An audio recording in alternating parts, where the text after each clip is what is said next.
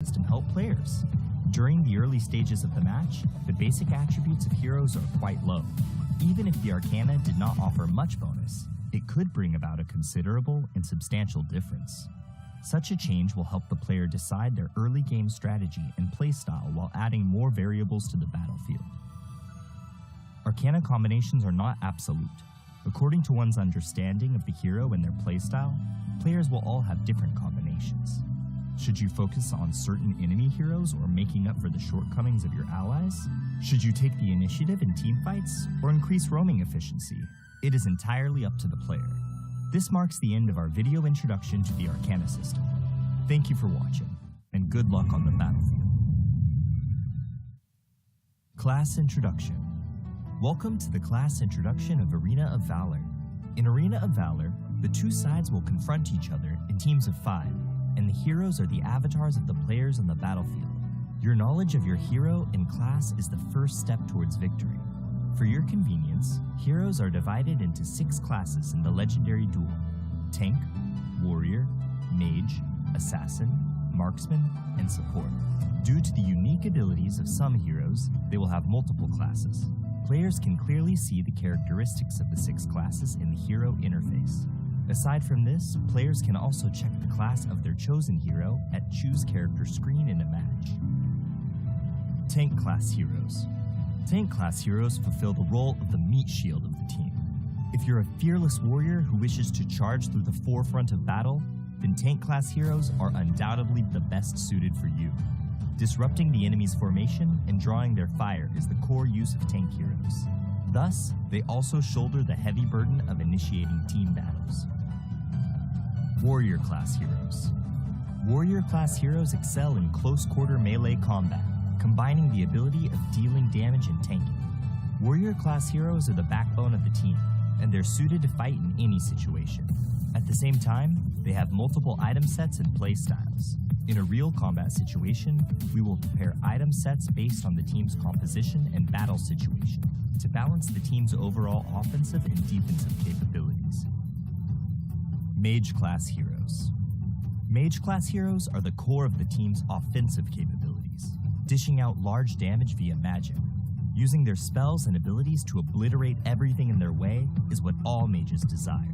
Normally, mage heroes all have powerful magic damage capabilities and a certain amount of control abilities to ensure that they can quickly defeat enemies with very high armor. But due to their poor survivability, they can be vulnerable targets for the enemy's attack. Assassin class heroes.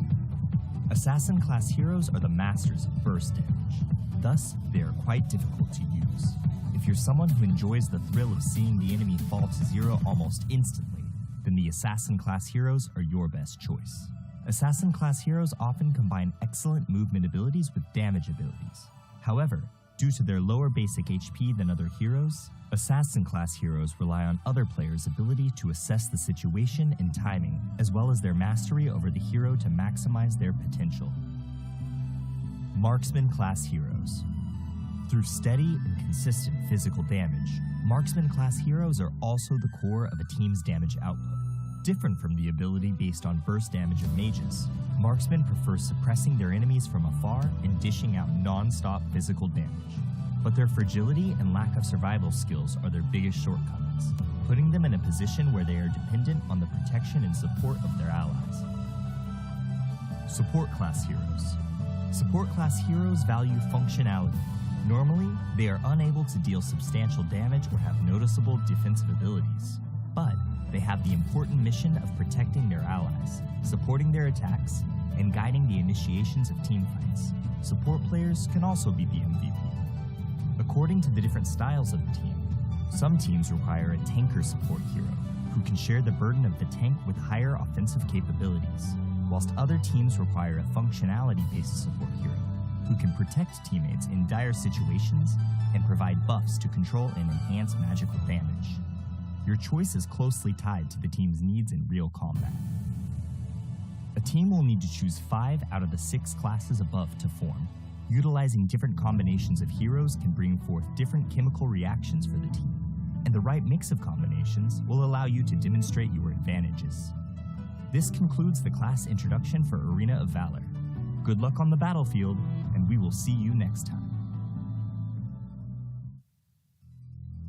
Welcome to our video introducing the ping system in Arena of Valor. Arena of Valor is a fast-paced, competitive multiplayer game. Communication and coordination within your team are vital to ensure victory. To help players communicate conveniently while reporting and delivering quick, accurate information on the battlefield, Arena of Valor has a context-sensitive built-in ping system that is easy to use. The ping button prompt is placed on the top right corner of the screen in a match. To use it, long press the ping button and point your finger to the triggerable area to send your team the corresponding ping. In addition, players can click the map button on the top right corner to expand the map and send pings by tapping the corresponding location on the map. Of course, players have the option to block ping sound effects and voiceover from other players to prevent interference during the battle. Battle alert pings. When players are on the move, they can send their estimated arrival time to teammates by tapping their location on the map. Players can request support from teammates by dragging the ping button prompt to their own hero. When the player is hidden in the grass, drag the ping button prompt to the grass to instruct teammates to hide themselves and ambush together. When a player is outside of the grass, dragging the ping button prompt towards the grass will notify teammates to be careful of an enemy ambush. Wilderness status ping. When Abyssal Dragon, Dark Slayer, or your own buff exists on the map, players can give corresponding attack commands to their teammates by tapping the corresponding monster directly on the map or by dragging the ping button prompt to the relevant monster. If a monster has yet to respawn, dragging the ping button prompt will notify the players of the corresponding monster's respawn time. Personal status ping. Players can notify teammates their skills are ready by dragging the ping button prompt onto their hero's skills. Dragging the ping button onto a skill in cooldown will alert teammates of the cooldown timer. When a hero dies, the player can drag the ping button prompt onto the death countdown to inform their teammates how long it will take to revive. In addition, players can inform teammates that they're returning to base by dragging the ping button prompt onto the recalling button while in recall. Enemy status ping. When the enemy has disappeared from a lane, the players can send an enemy missing ping by tapping on the lane. When the enemy reappears, tapping on the lane will signify how many enemies are present. Situation alert ping. Players can prompt teammates to defend structures by tapping their defense tower on the map or by dragging the ping button to the tower. When the player is not in a mid-recall state and drags the ping button prompt to the recall button, it will remind teammates to return to base. Furthermore, players can send scores to teammates by dragging and dropping the ping button prompt onto the scoreboard. There are hundreds of different ping options in Arena of Valor. Players should use them strategically to give themselves and their team a leg up on the competition. Be aware that the ping button is only a notification. The key to victory lies in making the right informed decisions. This marks the end of our video introduction to the ping system in Arena of Valor. Tell us your favorite thing to ping in the comments. Thank you for watching. Good luck on the battlefield.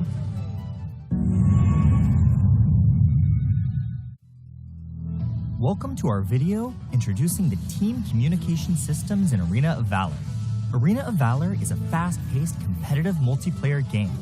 Communication and coordination within your team are vital to ensure victory. To help players communicate quickly and clearly in-game, Arena of Valor has introduced team communication systems, such as pinging, quick messaging, built-in real-time voice chat, and emojis. Players can press the context-sensitive ping button prompt on the top right corner of the screen to instantly notify teammates of their status on the battlefield. Players can also drag and hold the ping button to various elements in-game for different alerts. Depending on the context, pings can be divided into types such as battle alerts, wilderness status, personal status, enemy status, and situational alerts. Check out our ping system introduction video to learn more about how you can use the ping system in Arena of Valor.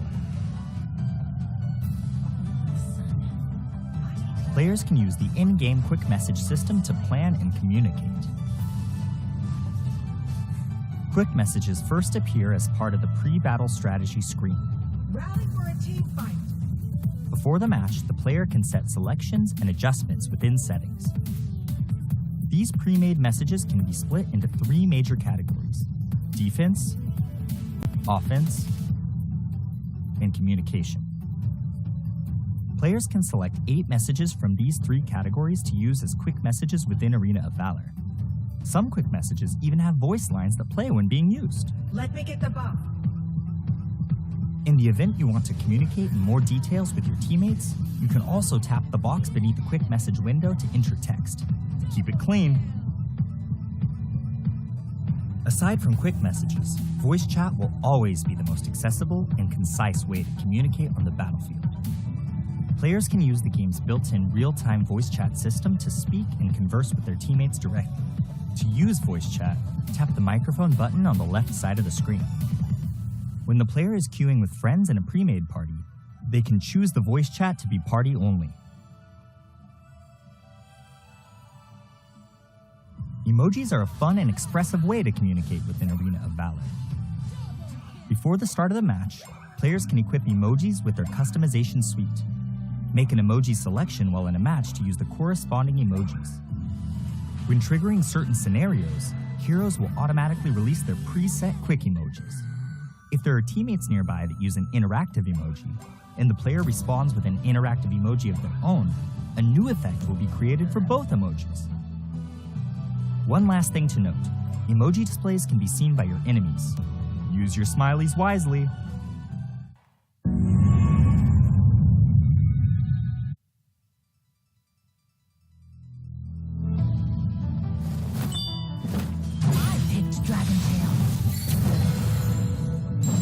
The other way around. Painting genius, Jan. Since his childhood, the exceptionally talented Jan has reached the pinnacle of painting as a teenager. But when inspiration dries up, causing the talented young man to fall into infinite anxiety, his master sends him on a journey to find inspiration, taking with him the Rivers and Mountains Dream Scroll and Sword of Inspiration in his path to find materials.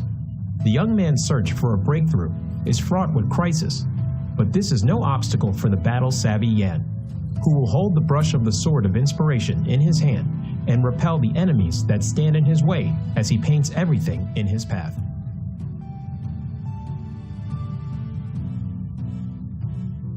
Passive, Spiritual Spark.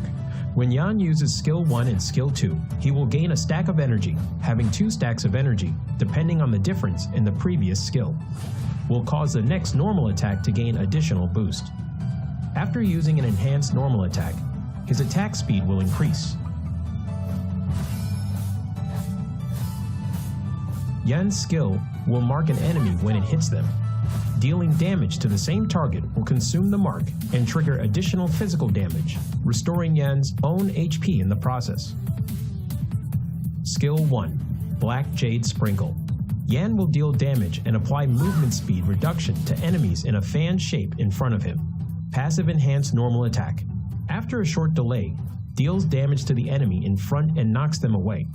He can move during the delay and deal additional damage to minions and wild monsters. Skill 2, Draconic Step. Jan moves forward in an arc, dealing damage to enemies along the path. Jan is untargetable while using the skill. Passive enhanced normal attack. Charging towards the target enemy and dealing damage, he can use another part of Skill 2 within a short time frame. Additional Skill 2 cast has a separate cooldown calculation and does not accumulate energy. Skill 3, Hills of Dream. Jan releases his seal, entering enhanced status and dealing damage to surrounding enemies, receiving a massive physical penetration, and can use the second part of the ultimate skill. He gains super armor and reduces damage taken during the cast. Jan will enhance all of his other skills. The second part of Ultimate. Jan charges forward and deals massive damage and knocks away enemies in a massive range forward. Enhanced Skill 1. Deal 2 instances of damage to the enemy. Enhanced Skill 2. Deals even higher damage. Jan's ultimate skill buff will increase with every upgrade.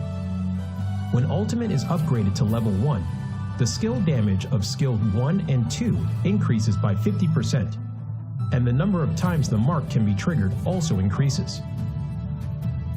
When ultimate is upgraded to level 2, passive enhanced normal attack hitting enemies will extend the enhanced status duration and can be used multiple times when under the buff from the second part of Yan's ultimate. They aren't affected by cooldown reduction. When ultimate is upgraded to level 3, passive enhanced normal attack will return 1 stack of energy.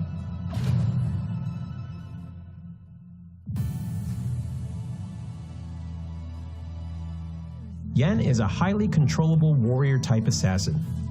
His damage will continuously increase as the game goes on.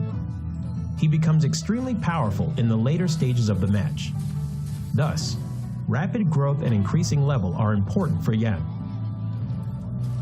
The key to mastering Yan is utilizing Yan's skill set, launching enhanced normal attacks with different effects, and making use of the short cooldown time of his skill set to continuously dish out skill combos. At the start of the game, if Yan needs to support and gank enemies, he can save a stack of his passive in the bush. Use skill 1 to slow down enemies who passes by, and trigger skill 1's enhanced normal attack to knock away the target, to crowd control them and coordinate with teammates to finish them off. Yan needs to save up 1 stack of his passive while chasing down enemies. He needs to make use of skill 2 to get close to the enemy first, then uses enhanced normal attack's additional reset of skill 2 to continue pursuing.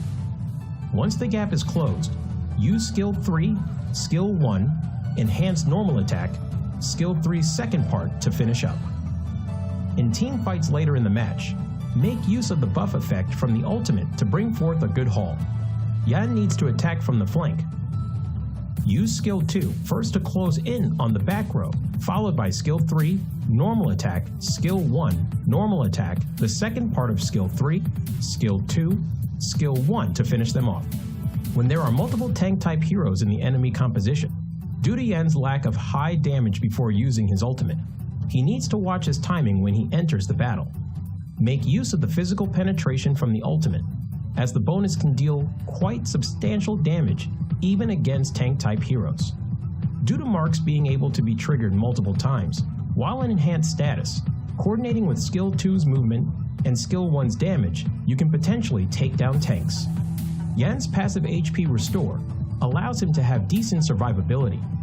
Watch your timing on using skill 2's untargetable effect to dodge enemy damage. Yan needs to improvise in battle and requires careful observation of the situation on the battlefield to choose the right skill to cast.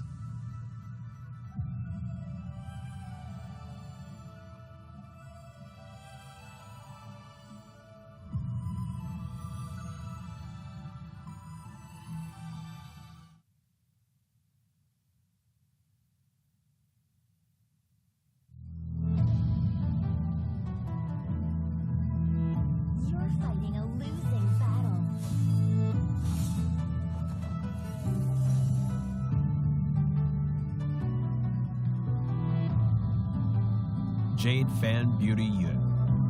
As the princess of the Dragon Kingdom, Yue brandishes a fan as her weapon, retaining her elegance even in battle. Aqua Force and Mountain Crusher allow her to easily control the whole battlefield, and Borrowed Might allows Yue to unleash endless attacks.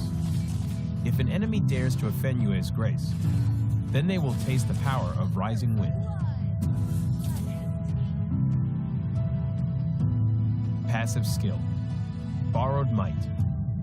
Every time Yue uses Aqua Force and Mountain Crusher, she will gain a stack of Borrowed Might. When she has 2 stacks of Borrowed Might, Yue will reset the cooldown time of Aqua Force and Mountain Crusher and strengthen the next Aqua Force or Mountain Crusher. Skill 1, Aqua Force. Yue throws 2 bone fans at close range, dealing damage to enemies in their path. After strengthening, Yue will throw out 4 bone fans when using Aqua Force. Aqua Force will deal several times the damage where the bone fans converge. Skill 2, Mountain Crusher. Yue throws 2 bone fans at far range, dealing damage to enemies in their path. After strengthening, Yue will throw out 4 bone fans when using Mountain Crusher. Mountain Crusher would deal several times the damage where the bone fans converge. Skill 3, Rising Wind. Yue knocks back nearby enemies and deals damage to enemies in its path while pushing them back slightly. Yue will gain additional vision.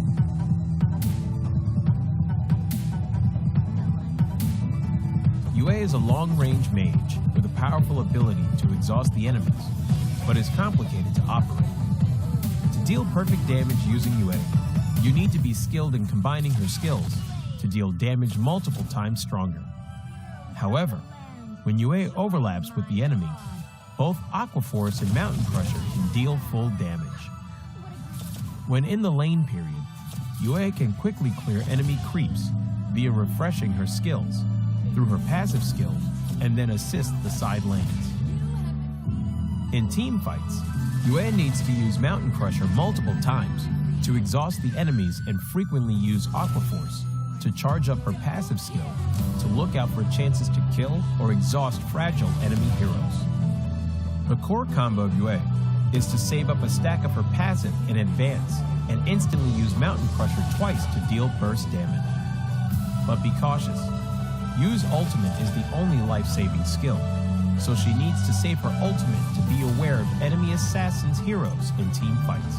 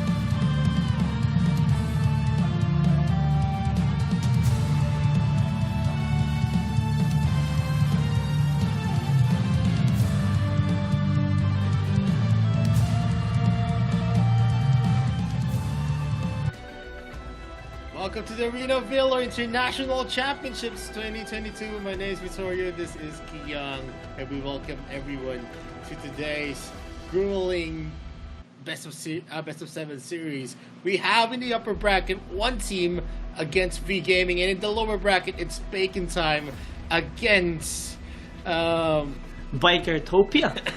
Yeah, it's an interesting matchup after their incredible performance during the upper bracket semifinals and the lower bracket quarterfinals. We have a similar scoreline as well in their series.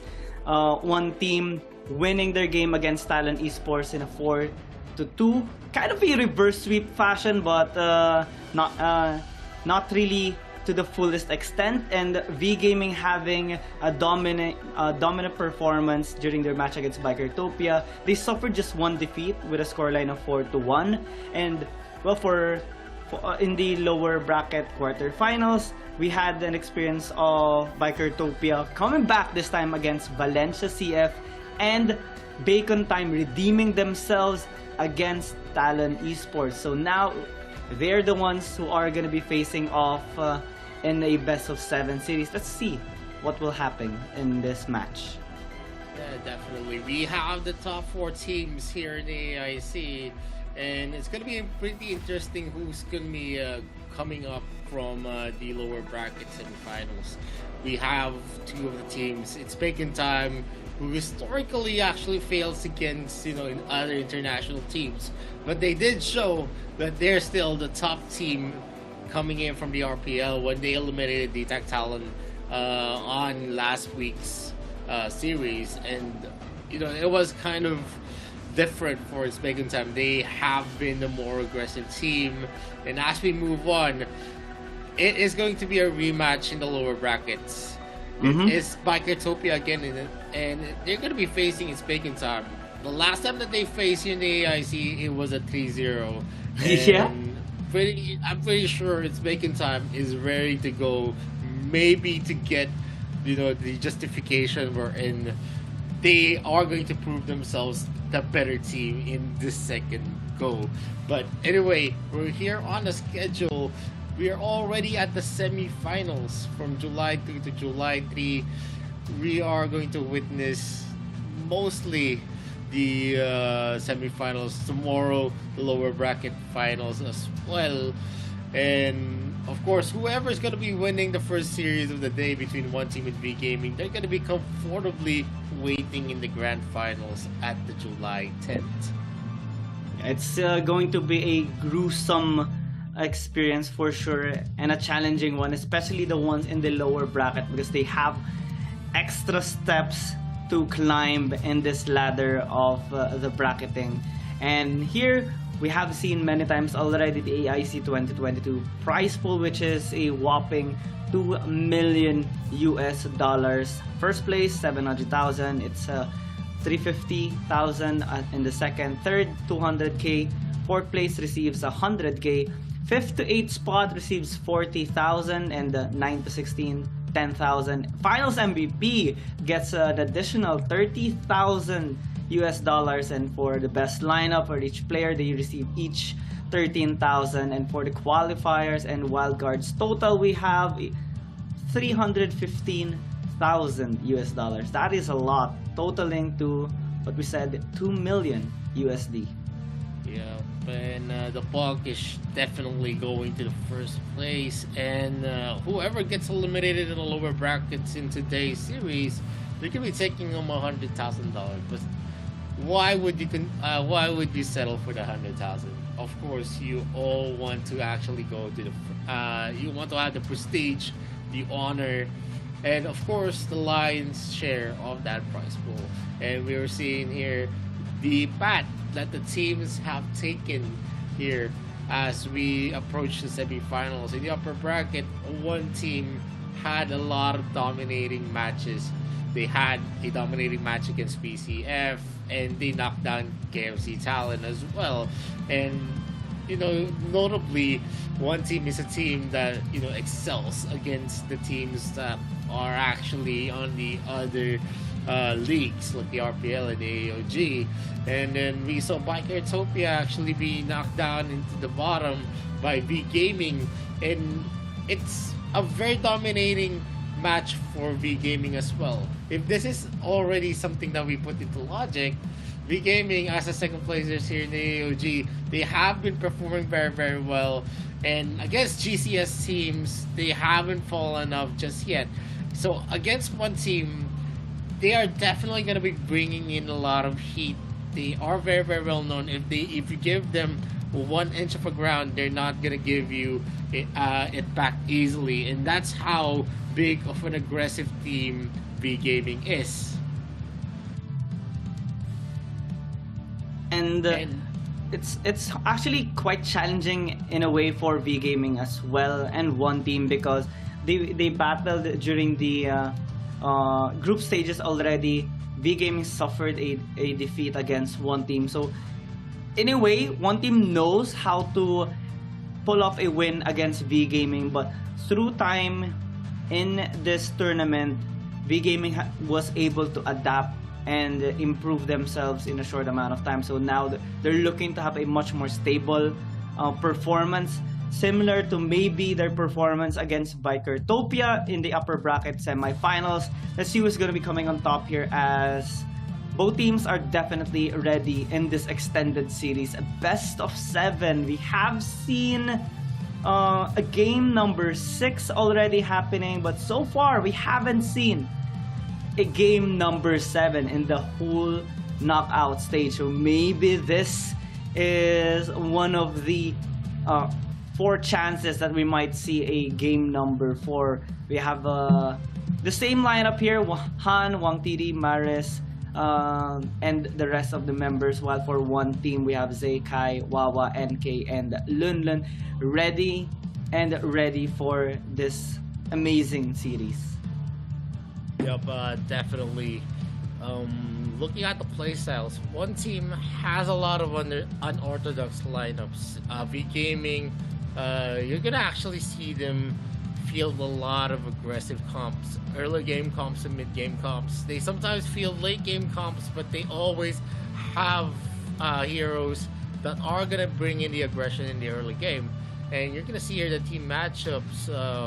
There's a lot longer of a win time condition for V Gaming, while one team always trying to finish it up. The average actually just went up for one team when they reached the 35-minute mark against KFC Talon, and statistics doesn't always say it all. And moving forward, I think one team, as the premier team here in the AIC, has been doing a lot more innovations in terms of the compositions that they're fielding. Yeah. Because of that kind of flexibility and adaptability, one team can field basically a lot of lineups that are going to be effective all throughout the series, even if we reach game number 6. They pulled off a Valheim in the mid lane to counter the Razpek of DTAC Talon. They pulled off a L'Oreal and a Bennett in their game number 6, which is quite crucial because they already have the momentum in that particular series. And one team as a team really is confident in these kinds of situations and lineups, and they're able to pull through these kinds of picks. So V Gaming having a dominant performance as well during the knockout stage should be really careful against one team, because they're not gonna hesitate at all in trying to take down V Gaming. Yeah, in terms of team play though, V Gaming I think has been showing us a clinic of how to actually go and overcome the leads that their opponents had. Going into the series, there were some of those nail clenching fights against Bikertopia, and they were able to overcome even with a 5k gold lead. And that's how good they are in terms of their mid-game to late-game macro plays. While one team, I do agree that they have a lot for them as well, but I'm not yet sure because we haven't seen a big of a comeback coming in from one team. Usually we see them win whenever they get the lead, but whenever they actually fall off in terms of the gold lead, they actually don't perform that well. But looking at the key matchups, it's gonna be Maris against Wawa, two of the most solid mid laners here in the AIC. Wawa has been making a name for himself. He was winning the 1v1s against iPad Pro. V Gaming's Maris, he's more of a team player than, you know, a solo player that you actually see that can dominate. But that also brings into question on how big of an effective mid laner Maris is. Yeah, we also see how big of a trust V Gaming puts onto Maris whenever he picks up his hero, and they kind of believe that he will be able to carry out what needs to be carried in the game and make the necessary plays, make the necessary setups for the team as well. That's how big of an impact Maris has been in this game. And for Wawa, he has been doing the same as well, this time with a much different approach, because we have seen him pick up a marksman mid lane as well, and the others are kind of similar to the ones of Maris. So it's going to be a really battle of skill set here in this game number 1. We will be seeing a lot of measurements from both teams, looking to gauge how the other team is going to pose against them. And for the meantime, in this pick and ban phase, we are witnessing a pretty standard bans. Roxy is not going to be seeing the light of day for a short while, same as the Lorian, and this will give an Elsu priority towards V Gaming if they are going to opt for that standard poke composition. But they are going to be doing with their usual works. The Nakrot has been one of the most first pick heroes of V Gaming in their past few series. They did this the same against Team Flash. They did it in their match against Bikertopia, and it has worked for both of their games. So now one team has this time the chance to pick up that poke lineup. They will pick up the Elsu and pair it up with the Iggy. Yup, and that is going to be a lot of suppression on the side of one team. It gives into, you know, the early game definitely for one team, because when the Elsa shots are going to hit, especially when you don't really have a lot of defensive items, you're definitely going to be hurting. You're going to be forced to recall back into the base to regenerate, and you also have a lot of assurance as well, because when clashes start, definitely the hero composition that you have, the team fights are going to lean heavily on your side, because you're going to be able to secure a lot of kills. But on the side here of V Gaming, we are going to see them actually hovering into a taint pick to actually maybe deter the snipes coming in from the Elsu, and they picked up a Kali for good measure to actually counter the long range effectiveness of what one team actually got on their first 2 picks.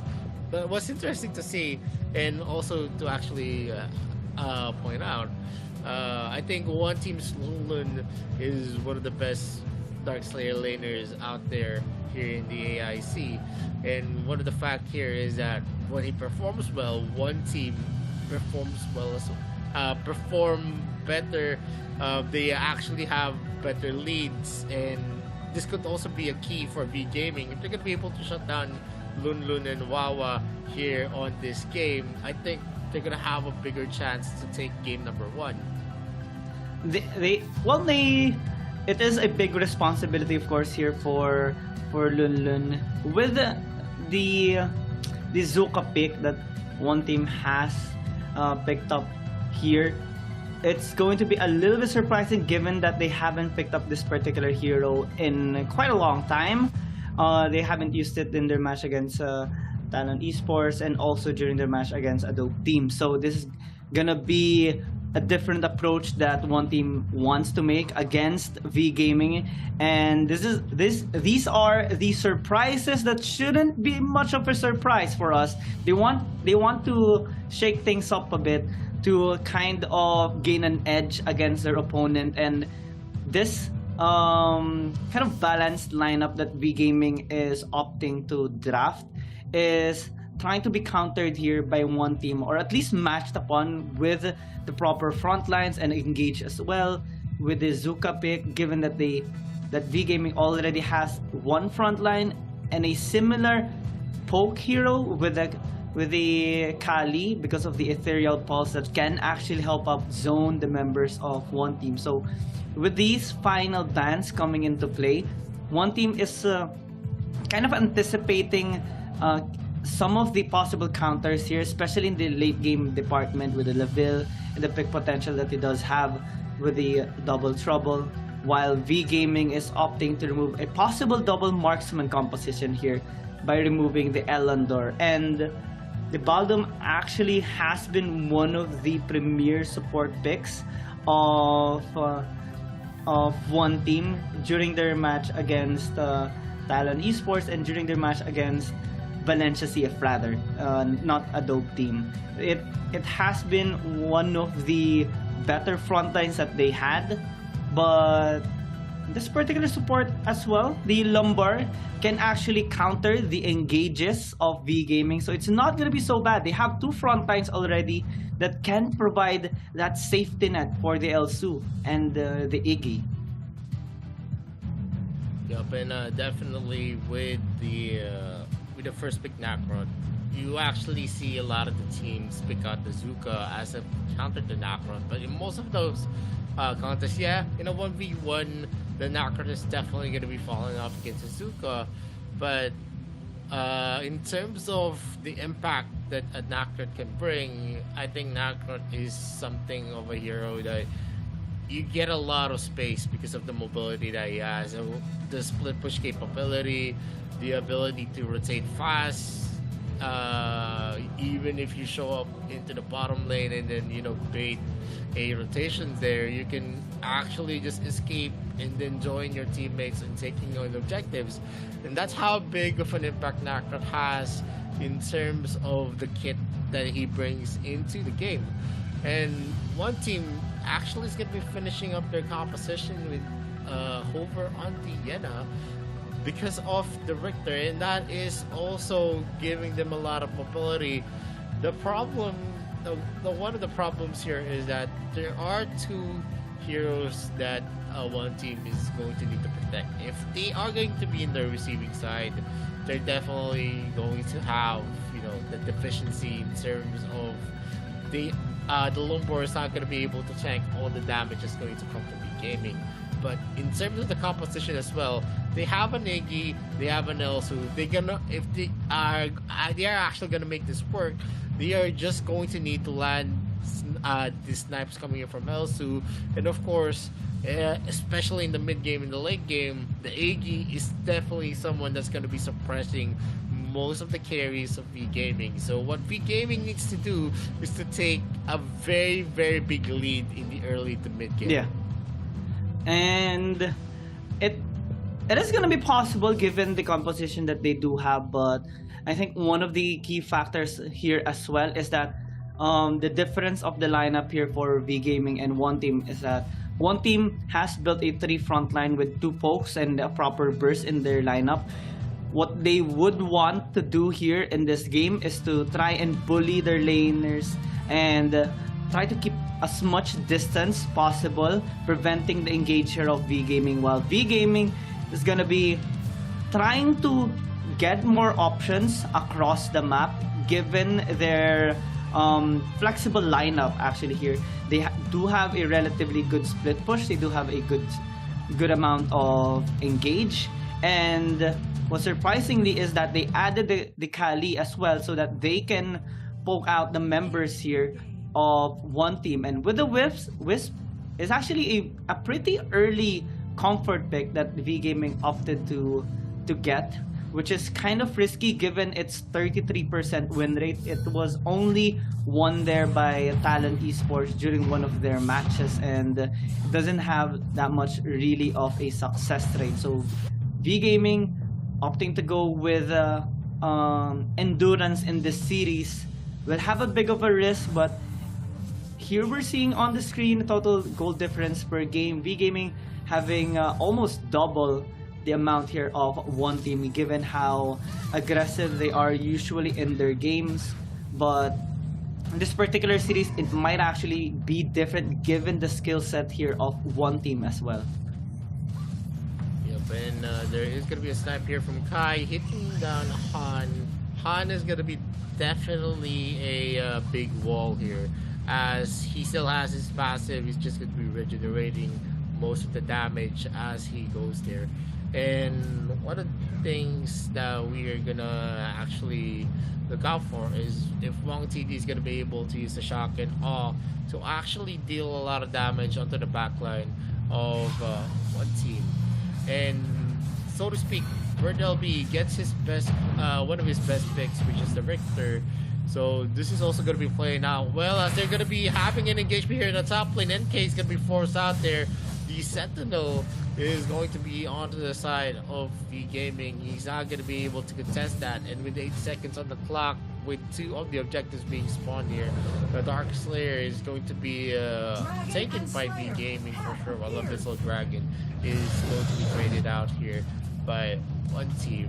The rotations right now is going to be dictated by V Gaming, as they're the first one to actually take this. The shocking noise is going to be used. NK is going to be able to actually secure the Holy Dragon, and Kai is going to be sniping Han here. Not much still. That's the damage that you're going to be expecting from that Elsu is still going to be non-existent, as long as he's not going to be able to hit the carries like Wong TD and also Maris. The sniper is going to connect. Kai is going to be stealing that objective onto the river. NK is back here being spotted out by Bird LB. They have a lot of information that NK is still on the top. The Interval Falls is going to be used by Maris. He is going to win the exchange against Wawa at this point. Yeah, Maris does have a better wave clear as well because of the Ethereal Pulse. So what this does is that he will have a faster lane priority compared to Wawa, which will give him an edge in responding to the side lanes or the objective takes. But speaking of lanes, Bertleby is getting consistently ganked here on the top side, but he's able to disengage successfully. No first blood yet. Both teams have been playing this quite effectively and safely, giving respect to their opponent. We have seen quite a few rotations here coming in from one team, but no commit so far, given the possibility of V Gaming to actually turn the tides, and it's really risky to do so, and we do understand them playing the safe for the meantime. I think they're going to be waiting for the objectives to spawn up first, because it will definitely attract a team fight. Looking at the stats once again, one team has a faster, a much dominating tower take here than V Gaming, especially that they mostly played out effectively in the early game to give them an edge towards mid to late game. And for V Gaming, we do see them more farming up and playing defensively during the first few minutes of the game. So now, as we do see them grouping up here at the bottom lane, can we see them engage? Han does so while Wong TD tries to close in the distance as well. That's a lot of damage that is being thrown out, but Wong TD might actually get caught. Kai tries poke with a snipe, and they do get the kill onto Wong TD. Han is also low. That's going to be the ultimate being popped there by Wawa, but not much damage being taken there by Han. First blood already secured here by one team. The one team is still going to take that advantage, and V Gaming is going to take that with salt.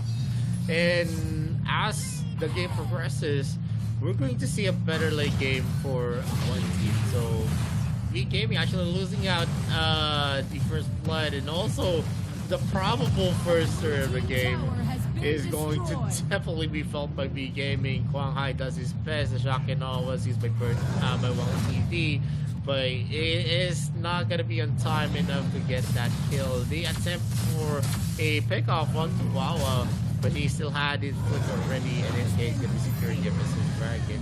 Yet again, the second Missile Dragon of the game. Kai is there, the splitting earth is gonna be used. He is gonna be punishing Han from that exchange. He's gonna be forced to call. The Slayer has been traded out yet again by Kwang Hai. But there is going to be a 1k gold lead here onto the side of one team. NK is just going back into the to get all of his resources. Lanes are definitely on the side of one team as they have a lot of the supremacy on their side. They already have one tower. They got the first blood, and V Gaming still has no power to actually contest most of the exchanges against one team's long range skills. It is going to be a fact of the matter. V Gaming is actually going to lose out as, you know, we get a lot more items onto the Elsu, onto the Iggy. The Iggy already has his Barrett's Agony. Bird LB is going to be rotated here by NK. He's not going to be taking that though with that gang. Hot is going to be spotted now. Wow, it might be taken here. We're going to see a Jury Fury, but the Splitting Earth is going to deter V Gaming's engagement there. Wang TD is going to be running for the high heels. He knows that if he stays, one snipe and one Emperor's Gaze is all it takes to get the kill. Zay is going to be spotting out Han there. He is going to have a vision standoff here as Bert LB pushes down that the top lane. While the mid lane, you can see the suppression Kai and WoW is already bringing to the table. Yeah, that's a lot of damage that WoW is actually dealing towards the members of V Gaming, and it is actually helping out in terms of zoning V Gaming away from one team. This can affect V Gaming's approach towards taking these objectives against one team, and also contesting whenever one team tries to actually get the priority, as they are trying to push up top side. Kai is gonna opt to disengage for the meantime, given the Ethereal Pulse being thrown out there by Maris. They're gonna engage onto the top lane though. Wawa getting caught out, not really the best of trade there. The Spirit Sentinel for a kill, it's not gonna benefit at all, as one team still though is ahead by 1,000 gold. They are gonna be forced to disengage or play defensively though after that small hiccup, and this might give V Gaming the edge. They're ganking Lunlun as of the moment. That's a lot of damage he's actually taking, but he is safe under his tower for now. Holy Dragon and Infinite Slayer open for the taking here for both teams, but they are deciding to play this safely for the meantime, because it is kind of risky to start an objective given the possible retaliation coming in from the enemy team. But bot side, NK is gonna take a bit of damage, will be able to fall back safely. I guess that was a miscommunication on the part of one team. I think Wawa thought that Zay and also Kai was in the area to actually help him take the Sentinel, but there was a miscommunication. He was left out in the open, and what can Iggy actually do when someone actually closes the gap? The shotgun on is going to be used here for Skate as well as Splitting Earth. It's going to be used here by Zay. They're not going to be able to connect, but they're going to be forcing a recall yet again. NK and also Lumen is here. There is going to be a duel here. Bird LB is going to be silenced, but he silences Lumen as well. Chakram is going to be thrown. Kwang Hai is going to be joining the area.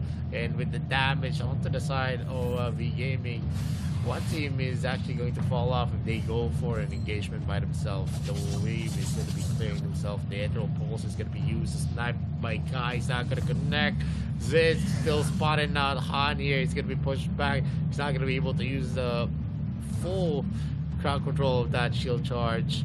Han is just hovering, looking at the vision. Wawa and NK is in the area. Skyfall is going to be used by NK to disengage. He is going to be living another day. Wawa is still in the area trying to put the shadow bombs onto the faces of Kwang Hai. Han is going to spot out NK. NK needs to get back because the objective might start already. The B Gaming is already into the blue side of their camp. They're actually positioning themselves to take the Slayer, and this is going to be a vital objective for both teams, because whoever gets that Slayer, they're going to be able to get an opportunity to push. And Kwang TD is going to be caught out, spinning air. It's going to be used. Shocking noise, so not going to be available, but the air throw pulse is going to make Kai and the others run through the high heels. Yeah, this is actually a really good job that one team is doing, poking out and zoning V Gaming, but V Gaming is trying to spice up things. They are committing onto the Slayer, baiting out the members of one team to engage on them. NK actually does, and it gets a kill onto Wang TD. Now, here comes the full commit. Zay might actually need to disengage, so he is very low in health. The Ethereal Pulse is doing a lot of damage, but one team already secured the Slayer. They're now grouping up as 5, but Lun Lun is the first to fall down, as well as Wawa, as Bertleby does a successful flank. So they spawn the Slayer on the top side. They might get the tower here, but V Gaming actually made their team fighting work. Yeah, that was a very, very good clash here, as V Gaming was able to bait them up into a very narrow space. NK actually did well in initiating that fight. They got the kill that they want, but the problem here is that the skills of Kai wasn't able to land onto any vital targets, and that's a problem with the L2. You don't have a lot of sustainable damage, especially here. He's not going to have the maximum in terms of the attack speed. It's going to be used. They're going to be trying that, but Kwanga is going to be able to secure the Holy Dragon under the noses of one team. They were watching as he was able to secure that, and definitely this is something that V Gaming needs. They were able to overturn that to actually equalize the gold lead that one team had. But this is going to be a problem because no objectives is yet available for V Gaming. They were not able to secure any towers yet onto the side of one team. And they need to do that. And it comes to show, you know, we saw the stats earlier, 40% compared to the 80% tower takedown rate of one team. And we're seeing them being really effective in terms of pushing V Gaming back towards the safety of their towers and constantly taking objectives across the map. So even if V Gaming is being able to equalize in terms of gold, they're not really being allowed to actually close the distance here towards one team, due to the fact that they have 3 tanks that can effectively push them back.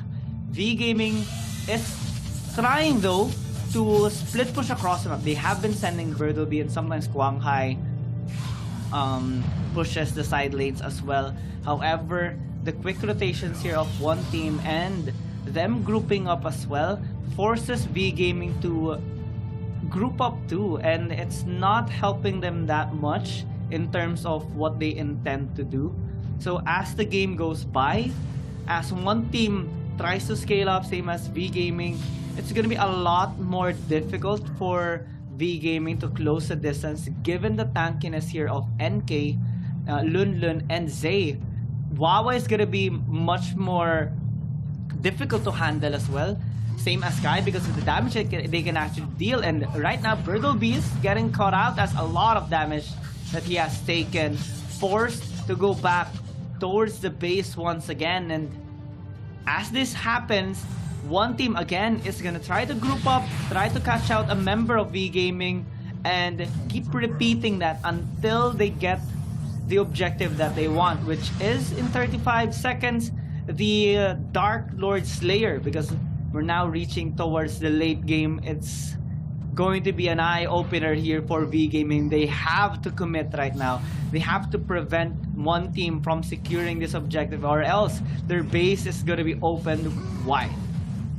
Yeah, but definitely that is an option, as one team is pushing them back. They're trying to get the positions that they want before the Dark Lord Slayer actually spawns. And they try to actually damage the members of B Gaming here. The problem here is that Han, even if he receives the damage as snipes coming in from Kai and even the shadow bombs from Ava, he's not going to be deterred easily. He's not going to reel from the pain. Ember's Gauge is going to be used, but there is going to be a pause here. Huh. Well, we have to make sure that the players experience the best possible performance here in this game, so all issues has to be addressed accordingly to make sure there are no problems in terms of gameplay. And it might take a while, but we are gonna be here talking to you guys for the rest of the technical pause. If we look at the game though, as the time progresses, we have seen one thing being consistent. One team being able to protect their carries and get something across the map. They have taken all outer turrets in all tier 1 turrets from all the lanes. They have taken the Infinite Slayer a while ago, and now they're attempting to take the Dark Lord Slayer when they are given the chance to. V Gaming has tried many times to try and draw out some of the members of one team towards the side lanes, but they have yet to find a successful bait towards them. They have tried to engage on them as well, or at least zone them out through the Ethereal Pulse of Maris, but they're being unshaken as of the moment. How do you think they should handle these struggles right now against one team? Well, they need to actually go hard, especially they have the advantage still.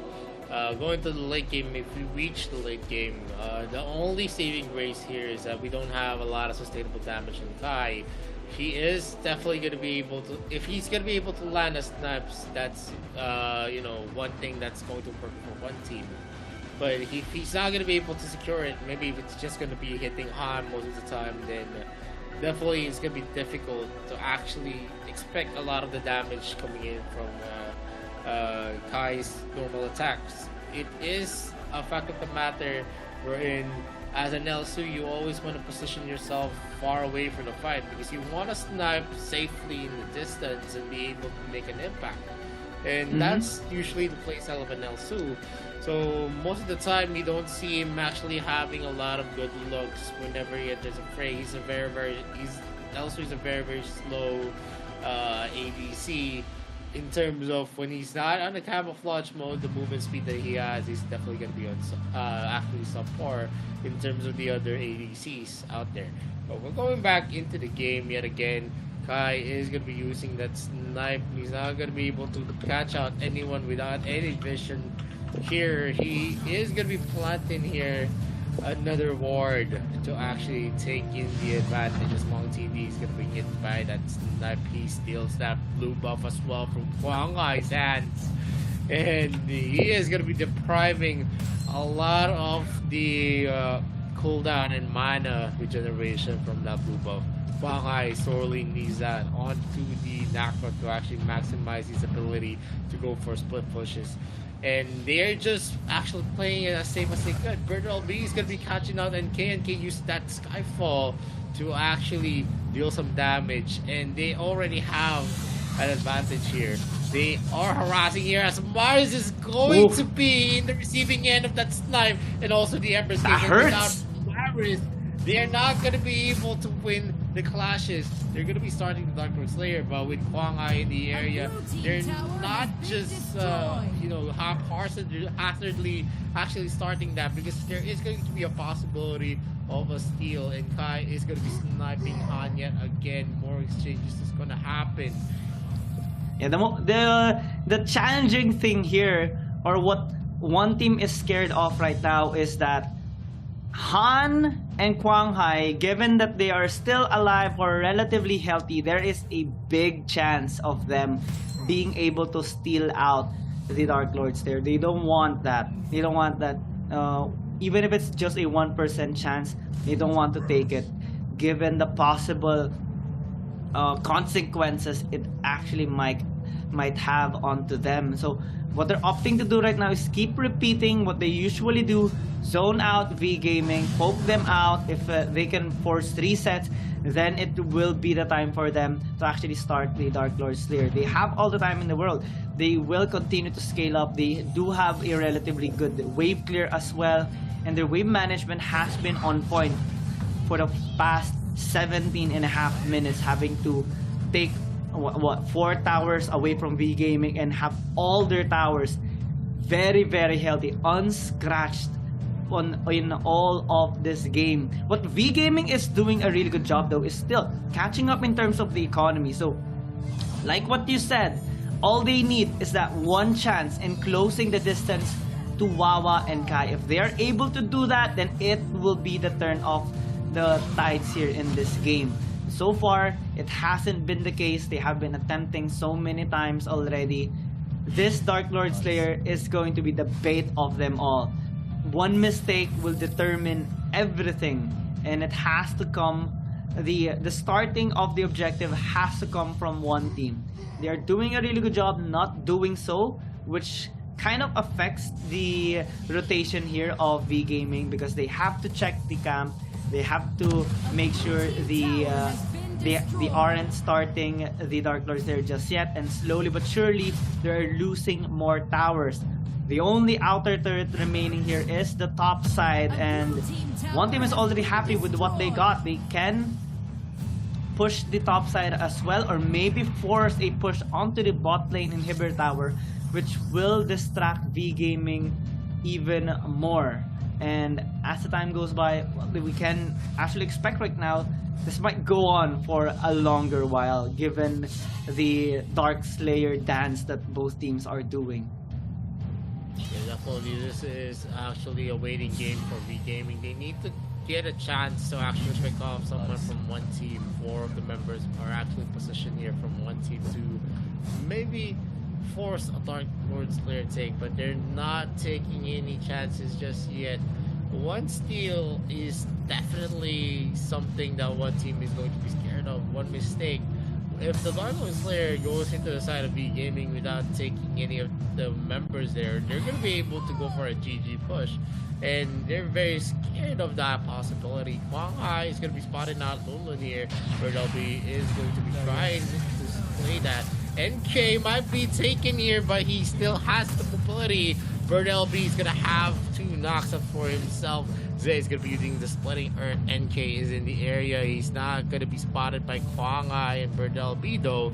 So this is definitely some a recall that is going to be beneficial for them, because if NK is still full in health, there's no way that V Gaming is going to be starting that Dark Lord Slayer just yet. NK is going to be spotted up at the top. Lulun might be invaded, then roll pulse is going to be used. The Mark of the Hunter has been procced here. Lulun was silenced, but the damage from the members is not yet enough. But I think the turret here in the bottom lane is the first turret for V Gaming. In the top lane, NK is actually just securing the resources of Kwang Hai as he steals that blue buff. They are starting the Dark Lord Slayer now. NK is going hard at work here. Wang Tiri is low. Spotting that Han here. That is going to be splitting Earth. He's not going to be hitting Kwang Hai though. NK is going to get that. The Apple's Fury is not going to be enough. It is a second too late, and V Gaming is going to be taking the first Dark Lord Slayer of the game. Yeah, this is the chance that they have been waiting for so long. V Gaming tried to get something across the map. They tried to take a tower in the bot side, but what is the cost? One team having the better positioning for that Dark Lord Slayer take, and they managed to slip it away from V Gaming despite the Avalanche Fury attempt there by Hamad. Now, Kwang Hai taking a buckload of damage, and now, because the Dark Lord Slayer is still relatively healthy, this is a big chance for one team to actually take this mid inhibitor down. They're also attempting a push on the bot side, which is splitting V Gaming as of the moment. They will take the bot lane inhib, might as well take the top side and mid as well, given the separation that they have caused here towards the members of V Game. That's a nice knock up onto Han. They are attempting to force one team to disengage. They're able to do so, but at the cost of the mid inhibitor as well. So slowly but surely, one team is able to take a lot of resources from V Gaming. Definitely a lot of resources. They got 2 inhibitor turrets, and that opens 2 lane paths here. Splitting Guard is going to be used, or it's going to be a slow here. Lunlun does his best. Zay is going to be taking the bulk off the throw pulse. The shotgun is going to be used by Wong TD. There's going to be a Judy Fury, and also the Judgment's Blade. And we might see a dead bird LP as he gets taken out by Kai. There's no resurrection left for him. That's a Shadow Bomb being used. Splitting Guard again is going to be used. Kwang Hai is going to be in danger. He is going to be stunned. The Shadow Bomb is going to connect, and the snipe as well. Wong TD's fallen down, and one team takes a lot in that clash. All of the resurrections almost from the members of B Gaming are already down and out of the count. Kwang Hai is the only one with the Blade of Eternity, with Bird LB out of the picture. There is not much that they can do actually in that counter initiates, and this is the problem that they have. They don't have that late game capability in terms of the skill and suppression that one team is actually fielding in their lineup. Wawa is going to be showing herself up. He's not going to be taken here. Kai secures another snipe onto Maris. Kwai and the others are definitely going to be looking to defend the top lane. The only inhibitor turret lane left for V Gaming. It's a tough challenge right now, and the pattern still keeps going here. The strategy of one team zoning out V Gaming and positioning themselves better than them towards the Dark Lord Slayer is happening, and they're only waiting for the last 20 seconds before this Dark Lord Slayer spawns up. And this time the situation is much better. They have waves crashing into the mid, they have waves crashing onto the bot lane of V Gaming as well, which can actually deter the movement here or the pathing of V Gaming because of these constant pushes that is happening across the map. And one team will be able to have a better standing right now towards this Dark Lord Slayer. They're just waiting actually for a possible rotation here from V Gaming, or a mistake, which might be Han overextending, force out that flicker away from him. So lesser chance right now for V Gaming to actually steal out this Dark Lord Slayer. Ethereal Pulse gonna be forced out right now, and not much damage being taken yet here by one team. Half health already for the Dark Lord Slayer. Are they gonna be able to commit? Are they gonna be able to steal this out? Avalanche Fury already used, and now one team is opting to actually engage onto them. They're turning, and Lunlun is closing the distance. Kwang Hai might actually get taken down, has a second life, and pops that orb. However, it's not gonna save his life. Actually do so in the nick of time, but one team still complete right now. With Han dead, there is a lesser chance for V Gaming to actually steal this Dark Lord Slayer, but they have successfully delayed the take. But Kwang Hai will get caught. That is a noopsie, and one team has planned it all out from that death trap of a bush. Now they're opting to push the top lane. Are they gonna attempt to push the inhibitor tower? They can actually do so given the number advantage that they do have. Bertle B is taking a lot of damage, might actually need to flicker out. He does, and actually dodges that Ember's Gaze. One team opting to make the game-ending push right now, and they can just take game number 1 against V Gaming. Yeah, definitely. That was one team. All throughout, they knew their winning condition. They knew that they have the advantage in the late game, and them actually just farming up, just going with the flow, and not letting V Gaming have the advantage in the early was one of the key factors here on game number 1. That was a very, very hard fought game number 1 for both teams, and one team securing this definitely secures the momentum of this best of 7 series. It's an incredible feat that one team has made in this game. A pretty standard composition, but what defines them as a better team compared to the other ones right now is how they execute this kind of draft.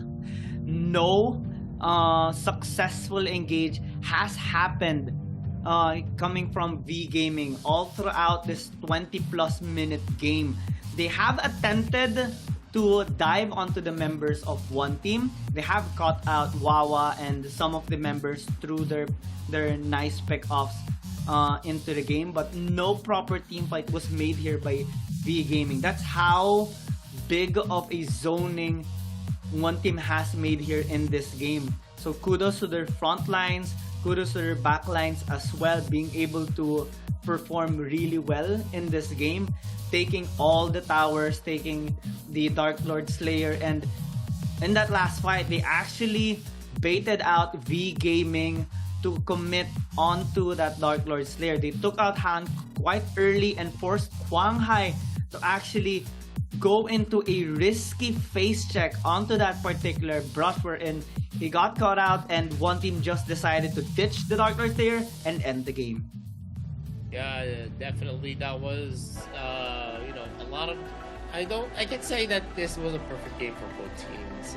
B Gaming had a lot of mistakes. Yeah, we see a lot of mistakes coming from one team as well. Miscommunication, but moving forward into the team composition, you already know in the draft what kind of scenario is gonna happen whenever you go to the mid game, to the late game. That's how you build and compose the heroes that you field in the game. And it's just that V Gaming needed to be more aggressive in that game, but the problem here is that they can't actually reach Kai.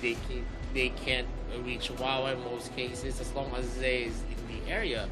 So the winning condition there is that if they take out, you can also put into the equation of NK. If you take out NK, Wawa, or Kai, any one of those, then the formation of one team is going to be crumbling down. But the problem is because of the mobility of NK, the far-reaching abilities of Wawa and Kai, it wasn't just possible for V Gaming all throughout game number 1 when we reached the 15-minute mark to actually close out the game cleanly. We saw the potential when Kwang Hai was able to zero in onto Kai, but at that moment it was just a little too late. He was able to burst down Kai, but his team can't actually help him in that instance anymore because they're just gonna be boxed out by the damage that Wawa, Kai, and NK is bringing to the table. So mostly when we see a face-off scenario, they try to actually kill out the Lombor as fast as they could, but the damage that they could bring is just not enough. The Troll Pulse coming in for the Kali is just going to be doing, it's just going to be dodged most of the time. It's a linear ultimate. You can actually just sidestep. You can actually just try to get crack step back, and it's not gonna be overreaching in most of the scenario when you don't have any vision.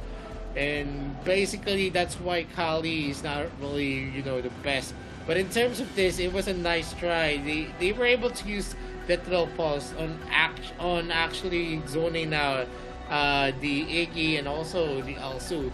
Whenever Elsu is gonna be in a second position, you're gonna see the Ethereal Pulse being used to actually stop him from sniping, and it has been effective all throughout the early to mid game. The late game, not so much. It's not so hot. Marius is just going to be an easy target for anyone. Whenever he uses the Ethereal Pulse, he doesn't have that mobility. You have some speed ups. You have your flicker, but when the flicker is not ready, she's just gonna be a sitting duck in most of the scenario, and she hasn't been that effective. You have crowd controls, you have slows, but you don't have stuns. And one of the vital things that you need to look into what is the composition, what is going to be the meta. The meta right now in the AIC is how mobile you are, how you're gonna be able to outplay the other. And heroes like Kali is one of the things in the past wherein she's basically someone that's going to be an easy target. You see a lot of the long range suppression here. You can justify Iggy, who doesn't have the mobility, that she doesn't have any hop flickers.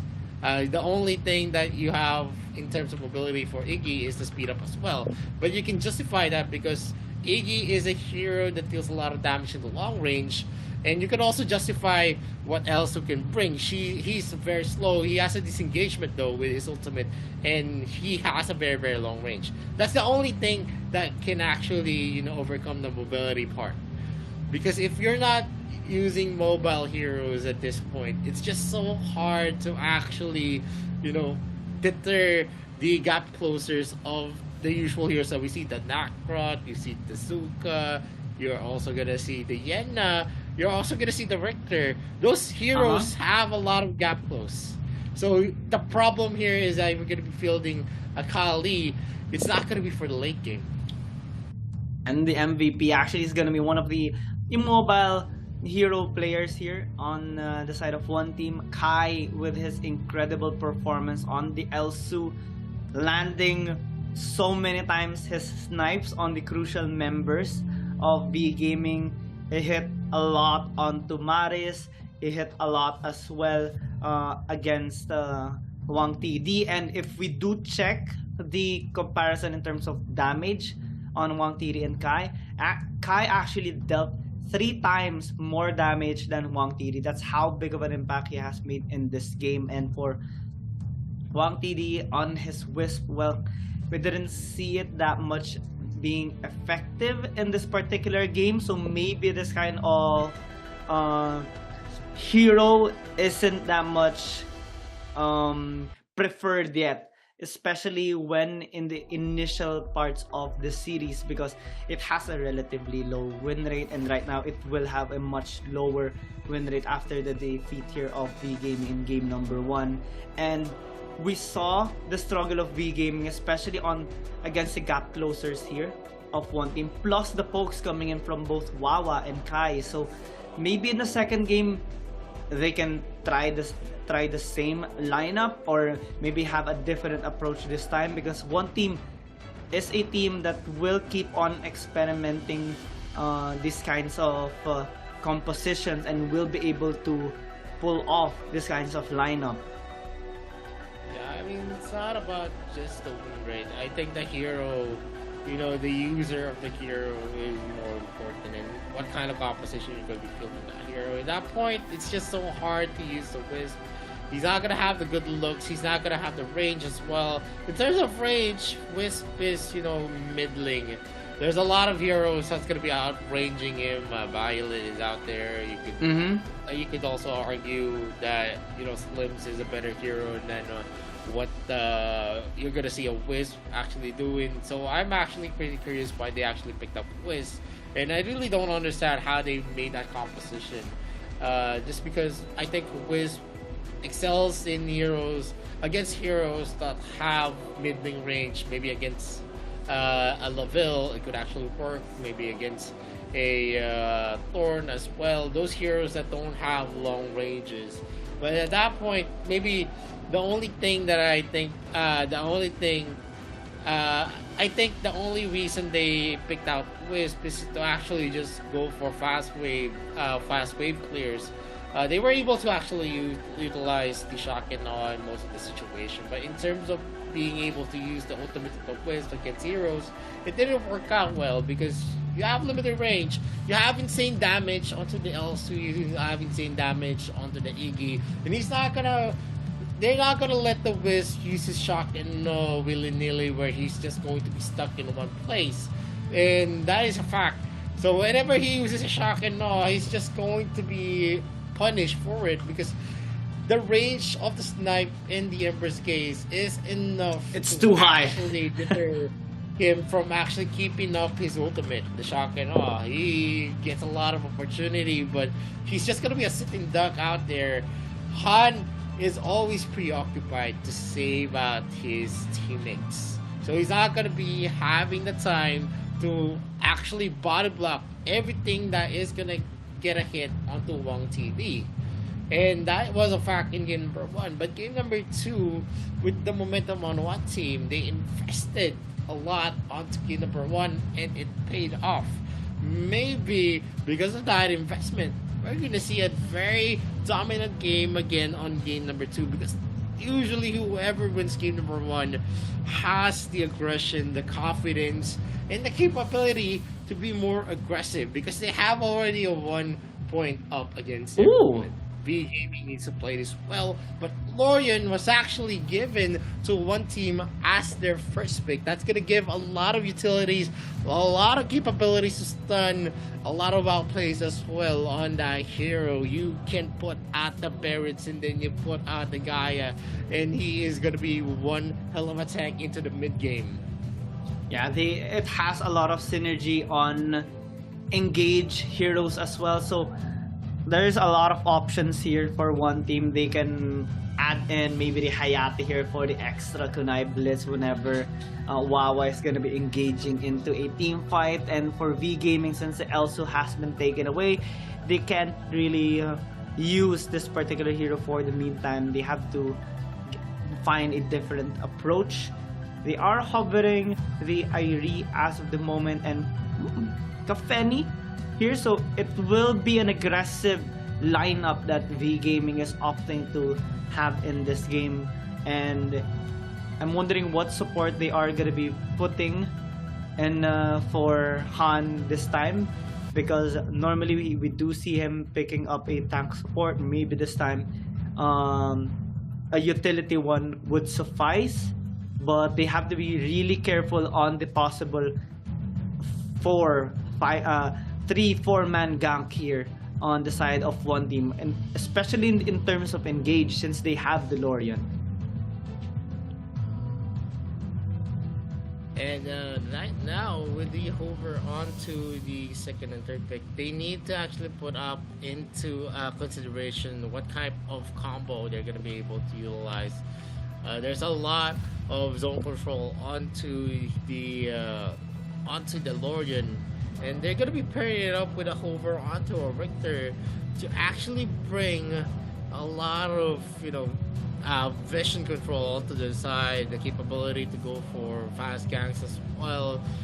Richter is one of the most mobile heroes in terms of the speed ups that he has using his passive, and of course it is also a fact that the silences and the damage it could bring, even if you go for a tank build Richter, is a big factor wherein you're definitely going to be able to put the combinations into the hands of one team. While Gaming, they went for a very sustainable first three picks. The IRE is definitely for the late game, has a lot of stuns for himself, and of course the damage potential, the damage spike from the Kafeni is going to be vital here. They're going to be able to farm the Kafeni quickly. They're definitely going to be winning some of the exchanges. The first middle game clashes are definitely going to be on the side of Gaming, because they also added a Quixie to the mix who doesn't really fall off.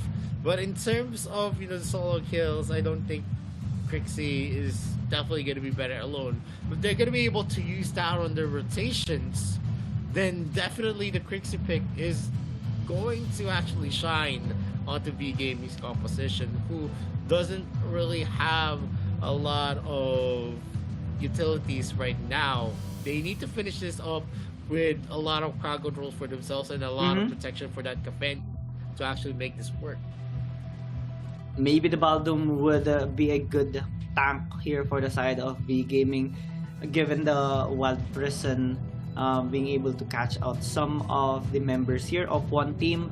They do have a lot of AoE damage to throw out though in the team fight, given that Maras is holding the Crixie and Wang TD is going to be using the Kafeni. So that's a lot of AoE damage, a lot of mobility as well in a sense because of the Crixie pick.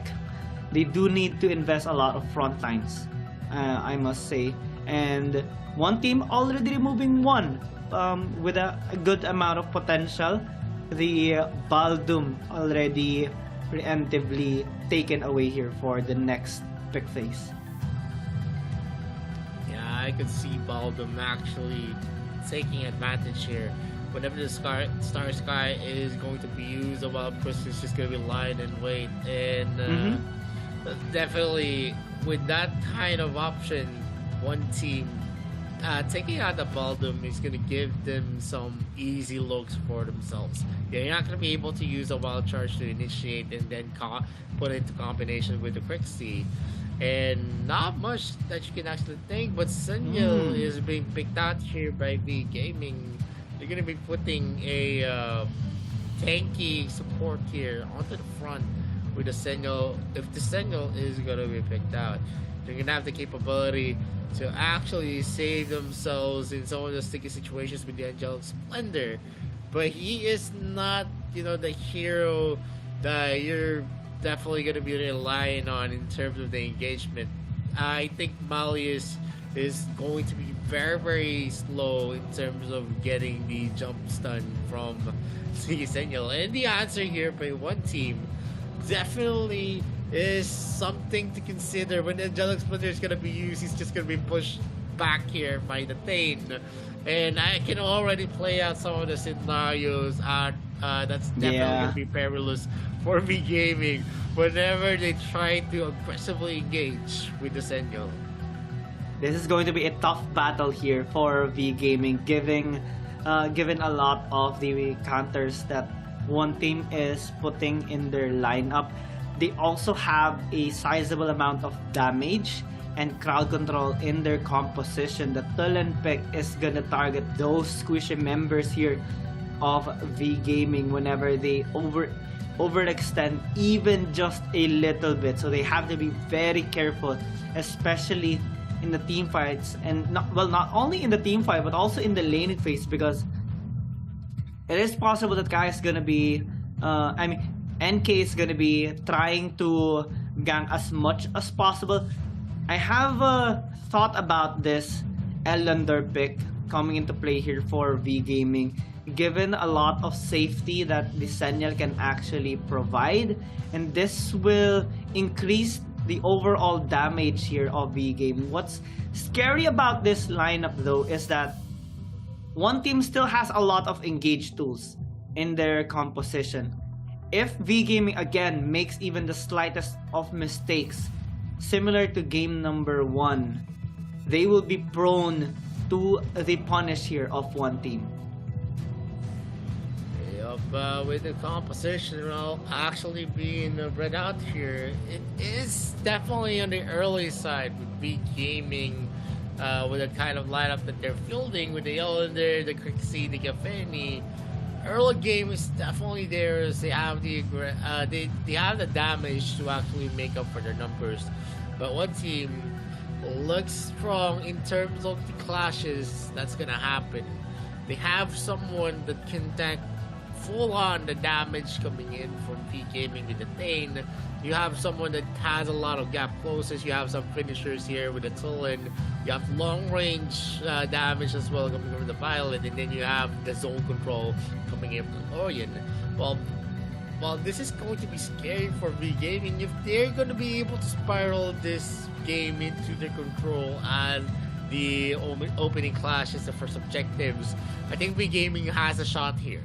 Late game, they still have a shot, but it is definitely going to be increasingly difficult because they don't really have a lot to show for in terms of the team fights that's going to happen.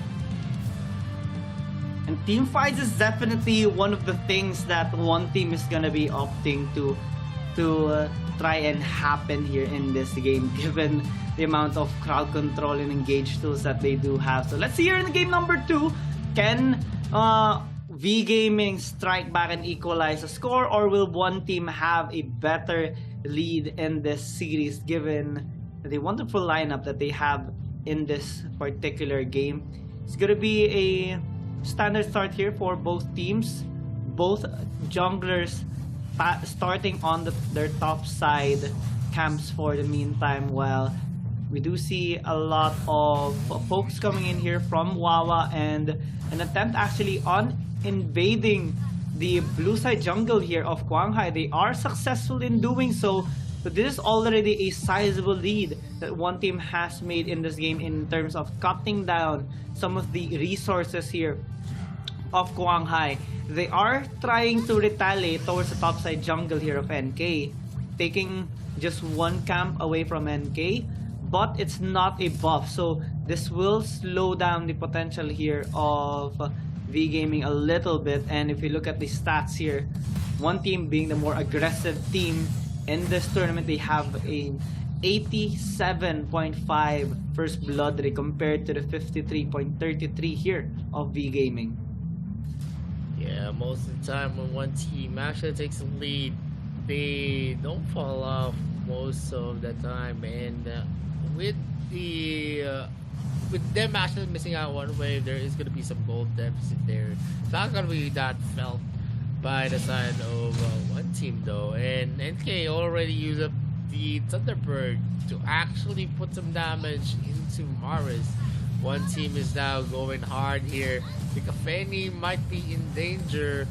Wawa is in the area. He's not going to be using the Star Sky just yet. They secure a lot of the advantages here by forcing the recall onto Wong TV. They're having the Dragon, and it was traded out here by B Gaming by taking out the Slayer. The blue buff is definitely going to be open to them. They still have the secure here by NK. The blue buff for one team has been secured by Linlin, so no trades are going to happen whatsoever just now. Yeah, it's a slow start. Again, similar to game number 1, so I'm kind of curious how the initial objective will happen here for both teams. We do see a similar approach though on the bot side. One team still having the edge in terms of farming and also poking the lanes. V Gaming forced to be on the defensive here against one team, and they're constantly being threatened of a potential dive coming in from Wawa. The knockup might actually happen. The good dodge there coming in from Han. If he got hit there by Wawa, it might have been the first blood already. And one team constantly threatening those ganks here against V Gaming. With the resets happening, we're seeing on the top side though, Birdle B being quite aggressive here onto Lunan, taking a bit of his HP away, but on the bot side, Zay might actually be in trouble after overextending just a little bit. First blood handed over here to One TD. Yeah, that is going to be a disaster for them. They overstepped their bounds and they were punished for it. V Gaming had the idea that there was going to be an aggressive play coming in from one team there. But still, fact of the matter is, Zay is the one who actually fell down. Not much that's actually going to be affecting the game. He's still going to be tanky even with minimum defensive items. V Gaming right now is looking to make some plays. Maybe if they get Kai, NK, or Wawa, I think that would be a big difference here. And NK is just going to be farming up yet again, taking in the bulk of the resources here to the mid lane. Wawa and NK is definitely going to be a scary duo here with the magic damage that they're going to be dealing in most of the clashes.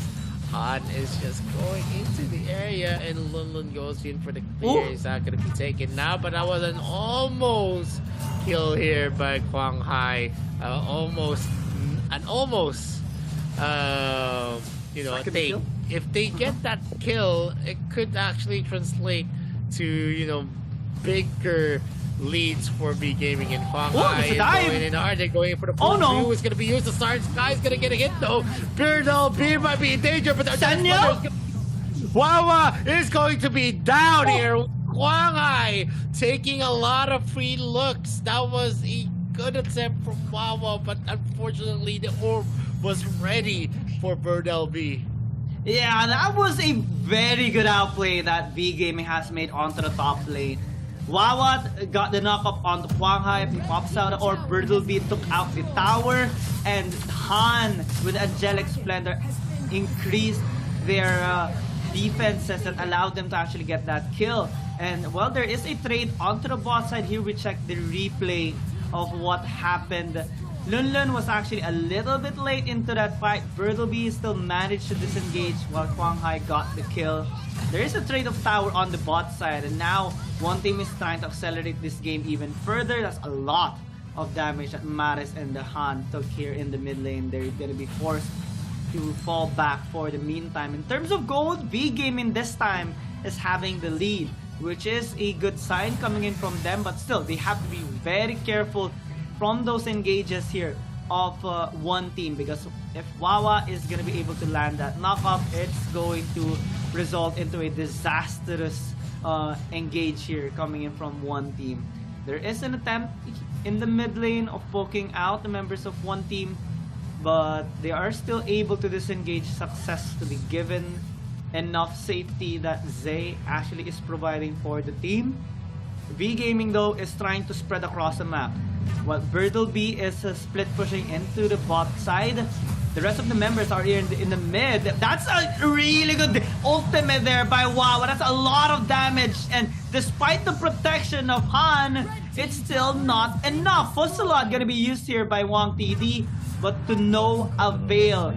Huang Hai is still dead. It's not translating into anything as of the moment, but we do see the potential now of those engaged, and now Zay catching out Han. That's going to be a dead support here for V Gaming.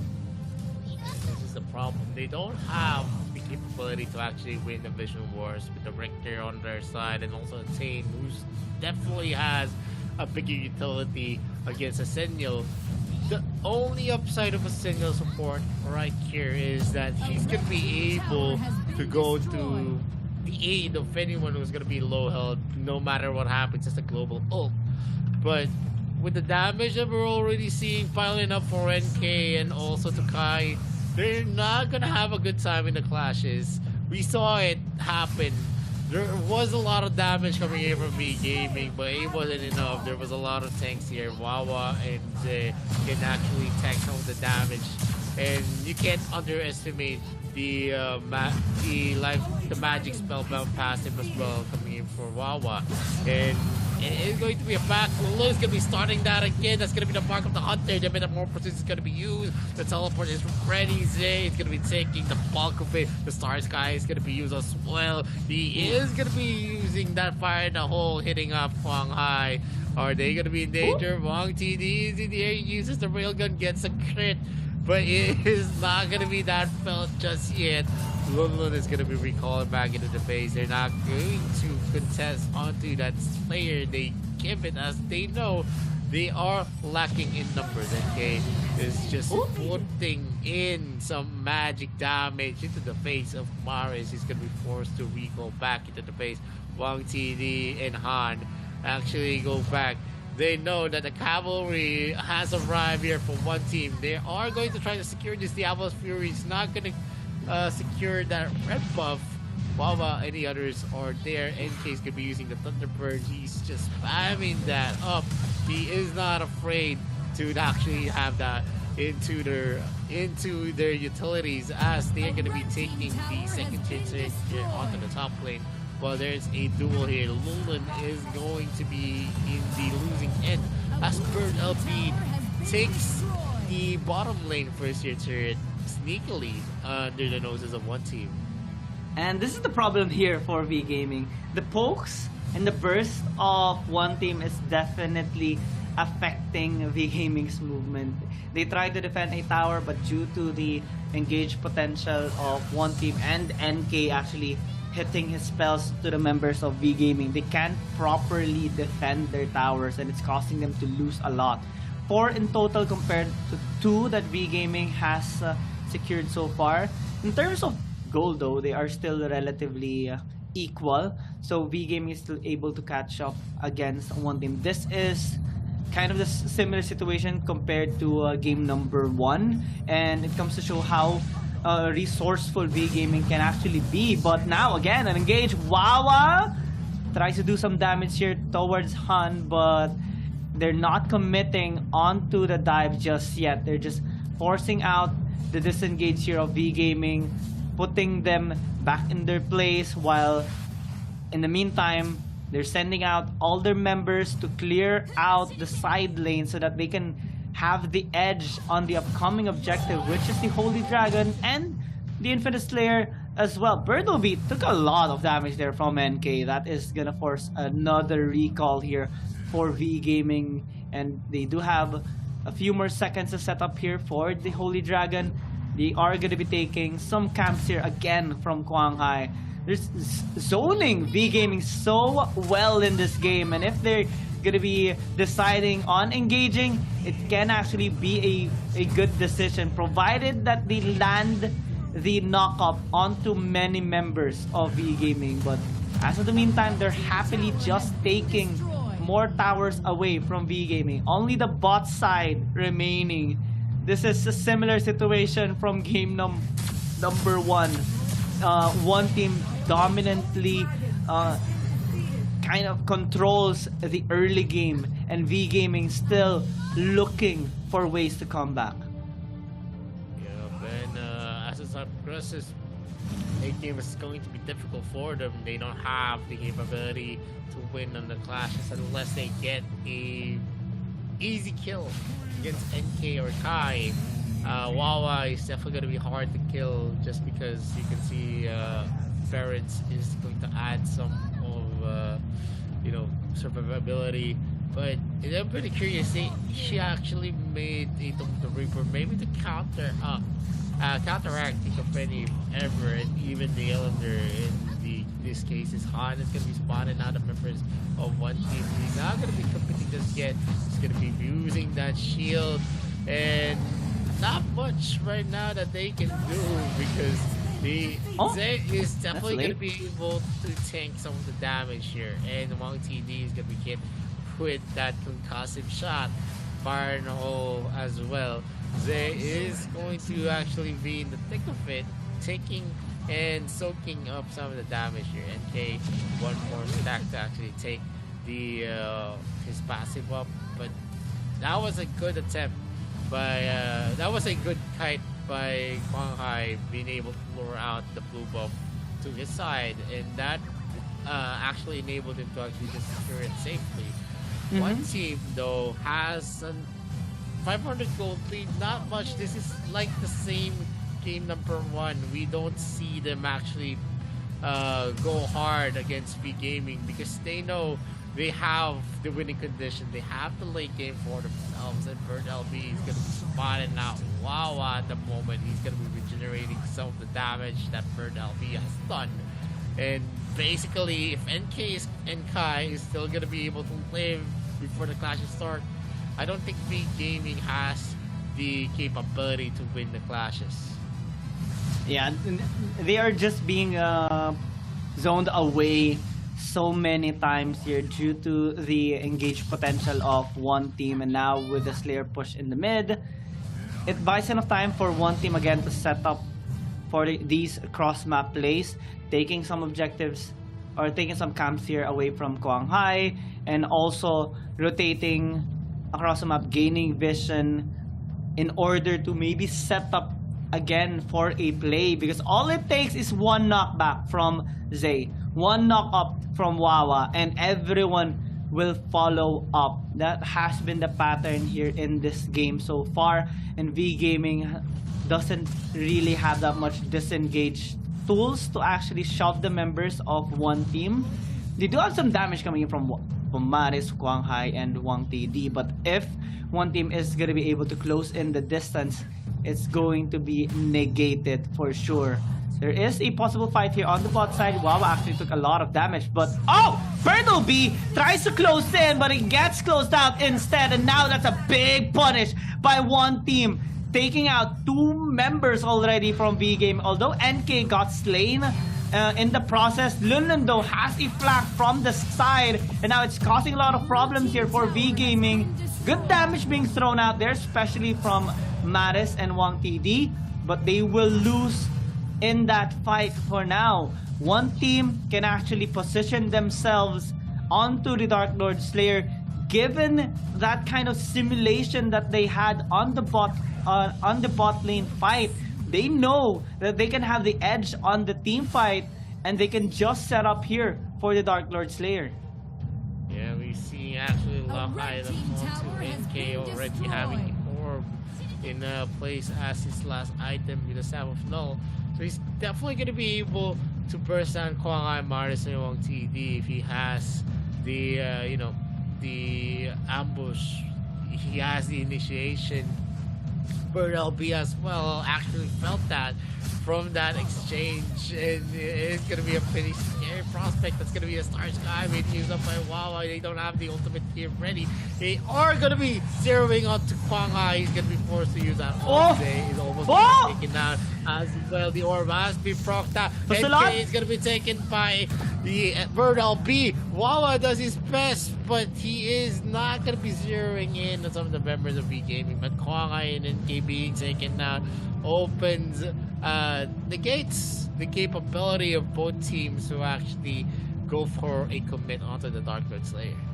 That was just a trade of junglers, and they invested quite a lot in that fight. That was pretty crucial. If ever either team got an edge onto that, it might have translated onto a Dark Lord Slayer take already. Hando is taking a lot of damage there from Kai and Sei, and is going to be forced to recall back into his base. Not much risk being put there in that short interaction, since Lunlun is just building up a wave on the bot side, while NK might try to catch out the wave onto the top. So V Gaming going to be a little bit late on the Dark Lord Slayer take, given that Kwang Hai is located towards the bot, and Birdleby is just trying to assist him if there's gonna be a possible rotation coming in from one team. Now it's going to be a dance once again, a tango here by both teams onto this Dark Lord Slayer, and we have seen in the previous game how crucial a fight can be given the threat of the Dark Lord Slayer. One mistake is all it takes, and no team wants to have that in this next upcoming team fight. But right now, Kwang Hai might actually get caught, takes a bit of damage there from Lunlun, and is forced to disengage.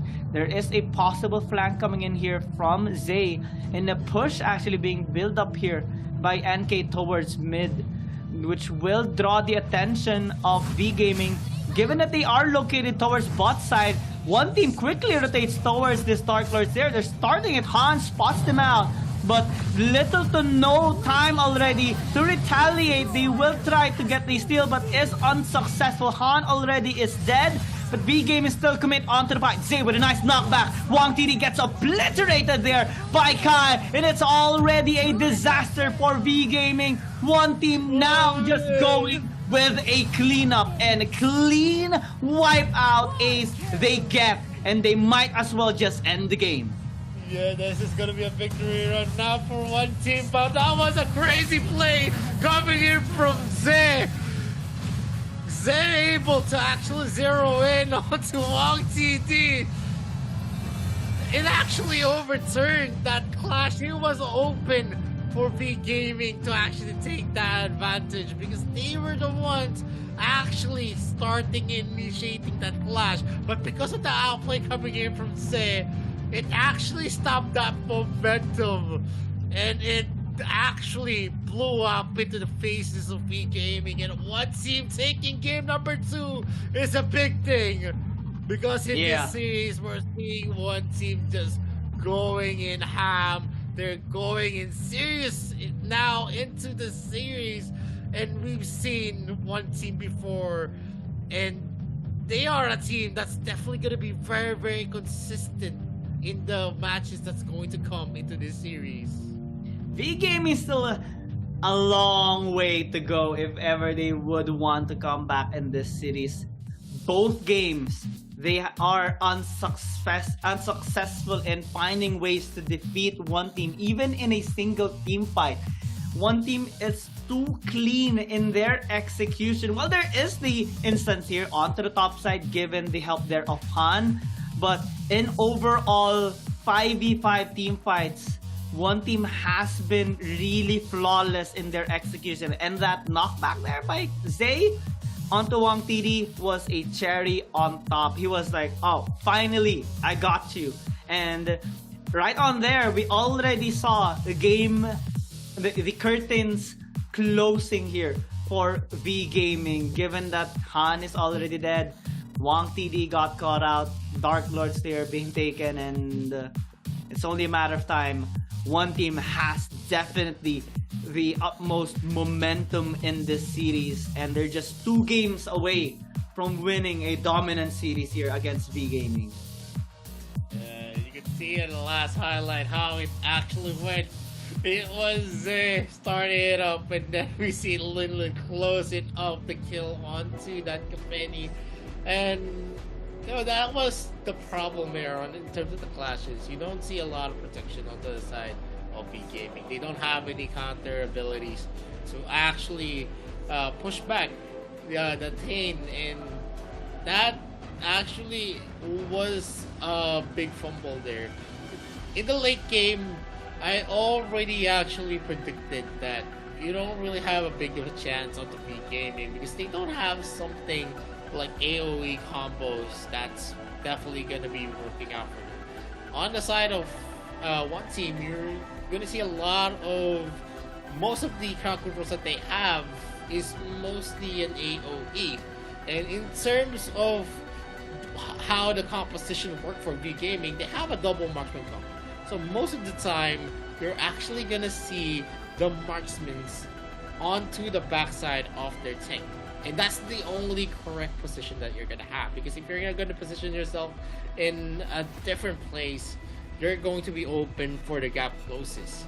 So it also makes it easier for one team to actually execute the plays that they have, because the Star Sky is going to be an AoE crowd control.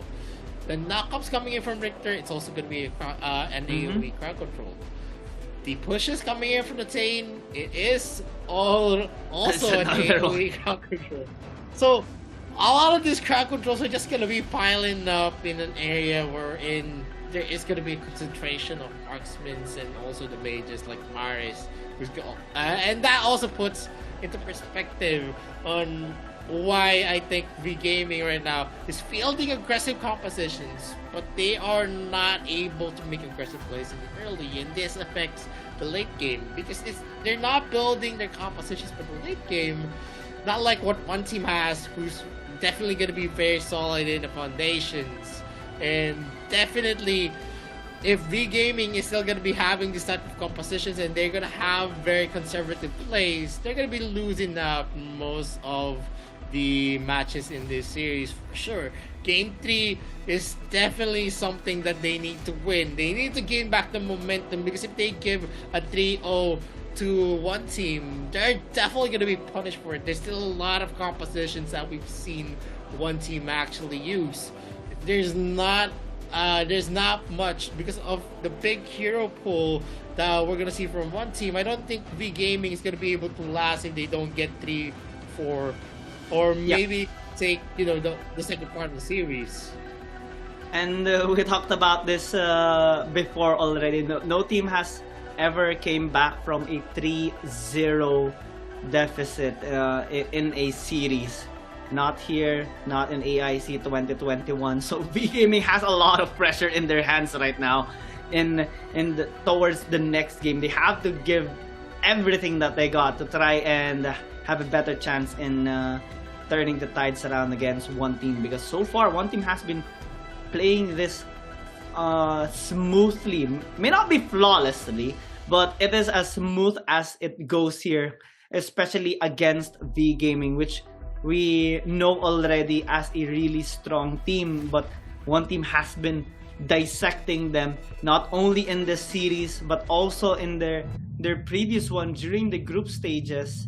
So they're looking to have a better performance right now, and it's gonna take a lot of effort and a lot of planning and execution here from V Gaming if ever they want to come back in this series. And if you check out the stats here in game number 2, we do see the goal difference over time kind of jumping up and down given instances and how close the game was. But if we check out the pressure and the damage department as well, we do see more coming in on the side of one team, especially in how they are able to craft their team fights against V Gaming. We do see them getting more objectives, towers, abyssal dragons, holy dragons. The slayers, well, V Gaming has taken a lot more from one team, but in terms of pushes, it didn't actually translate much. One team just keeps on pressuring V Game to fall back, and they're able to take a lot from them. I mean, the damage that you can see from V Gaming is big, but what team actually made a bulk of the damage because they had a lot more of the open looks. You're not gonna have a frontliner for V Gaming, and that's one of the biggest problems. Signal is not gonna do much. It's a team you're up against who's definitely just gonna be pushing you and gonna be soaking up the damage coming in from ADCs. And the MVP of this game is going to be Kai on that Violet. Another perfect game, 704, 100% KP as well. He did a big number against them. And this is it. Basically, with one team taking the 2-0 on the first part, it is definitely, going to be a big game for one team if they win game number 3. And if this is still the gameplay that we're going to see from one team consistently, I think we can already call the series already good as theirs. But V Gaming, they are a tough competitor. So definitely they're not going to be letting this easy into the hands of one team. But before we go to game number 3, we're actually going for a very short break. This is the AIC 2022. My name is Vittorio. This is Giyang. And we'll be right back after this short break. Hey, I taste the glory, taste the pain, I know what it takes to play. Got the kingdom on my back, I came long ways to engrave my name. Found my pride at the borderline, I will never back down till my dues are fortified. Hit him in to get a little cautious. It's part of the process. They think I'm crazy, or am I really brave? I don't let nothing faze me, there's no hold up delay. I still survive, I own the confidence up in my mind. I'm running close the light, it's time to shine and go take flight. No pain, no gain, if you don't wanna fade away. The both ways, hope pays, heroes moving silence when they say the day. Yeah, I'm a queen, I overcome relentless pain, and I got it in my genes. I pass through anyways crisis, no matter what the price is. Prepare, protect my people, always beware. There's always the rivals everywhere. From you, the light declare, I'm riding to the end. Fight for what I stand for, what I stand for. You test to me, then I go Rambo, Rambo. I'm quick to grab the grip and go, I'm best with it. Okay, I'm lit. My mind's on city mode, I'm flexing it. Okay, I'm wild. I'm tripping on my mind, investing it. I'm still high-minded. My destiny, you'll find it hard to find it. Yeah. Winning street, my dubs elite, I bring it. Yeah. 50 feet step back, I'm about to speak my G, I'm with it. Yeah. Sun shines, I dream bigger. Believe in myself, I maintain rigor. Be what I wanna be, don't be little. Me. No pain, no gain, if you don't wanna fade away. The both ways, hope pays, heroes moving silence when they say the day. Yeah, I'm a queen, I overcome relentless pain, and I got it in my genes. I pass through anyways crisis, no matter what the price is. Prepare. Hey, send me up at any location, I hold up and mow them down. Look at the constellations for consolation while I retain my crown. Back in the background, I'm a background, what goes gon' come back round. I'm self-made, built everything from the ground up, I say it proud. No pain, no gain, if you don't wanna fade away. The both ways, hope pays, heroes moving silence when they say the day. Yeah, I'm a queen, I overcome relentless pain, and I got it in my genes. I pass through anyways crisis, no matter what the price is. Prepare, protect my people, always beware. There's always the rivals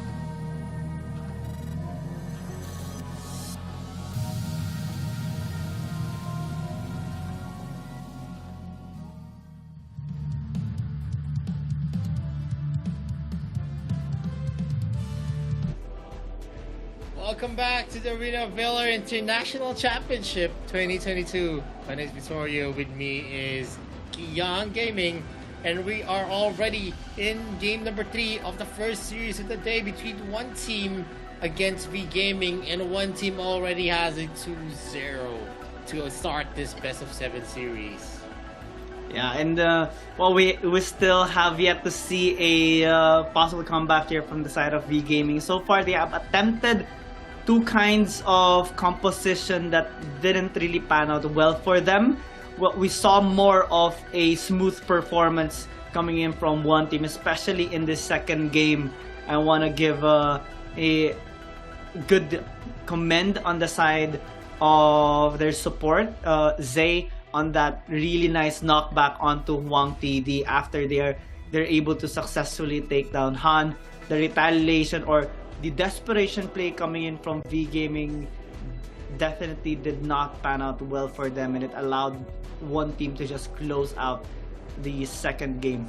Coming into game number 3, there are still some lineups that they haven't tried out in this series, and well, for V Gaming, I'm kind of nervous though, because they haven't really made a comeback in the series all throughout AIC 2022. We more so see them having a dominating performance during their match against Bikertopia, during their match against Team Flash, and even during their match against Bacon Time during the group stages.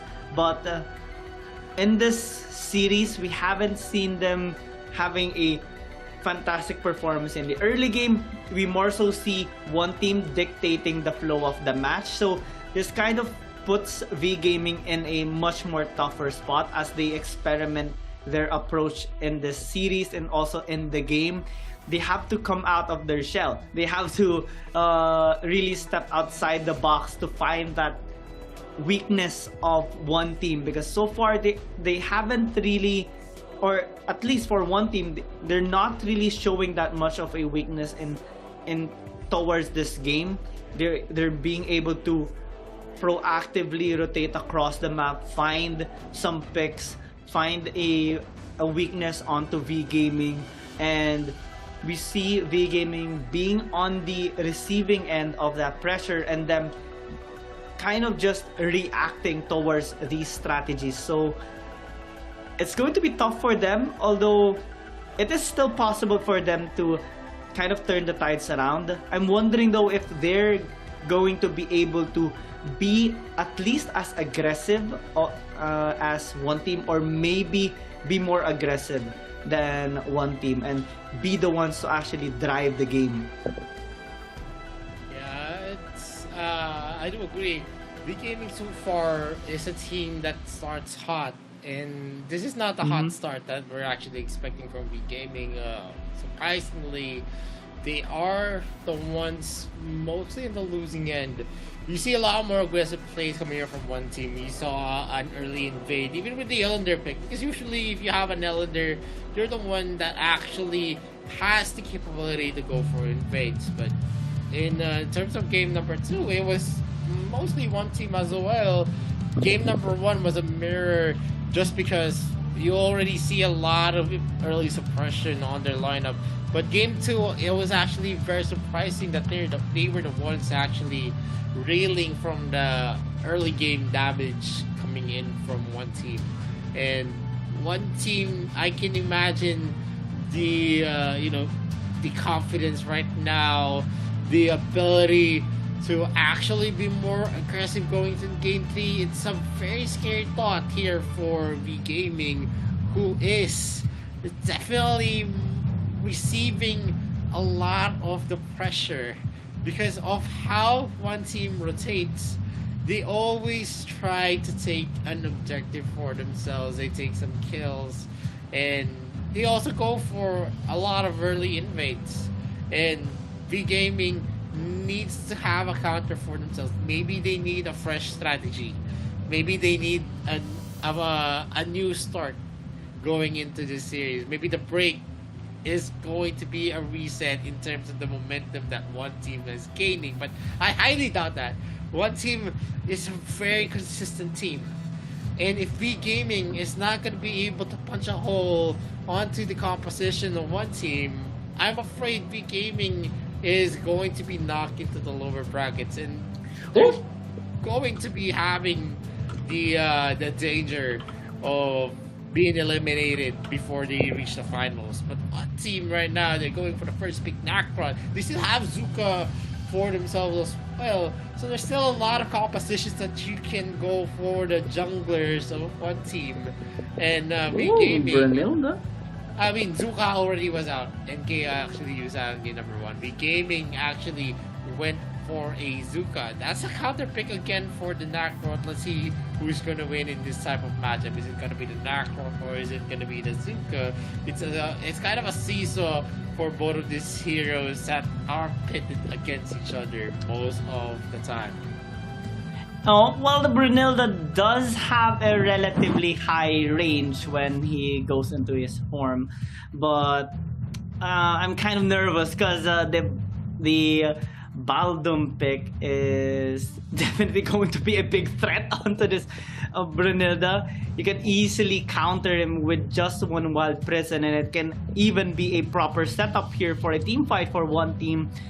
Joker can pressure the lane as well, given the kit that he does have as a marksman. So many approach, or at least parries here being made by one team just in the drafting phase, and V Gaming is still opening up a little bit on the damage department with the Tulin. It can be a flex pick towards mid, it can be used in the jungle as well, depending on how they want to approach this particular game. But one thing's for sure though, one team does have a lot of engage once again. Plus right now with the Nacrot pick, they have a relatively good split push.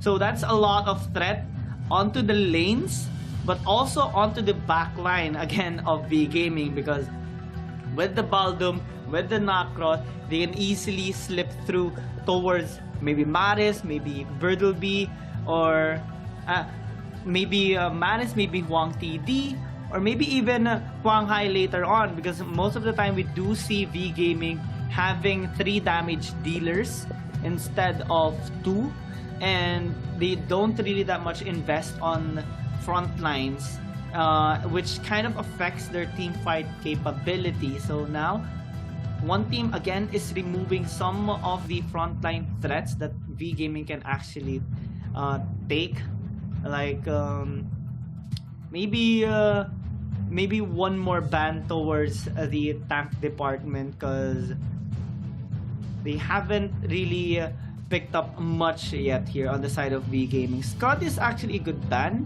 but V Gaming right now is actually respecting quite a lot here from one team. Even the L'Oreal that Wawa actually pulled through against their match against Talon Esports will be taken away as well.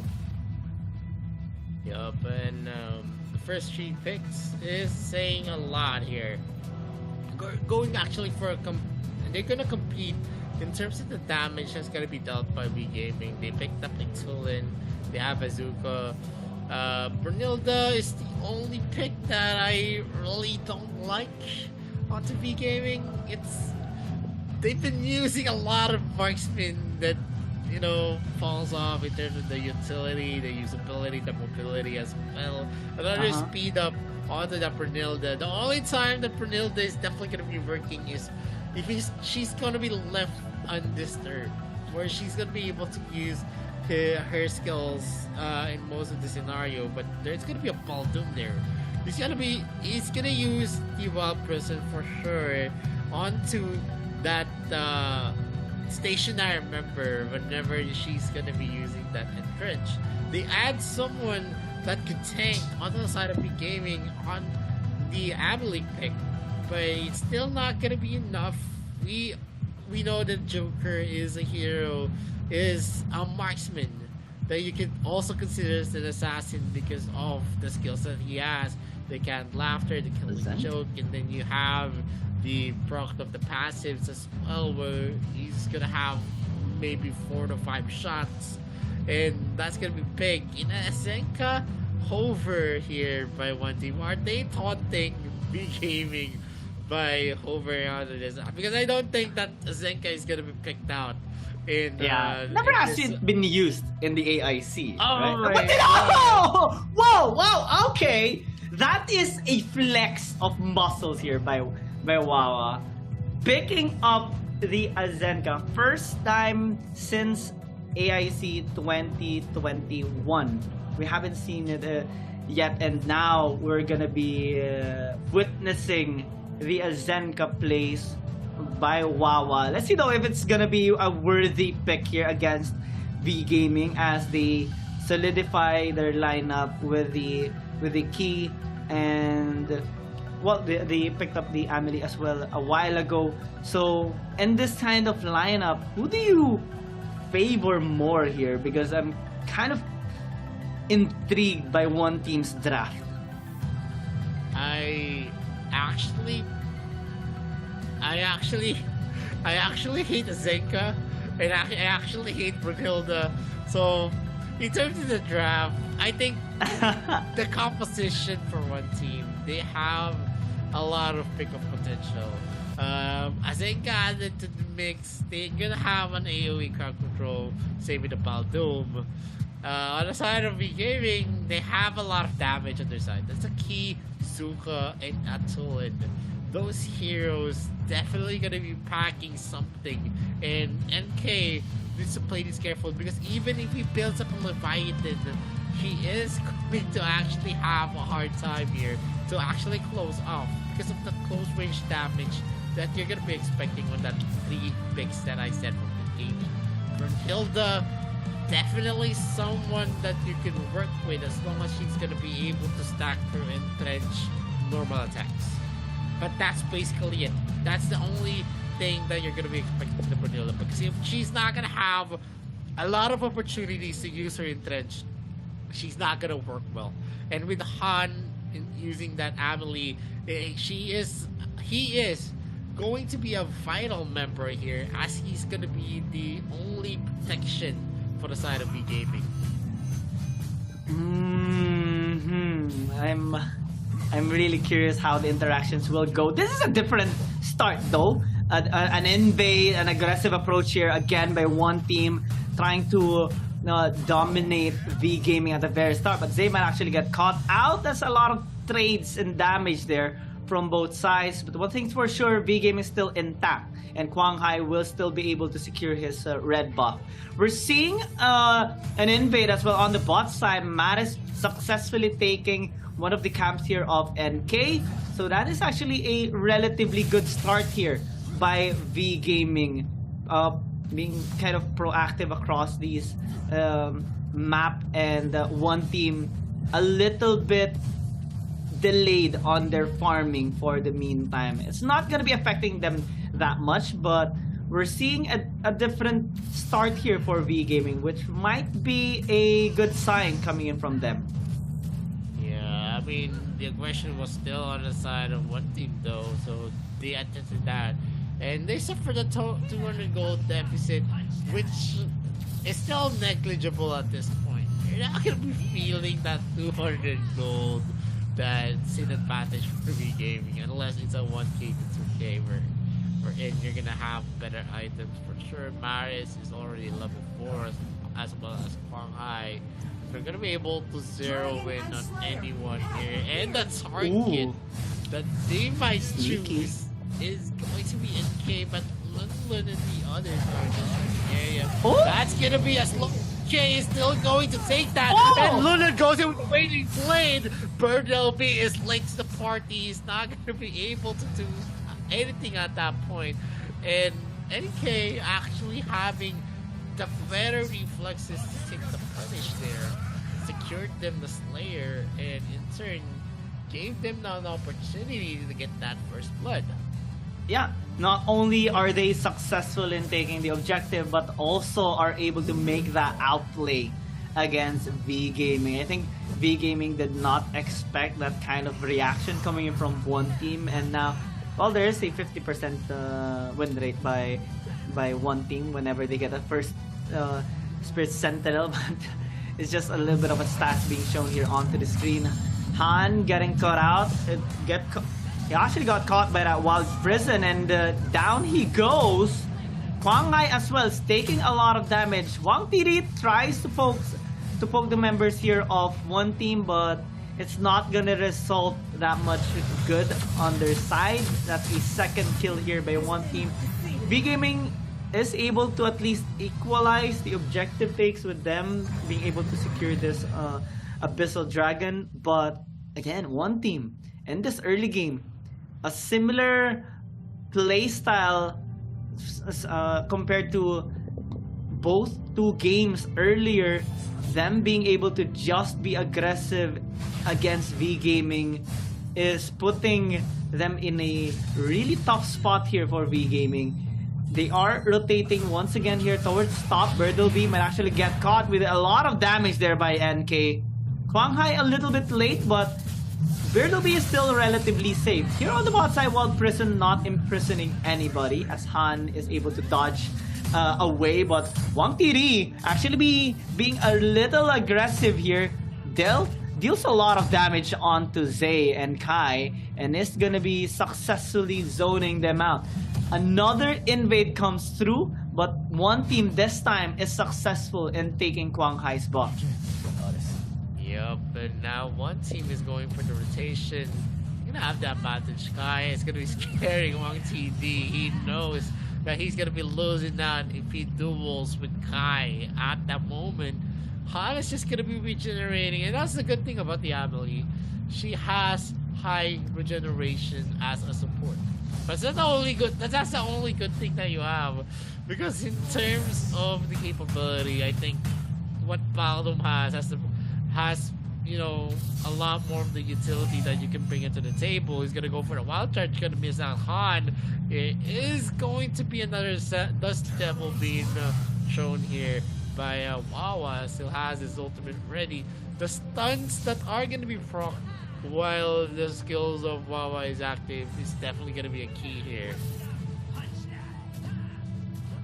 And so far, one team still continuously trying to get anything across the map. There is Zay rotating towards bot, but they are not committing onto the bot lane. Top lane though, they will get Birdleby. A while ago they attempted to get that kill, but Kwang Hai was there to protect him. This time, Kwang Hai is being threatened under his tower. They are able to at least cut down the wave after getting the kill onto Birdleby, and they will have the luxury of taking this Slayer as well. V Gaming still a little bit confused here in this game on how to answer the aggression of one team. This is starting to be a little difficult once again for V Gaming, and one team is going to be more than happy to take any wins that they can. Yeah, and definitely with V Gaming is still trailing here. They need to make some plays. They need to get the pickoffs that they want. They have a lot of the heroes here that's going to help them. And Wang TD is going to be stopped from using the entrench with the Wild Prison being used up. He is going to be using that Sunbreak. No one's going to fall down just yet. And that was a good disengage from Wang TD. If he actually kept on using that entrench, she would have been caught out by that Wild Prison. And there's a lot of combinations that you're going to think with Wawa already there at the moment. And Fred is going to be used yet again. Wawa almost taken out. Kai is not going to be able to take the first turret just yet, but that's only one hit away. Zay is going to be pushed back by Maris, and Kwang Hai and also NK are going into exchanges. Jury Fury has been used. Han uses the Enrage. He's going to have the empowered regeneration there. NK might be in danger, uses the Jury Fury to get away. Wang TD is in the air to go for a push.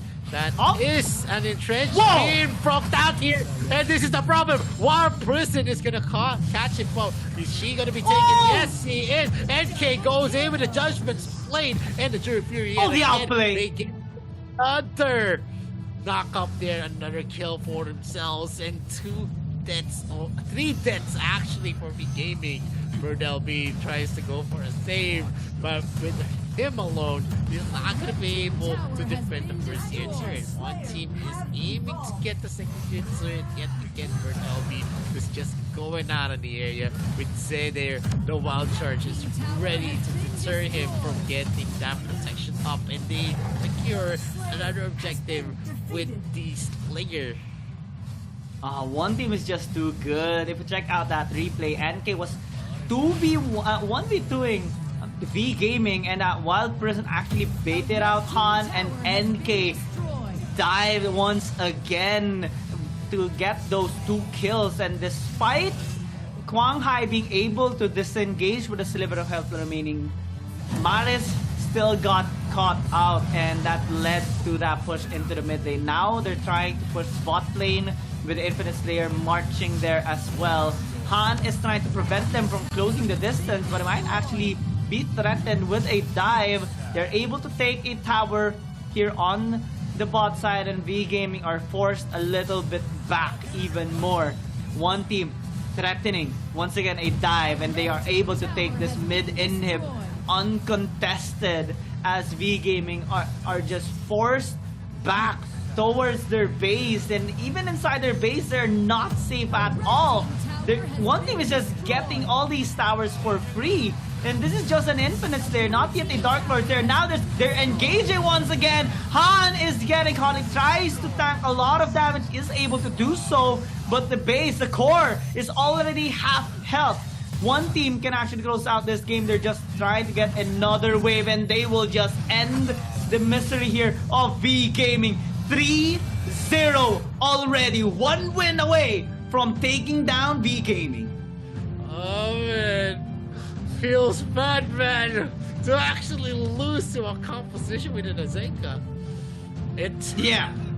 First Azenka since AIC 2021, and it's also a dominating win. Yeah, I mean, you know, we've seen some of the plays and the compositions here for one team, and they made it work. And one of the biggest factors here is that the Azenka was actually using a flashy boots to actually reduce his cooldown. And I know the thinking there. There's not much Fennec crowd control on the side of V Gaming, and that actually gave them a lot of breadth in terms of the itemizations that they can actually use. They are using non-gilded. They're using boots with non-gilded greaves, and which is not gilded greaves, which gives them a lot of utility as well, because they know that not much that you can expect in terms of the crowd controls that they could actually bring, and in terms of how big the gold lead that they were actually building, they weren't scared in terms of harassing the members of V Gaming under the turrets as well, because they have a lot of reach, they have a lot of range for the Joker. You have the capability to actually stomp them and zone them out with the Wild Person, and you also have the Sandbraid, the Dust Devil, the knockups coming in from the Azenka. It was just so hard for V Gaming to actually go for that entry, which the Zuka pick actually needed a lot of. Bertel P wasn't actually creating a lot of space for them. Most of the time, you're actually just seeing him trailing off. He wasn't part of the rotation. In part of the counter plays as well, he was definitely always late to the party. Not like what we've seen from Lunlun's Ryoma, who was always in the area dealing a lot of damage using the Wailing Blade. And they were able to secure a lot because of how versatile the rotation was going for one team. Everyone could actually rotate because no one actually was defeated in the laning phase. Yeah, laning phase, objective taking, rotations, team fights, it's all one team, and we did not see at all a sign of light here coming in from V Gaming, which is kind of new to us, but one team has already done this before, and they're doing it yet again in this series. 3 times in a row now in this series they have won their games, and we can check out the stats. No comeback again from a 3-0 deficit. So this is a really high momentum from one team right now. They're just one game away from actually taking the victory here and putting down V-Gaming to the lower bracket and giving them another tough time in the lower bracket. So V-Gaming, we can talk about how V-Gaming can actually turn the tides around this time, but there's too many things that they have to patch up. It's just too difficult right now. The laning phase, well, they have improved a little bit during the first few minutes of the match, but they still have no answer from the aggression of one team. They could not handle all those outplays that one team has been doing in this game and all throughout the series, and they keep making the same mistakes here for V-Gaming, and it's going to be a lot more difficult not only in the next game, and even if they win the next game, they still have a long way to go. That this is like 4 wins that they have to win, and there's only a few more, or at least lesser choices of heroes that they can actually pick up. Yeah, I mean, there's still a lot. This is still a game for a lot of the hero pools. Heroes that you usually use in the AIC is still available. A lot of the marksmen as well. There is going to be an option for V-Gaming to go for an Egi and Elsu as well, but in terms of how big of an investment was made for one team, I don't think that it's a big investment. They still have a lot for themselves, especially in the mid lane. You actually see a Zenka being used up there. Yeah. We can expect a lot more. Tulin, not Tulin, was it? Lorian is already out of the table for one team. They don't have Iggy, and there's still a lot that you can pick up. So far, we're gonna see here the stats already in full view. 8-0. In favor of one team. That's an 8-0 wherein you shut down V-Gaming all throughout. Oof. And that's a very big thing. It's subjective. It's a flex. Using yeah, an Zenka. It's subjective. It's subjective. Because once in taking in this win against a high damage comp V-Gaming, and V-Gaming with a high damage comp not even able to secure 1 kill. Man, that must feel bad for V-Gaming. And you can see here on the graph. That's a slap. It's about one team all throughout. They didn't, whenever they get the lead, they haven't made any kind of mistakes that could actually tilt the favor to V-Gaming. And that's a big factor for how big of team play, a lot of mechanical skills and also team play that comes into one team. And NK is going to be the MVP for game number 3 with a 304 perfect KDA for the Nacron, 87.5 KP, and with a big roll goal difference. It is a fact that NK did a lot better than the Zuka of Shanghai. And going forward in game number 4, if this is still what's gonna happen, or V-Gaming is gonna be fielding a composition and they're not gonna be able to capitalize on it, it is already marked there that maybe we're gonna see a 4-0 The curtains swing are closing. here. It's 4-0 so swing close. is going to be possible here for one team, because if we go into logic, there's just not much that you can expect from V-Gaming in the first 3 games. They are just, I don't know, that's a shadow of V-Gaming, and they need to find it fast if they really want to go back here, because game number 4 is already match point for one team. Yeah, it's match point already, and they have everything in their hands right now. They must be feeling so good. I mean, we see their celebration every time the game ends. They're really happy with their performance, and anyone would against V-Gaming, because they have been dominating, not only, or well, not as dominating as AIC 2021, but here in AIC 2022, they have pulled off so many things, so many lineups, and also defeated a lot of teams coming into the upper bracket finals. And now one team again just getting ahead against V Gaming after in the group stages.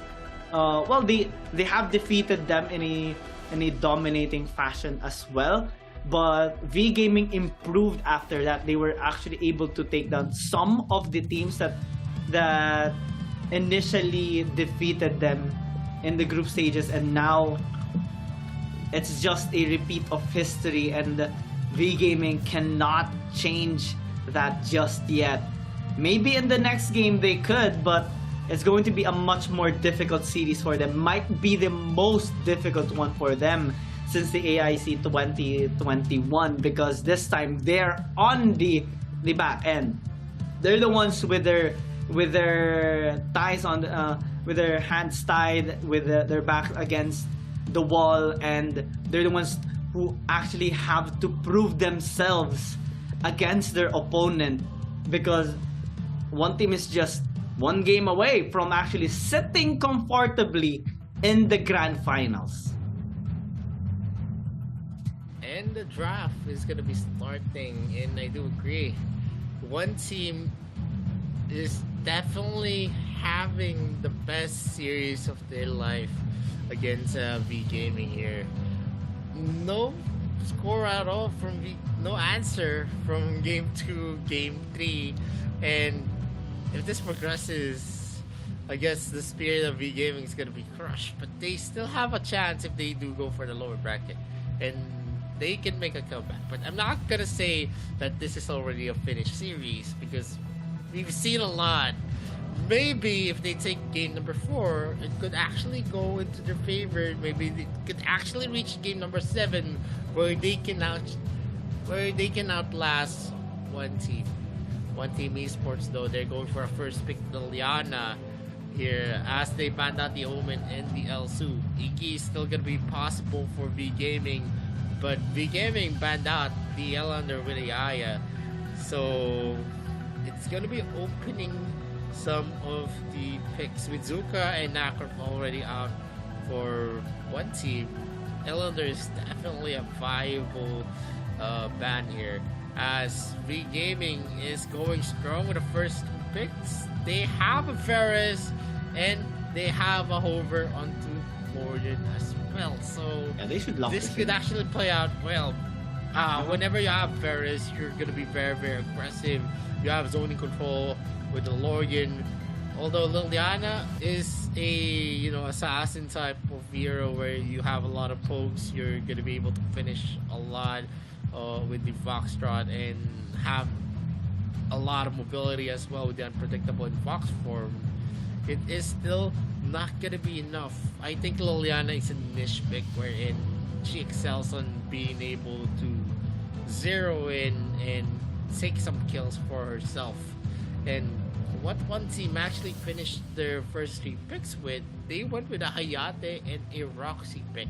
Roxy so far on the last 2 series that Roxy has been played, it has been all losses. Let's see if it's gonna be different for this match number 4. It's always really risky to pick up this hero due to its one job. Get that Agnes script connected onto an enemy member. But if you're not gonna be able to do that, then you're gonna be rendered useless. Hayate being picked up here by one team kind of negates that team fighting potential of V Gaming, or at least what they intend to do, because the Hayate actually has a lot of synergy with the Lorian, but the Slims actually might work here in terms of pick potential if he's gonna be landing those flying spears onto any member of one team, given that some of their members are actually quite vulnerable or squishy. Then they can pile in their CCs and take a kill across the map. But as we see the second pick phase, or second banning phase coming into play, Airi, the Kira, Ryoma taken away by both teams already, and well, that's a lot of front lines being removed here by one team, which has a lot of synergy here on the side of V Gaming, like the Yena as they lock in that final ban. They haven't picked up Florentino. This is going to be very risky, especially that they do lock this in right now. It will be a battle of skill set on the Dark Slayer lane, and whoa, one team actually flexing a lot of picks here. Murad, since AIC 2021, doesn't really have a really good win rate, but after the performance of one team, especially by Wawa on the Azenka, I'm not going to be that much surprised anymore on the performance here of one team. They are going to be deciding though on much more viable picks like the Laville and the Awi, which can just be locked in right now given the high amount of pressure they can actually do. And one team is not really that much unfamiliar with a mid marksman, since they have done this before, even flexing a Valheim mid. No, this is not gonna be a mid lane marksman. What they're gonna do is they're gonna counter the Florentino pick with the Hayate, and they're gonna put the Abyssal Dragon laner as the they're gonna give the Abyssal Dragon laner the Laville. So one team actually is gonna be fielding something more of a counter, but it is gonna be difficult because there's a lot of risky. A lot of plays that's gonna happen for V Gaming. They have the composition now to actually win the team fights. Macro plays definitely theirs. They also have a lot of pick-off capability, and I'm pretty stoked if one team can actually make this work. This is a double marksman, but the usual double marksman that you see is you're gonna see a jungler, marksman jungler being used, and they pair it up with an Abyssal Dragon laner who's a marksman as well. But now one team actually used it at the Dark Slayer lane and an Abyssal Dragon lane. So definitely in terms of initiation, they're definitely gonna be relying hard on Tuze using that Roxy. Let's see if they are gonna be able to pull this off in game number 4. A high risk, high reward once again here by one team, this time with a Hayate on the Dark Slayer lane, as Lulun is going to be battling against the Florentino of Birdleby. And this is going to be very crucial given so many squishy members on the side of one team, and V Gaming does have a substantial amount of team fighting power, provided that they have a Lorian and a sizable amount of engage and crowd controls as well in their lineup. So early game is going to be very vital. A much more crucial factor here for one team that they have to make it happen, because if V Gaming is going to be able to keep up in terms of the economy, then objective taking is not going to be that easy anymore for one team. V Gaming can just engage anytime they want, and they have Quang Hai to actually start things up for them, and even Wang TD, given that he does have those flying spears. No, but it's going to be a normal start. They are we're gonna see Maris and Han actually take some of the resources of NK. Seeing from the red buff, he actually went straight to the blue buff as well. So maybe we're seeing a rotation that's going to be centered on how fast they're gonna be able to actually go for a rotate here for the junglers. And Maris and Han is going to be a dangerous duo here onto the mid lane. And also Wawa needs to play this as smart as they could, because they are going to be into the brunt of a lot of the crowd controls that's going to be used. NK is just in the area hanging back, trying to bait out Birdleby, but it is going to be hard because we know Birdelby as a Dark Slayer laner to actually play safe as he could, and with the Hayate being placed into his front, he's not really gonna be that aggressive. And it's actually hard to at least take him down because one, Florentine is very slippery, and one team doesn't have that much crowd control on, well, for their top side, and NK as well. So V Gaming now using their advantage to its fullest, taking the Slayer already, while one team is actually kind of starting this Abyssal Dragon, but I don't think they are going to be committing onto this given the potential engage here of V Gaming. They're starting to feel the difference now in terms of lineup and the pressure that V Gaming has with their draft right now. So I think one team this time, for the first time in the series, is going to be forced a little bit back and just farm out for the meantime, which is not really going to be the best case scenario for them because of the power spikes here of V Gaming in the mid to late game, and they have to play this out more creatively than usual, because how do you catch out Birdelby later on? Yes, you can win a little bit in the laning phase, or at least keep up because of the range advantage that the Hayate has, but how do you play this out right now? You have lesser options. You can't really gank top anymore. You have to focus on bot. But V Gaming is going to be ready for that, with Quang Hai always rotating there, same as Maris. So one team right now needs to time their ganks really well, especially that V Gaming is always going to be looking for those counter engage. Now they're rotating towards bot. Maris and Quang Hai starting the Abyssal Dragon, since one team isn't really eyeing on this objective so far, but they spot out V Gaming taking it down. They're not going to be contesting at all.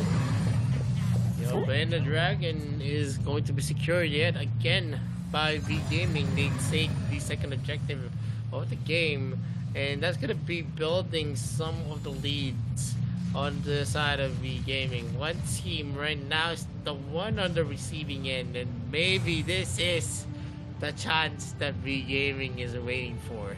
The chance to actually win and have the advantage in most of the exchanges, but that is still something that needs to be seen, as NK is going to be helped here as Birdelby spots out the members of one team that are going in for the rotation. There's not much of any openings that they can actually capitalize on. For now, we're just seeing everyone just going back to the lanes, going back to the farm. And definitely here, the Star Sky is going to be used. There is going to be a stun, but Zay was able to take out Maris with that turret fire at the last moment, and that's going to be big as one team is there, and the Venom is going to be used. A Flying Spear as well is not going to get a hit on anyone, and it's going to open up the bottom lane for a push. No. As Sky is going to be taking the first objective of the game. Flying Spear again is going to be thrown here by Wang TV to no avail, but on the top lane there is going to be the Knife Blitz being used up by Lunlun. He is going to be taken down, but clears out the creep wave, so no push is going to happen in the top lane just yet. Yeah, it was a good kill coming in from Birdelby and Quang Hai, but in terms of towers, one team still has the upper hand, and Zay right now will use that Agnes Grip. Quang Hai will not be able to escape. An easy trade here by one team, and they do have the numbers advantage right now, just in time for the Slayer. They take a kill, they take an objective as well, and looking very well for one team. The gold deficit that was 500 in favor of V Gaming has been overturned here as they take a Slayer of their own on almost 1k gold lead. There's 3 members of V Gaming right now, and the damage of Wawa is going to be substantial at this point. The Flying Spear is going to be pushed here, but Kai is going to be able to take that small cap under the nose. This is V Gaming yet again. They need to make some plays. They need to force out the rotations here. They need to be the one dictating if they ever want to win On the bot lane, there is going to be some exchanges as Moonlun's going to be clearing up the wave, pressuring. Ooh! Gaming, that's a double getting a hit. It is going to be cleansed by Han though. That is the active script being used. Han might be in danger. No Star Sky is going to be committed. He knows that the damage that they have is not going to be enough, and the engagement is just going to be falling over to the hands of one team yet again, who secures another objective. That's already a big lead that you are giving one team, and if you give them this lead, it is going to be increasingly difficult going to the late game.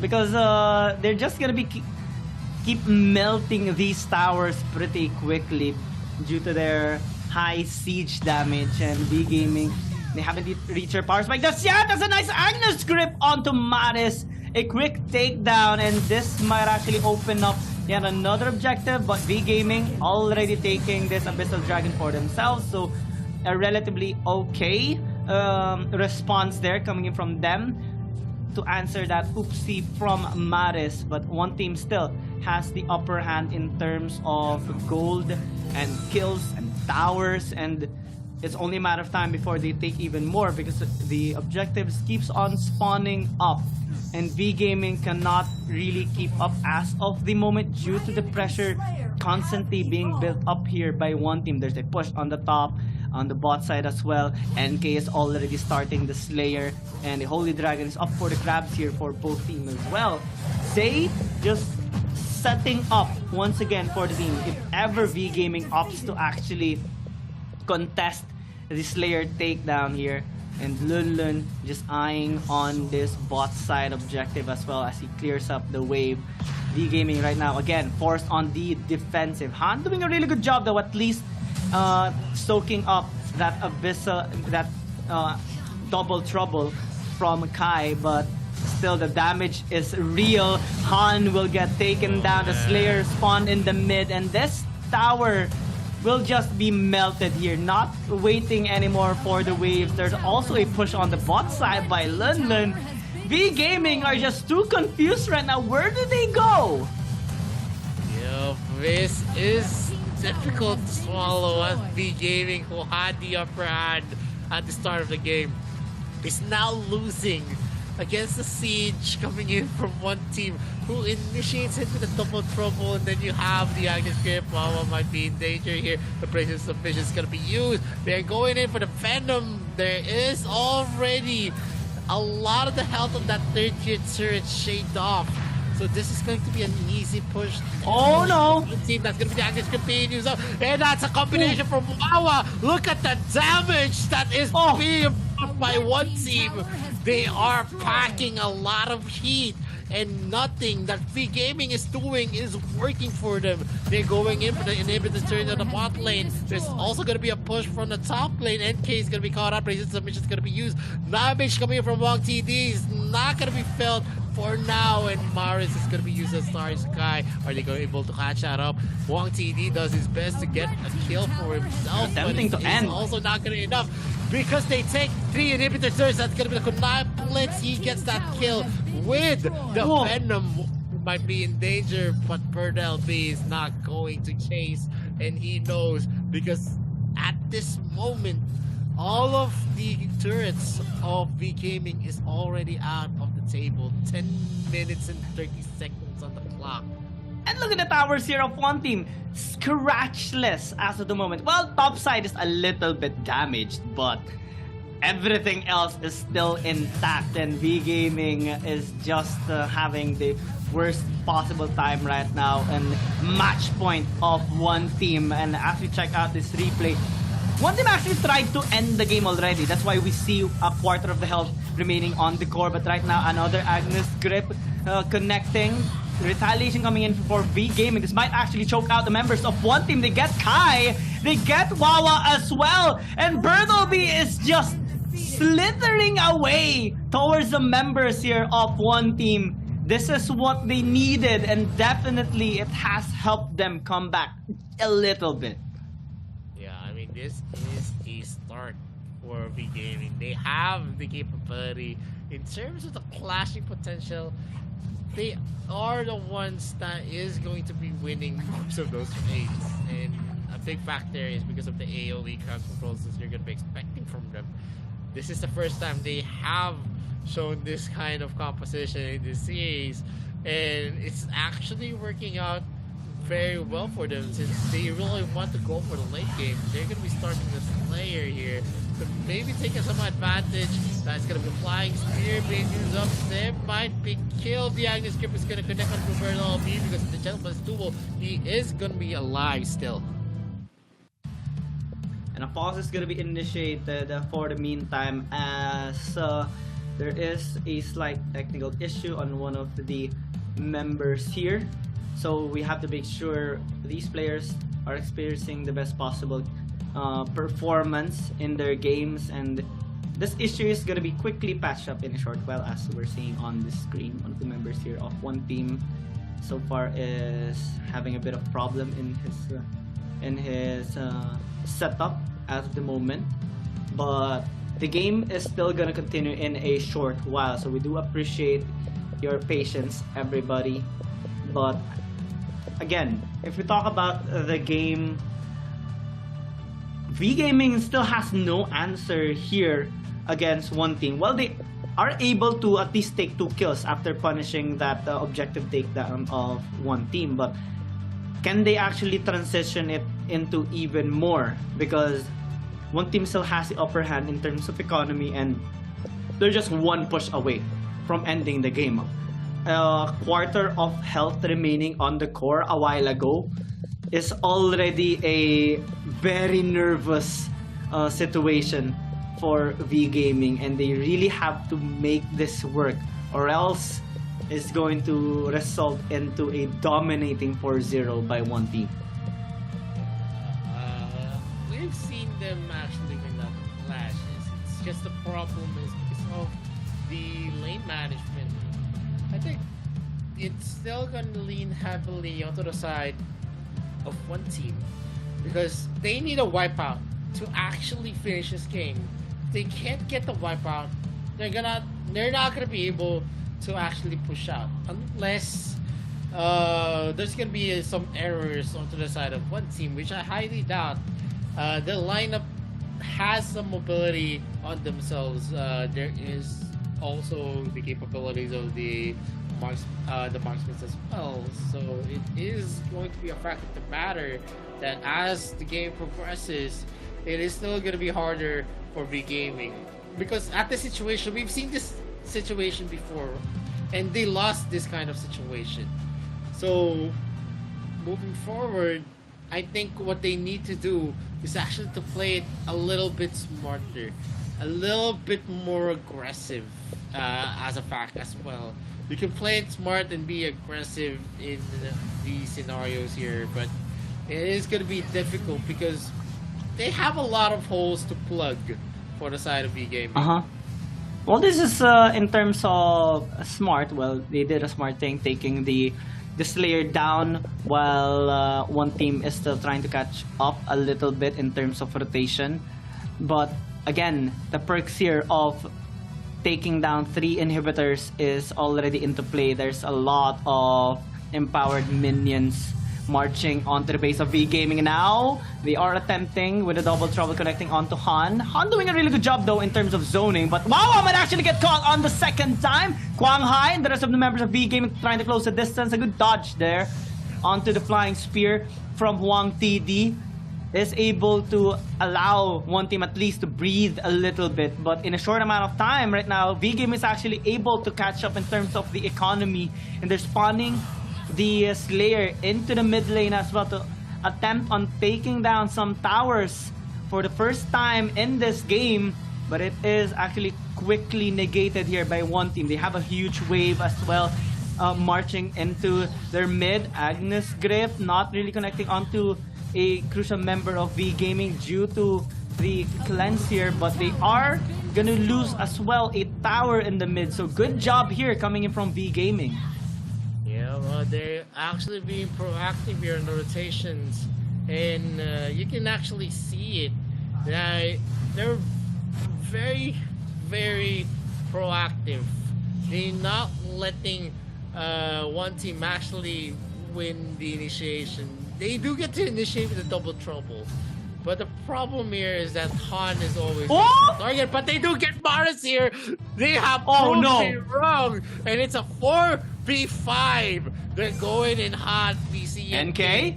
go in, but he is not gonna committing with Wang TD in the area as Kwang Hai tries to actually clear up the waves here in the bot lane, but NK 20 is going to be seconds. there in a 1v1 scenario. That's a Wang TD throwing up a fire spear yet again. Bird LP might be in danger. The Venom is gonna be used. They do get some stuns in, but London is gets dead. that kill on the London, and Wang TD misses out the flying spear yet again. It's a 3 versus 5. Death timers are going to be up for Maris. They are have a going huge in for the wave. defense here though. Wang TD and the others Maris is are up. going in hot. Is being thrown here. Maris is already out. Stars Sky is definitely going to be a possibility to place in submission. Say Zay's is going dead. to fall down. Here from Bird LP, and we see Oh! a stun here. Sky gets taken down with a flying spear, and it is V Gaming who is going to be ready for that Dark Lord Slayer take. Or are Yeah, this they is ready? huge. This is huge. 30-second death timers. V Gaming can easily melt down this Dark Lord Slayer. NK is gonna be pressured right now. He has to steal this Dark Lord Slayer, or else this might actually be the turnaround that they need here. Kwang Hai still able to take the objective, and NK is dead.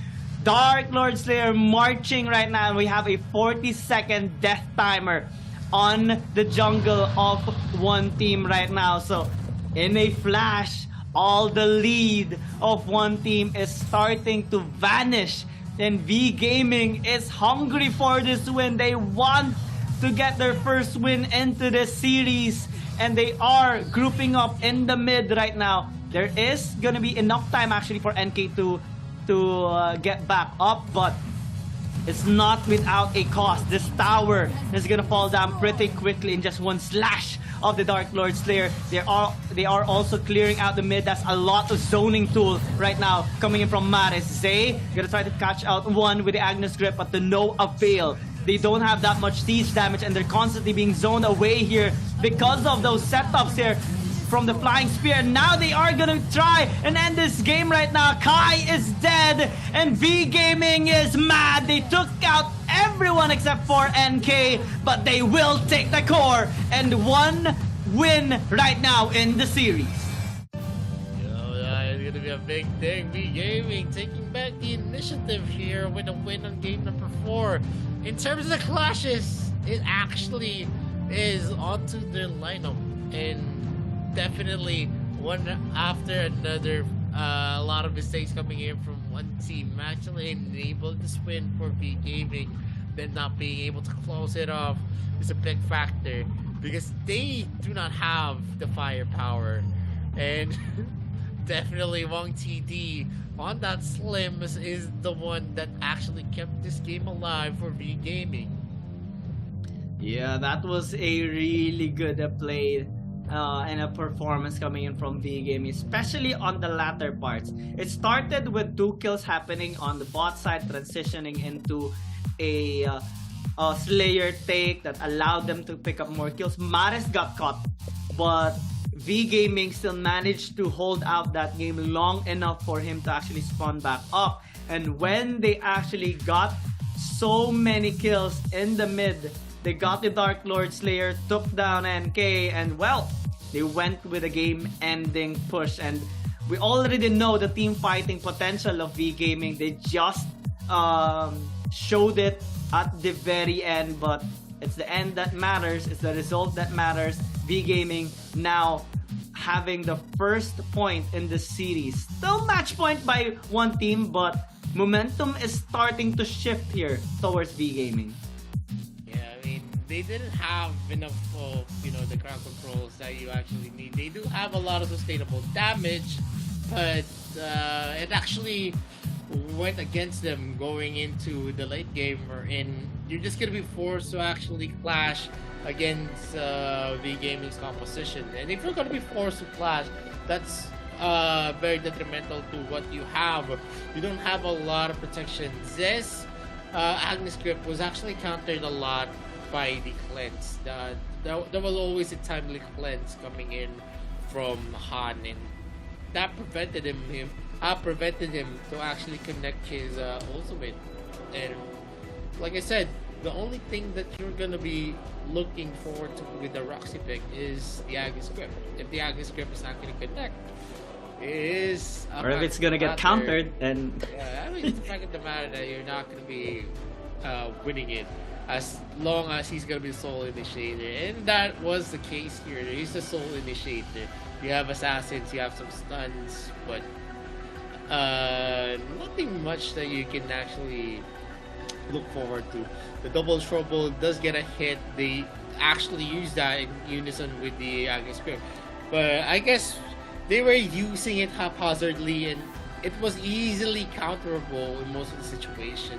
Roxy, this is his third series where we're not seeing a Roxy actually take a win for himself. and right now, well, the series is still ongoing.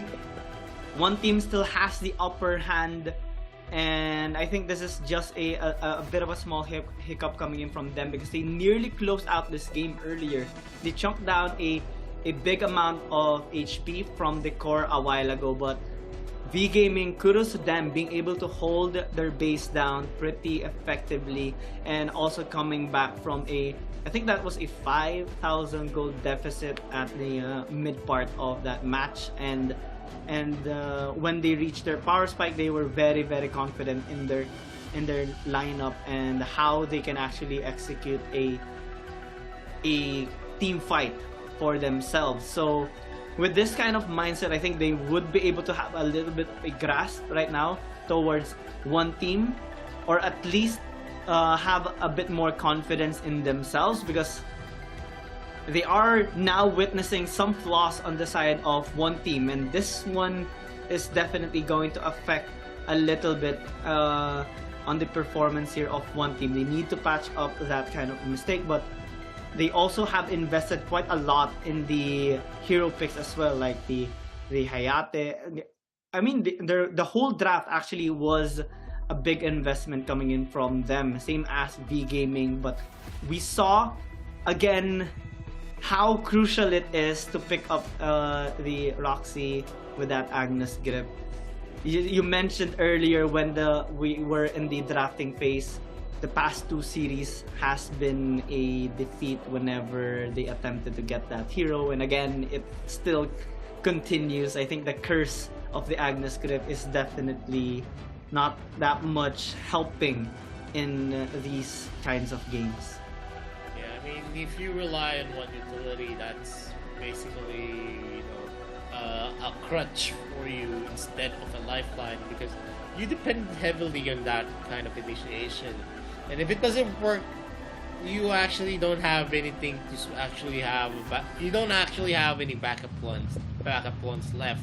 And you could see at their lineup that they didn't have any kind of backup plans prepared in preparation for when Agnes Grip actually failed. And you can see here on the stats that it was a very close game. It was a game that was for one team. But the problem here is that they weren't able to finish it out when they got all of the lanes. They didn't go for pressure. They went for objectives and they were punished for it. You could actually see on the Abyssal Dragon take it wasn't necessary. You want to actually pressure all the lanes first before you take the objectives, because you want to have that kind of safeguard wherein not everyone on V Gaming is going to be able to commit, but V Gaming was able to commit because the waves in the top lane was actually showed, and that enabled them to go and contest that Holy Dragon, which turned to a disaster for one team, and that's where actually it all fell down. And the MVP here, I've already mentioned him, Wang TD on the Slims was very, very solid. He was one of the biggest reasons why they actually went and got this comeback win. And not only are they able to land those flying spears and stuff? Was able to be safe despite all those pressure that one team has made up all throughout the game, not suffering from any death, and he has a 2-0 scoreline as well. So very kudos to V Gaming. They still have a long way to go in this series, especially that one team still is on match point. I think it's gonna be tough, especially that normally we do see V Gaming rushing the series out and having an explosive start to try and finish the series early, but in extended series we don't really see them kind of popping off, especially after an exhausting amount of games. So maybe in this series they would look to patch that up, especially after their first win. Hopefully we do see a better transition as well here on the side of one team, given that they kind of made a mistake on that last part of the fight, wherein they attempted to end that game but ended up overextending in the base of V Game, that resulted to them losing a lot of members. And moving forward with the momentum actually tilting to V Gaming, are they going to be able to get us to a game number 7? That is a what if, because it's still going to be a daunting task. It's going to be tiring already. They already went through 4 games. First 3 games they lost it, and they need a lot more mental concentration to actually finish this to their advantage. With game number 5, if they are going to be able to take game number 5, there is going to be a chance. Game number 6 is going to be open, and game number 7 is definitely a possibility. This is V Gaming. They're not just going to take this lying down, and this is a change that they need. They need to play onto what their compositions is. They need to play the strengths, and they found it in game number 4 when they actually fielded this kind of composition where they are going to be winning the clashes most of the time. And I think it's gonna be a big factor as well in terms of the global bans, because they have invested quite a lot already in terms of the picks. So while they still have some heroes left here that they can actually fully utilize, but here we see on the screen right now the global pick and bans slowly limiting the possible picks here of both teams.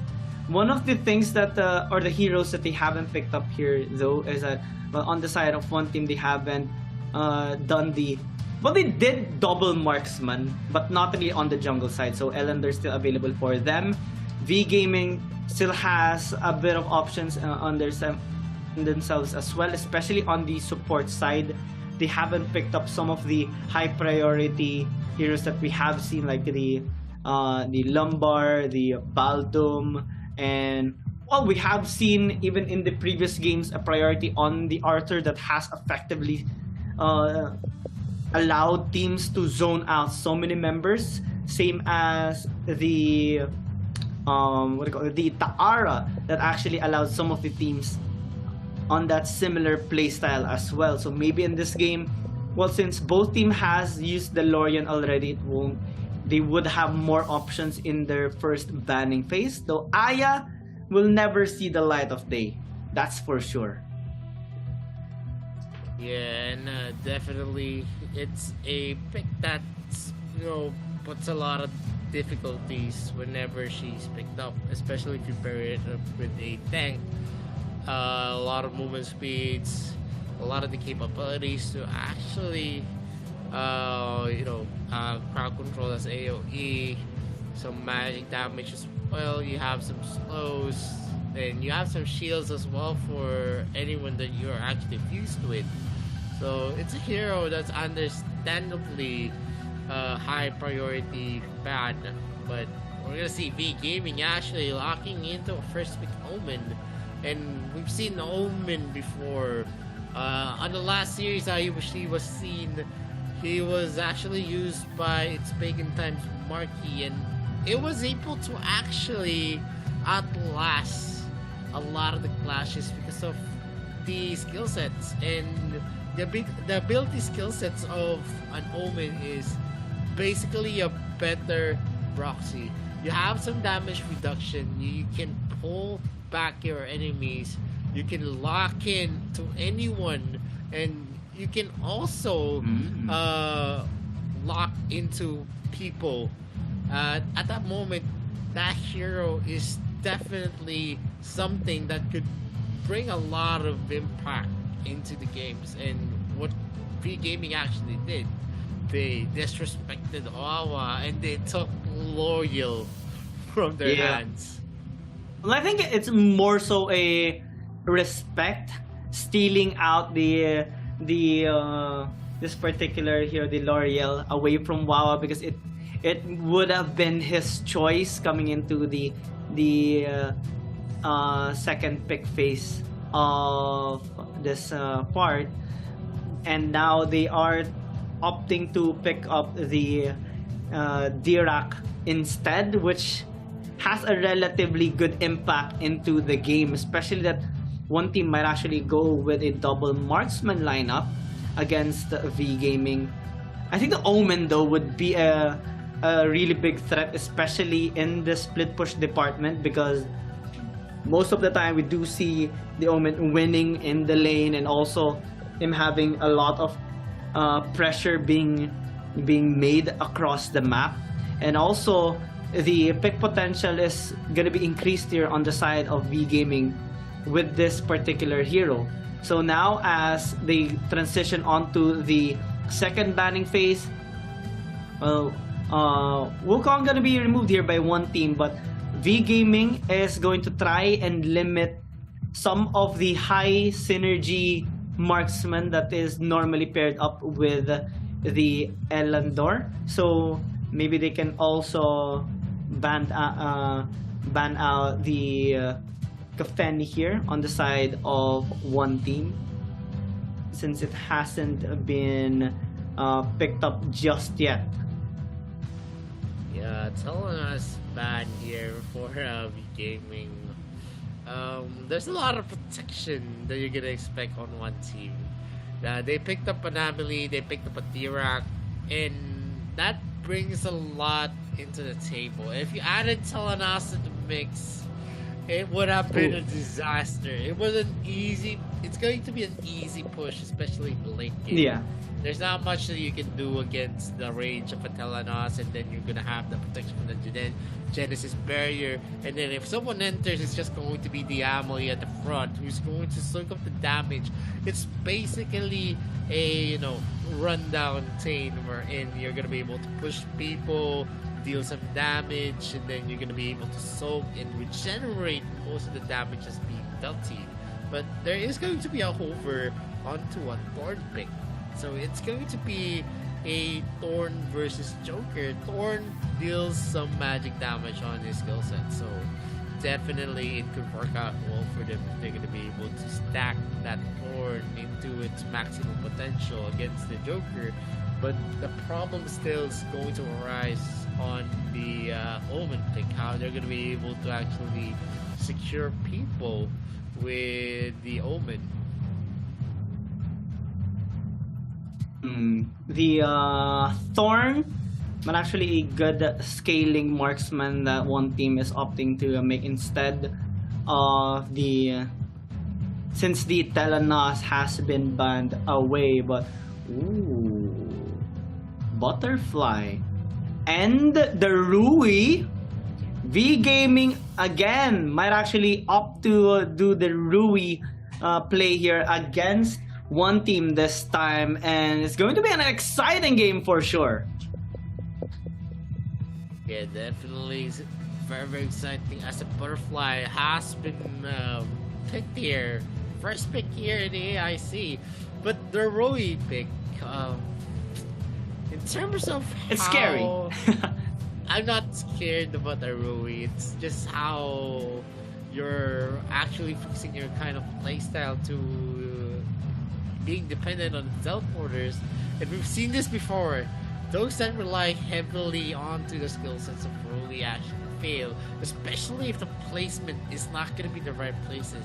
I hope Khan actually learned from the mistakes of other predecessors who used Rui before here in AIC, because Rui right now is not really a big pick. But in terms of one team, they finish it off with a zip to protect their marksmen. It is going to be a key factor here if zip is going to be deciding factor in terms of he's going to be able to save his marksman, he's going to be able to initiate with the zip roll or disengage with the zip roll as well. It's a big factor since in combination with the Dirac, the Amelie, they are a solid trio for zoning.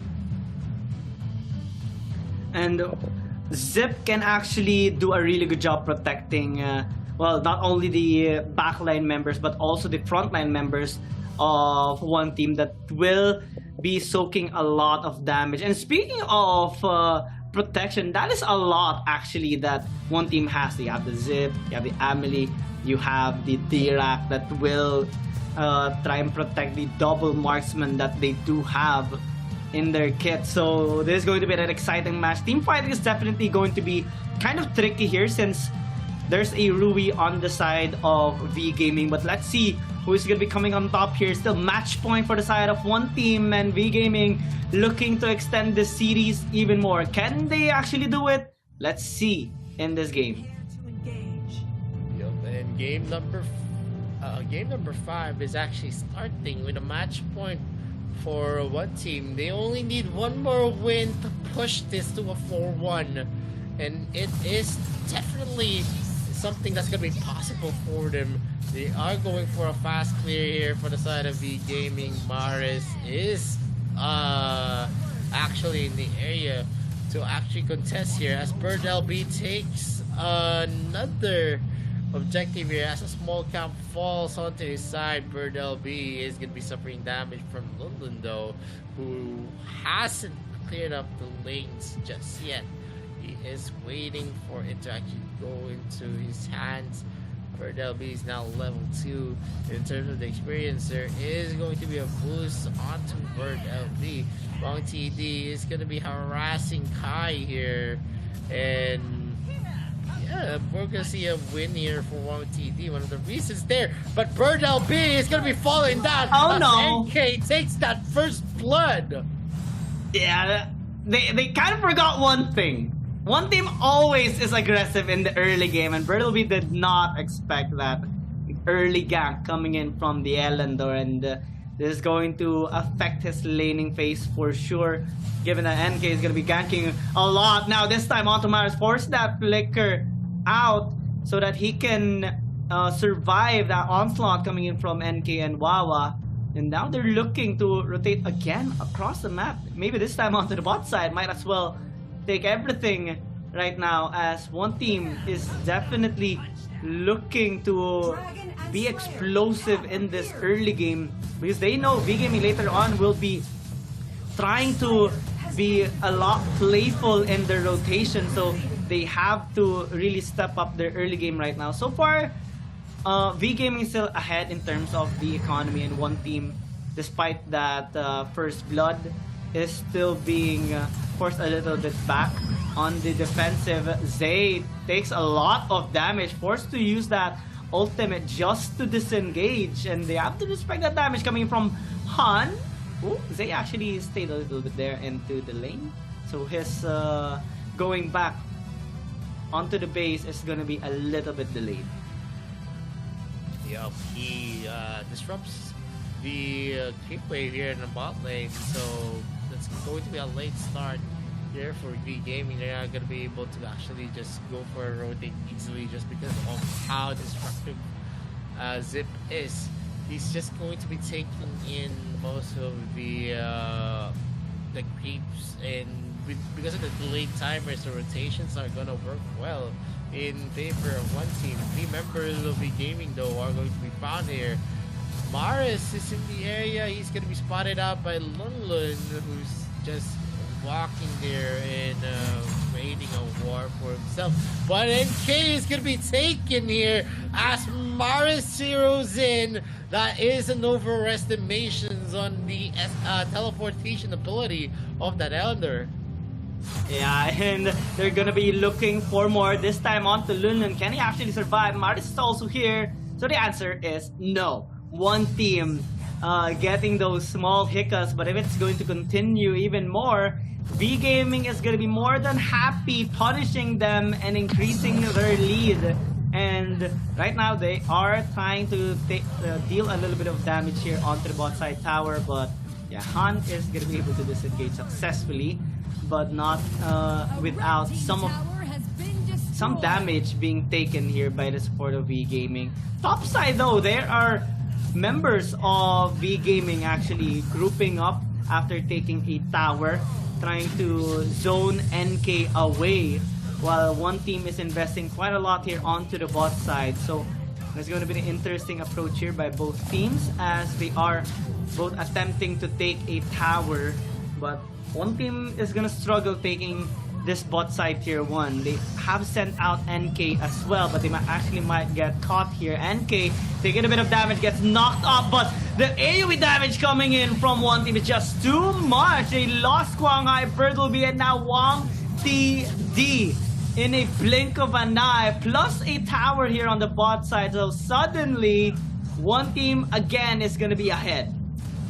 Yeah, that was a good clash and a good call for one team. They went for a narrow area, and that enabled them to win it, as all of the damage coming from Wang TD was blocked, and NK follows up another kill for himself, a revenge kill against Maris.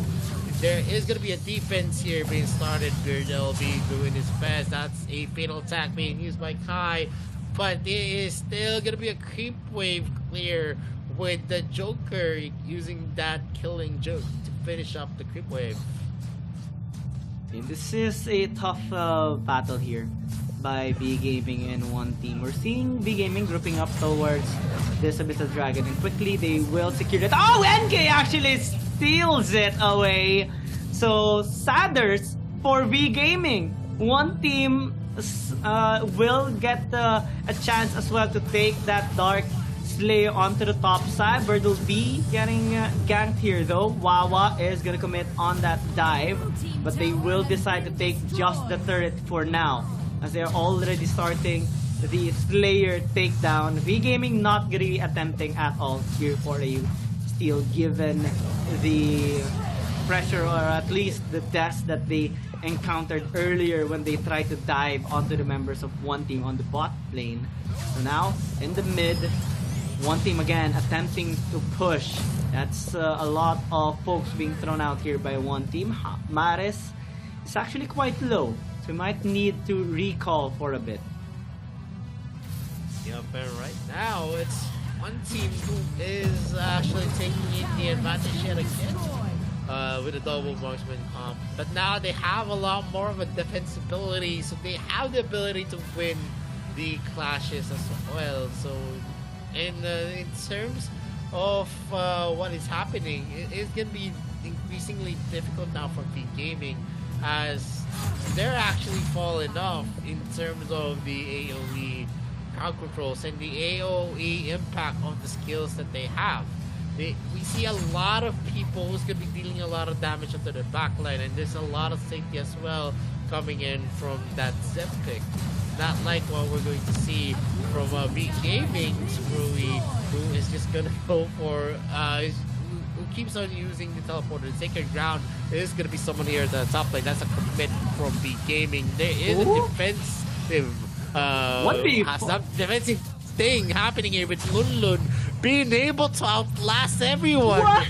Into 4v1? 4v1? Oh my gosh, Lunlun is just too tanky. Oh my, and the tower, well, it is very low, but still standing, so that is a good defense coming in from Lunlun. And now with objectives spawned up already, well, one team can actually start the Slayer. I think they will try to take down this Holy Dragon first, but V Gaming might opt to take the Slayer as well, and as a trade. They're starting to push top side, and we see Quang Hai actually hovering towards the Slayer as well, so they might be able to take it. Wawa is in the vicinity. That's going to be an attempt of steal. They don't get it, but they are dealing a lot of damage. Good job by Han teleporting everyone out, so skedaddle for a bit, and they are able to take top side tower as well due to the wave successfully crashing there.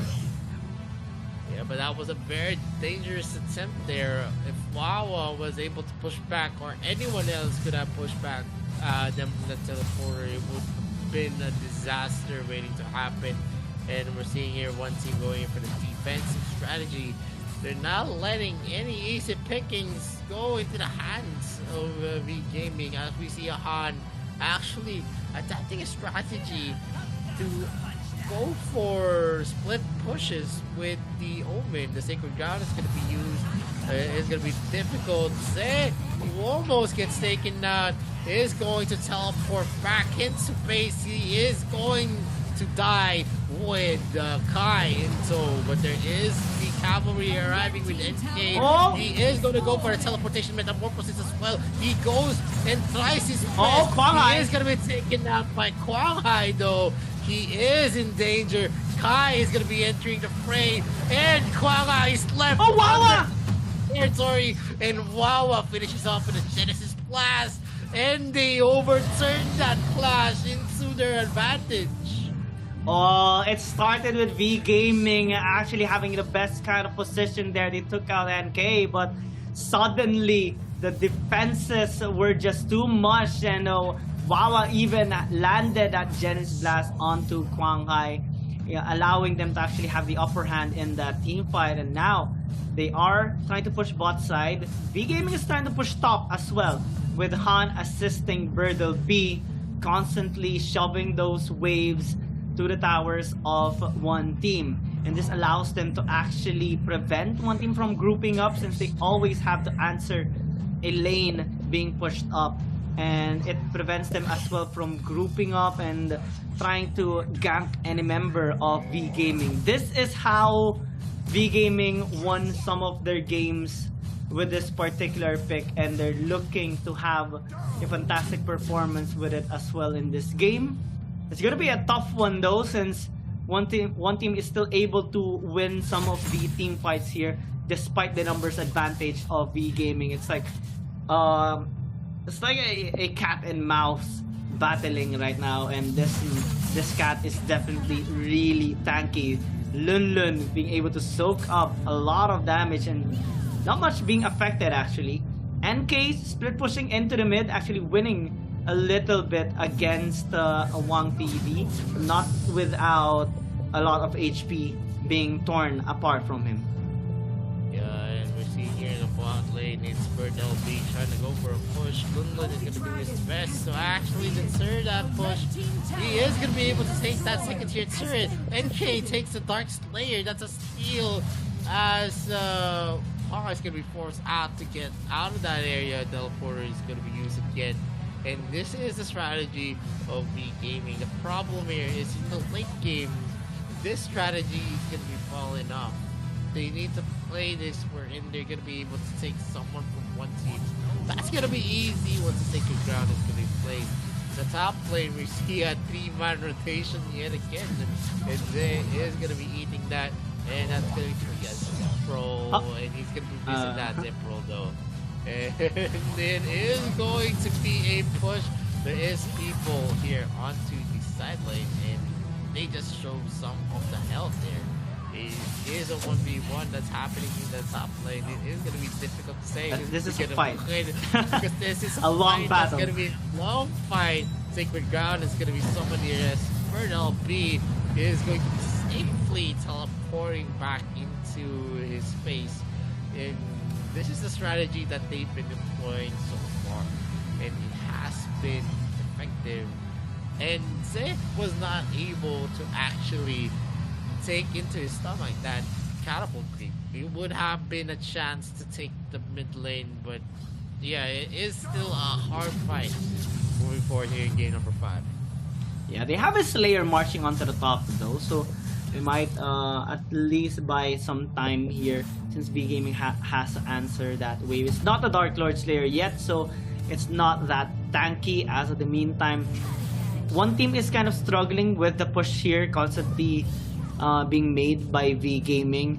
So their hopes right now is on the Dark Lord Slayer for sure, because it will force V Gaming to actually commit on a 5v5 team fight, wherein they cannot just skedaddle out and go back in, because it's gonna cost the mid lane inhibitor tower falling down. It might be even more, as one team is also grouping up in the bot lane. They might actually commit onto this. This is a 5-man rotation, and they are able to take that outer turret down. Top side is the only tier 2 tower remaining here, so one team might also opt to push that as well. Birdleby is able to soak up a lot of damage, and this tower might actually fall down. Lunlun is soaking so much, and oh, this is not really the best possible time for a pause, but here we go. Some of the players here are experiencing a technical difficulty, and we have to assure everything runs smoothly. So things has to be put on pause for a while. Yeah, it is gonna be a big problem. The clash has already started. This could actually affect how the game is gonna end. And it's been difficult to say who's gonna have the upper hand. There was already a start there, but mostly one team actually has the damage on their side. Unless you're gonna be able to take Kai, NK, and NK, then it's definitely gonna be impossible for V Gaming to take that win. We all know how careful they are on positioning themselves up. They're always near the Dirac, and that's a big thing, because if the Dirac hasn't released the Genesis barrier just yet, it is already a fact that some of the members of V Gaming are going to need to sacrifice themselves to actually secure the kill.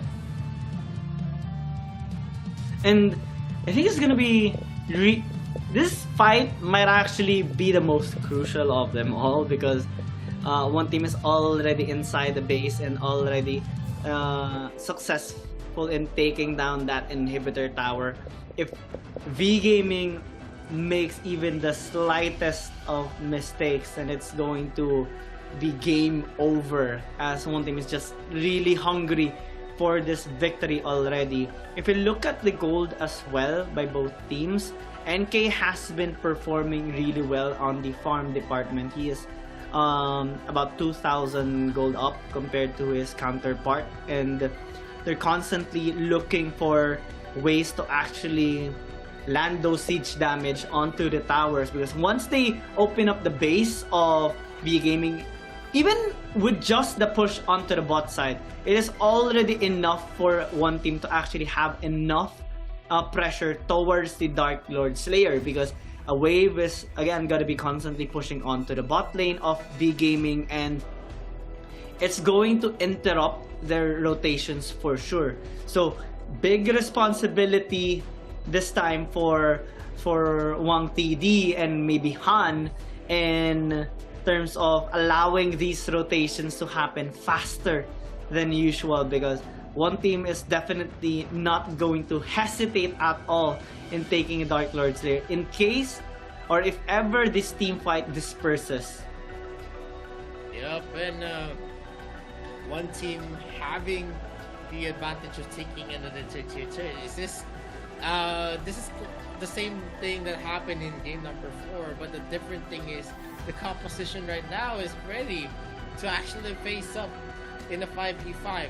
It's not a pickup composition. It's not a composition that is going to rely heavily on one person. It's going to rely heavily on two defensive zoning capabilities onto Ze and also into Wawa's Dirac. And we've seen so far that it has been very, very effective. They were able to actually win fights wherein they were able to utilize the weaknesses of the Ruby pick.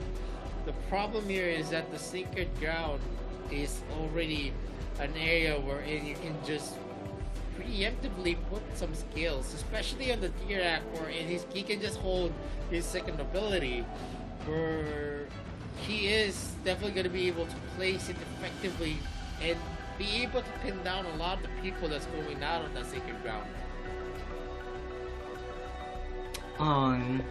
But the Rui pick again, you mentioned earlier that the Rui pick is gonna fall off much even more towards the latter stages of the game. So we're starting to see that actually, especially when the team fight is happening closer towards the base of V Gaming, and especially when one team has the advantage of a Slayer. So I'm wondering how they are gonna be trying to deal with all those damage and sustainability as well from one team, because they're starting to struggle, honestly. The only thing that's allowing them to extend this game right now is the portals of the Rui, allowing them to disengage and transfer towards another lane. But if they have no lanes anymore to go, what do they do? Yeah, there's not much that they can actually do. In terms of sieges, it is going to be difficult with the Dirac. In terms of defensive capabilities as well, it is also difficult with the Dirac and also the Zippin. So they're just going to be able to roll in and go for an offensive, or they can actually go out. And before we actually go back into the game, we're just gonna go for a very, very short break. This is AIC 2022. My name is Visorio. With me is Young Gaming. We'll be right back. Welcome to our video introducing the Dual Arcana System. Arcana System is a pre-battle strategic system independent from the enchantment system. It allows you to increase heroes' attributes throughout the battle. The system will be unlocked after the player reaches level 7, and the slots within the Arcana list will also unlock one by one as the player's level increases. You will need to use Arcana Fragments, or gold, for the purchase and upgrade of Arcana. It can also be acquired through other sources, such as completing achievements. Before the start of a game, player will select the Arcana system in the preparation slot to create an Arcana combination best suited for their hero. The appropriate combination of Arcana can give players a clear advantage when the battle has begun. Arcana is split into 3 categories based on its functionality. Red Arcana focuses on increasing the hero's ability to attack. Purple Arcana focuses on increasing the hero's ability to self-recover. And Blue Arcana focuses on increasing the hero's defensive abilities. Arcana of each color is further split into 8 categories based on their bonuses: attack, life, defense, function, lifesteal, attack speed, critical hit, and pierce. Each independent Arcana has 3 levels. The higher the Arcana level, the more bonus it grants the hero. On the Arcana page, players can freely pick as they wish to create the combination from red, purple, and blue Arcana. Players can create their Arcana combination on the Arcana page based on the role of their hero and their own playstyle. After choosing your Arcana, you can click the top right of the Arcana page to rename and save your combination. In addition, the system has recommended combinations based on roles and playstyles for the player to select directly and use. Depending on the different combinations in a match, Arcana will enhance a hero's performance in different ways. Even if the player uses the most advanced Arcana for their combination, the bonus provided for the hero will not greatly affect the balance of the game. Then, how will the Arcana system help players? During the early stages of the match, the basic attributes of heroes are quite low. Even if the Arcana did not offer much bonus, it could bring about a considerable and substantial difference. Such a change will help the player decide their early game strategy and playstyle while adding more variables to the battlefield. Arcana combinations are not absolute. According to one's understanding of the hero and their playstyle, players will all have different combinations.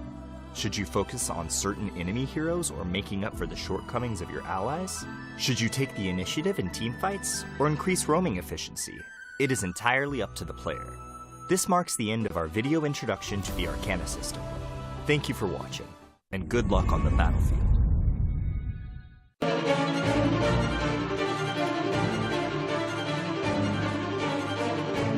私が行った方が手っ取り早いのに本当バカ。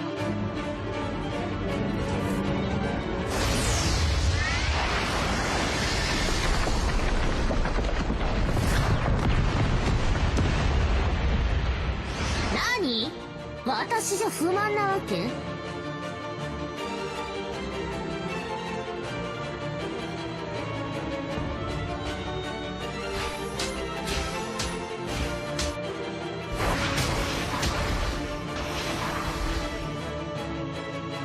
ほら、最初から私が行けばよかったじゃない。次はあんたの番よ。全部私が片付けるから。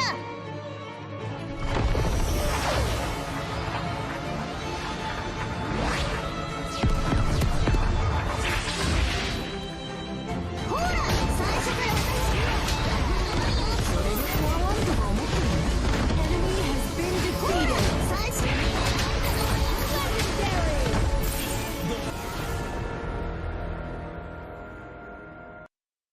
Class Introduction. Welcome to the class introduction of Arena of Valor. In Arena of Valor, the two sides will confront each other in teams of 5, and the heroes are the avatars of the players on the battlefield. Your knowledge of your hero and class is the first step towards victory. For your convenience, heroes are divided into 6 classes in the legendary duel: Tank, Warrior, Mage, Assassin, Marksman, and Support. Due to the unique abilities of some heroes, they will have multiple classes. Players can clearly see the characteristics of the 6 classes in the hero interface.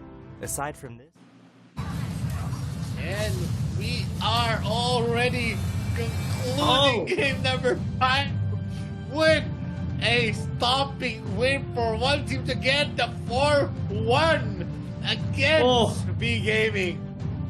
Wow, that was an incredible performance there by one team. They definitely have proven themselves that they are the ones deserving to be waiting at the very top, at the very end of this tournament. The grand finalist now, one team after winning a dominating 4-1 series against V Gaming. V Gaming had them at the last match, but this time they had a much more solid execution, much more smooth gameplay, and all they needed was that fight in the bot lane to get this win. And we saw V Gaming trying to come back in this game through those split pushes and through those miraculous escapes, but overall, one team definitely has proven that they are well deserving of this victory.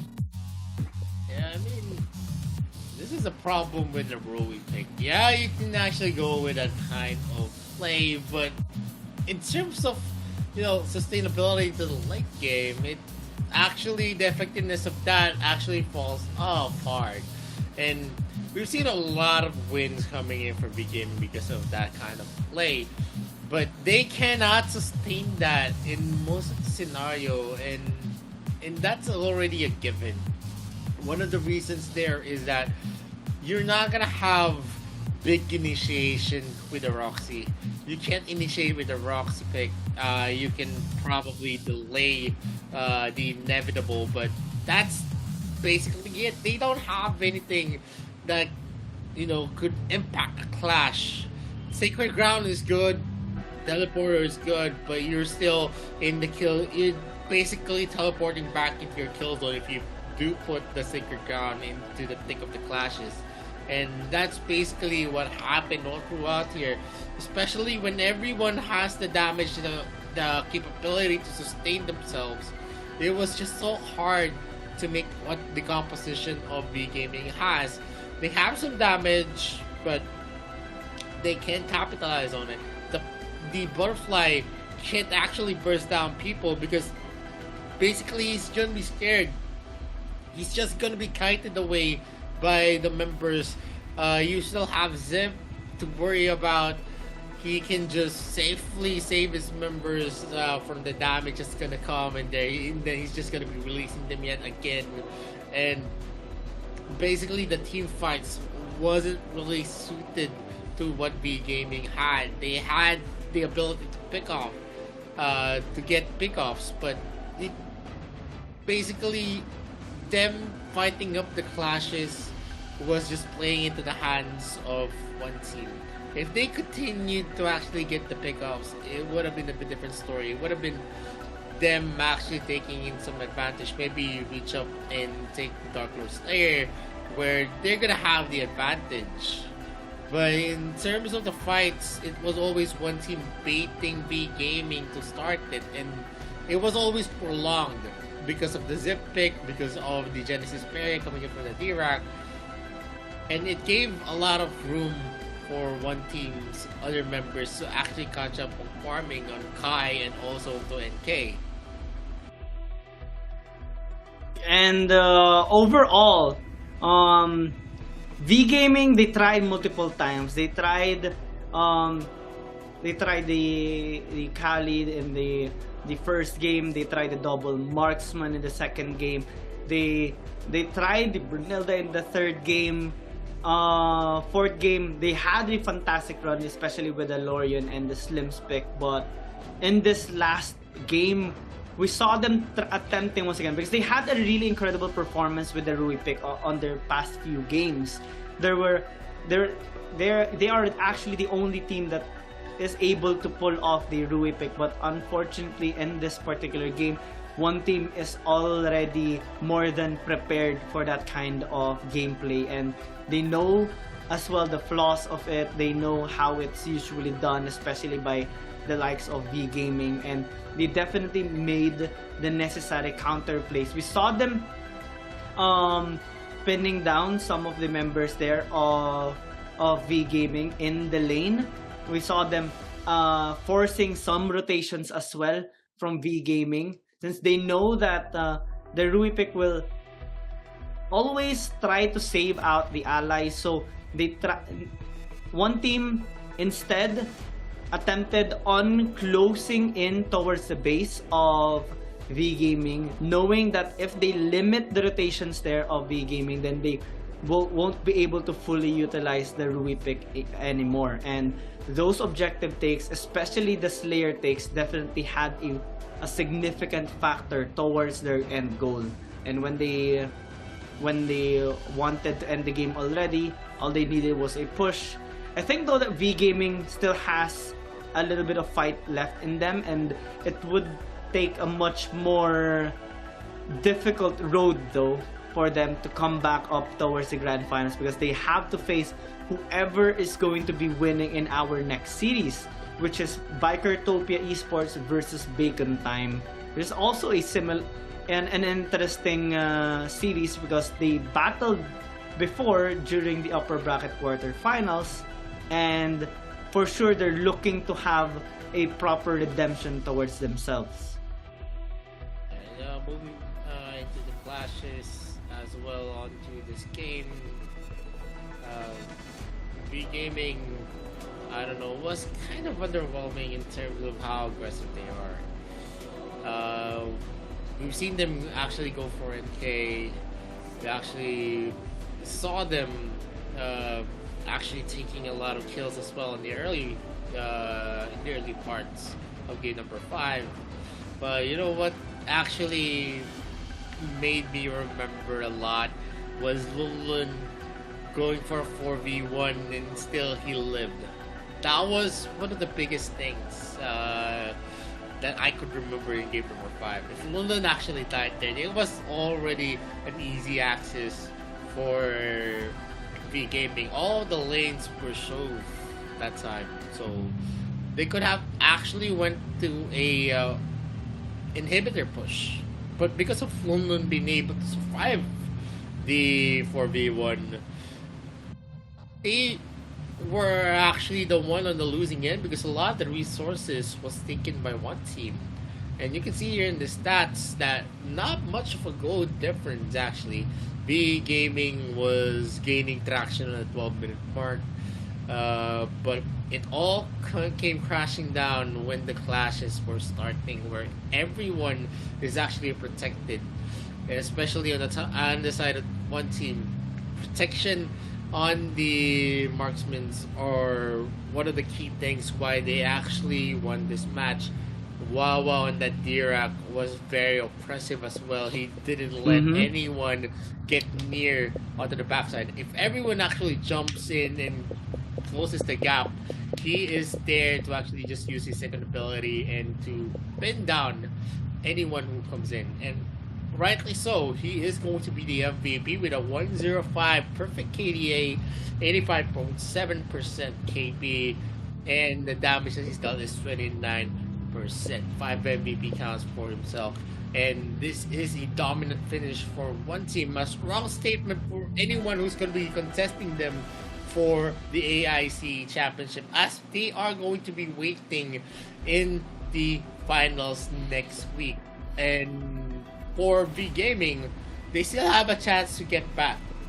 Whoever wins the series between Bikertopia and It's Bacon Time definitely is the one who is going to be facing them for the chance to win the AIC championship. And moving forward, we're going to see Bikertopia. Maybe they're going to have a 4-0, but maybe Bacon Time is going to have a better composition, a better drafting, and better rotation. But before we witness the second series of the day, we are going for a break. And my name is Vittorio, this is Kiyang. We'll be right back after this short break. Has reached the pinnacle of painting as a teenager. But when inspiration dries up, causing the talented young man to fall into infinite anxiety, his master sends him on a journey to find inspiration, taking with him the Rivers and Mountains Dream Scroll and Sword of Inspiration in his path to find materials. The young man's search for a breakthrough is fraught with crisis, but this is no obstacle for the battle-savvy Yan, who will hold the brush of the Sword of Inspiration in his hand and repel the enemies that stand in his way as he paints everything in his path.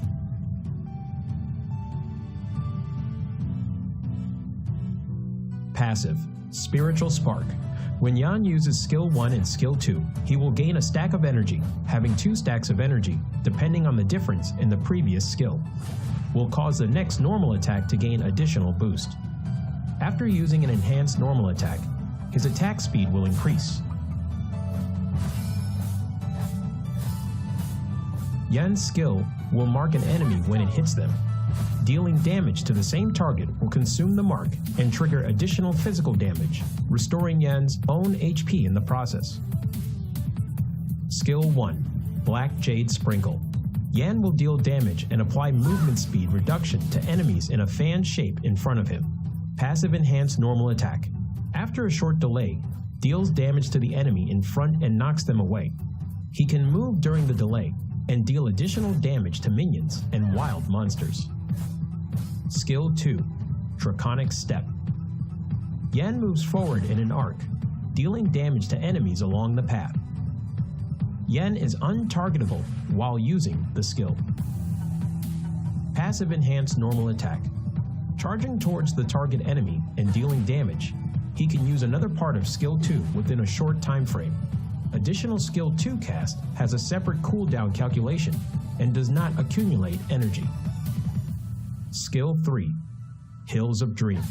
Yan releases his seal, entering enhanced status and dealing damage to surrounding enemies, receiving a massive physical penetration, and can use the second part of the ultimate skill. He gains super armor and reduces damage taken during the cast.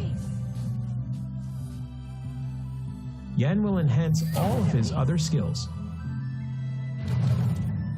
The second part of Ultimate. Yan charges forward and deals massive damage and knocks away enemies in a massive range forward. Enhanced Skill 1. Deal 2 instances of damage to the enemy. Enhanced Skill 2. Deals even higher damage. Yan's ultimate skill buff will increase with every upgrade. When ultimate is upgraded to level 1, the skill damage of skill 1 and 2 increases by 50%, and the number of times the mark can be triggered also increases. When ultimate is upgraded to level 2, passive enhanced normal attack hitting enemies will extend the enhanced status duration and can be used multiple times when under the buff from the second part of Yan's ultimate. They aren't affected by cooldown reduction. When ultimate is upgraded to level 3, passive enhanced normal attack will return 1 stack of energy.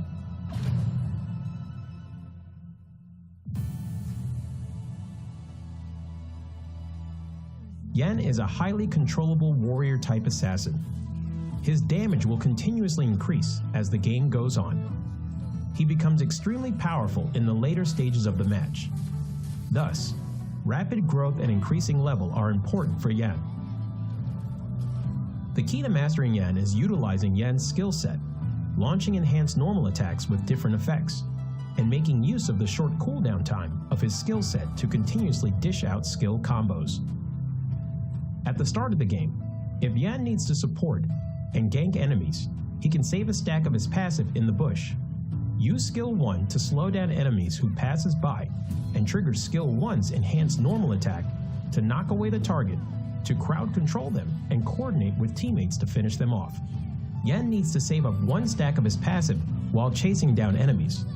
He needs to make use of skill 2 to get close to the enemy first, then uses enhanced normal attack's additional reset of skill 2 to continue pursuing. Once the gap is closed, use skill 3, skill 1, enhanced normal attack, skill 3's second part to finish up. In team fights later in the match, make use of the buff effect from the ultimate to bring forth a good haul. Yan needs to attack from the flank. Use skill 2 first to close in on the back row, followed by skill 3, normal attack, skill 1, normal attack, the second part of skill 3, skill 2, skill 1 to finish them off. When there are multiple tank-type heroes in the enemy composition, due to Yan's lack of high damage before using his ultimate, he needs to watch his timing when he enters the battle. Make use of the physical penetration from the ultimate, as the bonus can deal quite substantial damage even against tank-type heroes. Due to marks being able to be triggered multiple times, while in enhanced status, coordinating with skill 2's movement and skill 1's damage, you can potentially take down tanks. Yan's passive HP Restore allows him to have decent survivability. Watch your timing on using skill 2's untargetable effect to dodge enemy damage. Yan needs to improvise in battle and requires careful observation of the situation on the battlefield to choose the right skill to cast.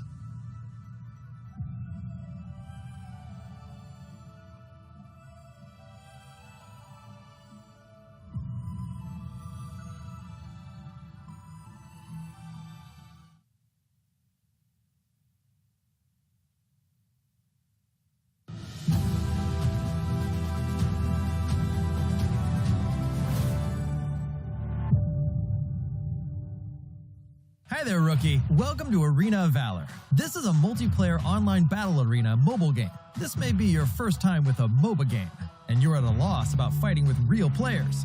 Fear not. You have Arthur, a trustworthy pal to help you around. He will lead you into this legendary battle and show you the exhilaration of this game. See that crystal over there? Smash it with your divine blade and victory is all yours. Pretty simple, eh? But what about before that? Patience, pal. One step at a time. First, you have to destroy every defense tower in this lane. Of course, your enemies will not let you. They will do anything to stop you. So, do not rush to the tower. Wait! Get back! No! God! Please, no! Well, at least it won't get any worse. You have been defeated. Never mind, pal. We cannot run back time, but you will fully respawn as the countdown ends. See? Dying is no big deal in this game. Don't chicken out. Just go for it like a warrior. I see you have realized that you're not even qualified to fight against your opponents. Hurry up! Grab your divine blade. Embark on the journey of getting stronger. There is only one thing you need to keep in mind if you want to become stronger. That is, to get richer. You can buy all these dazzling items with the money you earn to improve your combat capability. Creeps on each lane. Monsters in the fields. Even your enemies are all resources of your economy. The process of killing these targets and improving your abilities is called farming in Arena of Valor. Also, remember that you are not fighting on your own. There are 4 partners standing beside you. You will be a tough tank after you are fully farmed. Charge, hero! Charge! Your teammates will support you without reserve. Let your enemies fight back as all they want, but all in vain. You are no longer the rookie you used to be. Consolidate at every step. Break down every defense tower in sight. The glory of victory will eventually shine upon you. Woohoo! But if you keep dying all the time, your side will progressively lose ground. In the end, Your base is destroyed by the enemies. Are you really prepared for the...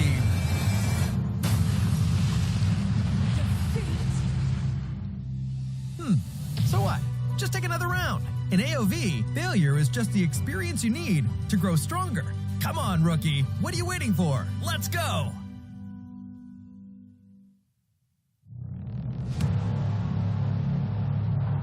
I fight for what I stand for, what I stand for. You testing me, then I go Rambo, Rambo. Hey, I tasted glory, tasted pain. I know what it takes to play. Got the kingdom on my back. I came long ways to engrave my name. Found my pride at the borderline. I will never back down till my dues are fortified. Hit him and get a little cautious.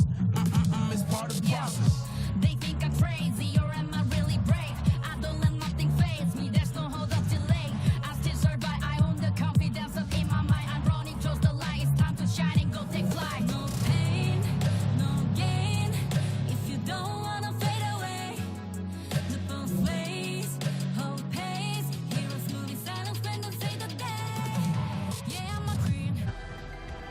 Welcome back to the Arena of Valor International Championships 2022. My name is Vittorio. With me is Kian Gaming. We're now down to the second series of the day. It's going to be Bikertopia facing off. It's Bacon time. And this is a best of 7 series, lower bracket. So whoever loses this is actually going to be out of the tournament. And everyone wants to have the biggest chunk in the prize pool, the biggest honor. Here in the Arena of Valor International Championships. And whoever is going to be winning in the series will be the ones to battle V Gaming in the lower bracket final as well. So this is going to be huge. They battled already during the upper bracket quarterfinals, wherein Bikertopia won a dominating 3-0 against Bacon Time. But things can change, teams can improve, and results can be different as well, as this time it's not going to be a best of 5 but a best of 7. So a lot of things has to be considered. One of the things though is that during their match in the upper bracket quarterfinals, Bikertopia actually had a wonderful performance, pulling off stuff like the Raz in the mid, Yorn marksman as well, and also the Taara as a support that was actually one of the most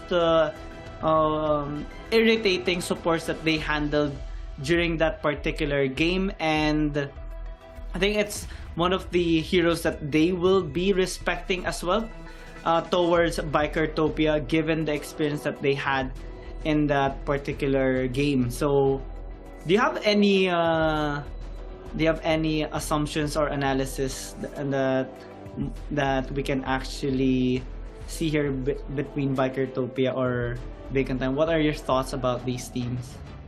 Well, Bikertopia has been a very, very aggressive team. In comparison, Bacon Time actually starts slow. So if Bacon Time can actually change their playstyle to actually match Bikertopia, then they could definitely make Bikertopia run for their money. Just because of the gameplay that we've seen them actually play it out against KFC Talon, but it is still a fact of the matter that Bacon Time lost a 3-0 against Bikertopia because they couldn't handle how aggressive Bikertopia is. If they still don't have an answer to Bikertopia, this could very well be another series under the bag of Bikertopia. The RPL champions are definitely going to look different here on this best of 7 series. They proved themselves in their local home ground. They are the RPL champions, and they did it and reaffirmed the strength of its Bacon Time against KFC Talon. Now it's time to make a statement here against Bikertopia. Because so far in the international scene, we don't see a lot of success for its Bacon Time unless its Bacon Time is actually match out against their local teams as well. So moving forward here in the AIC, if they want to prove a point, they need to make a dominating statement against Bikertopia moving on to this best of 7 series. So let's hope that its Bacon Time actually prepared in advance against BRO. Yeah, it's a tough time for sure, and Bacon Time has a lot to show, especially against Bikertopia, given their past experience. And I'm already looking forward to what adaptations they might actually have to show here against Bikertopia, because they like what you said, they have proven themselves during their match against Talon Esports. Although it was a struggling early start of the series, they suffered 2 defeats in their games before having a dominating 4 consecutive wins against KFC Talon. But maybe in this time, since you also have mentioned that Bacon Time likes to play things slow, and also I want to add out that most of the time they pick out these stable lineups wherein they prefer to have a grasp on the meta picks and also have the usual lineups come into play.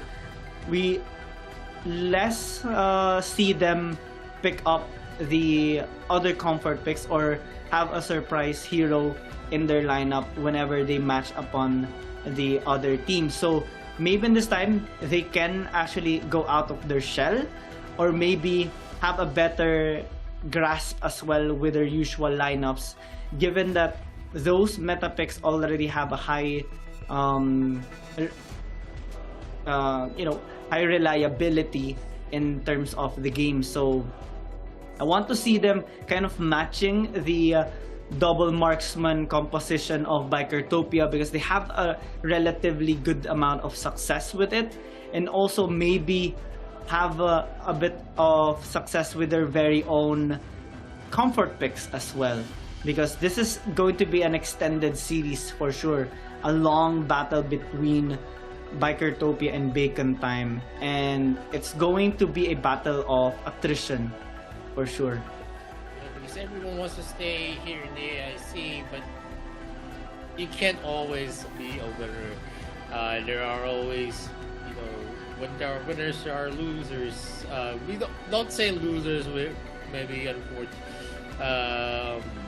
In terms of what they can show us, I feel like a lot of the teams that fell off in the early parts of the AIC has something, but in terms of circumstances, you always need to play your cards right if you really want to stay. It's not just about luck, it's not about just skills, it's also about how you go for the drafting compositions. And we saw that in the last series.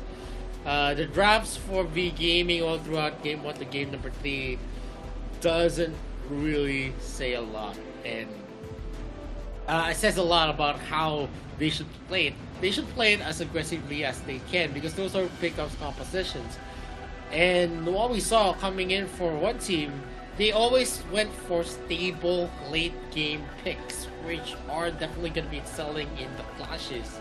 And definitely, if that's the kind of composition, the compositions that are going to be played out in the series, where they're going to be playing the strengths of that composition, whether it's a pickup composition, if it's a macro composition, or it's a split push type of composition, we'll see whoever is going to be able to take their winning conditions to the maximum efficiency.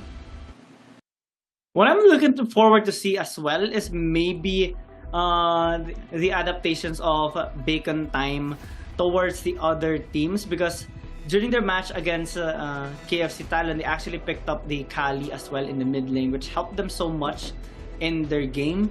Yui as well has been one of the new picks here of its Bacon Time during their match against Talon Esports, which is kind of different compared to their performance during their series against Bikertopia, because we have commented there before that they usually just go in with the typical standard lineups, and they kind of fall through and kind of fail to answer the aggression of Bikertopia, because they are really aggressive. They always make the invades happen at the very start of the match, and they make sure to to bully out at least one lane. Sometimes it's the Dark Slayer lane, sometimes it's the Abyssal Dragon lane. They invest additional two or maybe one hero to rotate across the map and try to help out those dual laners so that they can get an edge. Maybe take a tower and transition it onto an Abyssal Dragon, and they start their momentum from there. So if Bacon Time can actually prevent that from happening, or maybe if they can be the ones to actually make those aggressive plays, then it's going to shock Bikertopia for sure, because Bikertopia is a team that mostly gets the early game, but if they can't actually get their momentum from the early game, they are going to struggle in their mid to late game. So that's one of the kryptonites, I guess, on Bikertopia. Bacon Time has been very, very solid in terms of how the draft. I don't see a lot of the draft being wasted on two. There was just some nonsensical drafts coming from KFC Talon way back on their series, and that's one of the biggest factors why it's Bacon Time is actually winning, because they have brilliant drafts for themselves, and if they can play that out, maybe have the confidence to be aggressive, to be someone that can actually dictate the game.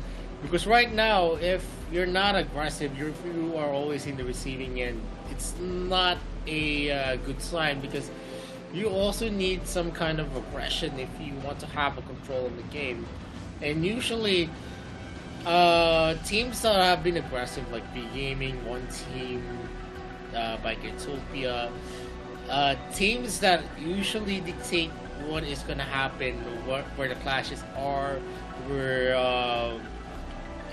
whether they're going to be taking the Dark Slayer, and then you're going to be able to trade the objectives as well.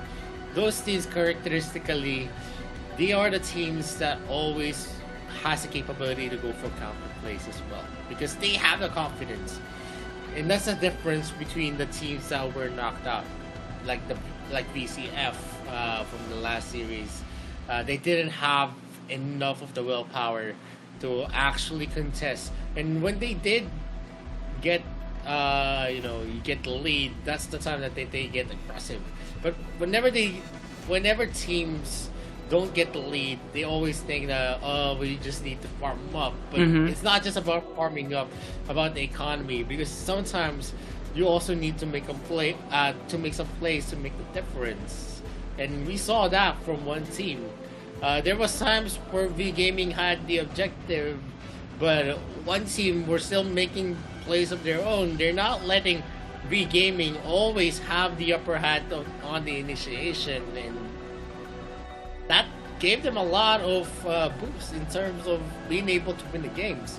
Because one mistake here in AOV is definitely a mistake that you're going to be punished for. Yeah, even just one pick off can actually lead to a game-ending push. That's how crucial things can be. One pick off can transition into a Dark Lord Slayer take, and one Dark Slayer take can lead to a game end. Sometimes just one pick off can lead to a game-ending push as well. So it really implies how big of a responsibility it is for not only the team but individual players as well, being able to do what they need to do in the laning phase, and also when they attempt these kinds of rotations, because especially for Bikertopia, it takes a lot of confidence and familiarity as well for each member on their approach when they want to be aggressive in the early game, because it's always risky, because not only are you attempting to get a kill or maybe an objective for yourself in the early game away from the enemy team, but also you are risking a possible first blood, which can enable the momentum for the enemy team. And given the high amount of success rate for Bikertopia, it comes to show how well they know each other and how well they know their enemy teams are as well, given how well they have performed against the other strong teams. So it's going to be interesting right now, given that it's going to be another series for Bikertopia and Bacon Time. So they have, well, both of them have to really switch things up a bit and be more unpredictable. Again, for Bikertopia, it's the same lineup: T1, Zirui, Shin, T-Lin, and Pika. And for Bacon Time, we can actually safely assume it's going to be the same roster as well, which has been consistent all throughout the tournament. Tao X, Muwan, Kim Sensei, Almond P, and Marky. Yup, it's Bacon Time, and they're looking serious here for both teams. They know this is a do or die series. No second chances is actually going to happen. This is the last chance. Last chance. So definitely, performance is to be expected from both teams. There is a shorter win time for Bikertopia. That shows how much of an aggressive team they are. So anytime that they actually have the upper hand, they're not gonna prolong it, and they're gonna finish it as cleanly as they could. We see a lot of the percentages, 18-minute win percentage still onto Bikertopia, even as a very aggressive team. And 13 to 18-minute win percentage is 70% for its Bacon Time. So that's also big for them. But mostly, whenever we reach the later parts of the game, they actually fall off in effectivity. So that's something they also need to look out for. In terms of the 5 minutes and 13-minute mark, though, they are the same with Bikertopia. Team matchups, we also have the statistics here. First blood rate 80% onto whenever Bikertopia is in the game, they actually always takes the first kill. And looking at the win rate with first blood, 81.3%. They are fifth because it's Bacon Time is able to actually up that with an 85.7% win rate whenever they get the first blood. But it doesn't matter because they don't get the first blood that often, 36.8%. So if we're gonna base that on macro statistics, Bikertopia is still gonna have the upper hand against its Bacon Time. They're like KDA, the A. 1.28, 1.36 onto Bacon Time, and basically these stats say a lot. But a lot of the wins are always on. A lot of the games are always won by Bikertopia. While it's Bacon Time, they have prolonged series. That's why they have that kind of statistics. But let's see if it's still going to be the same. PRO has the experience that they've beaten its Bacon Time before in the sweep. It could always be the same in this series again, and its Bacon Time knows it. They need to surprise Bikertopia if they want to make a difference in this series. Yeah, we can make all the analysis that we want, but it's up to the players and the teams as well in how they are going to execute this game. It's either of the two. It can be an extended series. It can be a one-sided stomp, and we have seen a one-sided stomp already made by Bikertopia against Bacon Time. The key player introduction, well, Zirui has a relatively good performance in the marksman department with Hayate, Vile, and the Kafeni as his highlight heroes here. A relatively impressive MVP count of 6 and a KDA of 4.3. I'm wondering which one is going to be the key player here on the side of Bacon Time, because every single one of them actually had an impressive feat and an impact in their games. But here in the screen, we are going to be showing Kim Sensei instead in the mid lane with a substantial amount of 5 MVP count here. And if we compare the stats compared to the ones of Bikertopia, well, the KDA is definitely higher on the side of Kim Sensei, but on the other stats, the roll goal difference, damage, and the kill participations, it's actually much higher on the side of Bikertopia, given that yes, they are really aggressive in the early game, and most of the time they close out their games at the 13-minute mark. So Bacon Time has to be really careful in their composition this time and execution, because one of their highest success rates is the ones from mid to late game. So if they are able to stall out the game and keep their inhibitor towers safe, then they have a much higher chance of winning against Bikertopia. And well, Bikertopia is going to be on the blue side, Bacon Time on the red. So first pick priority, Bikertopia. Well, in terms of early and late game, based on statistics, it is Bikertopia who's going to be in the lead. And I don't put much stock into what the statistics say, unless we see a high win rate hero. Because in terms of having high win rate heroes, you see them very, very effective in most of the composition. But we see a lot of heroes that have been used here with low win rates. And it doesn't say a lot. And one of the reasons is that I think compositions play a vital role in this. Like the Roxy losing out in most of the situation because she's only the initiator at that time of composition. And that also affects the winnability of a hero. It's not just about how good the hero is, it's about who you partner that hero with. And we see the first two bans by Bikertopia on an Omen and also an Elsu. Hayate has been banned out as well. Lorian is going to be open. Nakrot as well. We see a lot of the open heroes are still available here in game number 1. Because that's usually how it goes.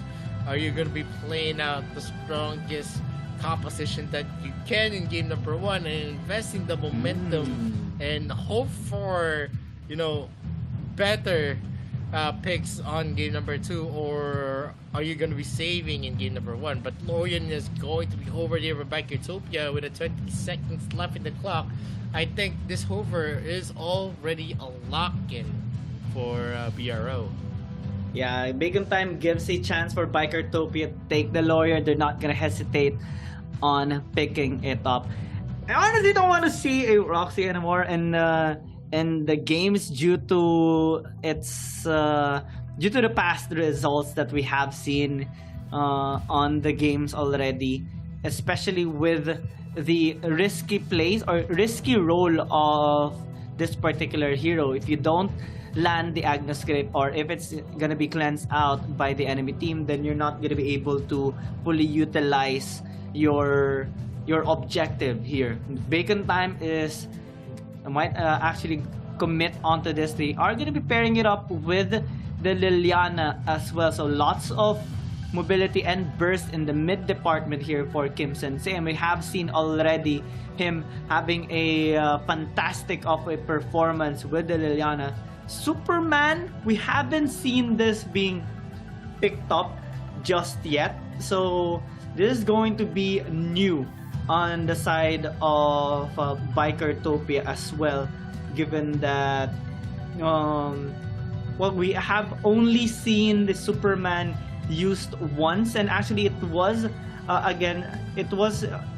for Bikertopia during one of their games in the AIC 2022, and if they pair it up with a Violet, well, the Superman can be flexed in the support or maybe even in the Dark Lord Slayer lane. So this will provide a lot of tankiness plus a substantial amount of crowd control even, which has a lot of synergy with the Lorian pick.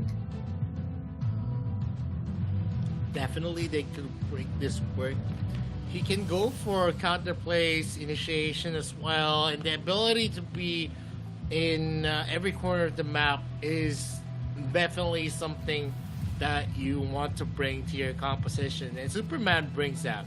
Speeding Bullet, the speed up while on flight mode, being able to actually contribute on zoning out members as well. Re-engagements is also possible with that pick, and there's a lot that the Superman can bring. And with the crowd control already On the side of Biketopia with the Sire Sky, you can put that in combination with the Spinning Bullet, where they're going to be able to re-enter the enemy composition into their own kill zone. There is a lot of damage onto the first 3 picks of its Bacon Time. A Ryoma and also a Liliana. A very scary combination. Stuns that are definitely going to connect. Although these are single target stuns that you're looking at. So maybe Bacon Time wants to be aggressive this time, especially in the early game, provided that they do have the Roxy and the Ryoma, which can actually set up a lot on the small skirmishes part. But I think on 5v5 team fights and objective controls, Biketopia is gonna have the upper hand. Bacon Time removing one of the possible picks here of Biketopia, the Baldum and the Kira, while Biketopia is respecting a lot of the small skirmishes department heroes like the Nakrot, which is very swift across the map and can actually provide a lot of threat in terms of dive. The Elendor gonna be respected as well, given that Bacon Time still hasn't picked up a marksman just yet. So it is one of the options here on the red side team, which is gonna be a good ban as well. But I'm wondering what marksman are they gonna be picking up, since Biketopia already showed their cards with the Violet pick. So Biketopia is switching things up towards the late game scaling, and Bacon Time is gonna be responding with the Kafeni pick. Yeah, that is gonna be a over, and they're gonna be expecting a lot of protection onto their Roxy. It is gonna be difficult though, with a lot of the people on the side of BRO. First 3 picks are actually picks that can go for a gap close. With the Lorian, you have a Superman, and then you add to the mix a Yenna, and then if they finish it off with a Flash as well, all those heroes can definitely disrupt the backline, and it is going to be pretty difficult. And if they add a Varus to the mix as well, which they're still maybe deciding on, then it is a lineup that is very, very scary already. A lot of wombo combos that you're going to be expecting, but the Cricknack has been overed here by Biketopia, which is pretty curious. We haven't seen a lot of successful Cricknack picks. One of the reasons there is that once you go for a drone drop, and if you're not able to actually burst down the hero that you're going to be using the drone drop on, you are actually going to be punished for it. Big risk on the Cricknack, especially that Bacon Time right now is gonna be hovering the Sinestria, which is actually really scary as well, which was used already in the jungle. Sometimes we do see it on the Dark Slayer lane as well, but Bacon Time is gonna be putting it in the jungle to help out Marky on the top lane. So with this kind of composition, it is already concluded. Biketopia is gonna opt to go with a team fighting based composition, as the Superman is on the top, and will have a sizable amount of early game pressure, but they do have late game security as well. Bacon Time has the same as well, but I think this is going to be a much more aggressive early game for them because of the possible setups on the bot lane. One Agnes Grip with the help of Kim Sensei and Almond P is definitely going to result to a kill, and one of the best possible targets is definitely the Violet, since it will take some time before she actually scales up, and early game she is one of the most vulnerable ones. Yep, and we're gonna be starting it up. The only thing that I don't like on Biketopia is going to be the Cricknack pick, but the rest is definitely gonna be a threat. All of the picks of Biketopia is definitely going to be synergizing well, while on the side of its Bacon Time, it's all about how they're going to be able to actually protect the Kafeni, who is going to be dealing the bulk of the damage you're actually gonna see the Liliana play a big part here. If she can actually reach Zerui or any of the backline heroes, it is going to be a disaster for anyone who is going to be landed, because one crowd control can lead to a chain of stuns. You start with Kim Sensei's stun, you'll have the Wailing Blade coming from the Ryoma, then you're going to have the Agnes Script. And once you add the Agnes Grip, everything follows. That's how chain of events can happen here for the side of Bacon Time. What they need to be very careful though is that, well, Biker 2P has a lot of CC chain on their own, and what's scary about this is that Bacon Time does have single target ones.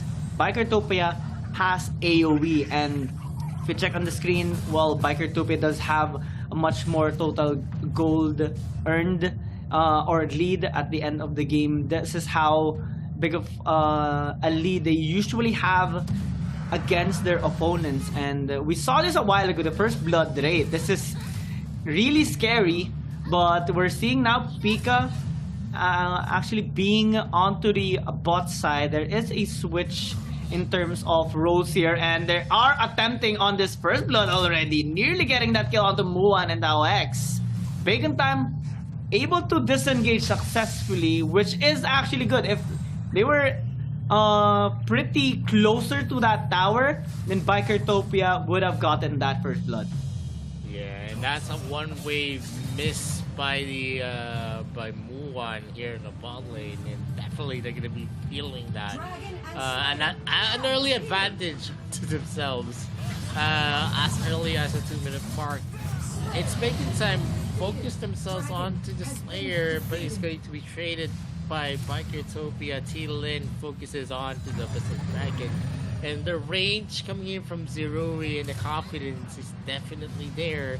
Agnes Grip is already ready for Talks, so it is going to be a key. He can't be that aggressive anymore, and then Agnes Grip might be possible. Fire in the hole is going to be used.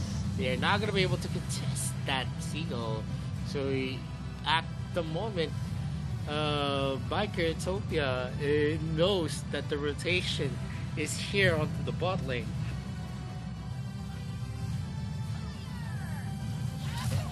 And they are gonna be constantly ganking bot lane with Shin landing that knob. Oh, the speeding bullet will allow Bikertopia to secure that first blood. Pika nearly gets traded out there by Kim Sensei, but he's able to disengage successfully.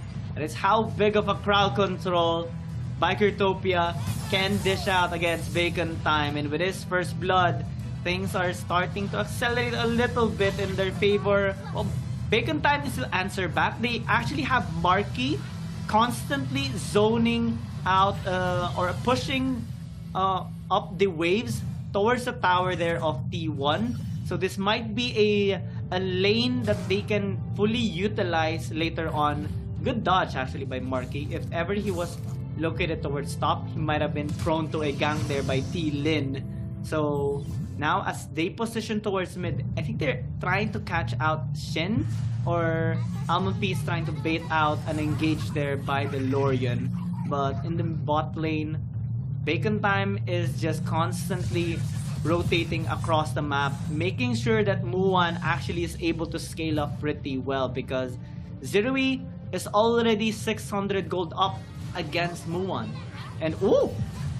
Now Pika trying to catch out Tao X, and they are gonna be landing all those crowd control, and you have no escape. If you get caught by at least one, expect many more CC coming up to you. Yep, Talks is again taken out at that moment, and they're not scared to actually do it. T1 might be caught out here. Marky is gonna have the advantage. They're going in for a hard push, and they're gonna be giving up the turret here onto the top lane. Not much the Yena can do at that moment, but they trade it out here onto the bot lane. A lot of the damage is going to the side of the Abyssal Dragon. Yes, there is some kind of advantage here to the top lane for Marky, but it's not that big. we all know that the sustainable damage coming in from the AD carry is definitely something that you need to be scared of, because Violet on Zero his hand is going to have much more impact in terms of the damage that he's going to bring, not like what Mark can bring into the table. And the Starry Sky is going to be connected. Oh my god! The speeding bullet is going to be used. He's not going to be able to secure it though. And Pika gets taken back. T1 does his best. Oh shit. And it is going to be Shin trying to get that kill. Marky is going to be traded out. Some objectives are going to be taken here by Bikertopia. They lose 2 members, but 1 member is only going to be taken in its second time, but it doesn't matter because they're going to be able to take the mid lane turrets. Turrets over heroes. Turrets don't resurrect back. Yeah, and Bikertopia, I think they kind of hesitated a little bit there, and Pika resulted to overextending in that particular fight. If Shin actually committed on engaging, then maybe they could have closed out much more kills. Right now, they are successful in taking out turrets. 2 turrets already secured from mid and top, and they are also able to secure the bot side a while ago. Now, this opens up the map and a much deeper vision access here for Bikertopia. Pika might actually get caught out there. Luckily, he is able to create some distance away from Tao X. But onto the bot side, that's going to be T1 taking a lot of damage, and Dylan is already dead. T1 trying to flee, but Kim Sensei will just take him down, investing the flicker, but it's not so bad. That's 2 kills in exchange for nothing. And that was an overextension. And one of the reasons why I don't really like the quick knock pick. You don't have anything once you can't burst down the your target. And we've seen this. T-Lin not being able to burst down Alma P turn to an counterplay for its baking time. Kim Sensei just had the time of his life, getting a lot of free looks to himself, the pokes, the Fox form, the Foxtrot, and Bikertopia actually had their lead reduced by 1k. It is still onto their hands though, since they have the capabilities in terms of the clashes, because they have AoE crowd controls on their side, the Speeding Bullet, and also the Star Sky, as long as the cleanse is not going to be ready. If the cleanse is not ready, that's the way to go here for its bacon time. For Pika, he has been looking for the speeding bullet.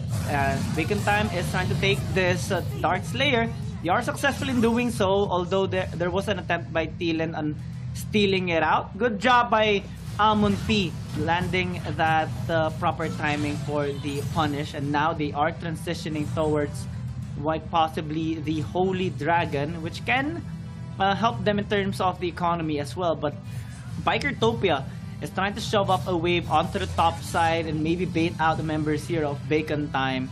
It's going to be crucial here, especially for Pika. He has to be the one to engage here and land a perfect angle on that speeding bullet to aid Shin on landing his very own knock-up.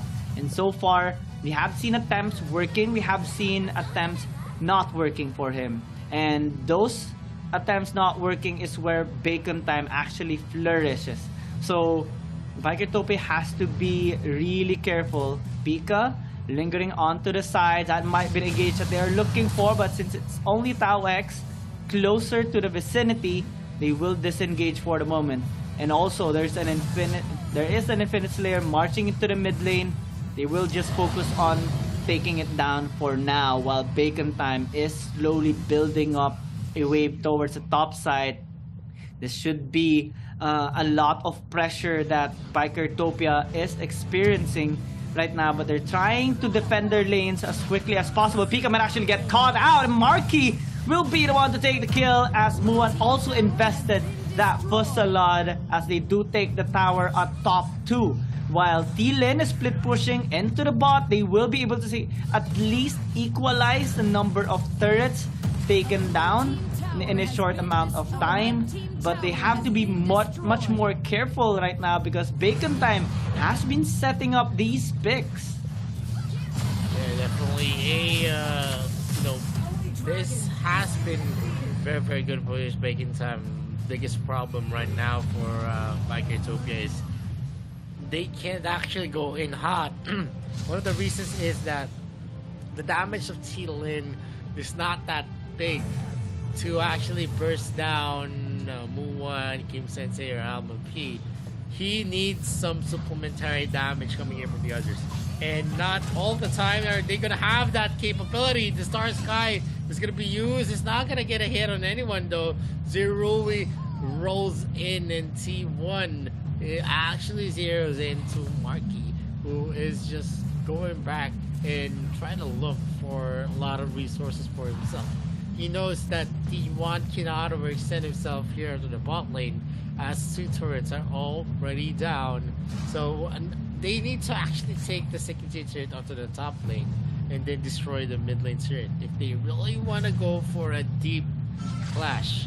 And Taux is going to be entering the bushes. Ooh. He has the opportunity to stay in his grip, but he doesn't. He saves it up to the last moment. Yeah, they want to prioritize this Infinite Slayer that is open for the taking. Top side though, this might be crucial. T1 is taking a lot of that. Pika tries to set up with a speeding bullet and they do take Taux in the process, but while that's happening, 2 members are low and Bacon Time sees it. So they seize the opportunity and will be able to secure this Infinite Slayer. Again, as Bacon Time gets more objectives, this helps them take more structures away from Bikertopia, and all they need to push is mid and bot, and they will have a much clearer vision control here on the top and bottom side jungle of Bikertopia. We're seeing Pika though trying to close the distance here onto Kim Sensei, although it's gonna be a little bit hard to do so against a Liliana, but we do see him at least zoning out Kim Sensei in the process because they do want to set up a death brush here towards the bot side river. I think though it's going to be a much more difficult situation for Bikertopia given that Bacon Time actually is spreading across the map. They prefer to drag Bikertopia onto the side lanes and force them to be divided, and if Bikertopia is going to be divided and separated, it's not going to be the best possible case for them.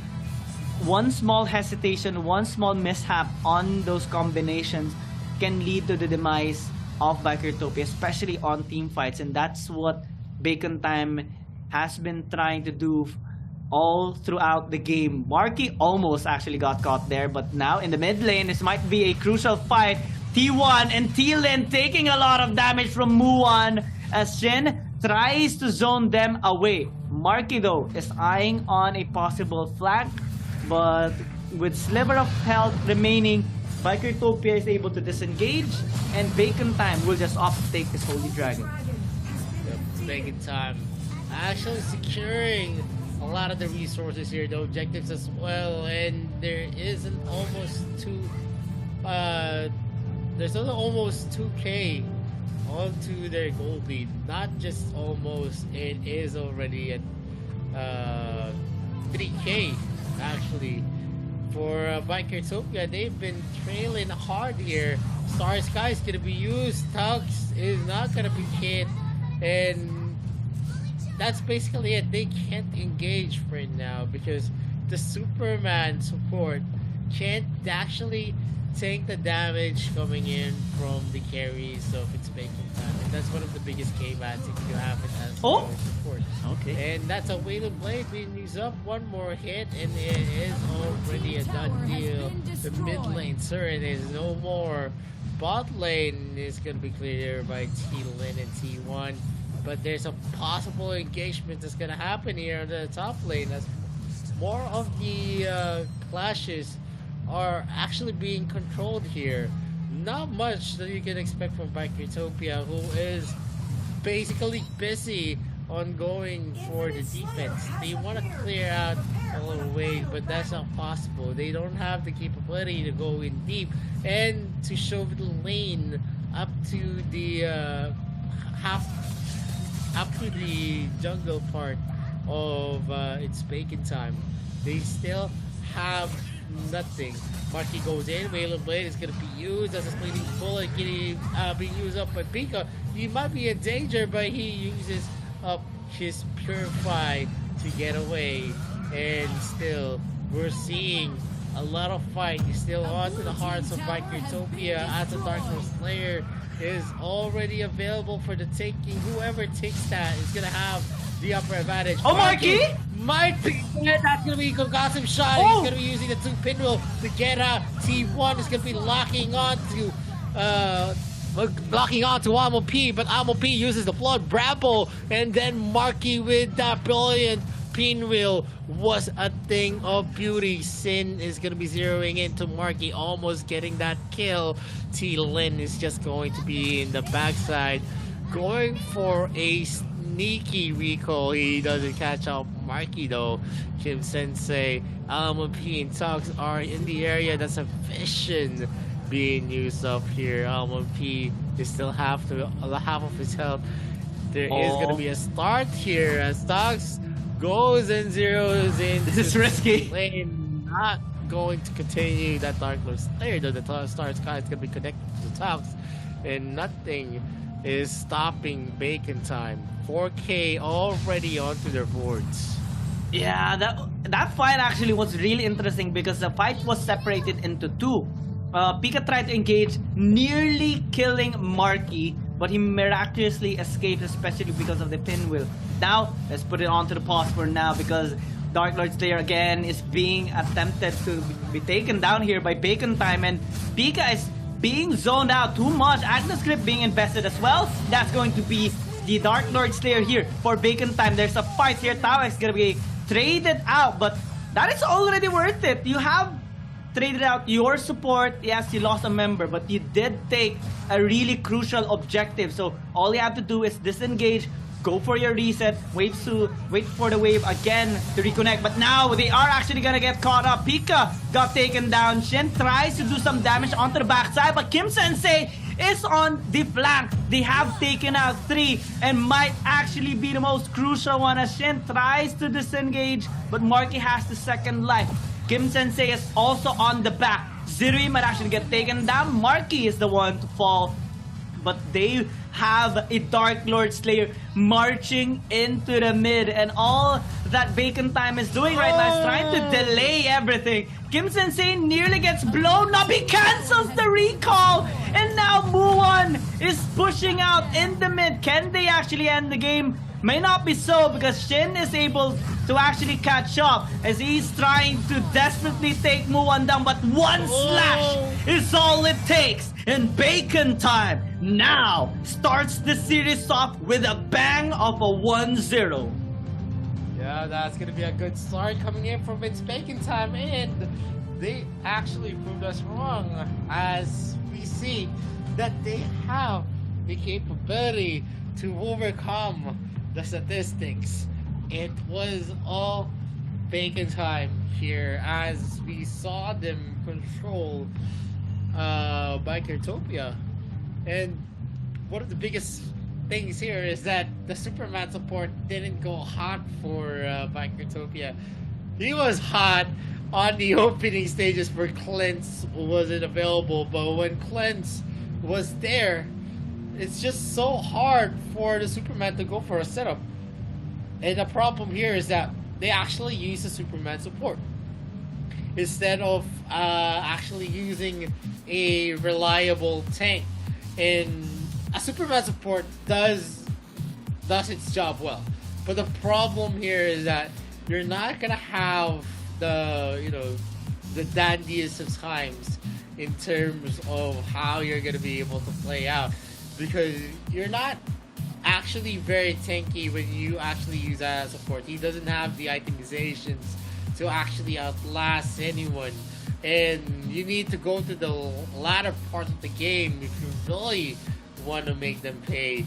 And that was also a lot of mistakes on the side of Bikertopia when they actually dueled there. And T-Lin using the quick knack actually proved the fact that that hero isn't really, the best pick there. The brightest of picks that you would want for your team, because after everything, the problem here is that you don't have after you go in, you don't get that kill that you want, that burst down. You're just gonna be a living liability, and the Cricknack was basically that. Once he doesn't get and secure a kill, he doesn't contribute to the table, because once a drone drop actually is used, most of the time you're gonna be taken out, even with the protection, unless probably if there's going to be a Tain or a Baldum to aid you in the advance. And at that moment, it wasn't a Tain or Baldum, it was a Superman who gets taken out at the opening stages of the clashes, because it's so hard to tank the damage coming in from the Liliana. You're gonna take some damage from the Kafeni, you're gonna take some damage from the Ryoma, and then from the Sinistrea. So there's also a slowing effect for Roxy, who was actually sporting a Frosty's Revenge. So basically they countered that Superman pick very, very hard. I still think that the Superman Dark Slayer lane would have worked better instead. It would have been better for sure. Yeah, because if you don't CS, you have lesser item. You couldn't really buy much items. If you have lesser items, so you're not as tanky as you want it to be. And we saw it multiple times. Whenever, even if Pika just gets poked out a little bit, he takes a lot of damage, and it forces him to actually be on the defensive side. And normally you wouldn't want the Superman to actually be hesitating on engaging, and it comes to show how complicated things happen for Bikertopia with this kind of draft that they opted to have.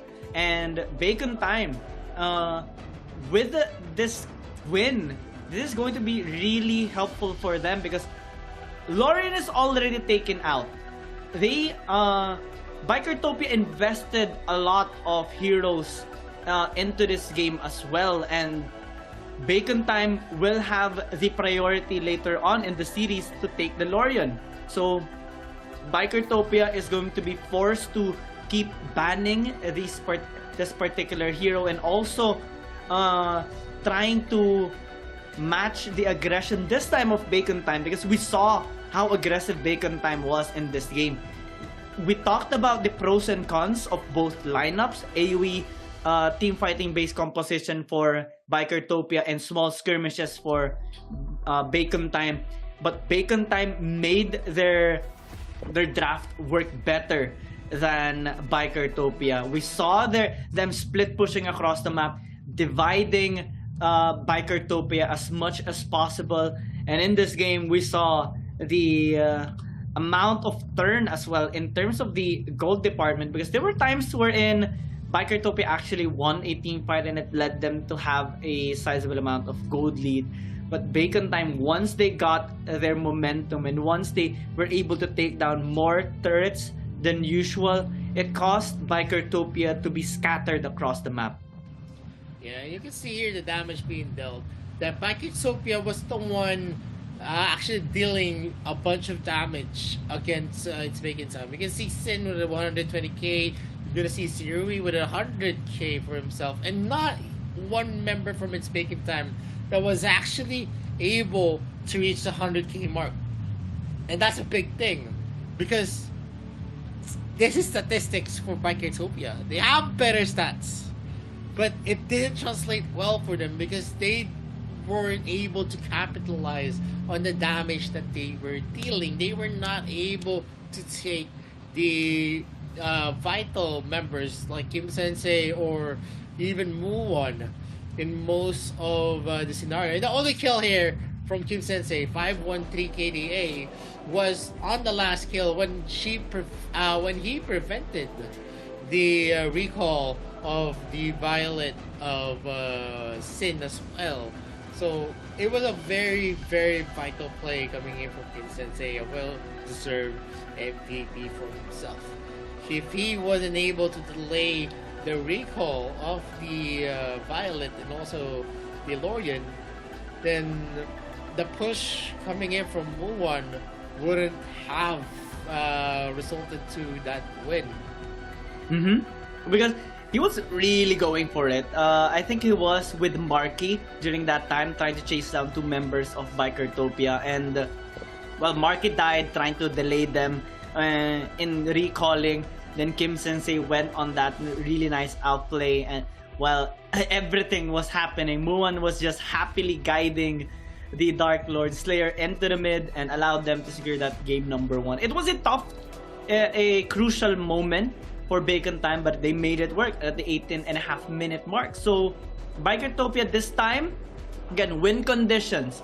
Bacon Time really flourishes into the mid to late game, and they managed to reach the mid to late game in this particular match. So Bikertopia, if they want to take down Bacon Time, they have to be much more aggressive than the first game. They invested some into the late game scaling parts like Zeroes, Violet, and well, since Lorian is gonna be able to have an impact all throughout the game, but Bacon Time has more of a control in that particular map, especially with the amount of split push that they made during the game. So Bikertopia, if they want to prevent that from happening, they should be on the aggressive side. Maybe invest more on the early game heroes, maybe have a much more dominating pick potential lineup as well, and try to shut down Muwan and Marky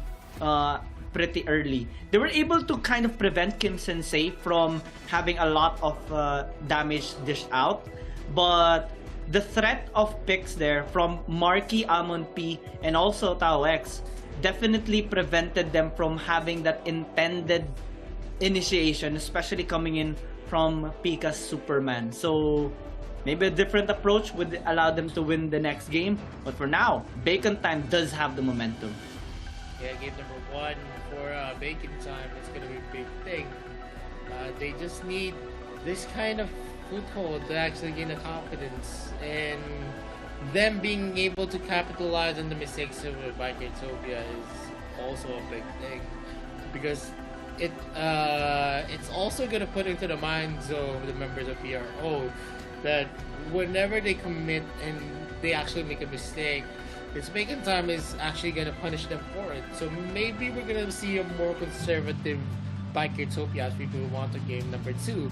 And game number 2 is gonna be starting. We're gonna see here on game number 1 that a lot of the heroes that have been effective has been picked up here. 3 picks that are definitely meta picks for AIC in Violet and then Lorian. But on the side of its Bacon Time, they picked up the Rioma, a Liliana, and a Kafeni. You don't see much of Sinistrea. And Roxy, I think, is arguably still not, you know, more of a situational hero as well.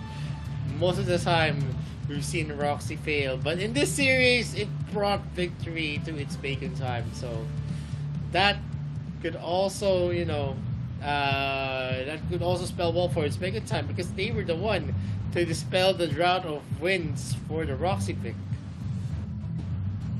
And those kinds of plays, actually, them being able to make this Roxy pick work, allows them to have more options as well coming into game number 2. And now as they transition towards the blue side, they would have the first pick priority.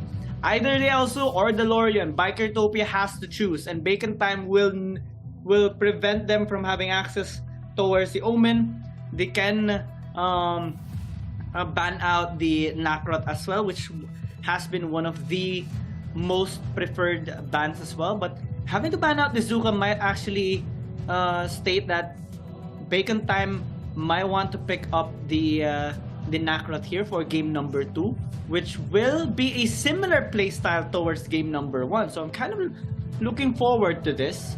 Bikertopia, what do they remove? Do they take out the Lorian? Do they take out the Elsu? Do they try to take down the Nakrot in this second ban? Things are gonna be more crucial. They take out the Nakrot instead, so Lorian available for the taking here for Bacon Time. Yeah, it's Bacon Time can definitely pick up the Lorian because the Nakrot has been banned out as well. This is a natural reaction since Zuka has been banned out by It's Bacon Time. There's just so much of the heroes that could actually be countered by a Zuka pick. And if Nakrot was picked up here by It's Bacon Time, Bikertopia would not have any answer on the Nakrot pick. And a Richter is actually being first picked here by It's Bacon Time to start off their composition. They still have the capability to pick up the Lorian because Bikertopia has already expended that pick. And looking at the pick rate here, 39.1%, 52% win rate, but you can actually see how big of a factor Richter can bring into the clashes because he's able to actually reach the back line and be able to actually add some crowd control for the initiation of his team. Usually you always combine your ganks with a Richter starting in with the Mark of the Hunter. You get some slows or you get some knockups as well on his kit. So definitely Richter is still a top tier pick that you want as a Dark Slayer or as a support. Jan has been picked out here by Bikertopia and they paired it up with a Elsu. If they actually pick up an Iggy as well, it could play into their hands the advantage of having that long range game. Playing to the long range game is definitely gonna be effective if they're able to zone out the members of Bacon Time. But Bacon Time right now is investing a lot on frontline members, Slim as well, which has been one of the matchups or answers towards the Elsu. It can be a good lock-in hero here for Bacon Time, and they haven't picked up the Lorian just yet. Maybe they're gonna be saving it for the latter games, or maybe they are gonna be picking it up in the second pick phase if ever Bikertopia is not gonna ban it in this second banning phase. So this is kind of a mind game that Bacon Time is making right now towards Bikertopia, because they don't ban out the Lorian, it can be picked up by Bacon Time. But if Bacon Time is not really gonna be picking up the Lorian here, then Bikertopia is gonna waste one ban. Yep, and an Arthur being picked up here by Bikertopia. I guess they could actually use this to box out members of It's Bacon Time. Arthur is a very formidable tank in terms of the utilities, the ability to actually soak up damage as well. You can consider this as a warrior version of Tane. And the last time that we've seen them pick this up, they paired it up with an Annette as well. So already a scary prospect if this is the same kind of draft that we've seen.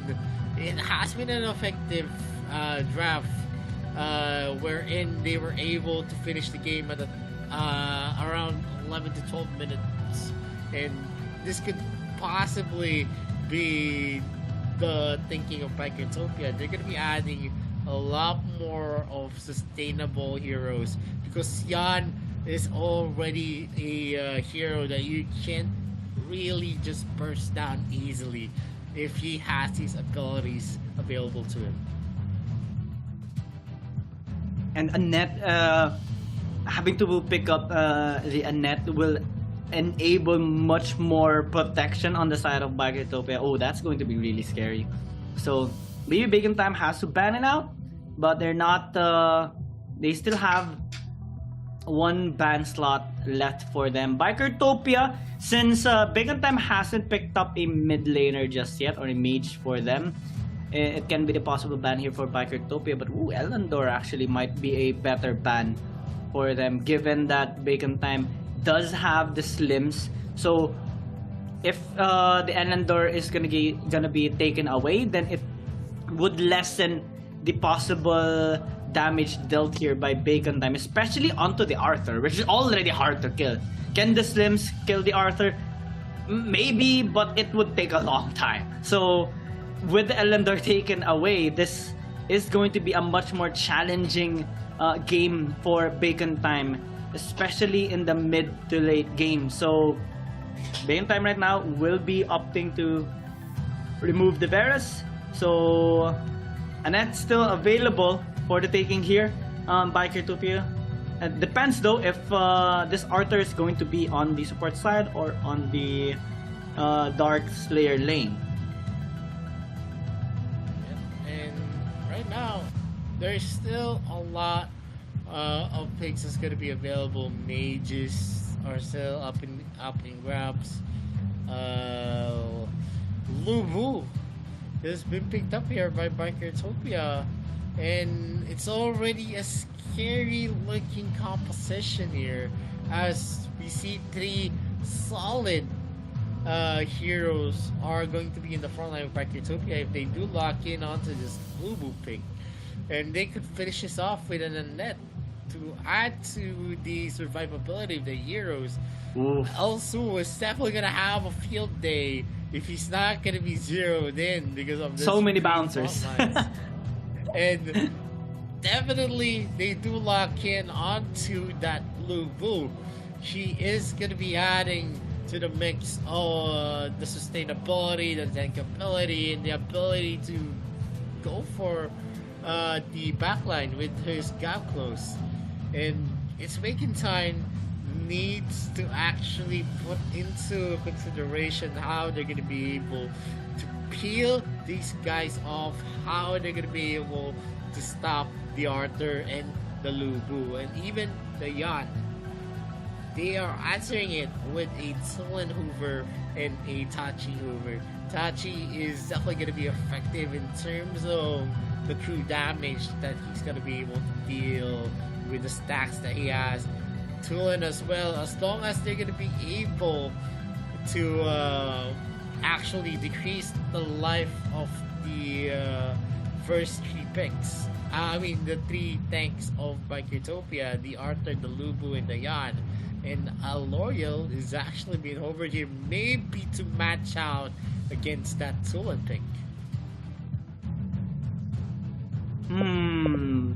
L'Oreal, that's going to be quite interesting. But what I'm more scared about right now is the amount of frontline power that Bikertopia already has, and the amount of protection towards Zero-A later on the Elsu. Bacon Time is gonna be needing to be quite creative in how they are going to be approaching this game, especially against Bikertopia, because, well, they do have slims to try and land those flying spears. They have a relatively good backline access, especially with the Richter and the Tachi, but same goes for Bikertopia. The Lubu, the Arthur, they're not going to be hesitating reaching Kim Sensei and Muon. They're just going to be going straight at them later on, because they do have a lot of sustainability in their composition as well. So early game, I think, might be very crucial for both teams, because, well, Zero is gonna try to land those spokes. Muon is gonna try to initiate with a flying spear. But if we do check out the aggressiveness of both teams, I think Bikertopia will still opt to go with the ganks here towards bot side, given that they do have Tilin on the Lubu.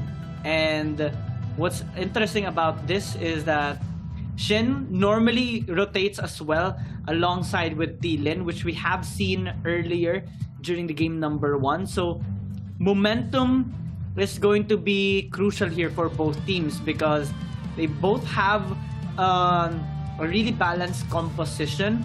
But what's scary about this is that Bikertopia does not change their playstyle despite the composition. They always go with the aggressive approach, and they do have the necessary tools for it as well.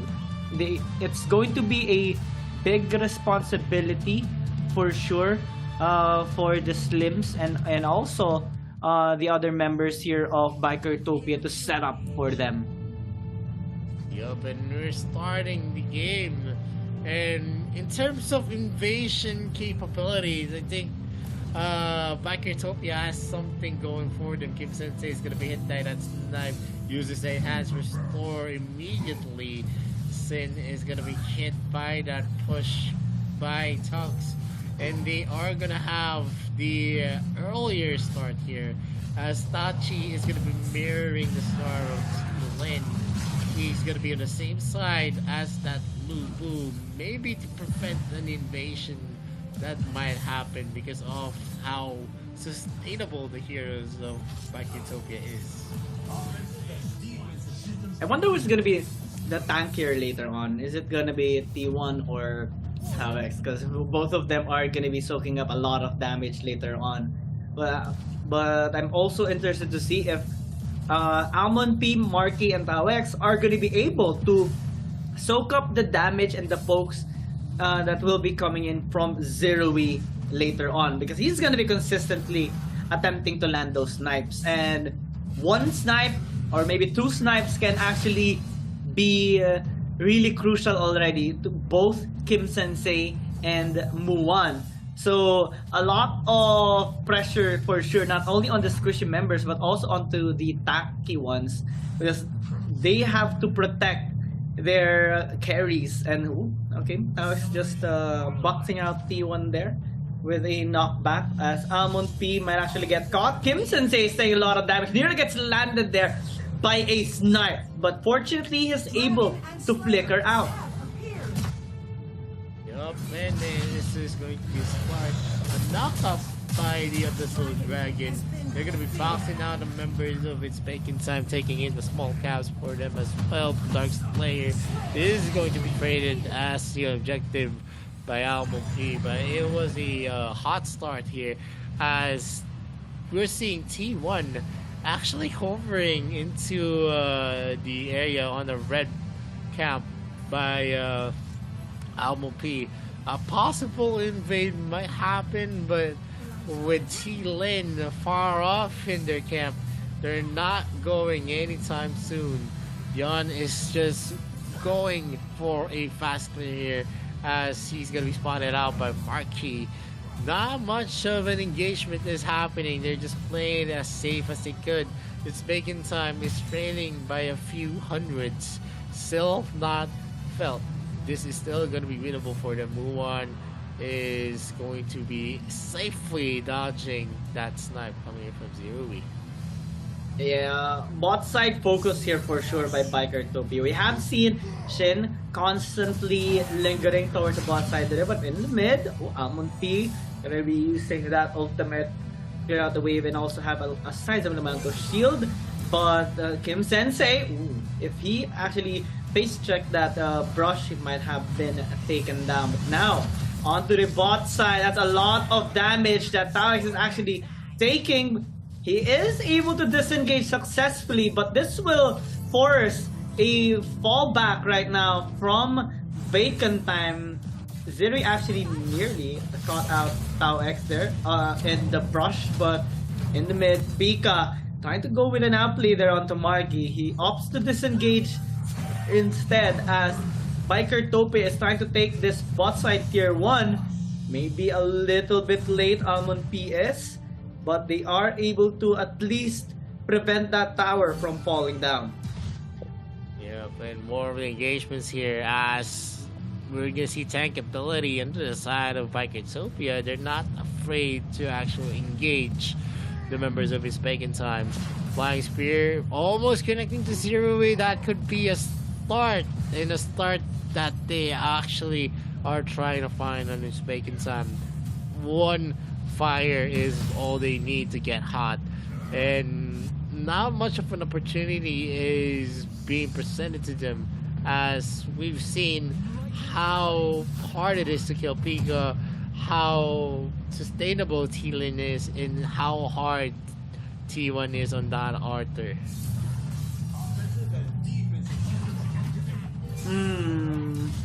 Bot side once again. This has been the pattern here for Bikertopia. Ooh, that was actually nearly got out Zerui there, but oh, the snipes. It's definitely leaving a mark onto the HP bars of Bacon Time, and they might be successful this time in taking this tier 1 tower, as recalls have been forced there onto the members of Bacon Time. So Vessel Dragon now up for the grabs here of Bikertopia. Well, Bacon Time is actually preemptively starting this layer right now, so they will be faster in terms of these objective takes. But onto the top side, we're seeing T1 actually diving, takes a bit of damage there, is able to disengage successfully, but you need to be very careful because Tawag is going to be landing that knockoff. Almond P pops out an ult, but Bikertopia still able to disengage quickly, rotates towards the top. That's how fast they go. And Bacon Time, they should be very, very careful in their lanes, because one miscommunication, or if you don't catch them rotating, they're gonna be surprising you pretty quickly. Yup, and a snipe coming in from Zerui. Deep impact is going to be used, repositioning T1 at this area. Almo P actually joins the fray, just going to go for a clear wave, but he's not going to be able to do it. He's going to be needing to use that cliff breaker to actually finish that off. He's not going to be able to seal out that small gap. Another snipe is going to connect. And suppression coming in from Zerui is substantial.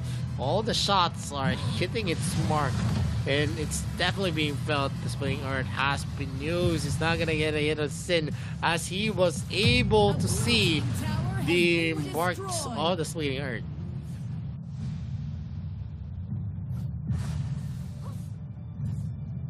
Splitting Earth, that is one of the most crucial skills here for sure in this game, because that's going to be the perfect setup here by Bacon Time later on. If Ty's gonna be able to catch at least 2, then Bacon Time is not going to hesitate diving and funneling all those damage onto a Bikertopia. But so far, we have seen it happening, but in terms of kills, no one is dying just yet. I think this is the longest time that we have seen a game progress without anyone dying. Like, it's already reaching 8 minutes, and both teams have been getting, or at least trying a lot of times already to get a kill. So I want to commend them actually for playing this in a controlled, aggressive play style against each other, while they are able to successfully take down some turrets here, especially for Bikertopia. Well, for Bacon Time, they haven't secured just yet, so they are down 2,000. It's going to be hard for them because of the amount of sustain and tankability T1 does have, which kind of affects how Bacon Time tries to approach a team fight. They need to play this reactively in a way and wait for Bikertopia to make a mistake. But so far, they haven't been making one, and Muon might actually be the one to get caught out. Fortunately, is able to disengage. So now, this buys enough time again for Bikertopia to rotate. They will try to catch out mid instead, but they will be seen. Can they actually commit onto this? They will spawn the Infinite Slayer here in the mid lane to take out yet another turret. Can they actually get 2? They still have a cannon minion marching, which is trying to be taken down here by Marky. But Zerui is opting to land those snipes along the way, while Pika is actually guiding the wave on the bot lane. So this is a 3-lane push being established by Bikertopia on top of this Infinite Slayer marching onto the tier 2 tower, and this might be the engage there that they are looking for. Almond P, Tawex lands that ultimate, but Bikertopia still able to disengage. So they will just transition onto the Holy Dragon, and Bacon Time will be able to stall things out for now. Yep, they are starting it hard here. Bacon Time is now trailing by almost 2K. With Bikertopia having this kind of lead, it is going to be harder even if we reach a late game because they have heroes that are going to be able to outlast the members of its Bacon Time. Album P can do so much at this point. He can actually just rock his passive with the breaker. The problem here is that if he can actually use the capabilities of his teammates, he needs the damage coming in from Kim Sensei, the damage coming in from Muwan as well. So it's not going to be an easy task since a lot of the heroes of Bikertopia is just too tanky.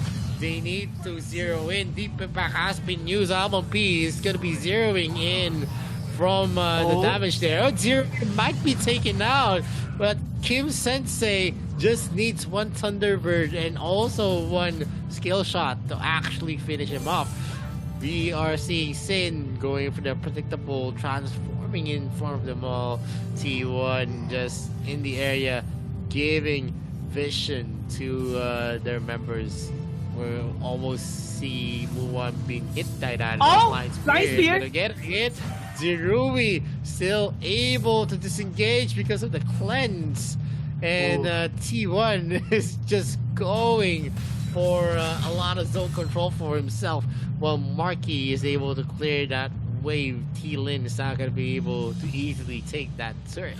3K already into the deficit as the pressure from Bikertopia is definitely being felt here by the members of its Bacon Time. Yeah, 12 minutes, still no kills, no casualties, but Bikertopia has been popping off in this game, taking all the objectives for themselves, and slowly but surely they are making the push happen. And Bacon Time still haven't picked up a single tower in this game. Marky might actually get taken down. That's the first blood in 12 minutes, and Bikertopia will also be able to secure this top side tier 2. They dive onto Muwan. T1 is very, very tanky, so it will force Bacon Time to actually retreat for now. All the outer turrets nearly destroyed now by Bikertopia. Plus, there's the Infinite Slayer marching into the mid. Marky is still dead for the next 12 seconds. And now, here comes Almond P with the ultimate, but they have to be very careful because Shin is onto the backside. They are dealing a sizable amount of damage, but Shin actually overextends. He takes a turret shot as well. Kim Sensei gets traded out. They successfully defended their mid tower at least. But Bikertopia is still not done. After taking the outer turret in the bot, they're looking to maybe at least damage this inhibitor tower. T1 might actually get caught there, but he's able to disengage. That was a close one for Bacon Time. If Chin actually did not die, then Bacon Time might have lost their inhibitor tower. Yup, and we're seeing it, Lin and Pika having an easy time as no members of the Bacon Time can actually go out of their base without the harassment coming in from Zerui and T1. And it has been a fact that, yeah, they were able to secure some kills, but they are still stuck in the same situation wherein they need to defend hard against the pushes from Bikertopia. Marquee is definitely going to be vital here. As long as they're going to be able to zero in onto Zerui, it is still a fight that is going to be manageable. Because if Zerui is out, the snipes that actually reduce the health of the members of the Bacon Time is going to be gone. And Almond P is going to be slowing the members here. Taux might be in danger as Pika uses his ultimate. Mountain Crusher has been used. The Clip Breaker as well. Kim Sensei is again going to be taken out by Zerui from a long range snipe. One more snipe, and Taux is also going to be a casualty. He is going to be using this disengage to actually reposition himself up. D-Lin is definitely in danger, but Almond P cannot commit because he knows if he uses all his dashes, he's just gonna be taking out two turrets on the base of It's Bacon Time have already taken one turret left, and it's already holes left in the base of its Bacon Time. Oh, the curtains are closing once again here for Bacon Time this time. Bikertopia successfully have established a really good early game control, and now you're trying to secure this Dark Lord Slayer. Marquis is attempting to prevent that from happening, but there's a lot of control that Bikertopia has. They all are starting this Dark Lord Slayer as well. Kim Sensei taking a lot of damage. A snipe nearly connecting onto him. But Thielen as well did take a lot. So he is down to half health as Tawex is just being zoned out here by T1. He is very tanky at most, not getting some damage there. But onto the bot side, there is a split push happening, and they are able to take down Pika. But at what cost? Dark Lord Slayer still taken by Bikertopia, and they will be attempting on closing out this game now. Yep, and with its Bacon Time losing a lot there, it's just a matter of time. Unless they're going to be going for a counterplay. They did get a kill onto Pika. 20 seconds on the clock. It is still a sizable time before the before Pika spawns, but they're just going to be delaying the push of the Dark Lord Slayer. And Kim Sensei spots out Sin. That's a deep impact being used by T1. A lot of damage are being hit on him. That's going to be a Thunderbird being used up. He is still going to be tanky. Thielen is going to be disengaging. He's not going for the triple threat there. He knows that without Pika, they don't have the sustainability just yet. Zero is going to be missing. Now Kim Sensei, look at the poke. Almost bursting down Kim Sensei in a matter of seconds. DP pack is going to be used. Tox uses the Earth Splitter. That's the mark of the Hunter. Zeroing out to Zerui. Zerui is dead. P gets a kill for himself. And Marquis is going to be joining in the fight. Pika is going to have a lot of regeneration. The resurrection from the Blade of Eternity is going to be used, and they actually win that, but they cannot close it up because Thielen, Pika, and T1 are just too tanky. Yeah, that fight though was quite impressive, especially when Bacon Time caught Shin, and Bikertopia did not anticipate that happening. That's how tricky team fight thing can be, because yeah, Bikertopia does have a lot of mobility, but if you get caught even just one time, one flying spear can end it all, and Shin definitely had that coming for him. And despite the tankiness of the other members of Bikertopia, actually, we saw some hesitations coming in from Thielen, so that caused them to not be able to equalize the number of kills, and now, well, they are able to at least defend all their towers still, and because of the waves crashing onto Bacon Time's towers a while ago, and now they're looking to at least reset the waves, gain the advantage once again, but they have to be very careful of those flying spears. If one connects onto Shin or Zerui once again, it can be detrimental for them. While Bikertopia is just waiting for the Dark Lord Slayer. It's still a long way to go. 42 seconds remaining on the clock, while Shin is just trying to poke out the members of Bacon Time here. It's hard though, because Tawex is very tanky, same as Marquis. They have been doing a really good job blocking those snipes from Zerui, especially away from Kim Sensei and Muan, because if they're the ones who are gonna get hit, then it's going to be a GG for Bacon Time. 17 seconds on the clock. Still the defensive formation here by Bacon Time. Will it go offensive? Well, not yet. They are waiting for the Dark Lord Slayer as well, which has spawned just now. Bikertopia attempting on starting it already, while Bacon Time still has to clear out the wave onto the top. Kim Sensei is doing it.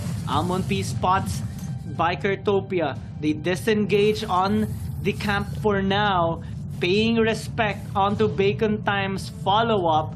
And Bikertopia, they need to be very careful. They have to land those knives. But Alpine actually starting the Dark Lord Slayer right now. They're trying to draw Bikertopia into the camp and they commit onto a team fight. Tawix is doing a really good job zoning them out as well. Amon-P, will he actually engage? The answer is no. They fall back for the meantime, takes a bullet to the shoulder as well.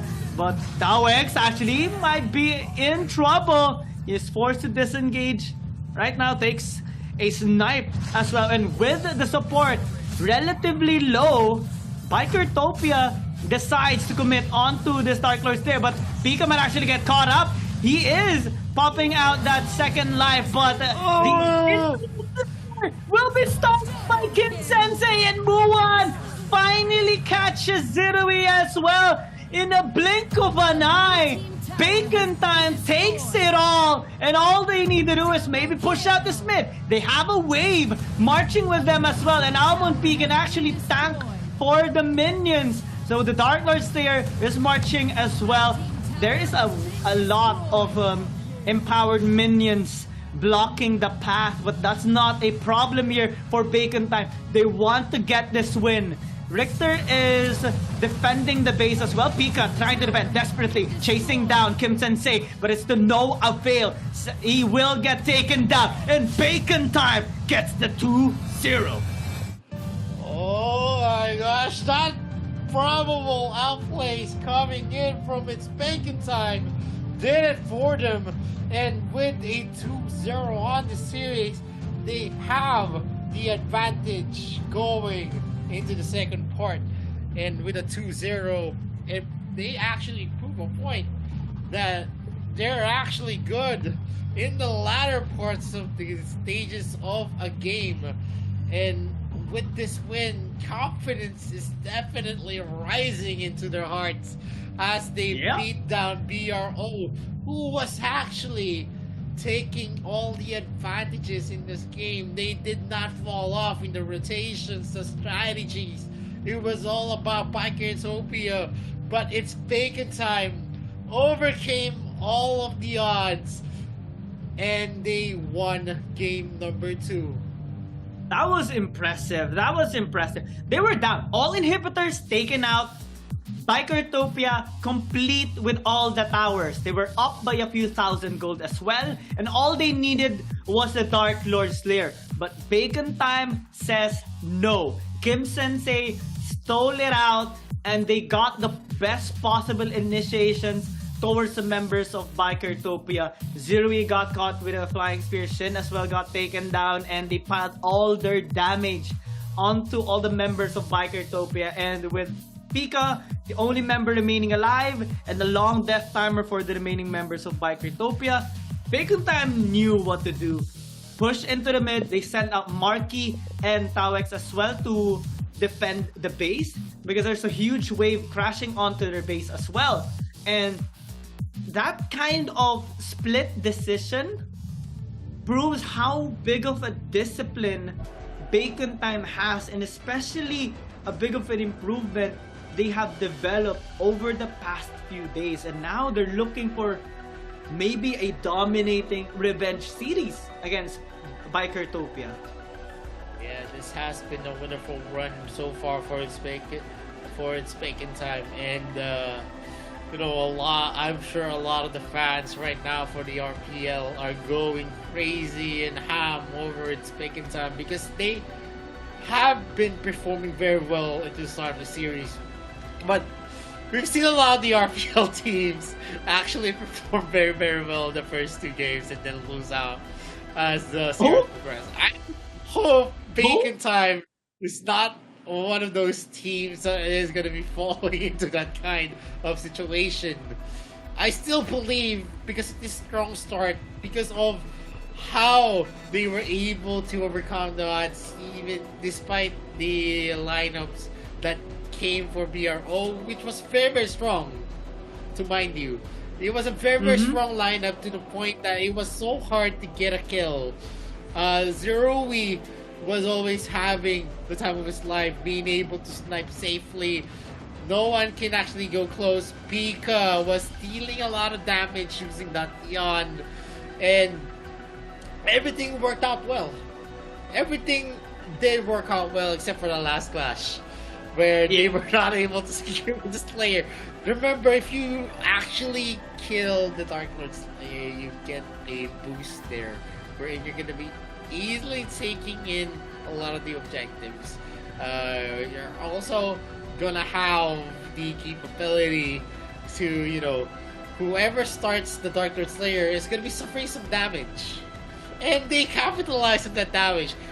Maybe the members of Bikertopia thought, hey, we're tanky, we can still actually sustain this, but they weren't able to expect that Sin and Zerui was targeted at that start of the clash. And once the damage dealers was out of the out of the equation, it was just they're all out to be back massacring members of Bikertopia one after another. It's an incredible performance that Bikertopia made in this game. That is a very definition of a comeback. One team fight to turn everything around. It's definitely a highlight for Bacon Time right now, and for Bikertopia, that's a big oopsie. Those are the things that you should not let happen in your games, because it can definitely affect your mental state, because they already had everything, all the towers, all the leads, all the objectives, and then one Dark Lord Slayer fight, everyone got caught, and the game ended without even having a chance to fight back, because you're dead for the next 20 or 40 seconds. And 40 seconds is all it took for Bacon Time after that Dark Lord Slayer fight to end the game. It's impressive. Yeah, very impressive indeed. Only one clash to actually turn everything around. That's look at the gold. That's classic. That's classic AOV.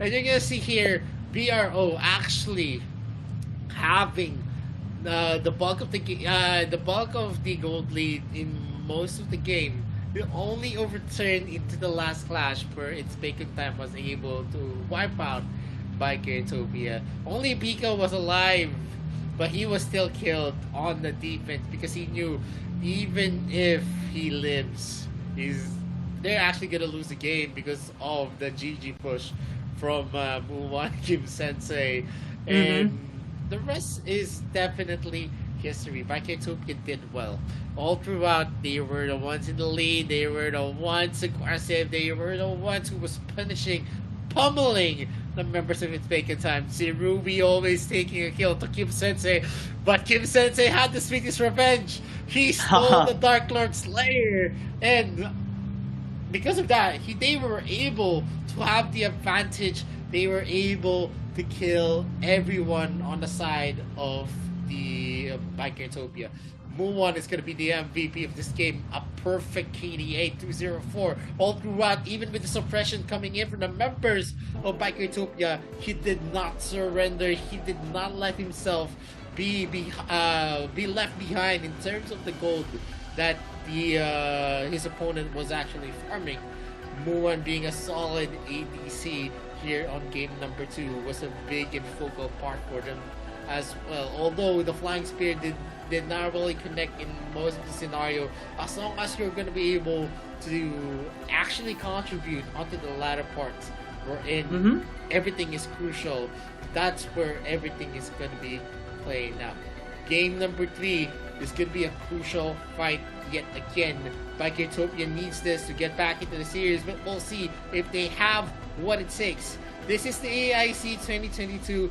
My name is Vittorio. This is Kyung Gaming. We'll be right back after this short break.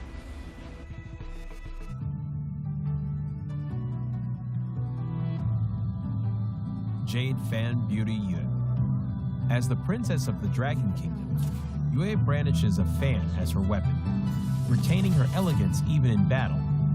Aqua Force and Mountain Crusher allow her to easily control the whole battlefield, and Borrowed Might allows Yue to unleash endless attacks. If an enemy dares to offend Yue's grace, then they will taste the power of Rising Wind. Passive skill, Borrowed Might. Every time Yue uses Aqua Force and Mountain Crusher, she will gain a stack of Borrowed Might. When she has 2 stacks of Borrowed Might, Yue will reset the cooldown time of Aqua Force and Mountain Crusher and strengthen the next Aqua Force or Mountain Crusher. Skill 1. Aqua Force. Yue throws 2 bone fans at close range, dealing damage to enemies in their path. After strengthening, Yue will throw out 4 bone fans when using Aqua Force. Aqua Force will deal several times the damage where the bone fans converge. Skill 2. Mountain Crusher. Yue throws 2 bone fans at far range, dealing damage to enemies in their path. After strengthening, Yue will throw out 4 bone fans when using Mountain Crusher. Mountain Crusher would deal several times the damage where the bone fans converge.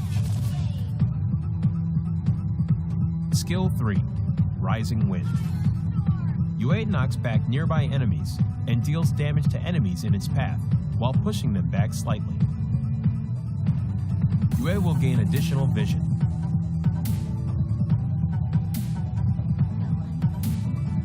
Yue is a long-range mage with a powerful ability to exhaust the enemies, but is complicated to operate. To deal perfect damage using Yue, you need to be skilled in combining her skills to deal damage multiple times stronger. However, when Yue overlaps with the enemy, both Aqua Force and Mountain Crusher can deal full damage. When in the lane period, Yue can quickly clear enemy creeps via refreshing her skills through her passive skill and then assist the side lanes. In team fights, Yue needs to use Mountain Crusher multiple times to exhaust the enemies and frequently use Aqua Force to charge up her passive skill to look out for chances to kill or exhaust fragile enemy heroes. The core combo of Yue is to save up a stack of her passive in advance and instantly use Mountain Crusher twice to deal burst damage. But be cautious. Yu's ultimate is the only life-saving skill, so she needs to save her ultimate to be aware of enemy assassins' heroes in team fights.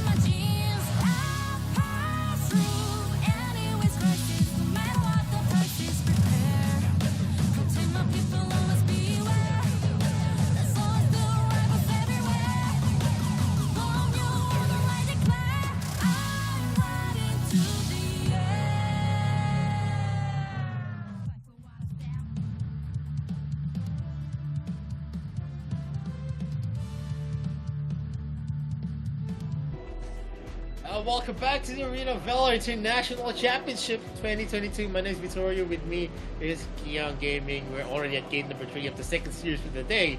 Bikertopia against its Bacon Time. Bacon Time already has a 2-0, and they need 2 more to actually close this with a strong case for their domination here in the AIC. And Bacon Time, what's being constant about these 2 games that we have watched so far is that, well, early game, Bikertopia does have a sizable amount of control, but when the mid to late game power spikes happen, or at least when the late game is reached, Bacon Time is able to take control of that match, even at the last possible minute. Just like in game number 2, Bacon Time and just one steal there coming in from Kim Sensei on the Dark Lord Slayer, and the Muan landing the flying spear onto Zirui. It allowed them to actually get those 4 kills and end the game. Similar as well to the first game wherein Bikertopia had a good amount of control in the early game, but then Bacon Time was able to come back towards the mid to late game. So Bikertopia right now, well, we do know the win conditions here of both teams as of the moment.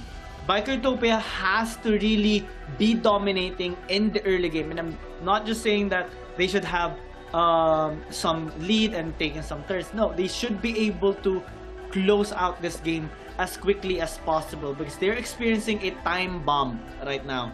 If we reach the late game, it's a big chance that Bacon Time can just suddenly turn the tides around. They do not hesitate so in doing those kinds of plays, because they know what it takes to win against Bikertopia, and they invest everything on the line to make sure they get that win. Coming to game number 3, both teams actually has a lot of options still on their picks, and we can actually see more still being available on the side of Bacon Time, since they haven't picked up the Lorian just yet. They haven't picked up the Elsu as well, so it's going to be still tricky here on the side of Bikertopia for sure.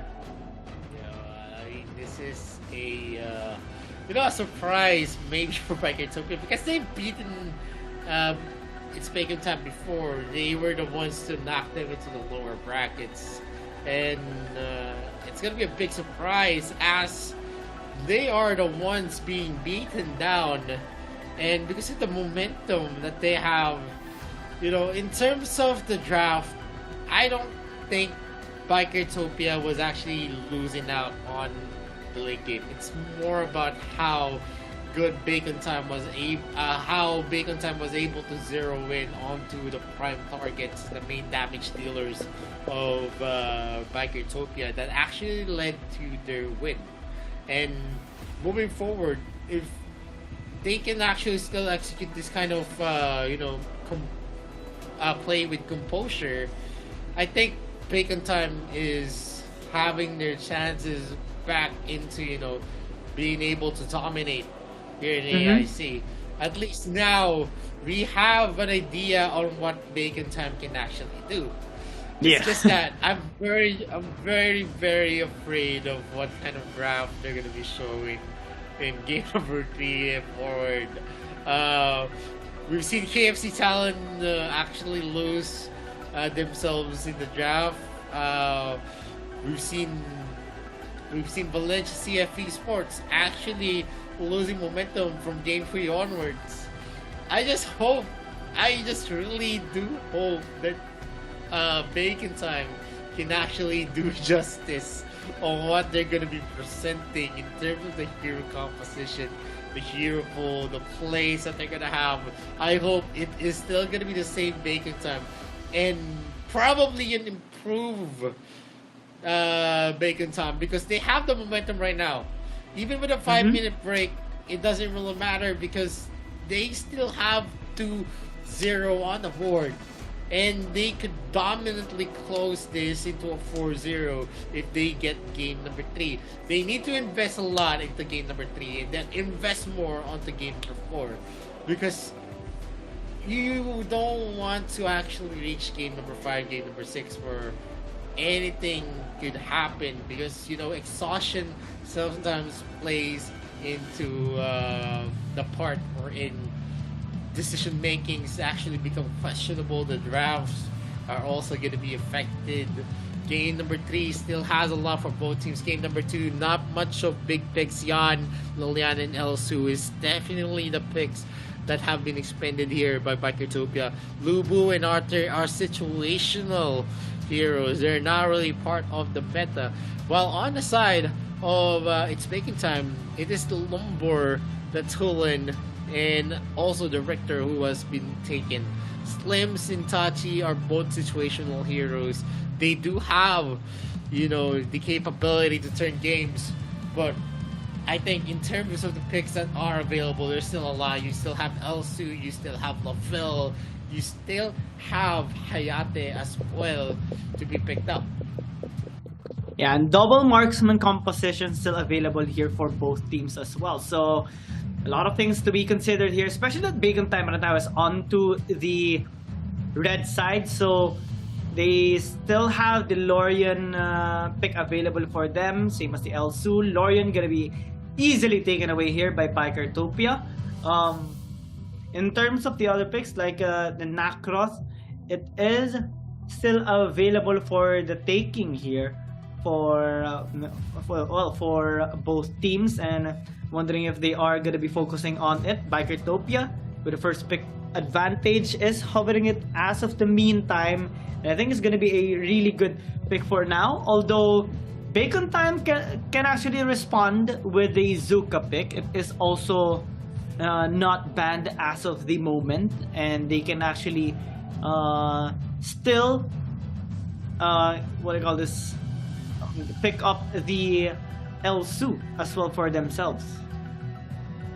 Yep, Nakroth being picked up here by Bikertopia says a lot on their picks. Zuka might be picked up here, but it's making time to actually counter that pick. But Elsu is already being hovered here, but I don't think that Elsu could, it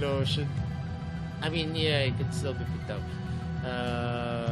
Not much that Bikertopia can do, even if they leave that pick open, because Elsu has already been picked up by Bikertopia. They're not going to be able to repeat that until game number 7.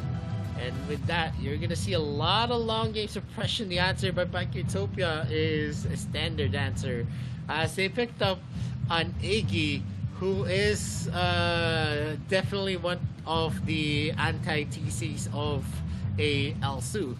In the mid game, Ember's Gaze deals a lot of damage, and 2 Ember Gazes can actually kill an Elsu in the late game. So that's how big of an impact Iggy can have.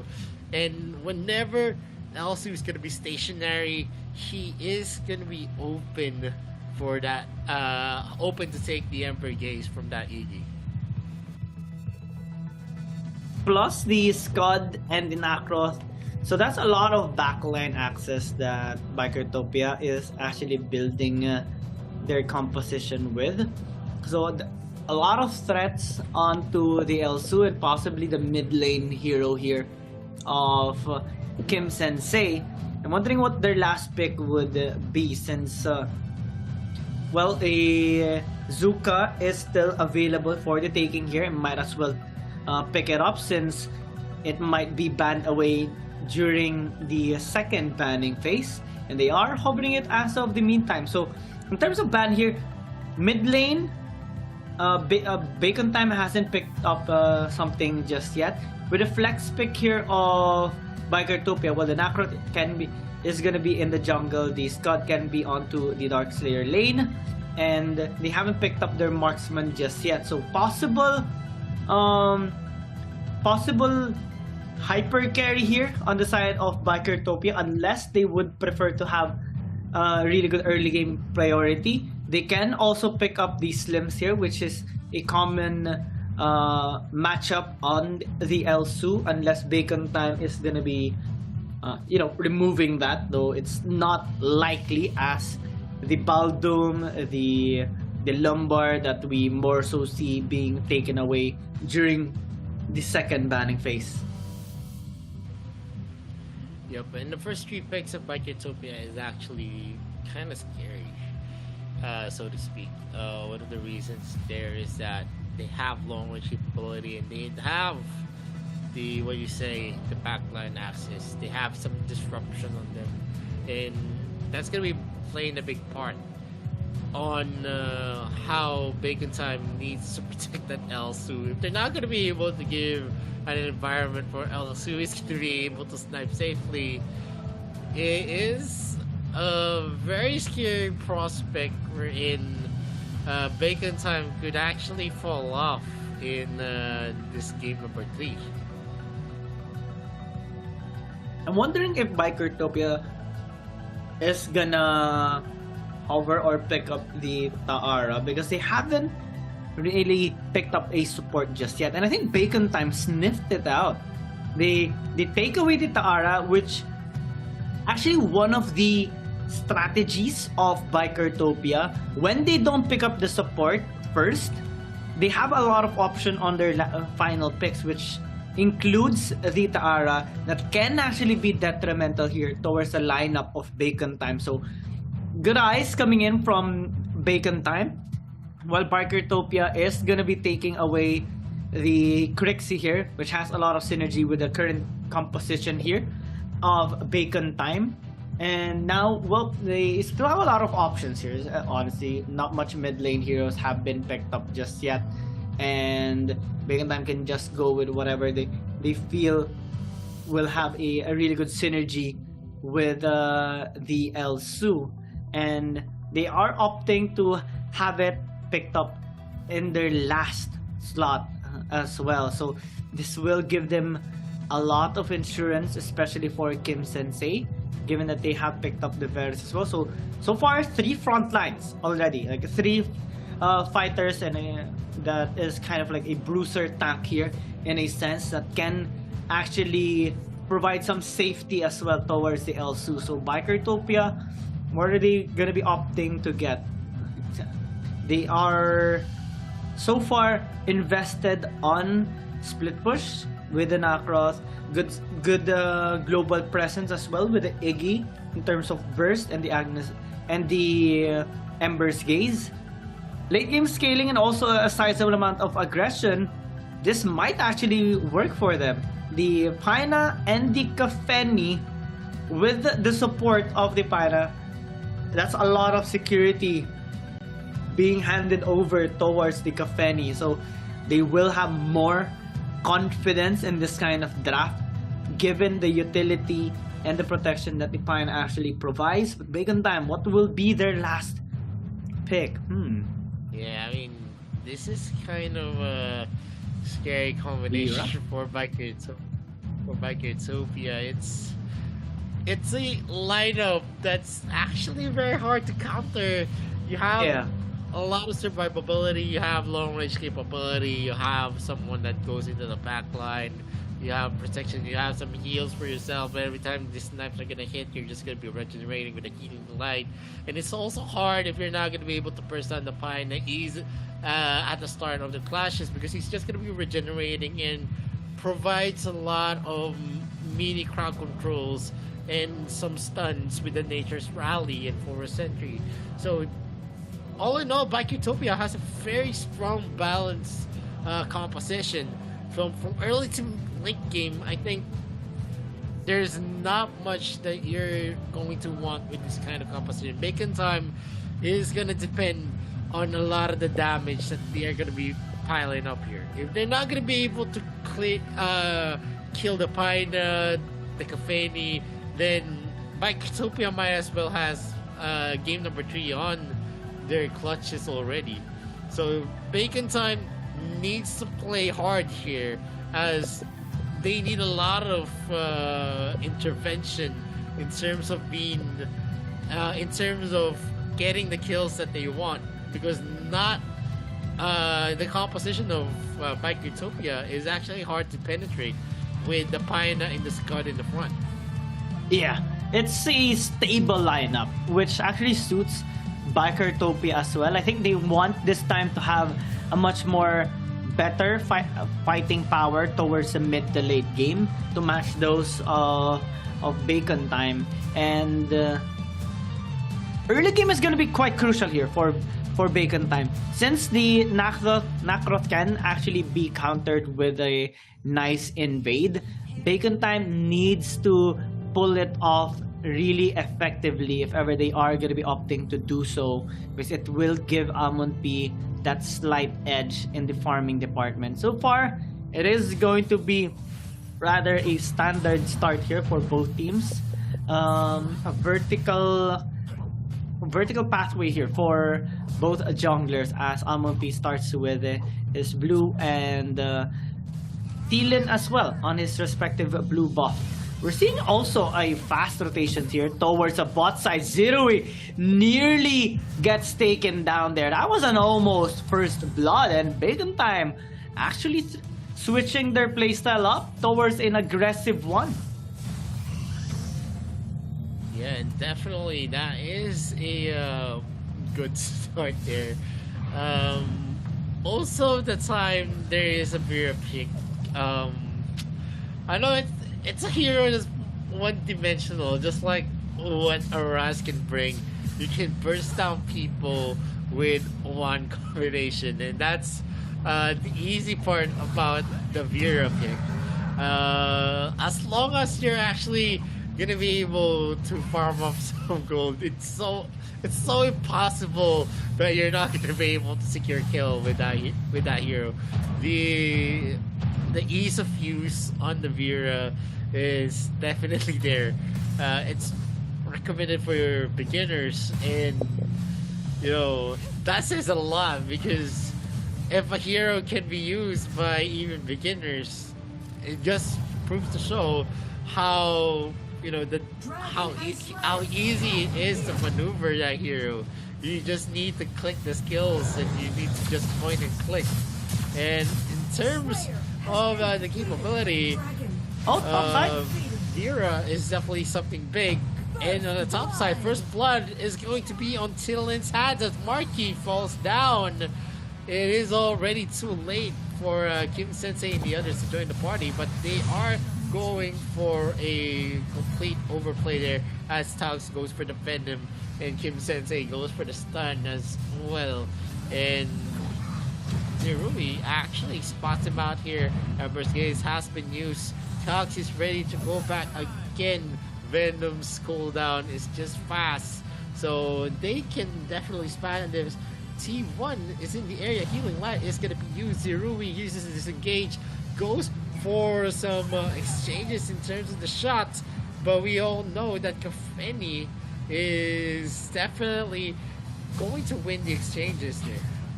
Yeah, short exchanges has more benefit towards Zerui's Kafeni, especially when he is able to kite out and dodge, especially those snipes coming in from Muwan. But they have to be very careful from the possible dives here of Bacon Time. They have attempted in the mid lane, they have attempted on the bot side as well, and good job by Bikertopia avoiding both instances as well. We had seen an interesting contest there by Marky on the Slayer takedown by Bikertopia, although it did not go well as they expected it to do so. But Pika right now might actually get taken down. That's Amon-P getting his first kill. Marky actually survives there from Thielen, and now he is forced to actually disengage. The quick retaliation though with a flicker invested there by Towers allowed them to secure a second. Now, Muwan, you might be in trouble.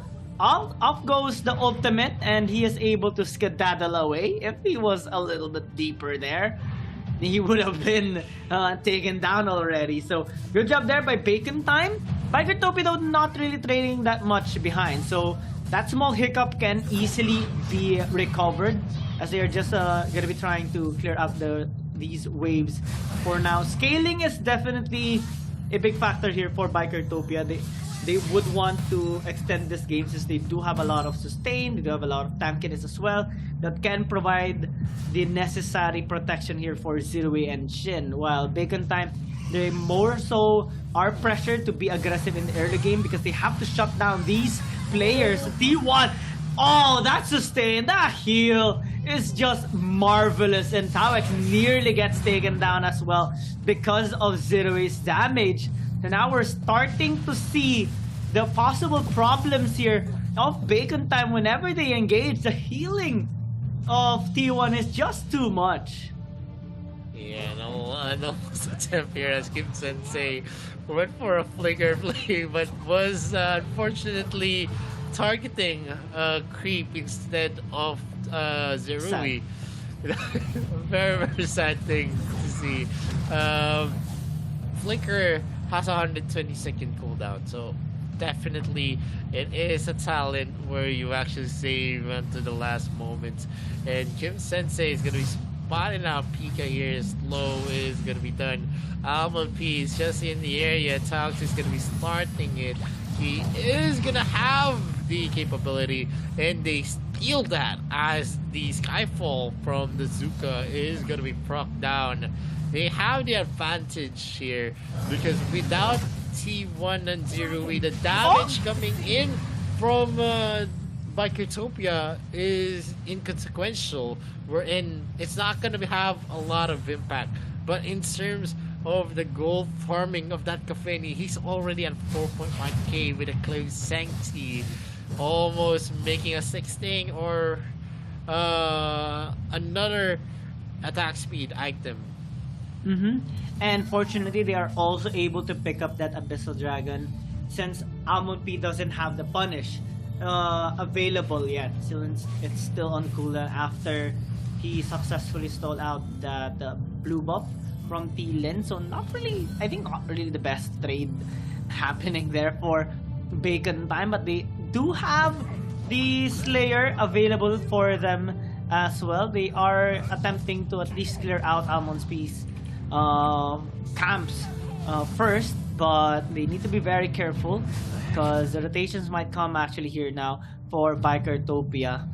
Almond P just stalking T-Lin right now. It's going to be really crucial if ever he actually is able to spot him out, but since he doesn't, they just opt to go with the Slayer takedown, and they are also rotating across the map while Bikertopia is trying to play this game pretty defensively. They have put a big amount of thrust onto T1 here, especially with the rotations of T-Lin, more so onto the top side to aid Pika as well on his lane. Now, Bikertopia, so far in this first 8-minute mark, is doing a really good job despite being behind in terms of kills and also in objectives. They're able to keep up in terms of the gold, which is what that matters here for this kind of lineup. Focus on the farming here for Zerui, and he will just be carrying out the rest of the game with the help of T1. Now Bacon Time is starting this Holy Dragon though. They are going to be attracting the members here of Bikertopia, but the question is, can they actually win this one as Kim Sensei gets dive upon here by T-Lin, use that orb and is able to disengage successfully.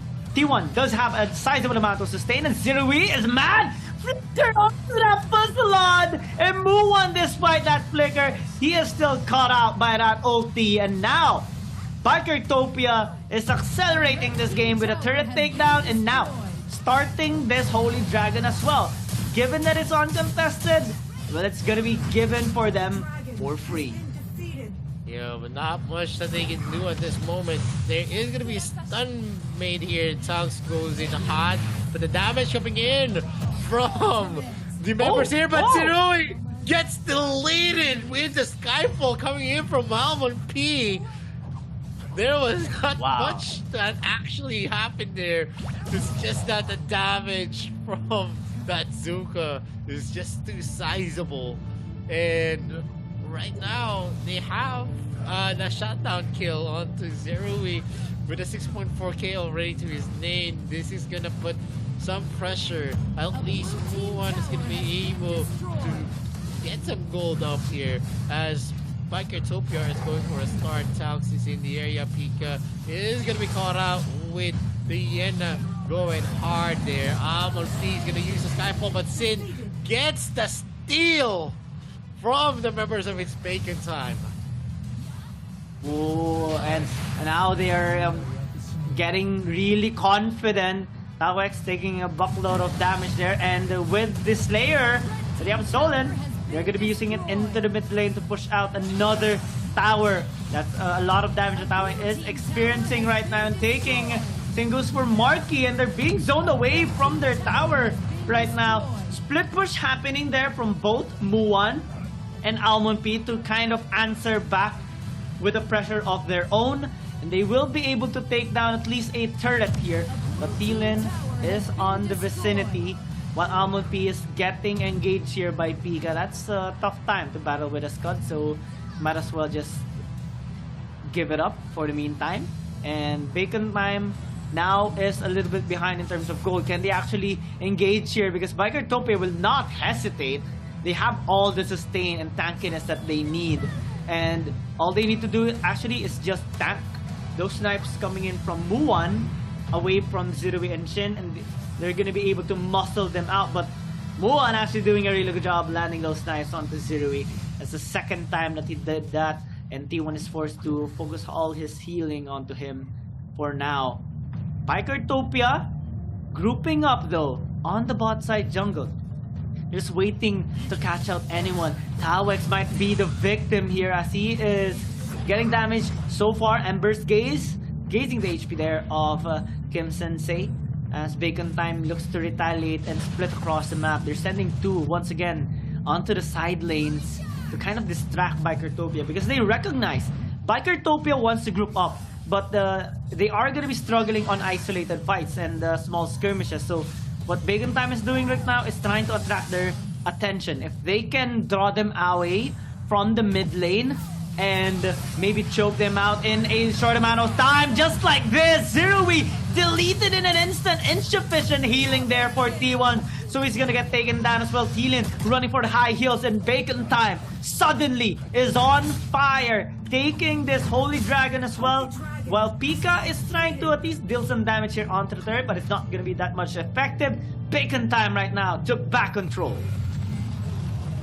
This is the start on the fire for Bacon Time, and this is going to be a problem for them because T1 can only do so much to actually save Zero in most of the instances. Because of the silence, he was not able to flicker out, and he was stun locked there by the combination of what Marky can actually bring to the table. As long as he's going to be zeroed in, he's going to have a hard time. Almond P definitely is going to be packing a lot of damage as well. And look at that combination. Once Skyfall and Zerui actually fell down, he was able to deal a lot of damage into Marky. But it doesn't matter because even if Marky dies, a lot of the damage dealers are still left here, and the Skyfall is going to be used. Pika is going to be taken down. He uses a Wild Beast charge, but still he's going to be slowed down. And the toothbrush actually lands into the back of his head. He gets another kill for Almond P. Zerui again is going to be zeroed in by Marky, but look at the damage being dealt here. One damage that's definitely going to be hurting. The cleanse is already used, and they have already baited it out. Without that cleanse, they are going to have some difficulty. Skyfall is going to be used. They are going in hot. Oh no. And one goes in. This is going to be used, but he is going to be taken out. He is going to take out Almond P as well. Ember's Gaze is going to be used. Kim Sensei and the others are out of reach. I think that's going to be a miscommunication on the part of its Bacon Time. If you're going to commit to any type of take there, you need to take it with force. Yeah, and speaking of force, he kind of forced out that kill onto a member of Bikertopia, and it cost them to lose 2 in the process, plus that Infinite Slayer in the top side. So now it is going to be much more challenging in terms of defending their base, as Tawex might actually be taken down as well. Ooh, that is another oopsie coming in from Bacon Time. It's hard to actually disengage from a Scud, and we have seen firsthand here for Tawex, and they can actually spawn the Slayer right now onto a lane, which will help Bikertopia secure yet another tower. And Bacon Time, they have to avoid those kinds of mistakes if they want to win this game, because Bikertopia is not going to hesitate punishing those mistakes. Right now, the Ember's Gaze is hurting the members of Bacon Time and the Almond P. I need to be a little bit careful here, as Bikertopia now is starting this Dark Lord Slayer. Can Bacon Time contest this? I don't think they will, and this is a big win for Bikertopia. Yeah, the only chance that they're gonna get is if they get Zerui yet again, but you know, once or twice. Shame. Once, shame on me.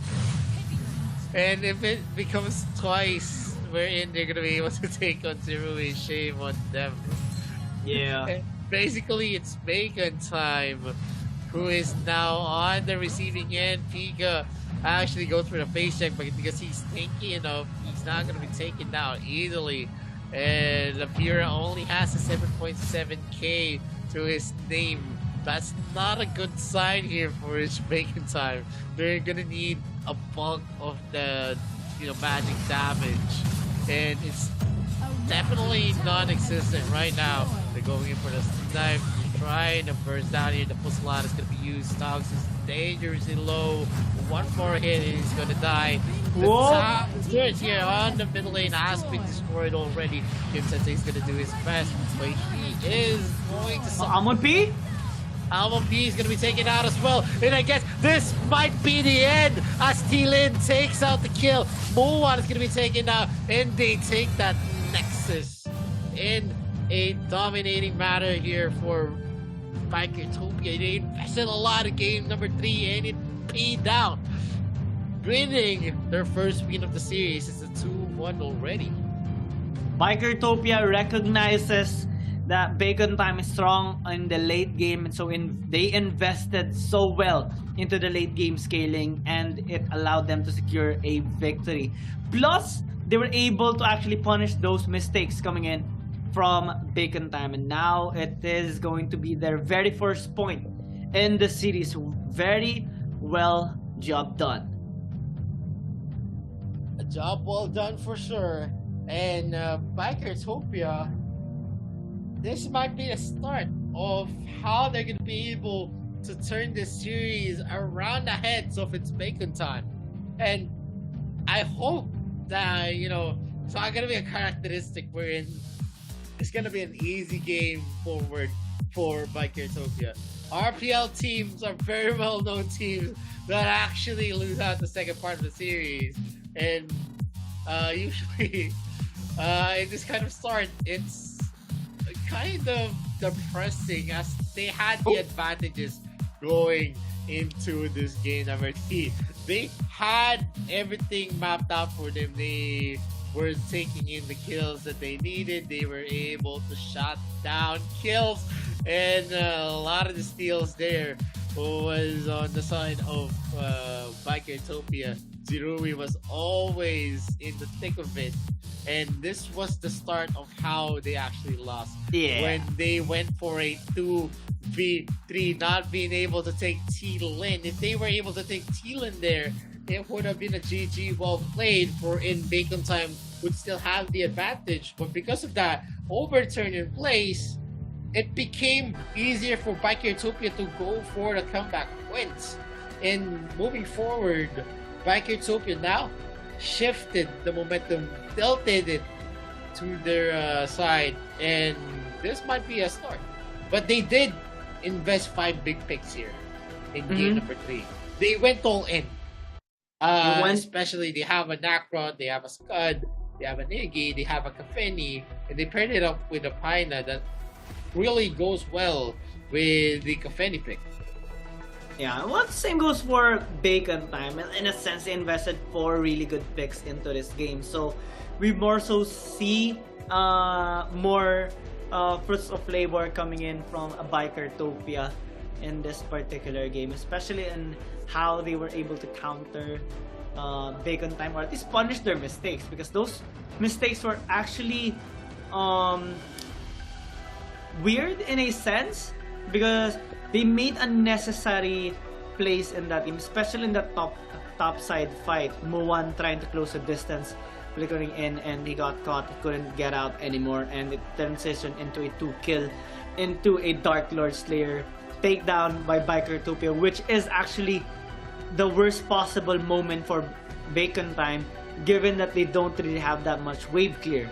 Since Kim Sensei is not ahead in terms of farm, he is 2,000 or 3,000 gold behind. He couldn't help that much in terms of the wave clear, and it allowed Bikertopia to easily penetrate the base of Bacon time and end this game without Bacon time being able to do anything.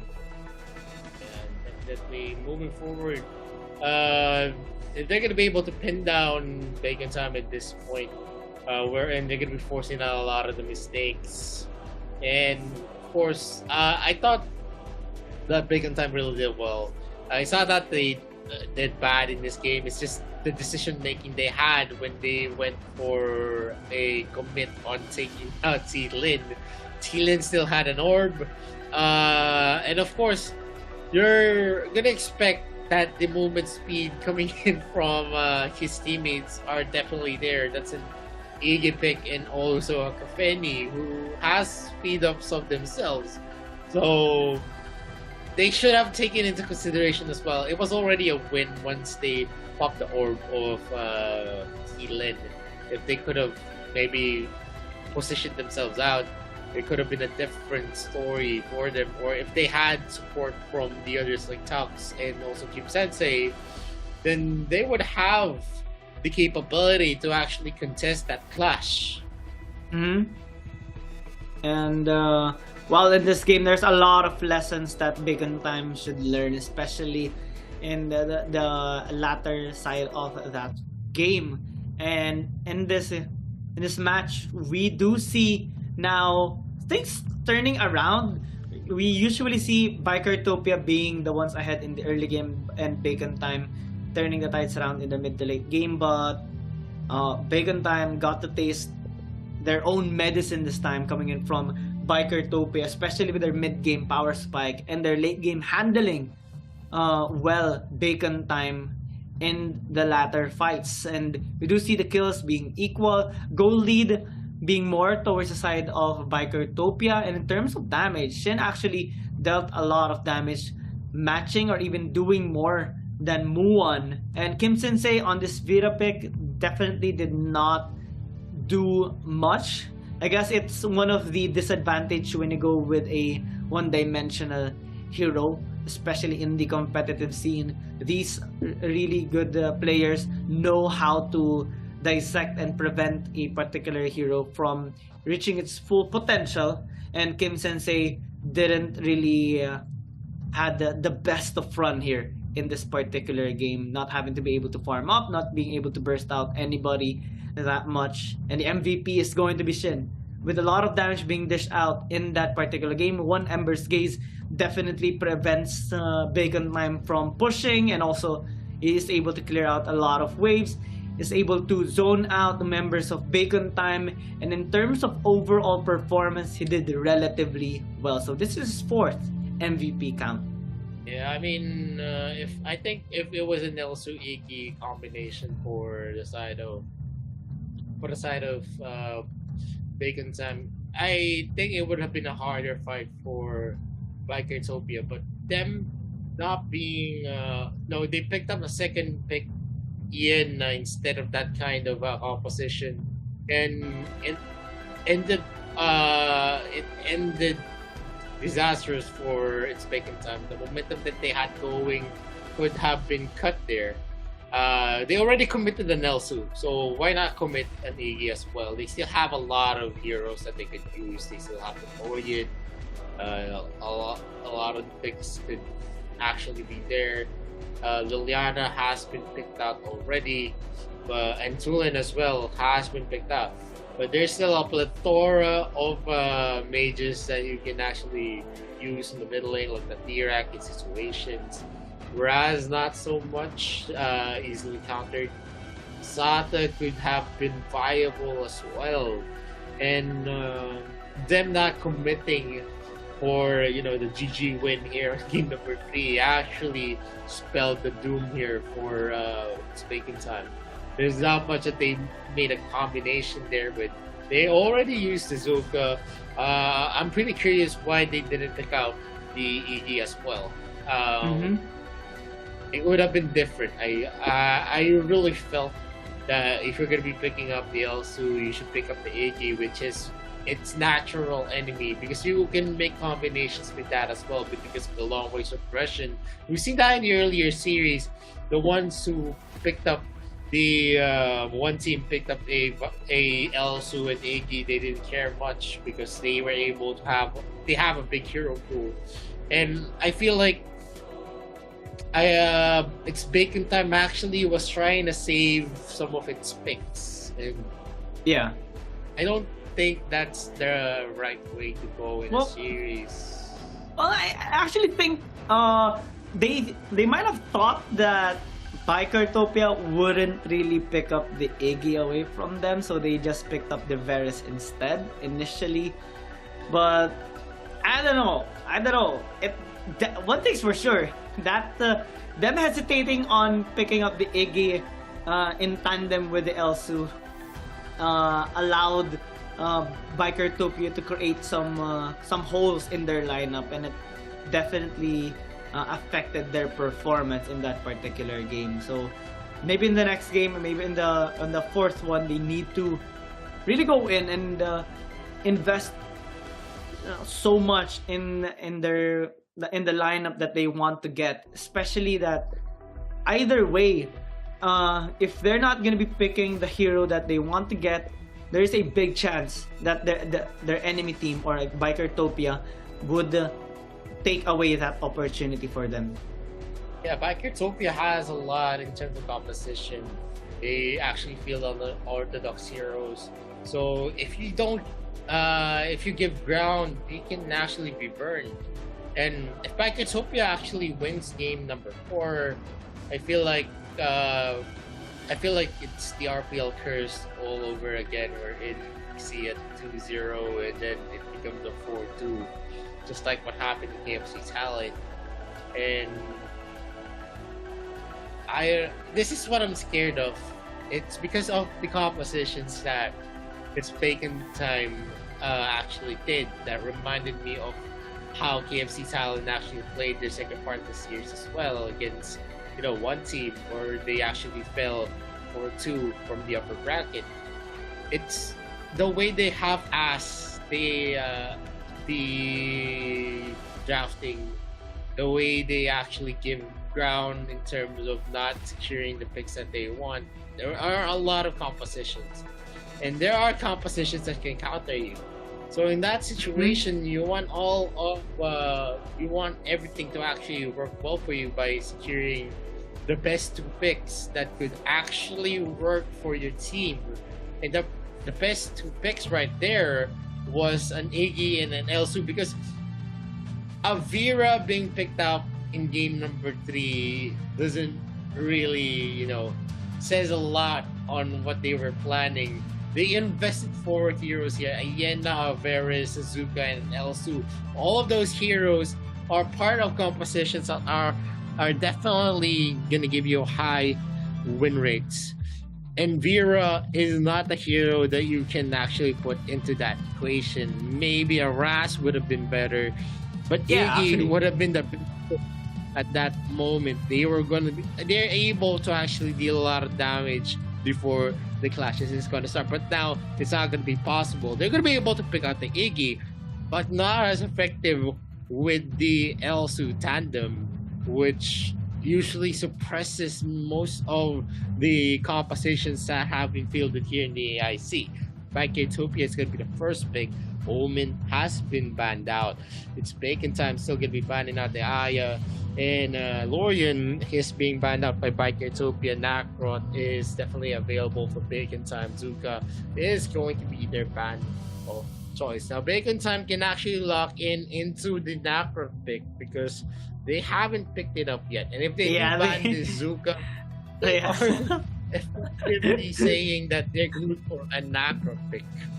Yeah, Bikertopia is like, oh no, Nakrot is available. No Zuka. This is for free right now for Bacon Time. They should not mess this up this time. Definitely not. Bikertopia does still have a lot of options in their lineup. They're gonna be focusing on the accuracy script, so pick potential possibly gonna be built up here by Bikertopia. They haven't picked up the level as well, so this can be a good tandem that they get into this game. One of the members there just showing his guns, intended, as they're still not locking in this Roxy. Finally they do lock it in. Bacon Time this time can finally pick up the Nakroth. They can actually do it in their third pick. So right now, well, with the Crixie is being hovered as of the meantime, but I'm wondering what they are gonna be hovering as well on their first one, the Nakroth. They're not gonna hesitate at all this time. This is going to be a good first 2 picks here for Bacon Time. Yeah, definitely Nakroth first pick is a viable option because there's not much of any heroes that can counter the Nakroth pick. It is a pick that has a lot of potential, being able to split push, being able to rotate, being able to gank effectively as well. Bikertopia though is going to be hovering onto the Tulin, who deals a lot of damage for their side, but they're actually hovering onto the Dirac. Maybe we're going to see a Telenas combination yet again coming from Bikertopia using that Dirac pick. It's not going to be a surprise if they do, because there's a lot of protection. You are a lot of protection afforded to your team because you have a Roxy and you have a Dirac, who's definitely going to mitigate the long-range effectiveness of its Bacon Time. And well, this is going to be one of the things that Bacon Time should prepare in their next few picks, and also the bans, because we also have seen a really good success with this Dirac pick during the previous series, with one team winning their last game against V Gaming a while ago with the same mid lane hero as well. So Bacon Time right now is actually preemptively taking one of the marksman that does have a really good synergy with the Dirac. They can pick up the Elandor, but they are changing things up for the meantime, hovering the Hayate, which we have not seen just that much yet actually today. I don't think it has been picked up during the first series, and now if this is going to be locked in, this is going to be kind of interesting, as they do have a lot of damage that can be dished out with the Kunai Blitz. It's actually been picked out against a Florentino, and they lost the game from one team on the earlier series. Alright, the Dark Slayer lane Hayate, that was weird. Yeah, I mean, it was situational. It was so bad I forgot about it. No, it wasn't that bad. I mean, if it was bad, they wouldn't have destroyed 9 towers. It's just that they weren't able to close it off in the early parts of the game, wherein the damage really spiked well for B Gaming on that series. But now there is a type here wherein Hayate can actually use a Kunai Blitz against Dirac, whose Genesis Bear is not going to be able to stop him, but the Genesis Orb can actually push it back. So that's also a thought that you need to look out for. Thane is being hovered here as the support for its Bacon Time. With the Thane being picked up, there's not much of any ADCs that can deal a short amount of damage, because Kafeni has already been taken out. There's just few heroes that could probably work against the Thane. Fennec is actually being hovered here by Bikertopia. Thorn as well. Thorn, so in terms of being able to burst down the Thane. He's not gonna be the fastest one to actually, deal a lot of damage in a short amount of time, but he's definitely gonna be working well against Thane because of the magic damage he's gonna be dealing. Yeah, in a percent of the damage. In percentage of the health of the Thane. And Superman is hoping over there by its Bacon Time, maybe to add to the arsenal that he is going to be in a Dark Slayer lane. So a bit of a 2.0 Superman this time, not in the support role, but this time in the Dark Slayer lane, and it can actually work quite well here for the side of Bacon Time, given the team fighting prowess of this kind of lineup. It's going to be tough and crucial. If Bacon Time can actually be ahead in the game, it's going to be tough for Bikertopia to actually dismantle them. But Bikertopia does have a few counters onto this, especially with the Dirac pick and with the Roxy pick, with the Agnes grip, and with the Thorn pick as well, dealing percent HP damage with the magical bullets. It can shred through the HPs here, or the health bars here of both Tauex and Marquis. So they need to be very careful in their approach here. I think early game is going to be really crucial, especially that both T-Lin and Almond Peace going to be looking on making those picks towards the Dark Slayer lane, since both teams does have a good amount of setup on their Dark Slayers. So both players should be really careful, and same goes for their Abyssal Dragon laners. If one player or one member actually commits a mistake, then a big punish is definitely possible here. So for Pika and Marky, they need to be really careful, especially that the Agnes grip, the speeding bullet, can aid so much into a team fight setup. And let's see who is going to be gaining the lead here. Can Bacon Time move on towards their match point, or will Bikertopia equalize the score? Well, that is something that is we're gonna be able to witness. But based on the composition, there's not much that you're gonna be expecting, especially in the early game. The aggression is definitely not gonna be there. Zerui is gonna be seeing Kim Sensei and also Tox in the area trying to go and steal out the crab, and they successfully get it. And the damage right now from the Thorn is gonna be negligible, not that big, but he steals out that Seagull, and with the help of the other members of Bikertopia, definitely he is a harassing Muan here to the bot lane.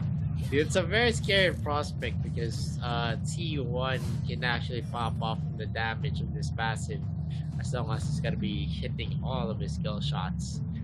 We are seeing Almond P already onto the bottom lane camps as he's speeding it up to maybe force a rotation already. 30 seconds left for the first objective to spawn. There's not much of any engagements because the damage from both sides are not yet online. You need some attack speed items onto Mu1's Hayate before he's gonna be effective. Taux is definitely gonna be tanky even without the defensive items. Marky is definitely gonna be effective in the early game, but level 4 is already up for most of the members. Ultimates are already up, and T-Lin is going in hard as he trades the Slayer for the Abyssal Dragon. And Bacon Time is... well, both teams are actually playing this low for the meantime. They know that they can just wait for their power spikes, especially in the marksman department.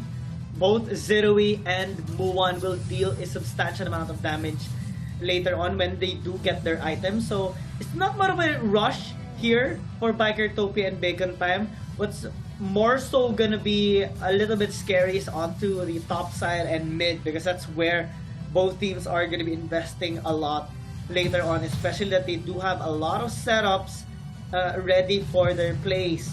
As Marky is able to keep up a little bit onto Pika's lane pressure, though their Pika is able to at least have a better lane priority, given that he's able to clear out his ways faster than usual.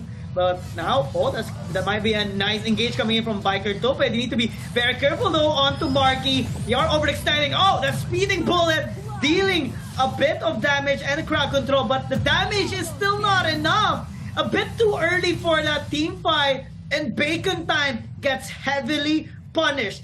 3 casualties in an instant, and Bikertopia leaves with more gold. Yup, and this is a start here for them. And T-Lin and Zerui are going for a push here. There is still going to be the turret plating, so they're not going to be easily taking that. Even if they win, they won the clash. But that's already a 1k goal lead for Utopia. And definitely they're going to be feeling from what happened here. It's not much that they could actually do. This is turning to be a disaster for Uzbekistan time. Right now, we're seeing the aggression on the side of Utopia, who has every lead on every lane. Yeah, we saw a lot of hesitations coming in from Bacon time. Kim Sensei was keeping his distance. Marky was watching Tawex die before he actually casted that speeding bullet, and they were like, are we gonna engage? Are we gonna disengage? They engaged at the very last moment, but that's not how their composition work. They have to be really in tandem to fully utilize their lineup, and every time they hesitate, every second that they do, Bikertopia is gonna be one step ahead from them, and they will be really happy punishing every mistake that they make. So on to the next few minutes of the game as the objective spot up once again. Bacon Time needs to recover from this and have a better understanding whether to engage or not, because as the game progresses, Bikertopia also is scaling up. Now onto the bot side, Tax is taking a bit of damage there from a T1 as Zero pops out ult, but not much we're taking there from Tawex and Buwan, and Albon P is having the best time of his life, taking this Slayer down. Pika's in the vicinity, but it's not going to be attempting to steal out that objective because Bikertopia is happily taking these bot side tier 1 already. But there's a fight building up on top. Pika might actually get taken down. He does survive with a sliver of health, so they're able to avoid death for the meantime, and they can maybe transition towards the Abyssal Dragon, but they are actually committing on to Kim Sensei and Tawex. There's a lot of damage that Tawex is getting as of the moment. Another fight onto the top, a nice gank there by Amon P, and the crowd control by Marky will allow them to secure that kill onto T-Lin. Yeah, that is something that they could take into comfort as they're getting some of the plays to their hands, forcing out Pika, forcing out T-Lin as well. And if they can continue to actually pressure Bikertopia in this manner, then definitely they can take back everything with the goal lead almost equalized already from the place of Almond P. Almond P is already at 4.7k. But you know, we still have someone leading onto the other side as Marky's gonna be slowing down Pika yet again. UCC Agnes grip, but it's not gonna be enough as Almond P zeroes in. T-Lin is not going to engage. He's gonna be late to the party. Muwan almost gets taken out here by Bikertopia. The damage definitely from the Thorn is considerable as he has an Omni Arms and Clay Sanctien with a flashy boots as well. So if you actually remember, Thorn's damage actually scales with the cooldown that he has. Tags almost gets taken out, forced to actually use the flicker, and T-Lin is going to be taking some small caps as well. There is going to be an invasion from Almond P. 5.8k already onto the Nacron. That's so fast for Almond P. They're going in for the defense. That is the football being used. Oh! They get a kill onto Pika, who actually overextends himself. T-Lin is running behind. He's going to be taken out. He's going to be pushed back by Talks. T1 does his best. Zerui is also going to be a target there. T1 is not going to be able to do anything at this point. Sin is going for the defense. Releases the Astral Orb. Is he going to be able to clear this, or is he not going to be able at this moment? He did get it, but the second tier turret here to the bot lane has been taken, as well as a push coming in from Buwan, and that is a 3k gold lead already in the book. It's Bacon Time, and they're gonna be trying to secure the Slayer as well. Yeah, that's 3 towers plus a Slayer takedown by Bacon Time in a short amount of time, and it's helping them so much in terms of the economy. And Biker Tope has no answer for now. They need a proper setup, especially for Pika. And we talked about this so many times already. The Roxy pick, the Agnes grip has to be on point, or else you're going to be not the best hero to be used here, or you're gonna be rendered useless in this particular game. And so far, Bacon Time is making most out of this situation. Marky has been making really nice plays as well with his speeding bullet and those knockbacks. And now with the proper front lines, they're actually able to zone Bikertopia away and take 2 objectives for themselves.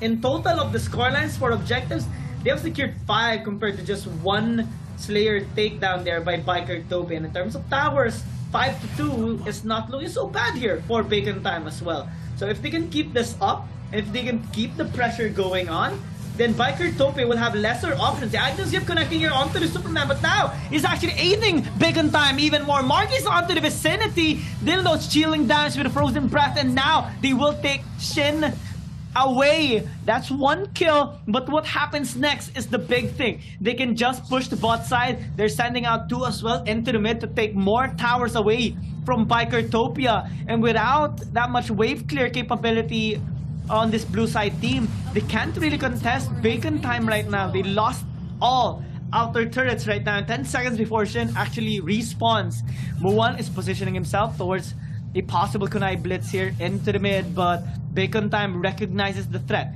They retreat for now. Yep, and Marky almost gets harassed here with the members of Bikertopia. The only chance that they could have was to take Sin. That's a Naval's Fury being used, and another turnaround here coming in from his Bacon Time. Fatal attack is going to be used to clear the way. Marky almost falls down. Muwan is going to be caught out by T1. Kim Sensei almost gets killed by Zerui, but the persistence is there. Almond P might be going in hot. Pika still has his Agnes grip. Right now, plays after plays are happening here for its Bacon Time, and Sin is definitely the one they are targeting hard in this game. Oh, Bacon Time, they have a lot of tools right now in this game. It's up to their execution. Marky might actually set up for the team. That's a 2-man speeding bullet, but Pika is still able to disengage. Might not be the same here for T-Lin. Is able to skedaddle all away, but right now this might be a crucial one. Agnes grip pulling Marky away, and a big punish on his overextension. Bikertopia slips one up, and Bacon Time right now are forced to disengage. With lesser members, Bikertopia might actually be in a good position to start this Dark Slayer, as Almond P is gonna get caught. Thielen tries to chase him down. So gonna be a 1 versus 1. Who will win here? But both agree to just disengage for now, because Bikertopia does have numbers advantage. They're opting to take this Slayer instead.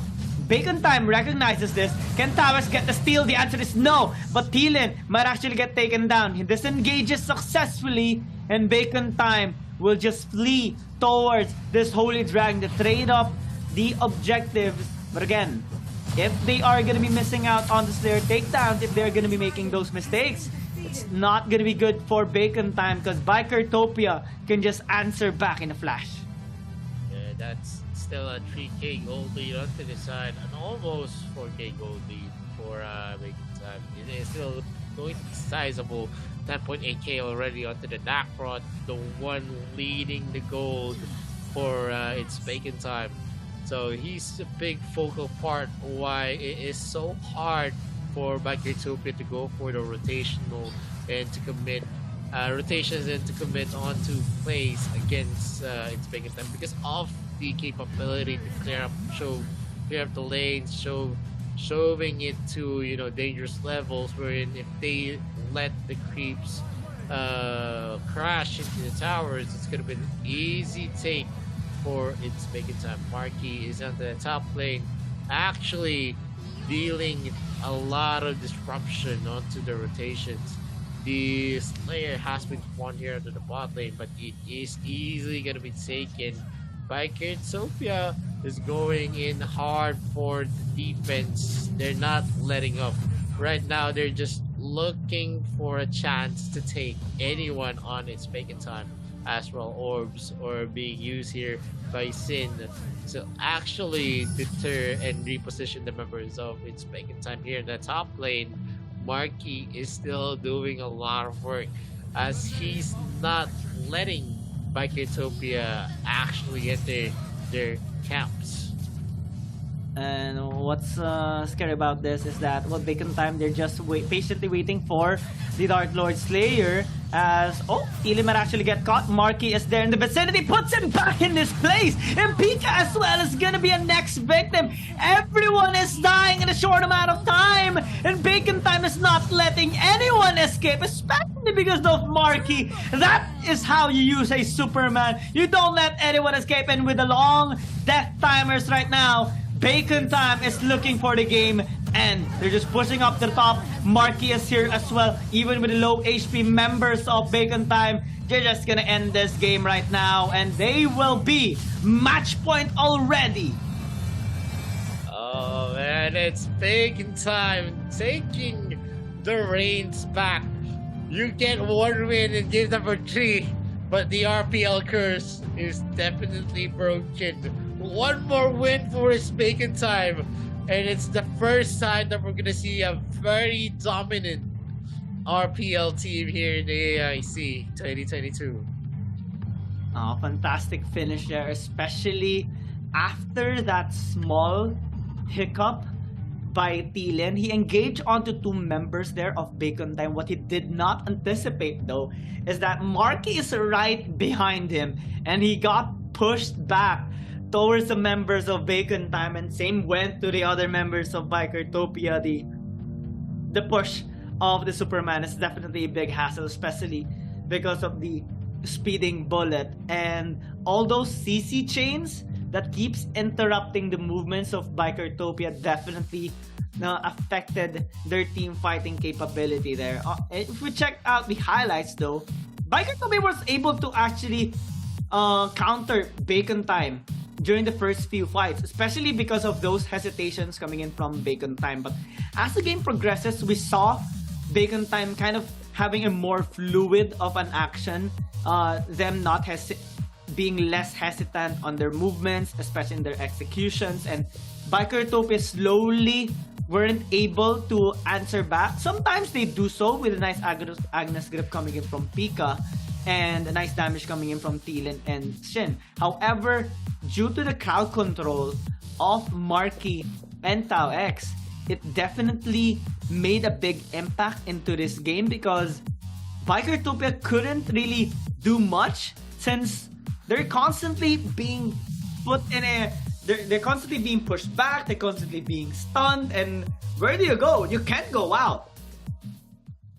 Yeah, I mean, that clash was actually very disastrous for them, as we saw there was already damage hero members on the side of Bikertopia. Most of their members were already damaged, but they still went in, and that's basically it. Them actually going into the clashes where it's Bacon Time actually wanted them to be. They actually clash outside their turret ranges, and definitely it's going to be playing well for them. Dirac is not a hero that can maneuver well in the jungle camp. More so if no one's going to be able to protect him. And it's so hard to actually play heroes that need to be positioned well when there's a Superman, there's also a Darkron, and you also see a Thane actually just charging into your front. And that's basically it. It's just so hard for Sin to position himself up. After he uses the flicker, he's still gonna be chased down, and there was a lot of the positionings from the Superman, from the Thane, and the Darkron, which made it hard to use the Astro Orb to push them all in the same direction. Because it was going, if the Superman was going into his front, then you're gonna see the Thane in his flanks who's going to push him. So even if he uses the Astro Orb, or if he uses his second ability to reposition the people from the formation of its vacant time, it wasn't just enough. He was not going to be able to live that down. He's definitely going to be relying onto the others, like T-Lin. He's going to be relying onto T1. But all in all, it's just so difficult, even with the Roxy being into the front. He just can't slow down that Superman. Marky on the Superman was just too unstoppable. He was just using the speeding bullet over and over again. And definitely the cleanse, the cooldown of cleanse wasn't fast enough for all of the crowd controls that was falling onto the hands of its Bacon Time. Well, Bacon Time had like 3, maybe 4, and an unlimited amount in general because of Marky on the Superman. They also had a knockback there by Tao X. They have knock-up by Kim Sensei. It's a lot to take into consideration in terms of team fighting, and Bikertopia has only a few actually, and they had to rely on Pika most of the time to land that Agnes grip. So it's not much options coming in from Bikertopia, and Bacon Time definitely had the late game potential in this particular match. This game actually turned out to be a battle of late games in the series so far, and this time Bacon Time has had the upper hand, and even having a whopping 8,000 gold lead at the very end of that match. And if we look at the kills, Bikertopia only had 4, which was because of the picks that they had with Pika and the mistake that Bacon Time actually had during the first team fight that happened. So after that, they were able to patch up their mistakes and were able to have a better execution in general in the laning phase, in their macro scaling, and their split push as well. So this game actually has been kind of fast, the fastest so far in the series between Bikertopia and Bacon Time. The MVP is going to be Almond Peak with a fascinating performance, a lot of kills, 602, and this is going to be his second MVP after dealing a lot of damage as well, and a relatively good kill participation. Looking forward to might possibly be the final match here of Bacon Time. Bikertopia has to give it all.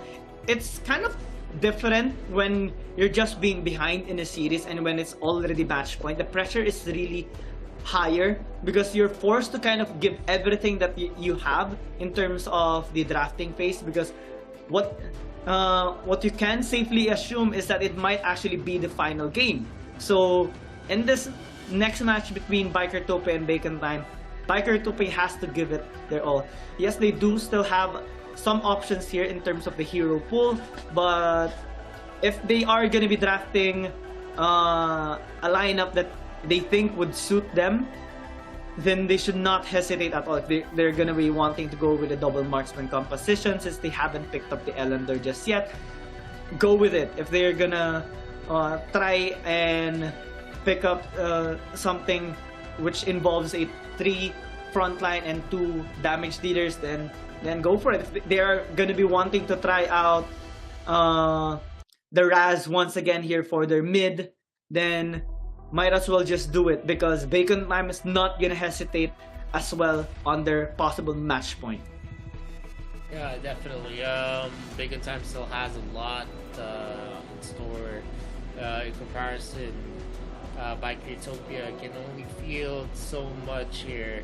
They need to actually pour out all of their investments into game number 5 if they really want to win this, because it's definitely going to be an uphill battle moving forward. It's a match point already, and the pressure is definitely going to be onto the side of Microtopia.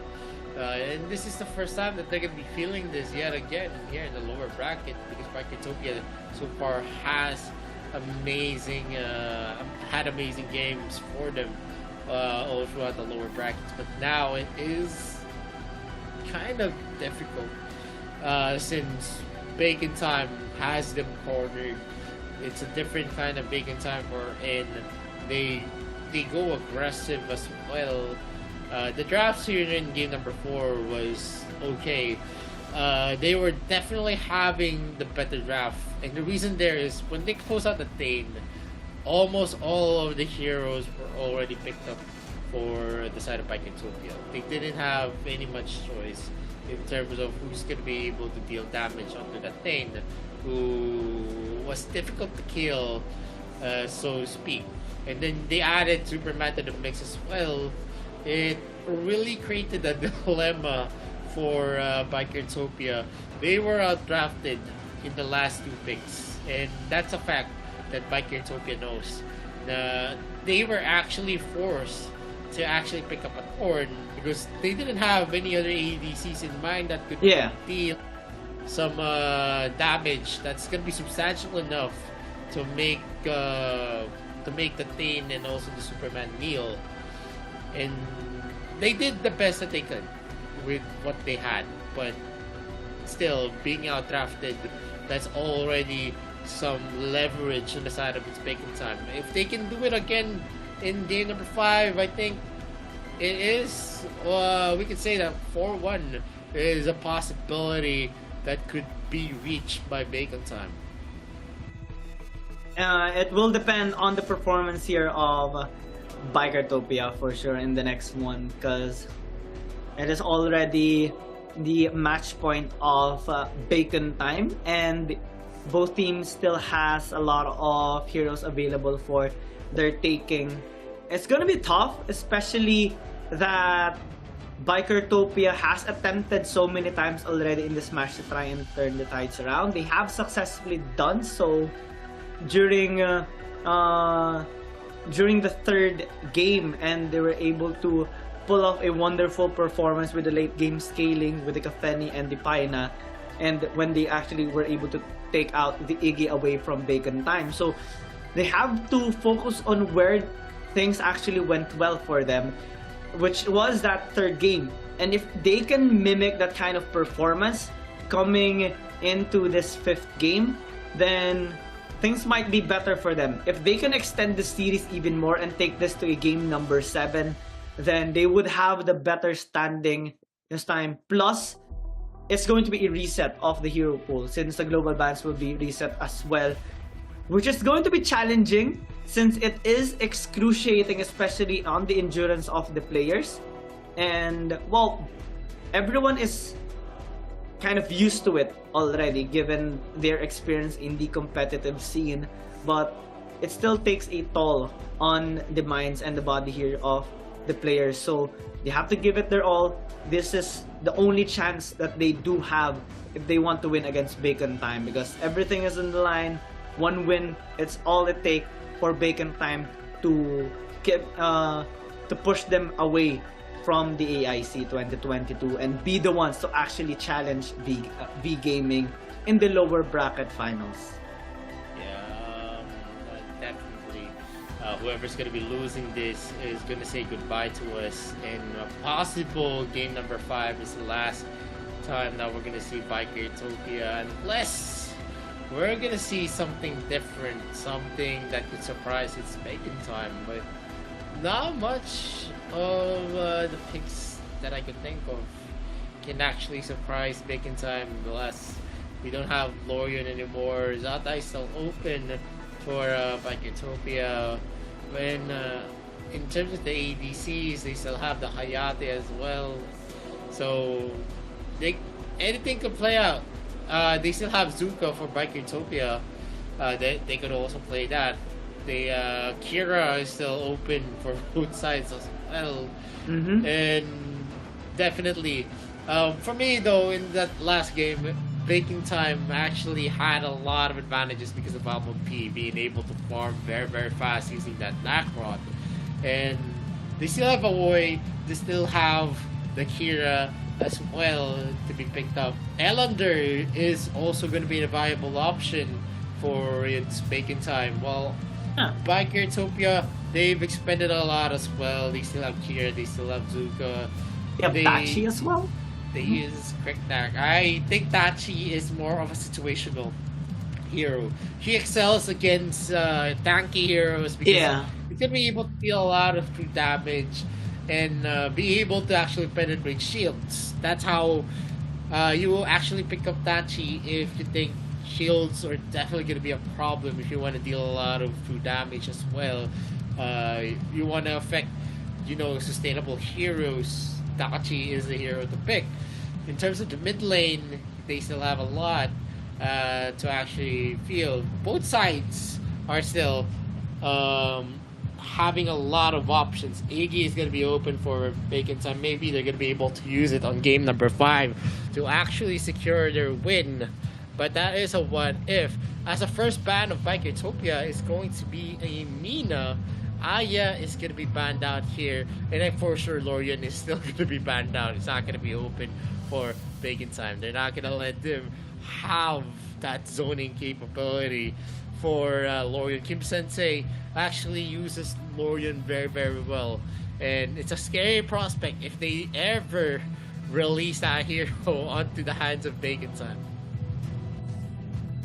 I'm wondering what they will actually pick up first this time, as they do have, they still have a lot of options here for Bikertopia, but some of these are gonna be removed for now, like the Mina, like the Lorian. Omen actually hasn't been picked up here by Bikertopia, so there's going to be a good eye coming in from them in their first pick, and it might actually have a significant impact into this game, as Bacon Time does have a 2-pick advantage here on the red side. So if they are gonna be opting to go with the Elander double marksman lineup, then this might be a good chance for them to do so, as they would really want to deal a lot of damage to try and take down this Omen.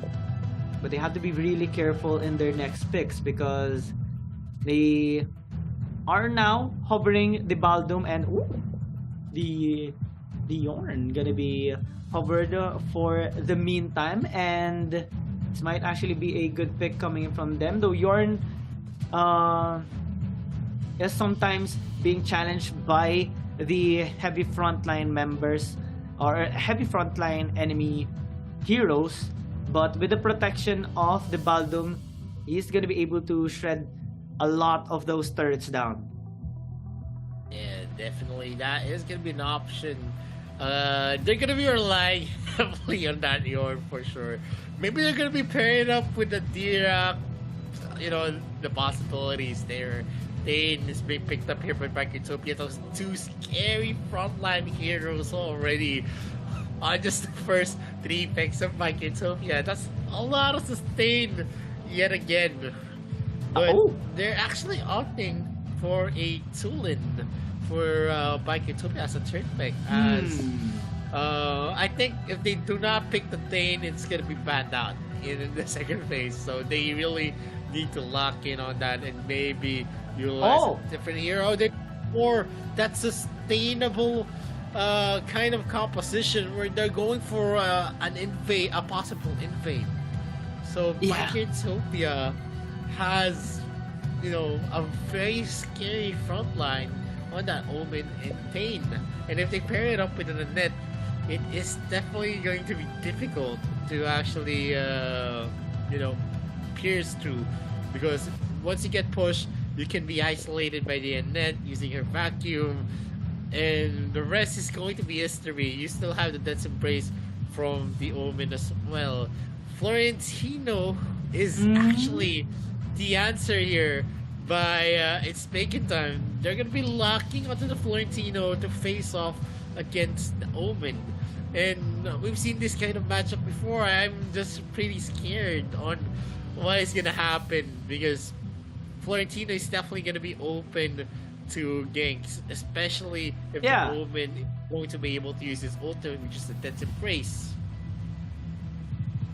It does have a relatively high damage here with the Florentino, but what's scary is if Bikertopia is gonna land those CC chains onto the Florentino and is not gonna be able to successfully negate it, it's going to be detrimental for Marky later on.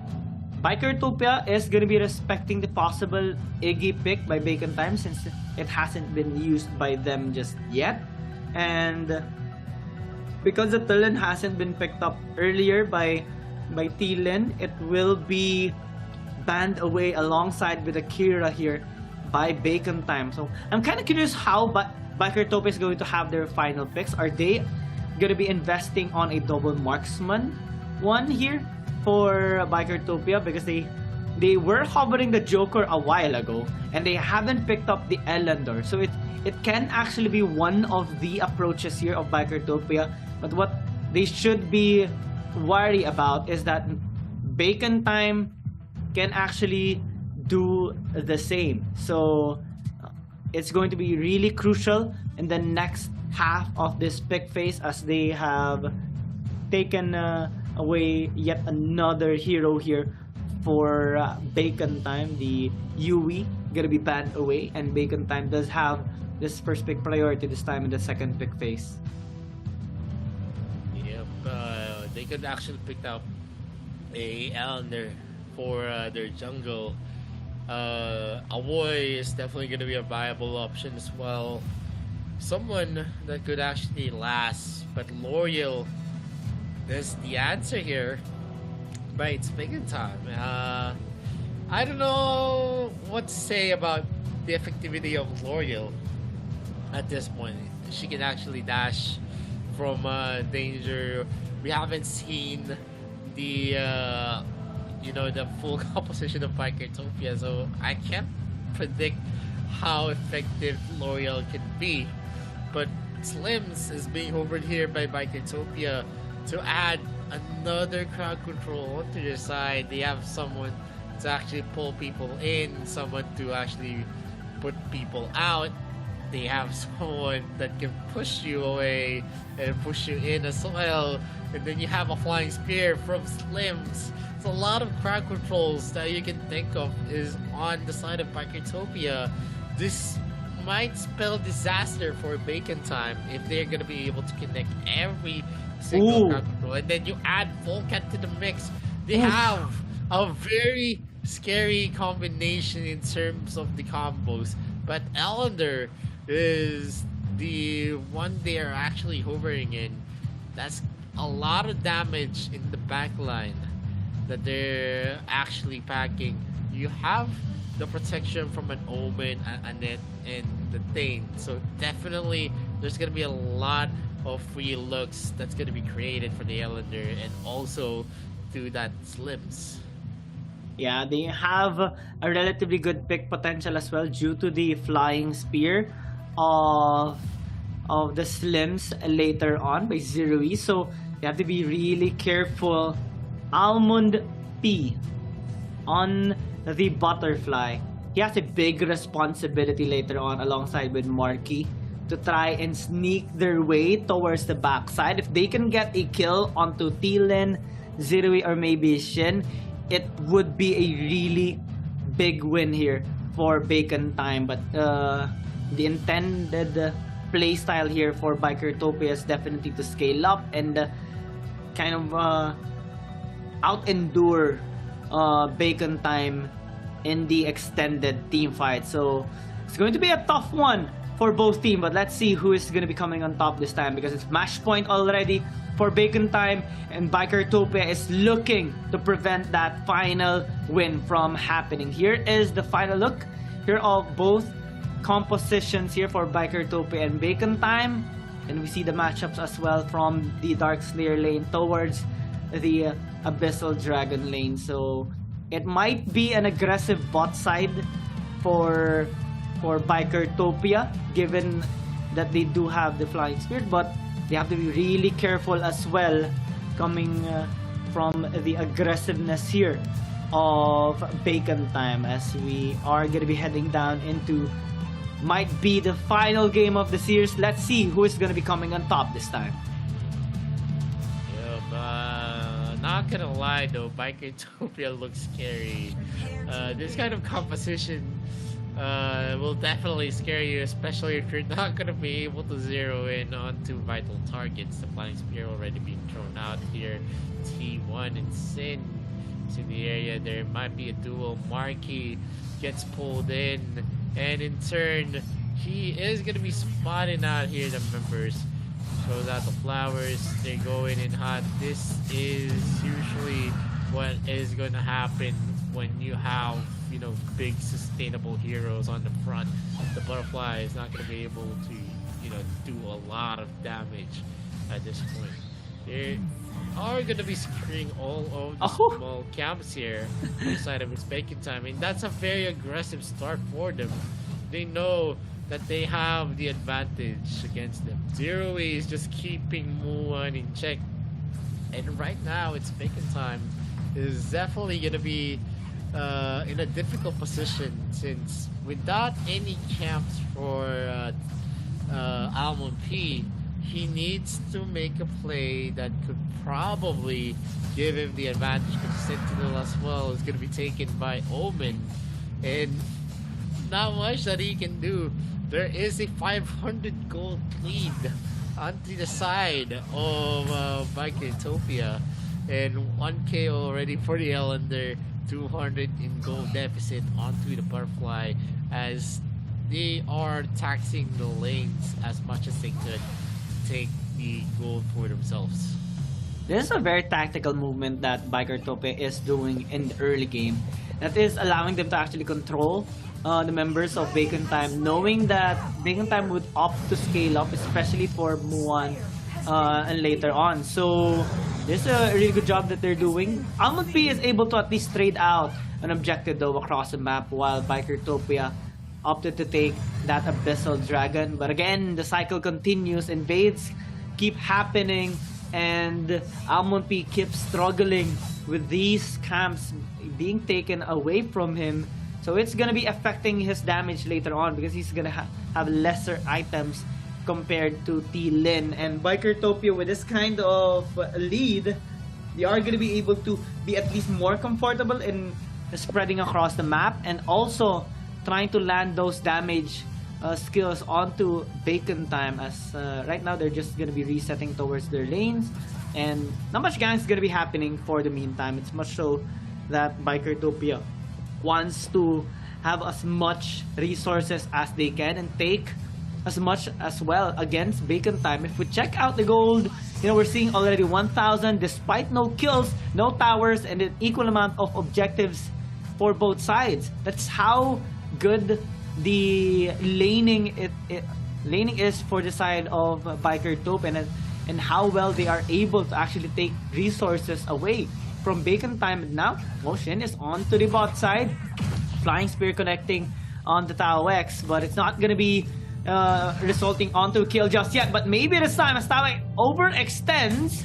Good job though with Wild Prison, preventing them from countering him and punishing his overextension even more, as now Bacon Time looks to retreat back to their base. There is a group up here in the mid lane, and well, T1 doesn't have an ultimate anymore and used already his flicker a while ago, so they won't be able to close the distance for now, and will be resetting for a bit and go back to the usual laning phase.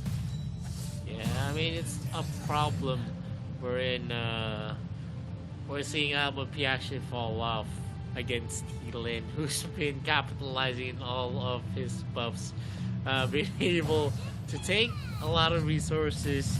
Definitely it's going to be affecting the stacks of Almond P, but it doesn't matter much if we don't see anyone actually taking the kill. It is still going to be winnable for anyone. 1k is already built here by Bikertopia, while we're seeing Muan doing his best at this moment. That's going to be some stuns as well. Muan might be taken as Tox is going to be able to secure them with a Wild Prison, so Yeah, he's not really gonna be suffering at this moment. There is gonna be a clash here. Almond P repeatedly uses Assassinate, but he's just gonna make T-Lin run. At this moment, there's not much that they can do. Kim Sensei is gonna be helping them up here into the bottom lane, but with one of the members of low health, they're not gonna be committing to the clashes. Yeah, and Bikertopia is actually being really proactive in this game, getting the objectives as quickly as possible, and Bacon Time this time is not able to trade it out pretty early. They're also losing a tier 1 tower in the mid. This is huge already, and normally isn't the case for Bacon Time. Now, after losing 2 towers, Bikertopia is gonna have a little bit more access towards their bot side jungle and establish a deep vision against Bacon Time. Kim Sensei is gonna get caught out, and that's gonna be first blood here for T1. Pika as well is trying to chase down Tau X. He dodges the flying spear and flickers away to safety, but not as safe as this tower right now, as Bikertopia will take that second one. Market tries to answer back with a top lane push, and he will be able to get it successfully. But again, Bikertopia is still able to open up the map pretty wide here for Bacon Time, and it's gonna cause a bit of delay on the rotations here of Bacon Time for later, as now they're grouping up towards the top. They might actually engage here on the T1, but they got spotted out, and Bikertopia is answering with a split push by Pika on bot, which will force Kim Sensei to actually defend the tower, but he's not gonna be successful in doing so. That's 4 towers right now taken away at the 7-minute mark. Yep, the rotations are definitely effective here for Bikertopia, but it's gonna be a problem as its Bacon Time's map is slowly shrinking.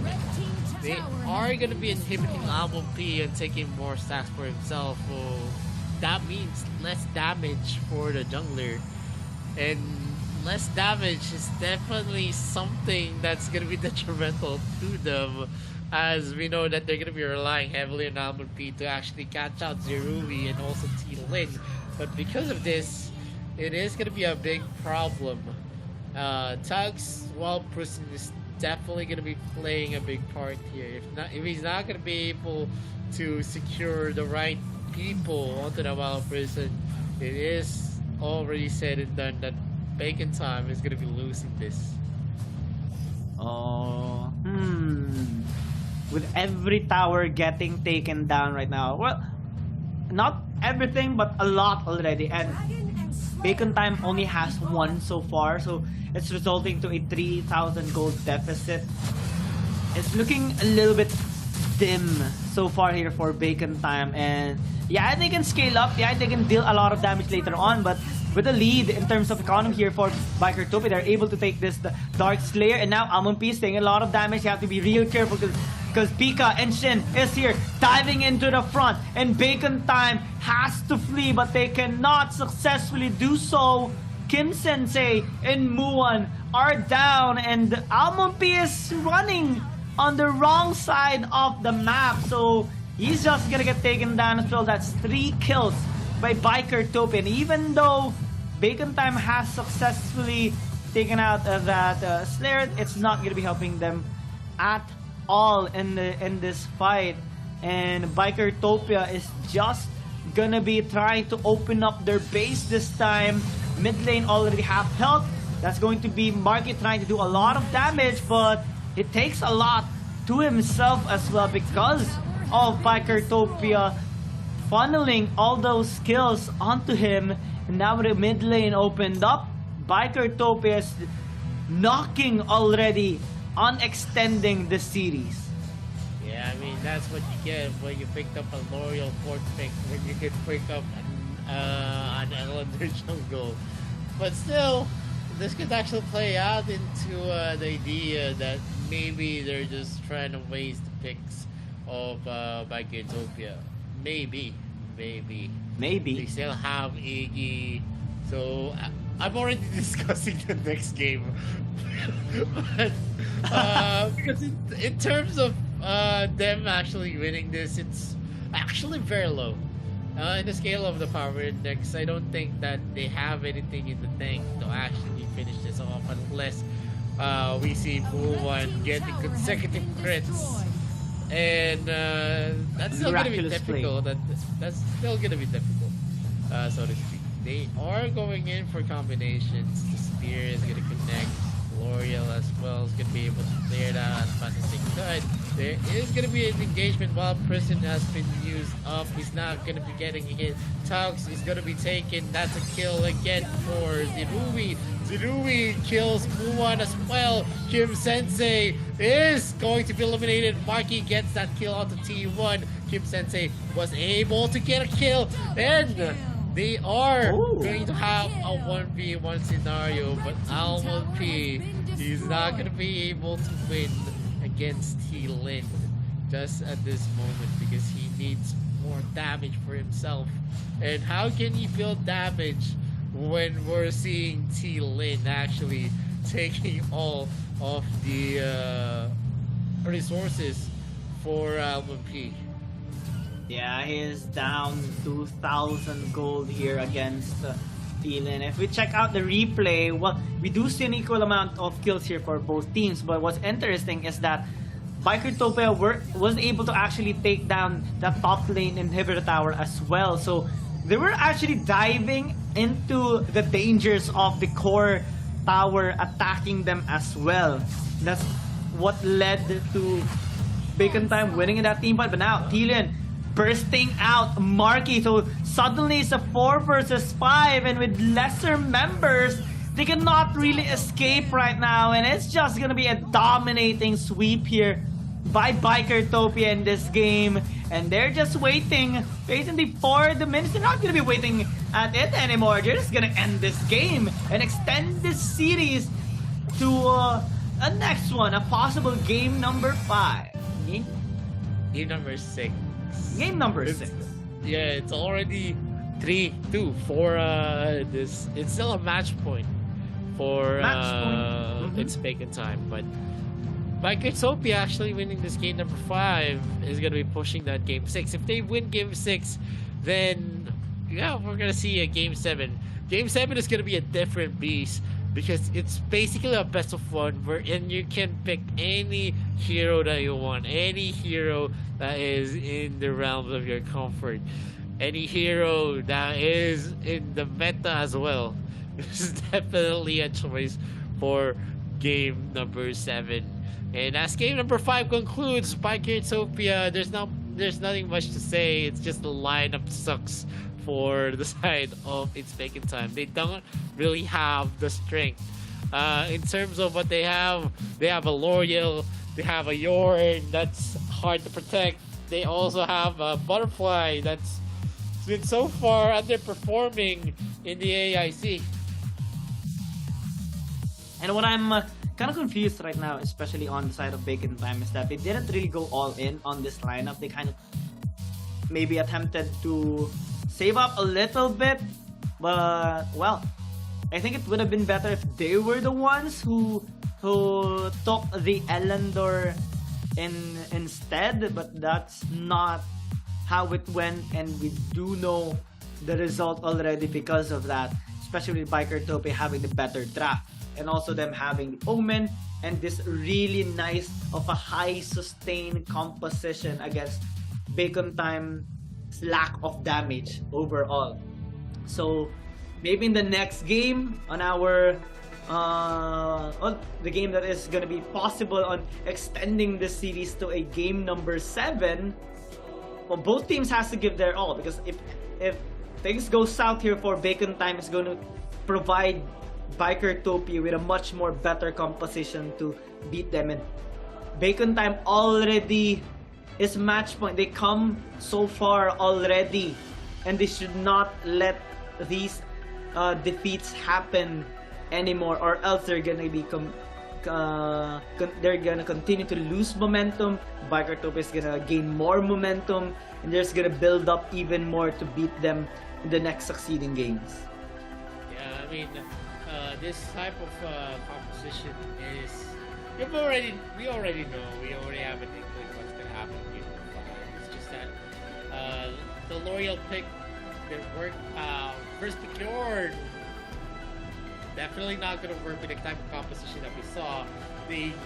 It actually had some chance since they picked up the Paldum, but third pick was so-so with the Florentino pick, I guess. But the first pick Yorn was so nonsensical because you don't need to actually first pick the Yorn. There was a lot of heroes that you could actually use. Iggy was open. Lorian wasn't open. It was banned out in the first phase. And Ellender was definitely open for the fourth pick as well, but they didn't want to risk it.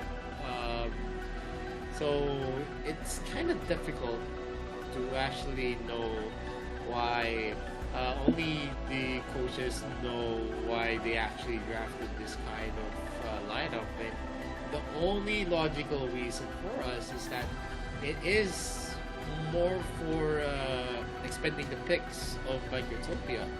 So in game number 6, definitely, if Bacon Time cannot field a better kind of lineup, then I think what they did in game number 5 is definitely for naught. It's actually wasteful.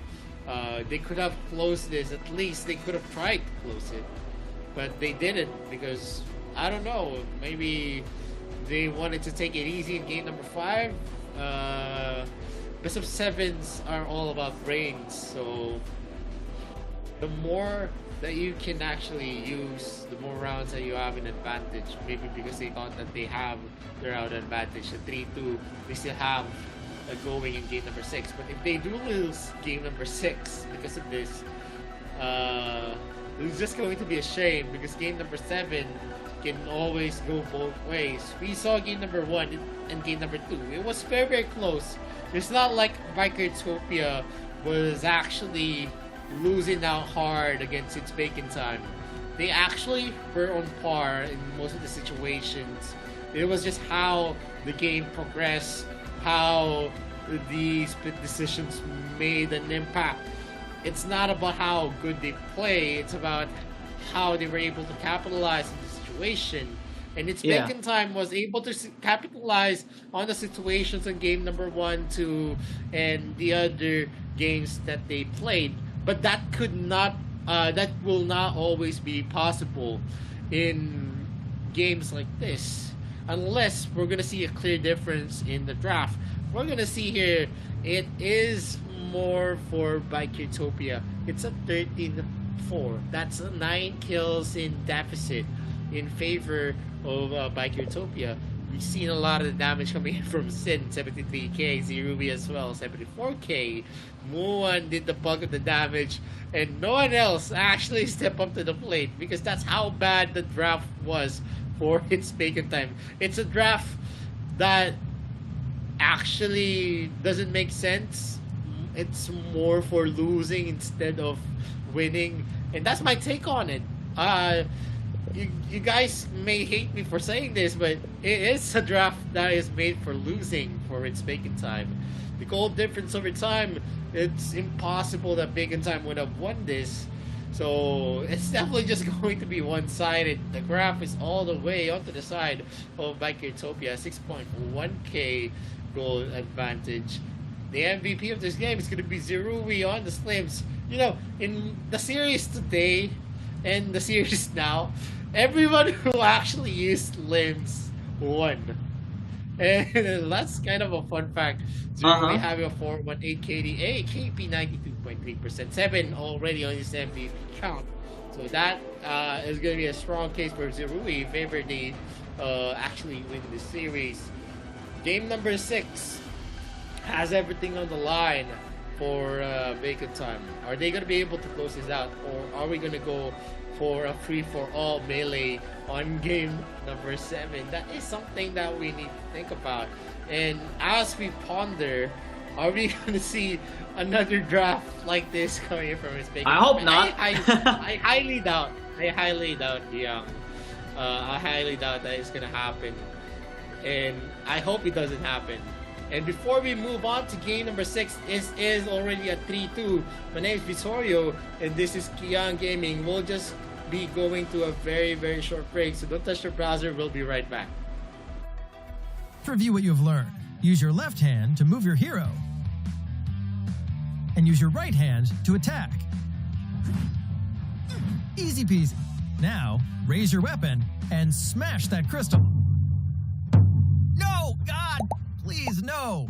Well, maybe your gaming life is not so smooth after all. Don't be nervous. I know you think you have learned everything about winning, but your enemies are not sheep waiting to be slaughtered. To get your game victories easier, you'll still need to learn some little tricks. First, you need to know about the 3 lanes. In AOV, there's the Abyssal Dragon Lane, Slayer Lane, and Middle Lane.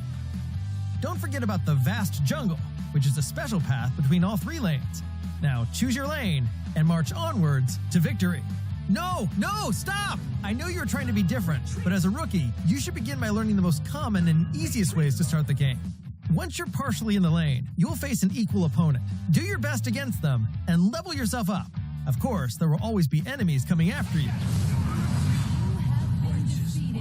Don't worry, AOV is a team game. This means you must focus on team fights, fight alongside your teammates, and eliminate your enemies. During team fights, you must cooperate with your teammates to find every opening and opportunity to kill your opponents and ensure the survival of your own team. Victory lies ahead of you after you wipe out all of your enemies' defense towers standing in your way. That is, if you are still standing after the team fight. Oh, dear Lord, don't ask me what to do if your rivals have respawned. Just repeat what you did earlier until you have won this match. That is how you win a game in Arena of Valor. You must be in harmony with your team every step of the way. Understand, rookies? Okay, I know that you cannot communicate telepathically. To be more effective at each stage of the game, maybe you need to know some terminology in order to communicate with your teammates. Carry, leading or majorly influencing leadership on a team. Double kill. Bloodbath. Gank, a surprise attack on an enemy hero.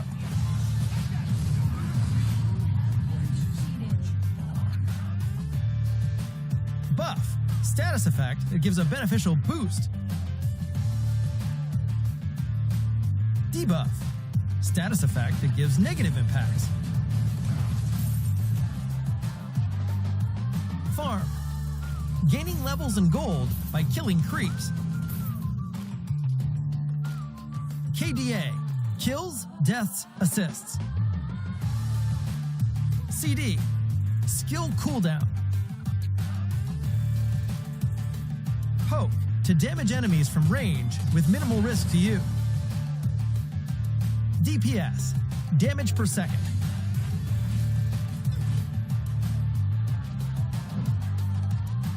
That's all the rookie training for today. Let's start a match and get fully absorbed into the world of Arena of Valor and win glory with your teammates. What could be more enjoyable than praise from your team?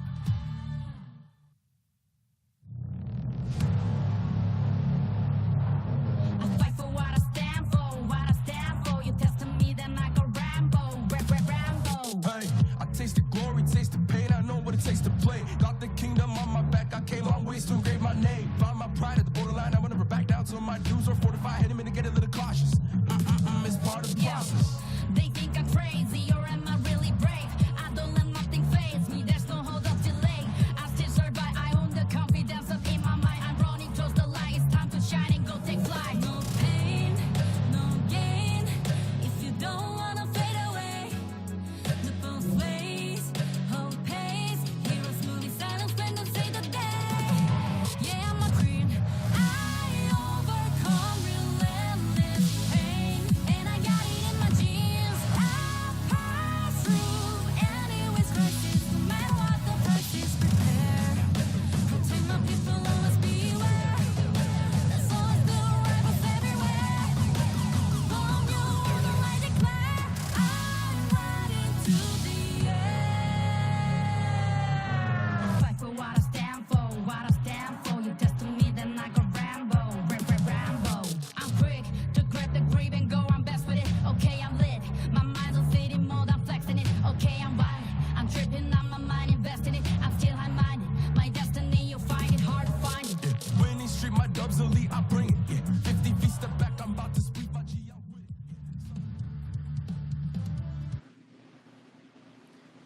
and welcome back to the Arena of Valor International Championships 2022. My name is Vittorio, this is Kian Gaming. We're already in game number 6 of this best of 7 series. It's a 3-2 for its Bacon Time and against Utopia, and its Bacon Time already has a match point lead. If they win game number 6, it is already going to be ending as Utopia is going to say goodbye to the AIC. But if Utopia wins game number 6, they are going to keep the dream alive and force a game number 7.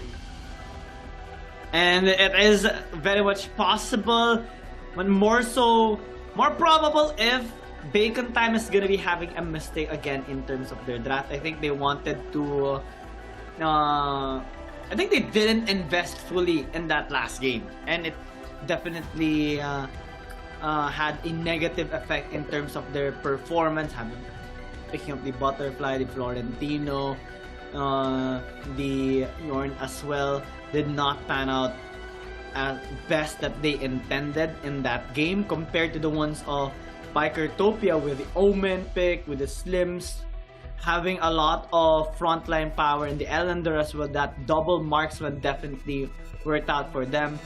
Bacon Time, again, hasn't gone with the double marksman lineup just yet, so they can actually pick up the Ellender in the next game. I think they're gonna be on the blue side this time, since Utopia has been consistently on the blue side, so they will have the first pick priority this time, as we are gonna be seeing on the screen the global bans coming into play. That's a lot already. This is gonna be the last time we are gonna be showing this onto the screen, because next game, if Utopia is gonna be pulling off another win against Bacon Time, we are now gonna be having a reset in terms of the global ban, so everything is gonna be available for them.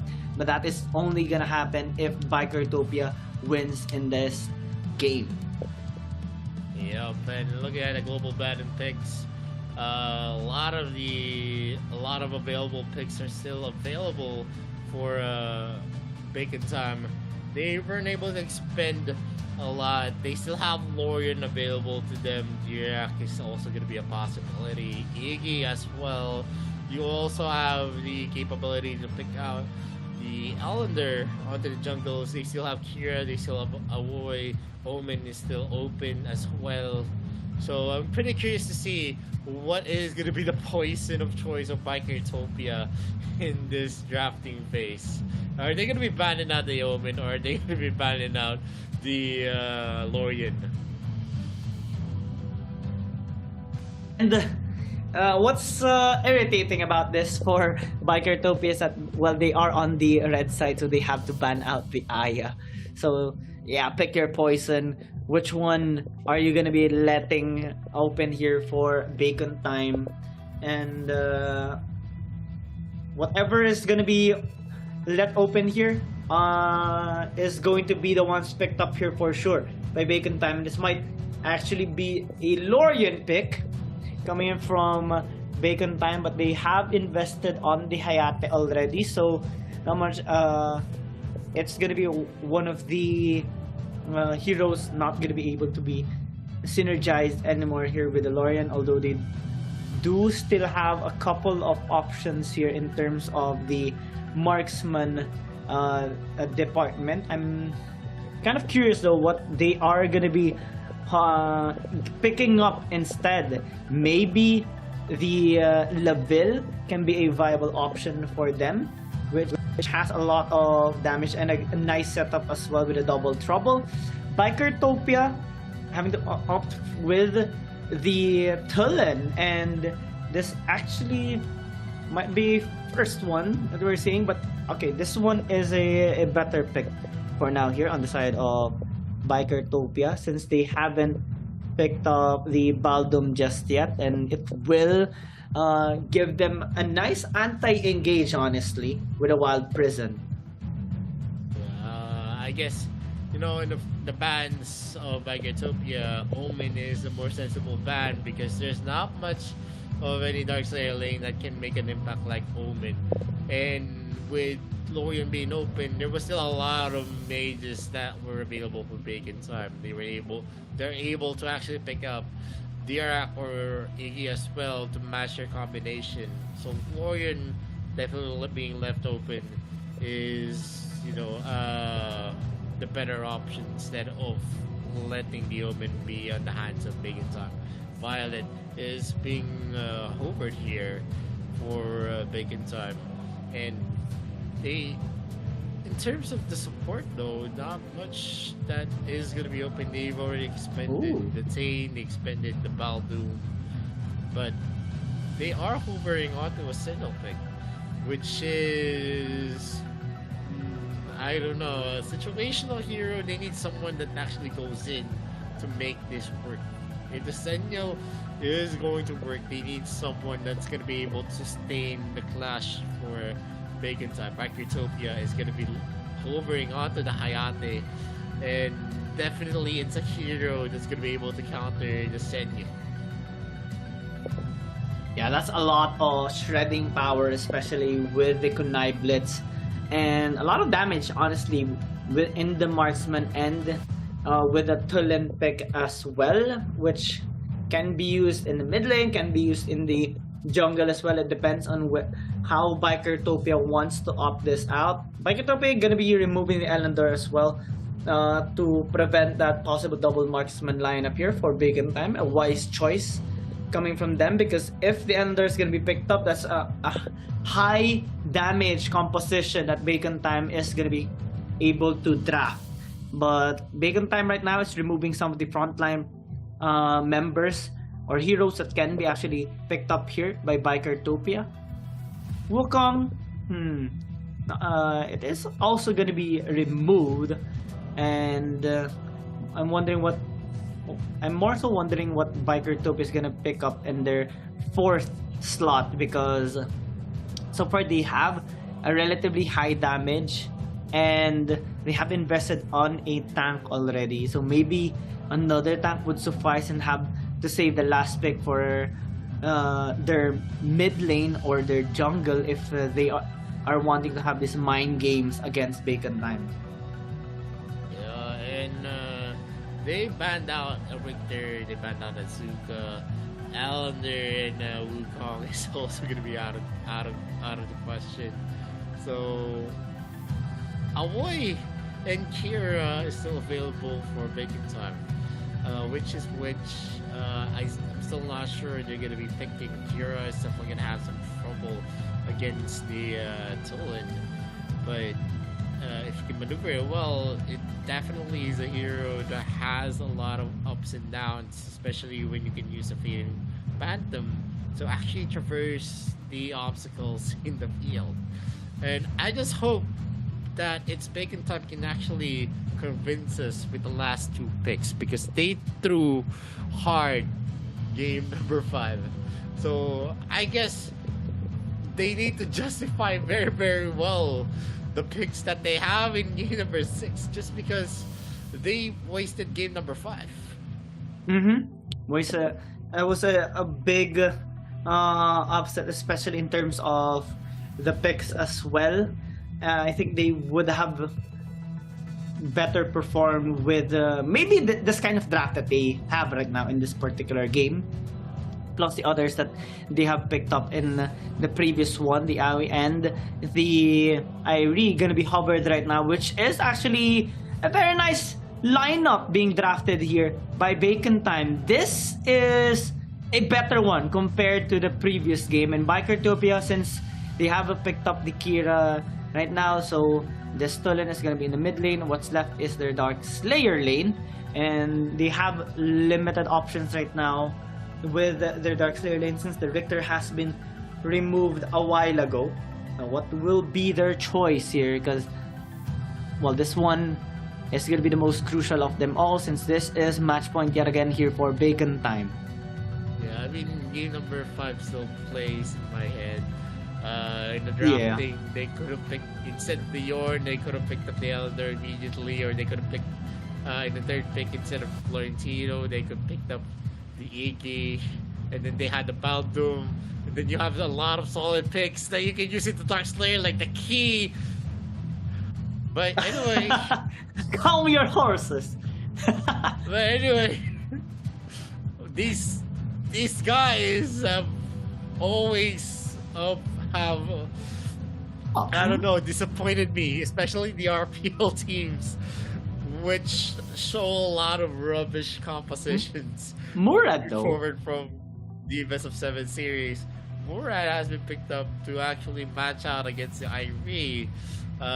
This is definitely I've seen a Murad before being used in the Dark Slayer, but this is the first time that we're gonna see Murad here. The AIC, let's see if it's still gonna be something that can bring effectivity on its role. He's being used up in the Dark Slayer lane. You have a lot of utilities there. You have some stunts, you have some slows, you have invulnerability. You can actually be safe in a far area while you're dealing a lot of damage. So Murad is a hero that could excel in providing disruption in a safe place.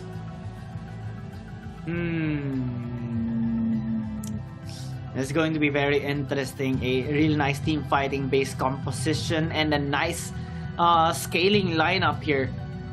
This time by Bacon Time, a well drafted lineup, honestly, by Bacon Time, which could have been the one they used during the previous game. And for Bikertopia, they have a solid lineup as well. I think the crucial one though is gonna be the Murad, especially when it is gonna battle against the Irie. So it's going to be a big responsibility for sure for their Dark Lord Slayer lane for Pika, because if he's not gonna perform that much well, or if he's gonna lack the damage and not be able to zone out, or at least win the lane against Marky, then it's not gonna be looking good for the side of Bikertopia, and they won't be able to push this to a game number 7.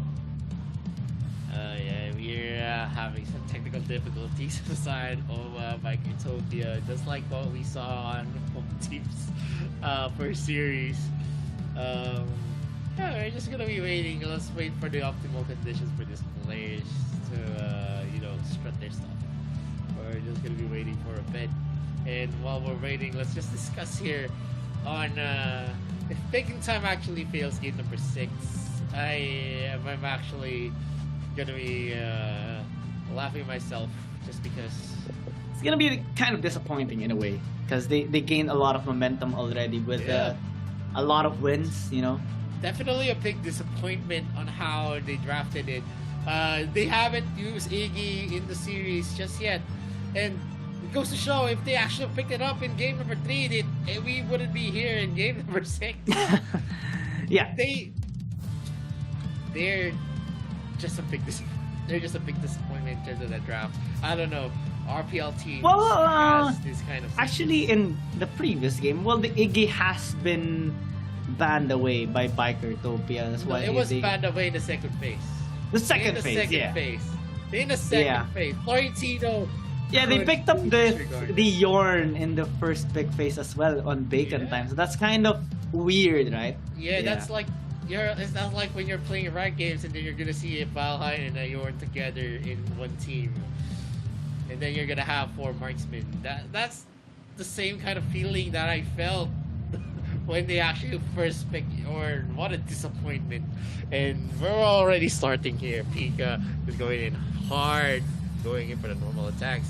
Neruli is gonna be zeroing on to Wuhan, and that's a big damage coming from Tox when the shield exploded in his face. And there is going to be a song kind of engagement here, but Kim Sensei is not phased. He knows he still has the magic spell bomb that he has on his passive. It's not gonna be taken easily. There is going to be some exchanges though. Pika is going to be losing some of that, and Wuhan is going to be the first blood. Tsurui takes it. Oh no, that's a bit of an oopsie there. coming in from the side of Bacon Time. It was actually a really good job a while ago by Tao X, saving Kim Sensei with the heal. However, on the bot side, you know, Muwan overextending a little bit. You have to be really careful for that engage of Zirui and T1, and that overextension definitely cost him quite a bit with the first blood secured there by Zirui. And this is not really the best kind of performance that Bacon Type is having in the early game, and they should avoid those kinds of mistakes, especially after that interesting questionable performance during the previous game. And I think this time, if they are looking to redeem themselves with closing out this series with a win, then they should have a better early game than expected, as the objectives are now going to be spawning up. Abyssal Dragon here prioritized by Bacon Time, while Mark is actually trying to prevent T-Lin from securing or at least starting this Slayer quickly, and he's able to delay his stake at least. So that's already a nice start here for Bacon Time. They are able to at least catch up a small amount of the gold they lost from earlier due to that first blood by Zirui. And now they're grouping up. This is where Bacon Time actually should be strong whenever they group up, especially when Tawex has the Angelic Splendor, because that's gonna be their safety net in terms of diving. If they're gonna be saved here by Tawex, then they can actually make these really nice outplays. Yeah, and you're gonna see here the boots of Moran. That's a flashy boots for additional cooldown, and magic piercing boots for both Kira and Tulin. They're not afraid of the crowd control that Bacon Time has. Maybe they're gonna be relying hard onto the cleanse of T1, or they're gonna be able to micros most of the skills of it's Bacon Time. The only pick that I don't like is on Pika. Pika's Murad. They force out Zirui's Kunai Blitz, and we already see T-Lin. He's not gonna be able to take Mark easily. The Ryu gives him 3 dashes, and that gives him a lot of space. Pika is going in for a cut lane here. Not gonna be able to kill everyone though. Team 1 is in the area. He used, and Sin uses out this Thunderbird to harass Kim Sensei. Pika is just in the area, just using his time traveler abilities, getting the momentum up. There is gonna be the turbulence ready for him. They are spotting out Toxin Muan though, who is helping Amupi clear out his red buff as fast as he could. Muan right now has the ability to actually burst down Zirui as long as he's gonna be in a safe area. Thunderbird again is gonna be used by Sin. No exchanges just yet. While Prison is gonna get a hit. Maybe this is going to be a big danger.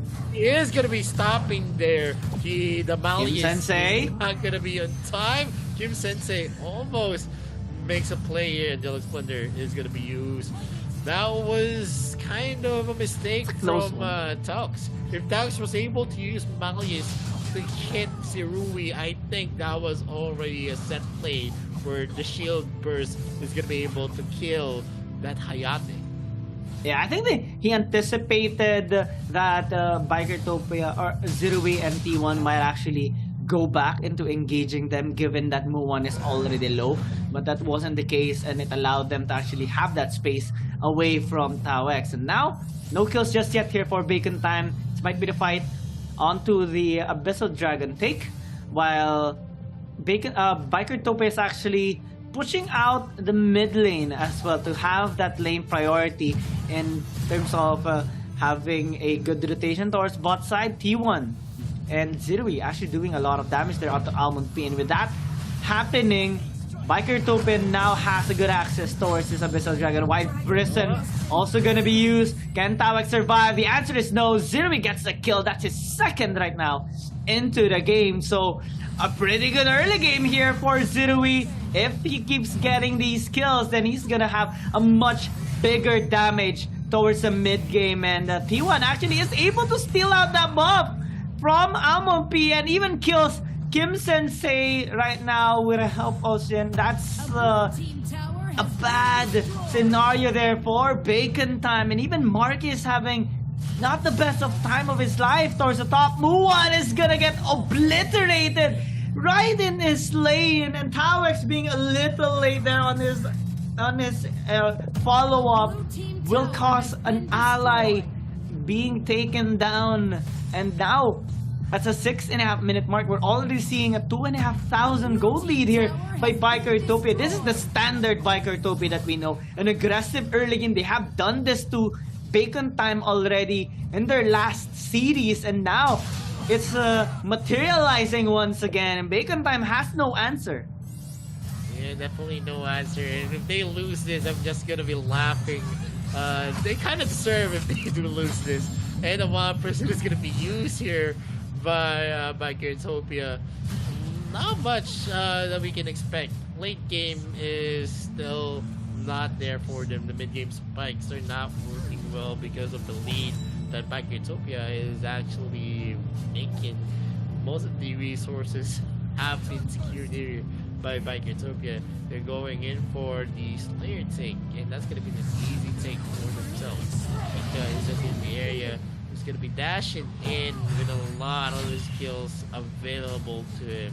He's just going to be spamming his skill shots here, with the turbulence always ready for action. It's going to be a 1v1 here onto the bot lane, but a lot of the plays here are happening. Kim Sensei is going to be connecting the Star Sky, but it's not enough to actually get that kill.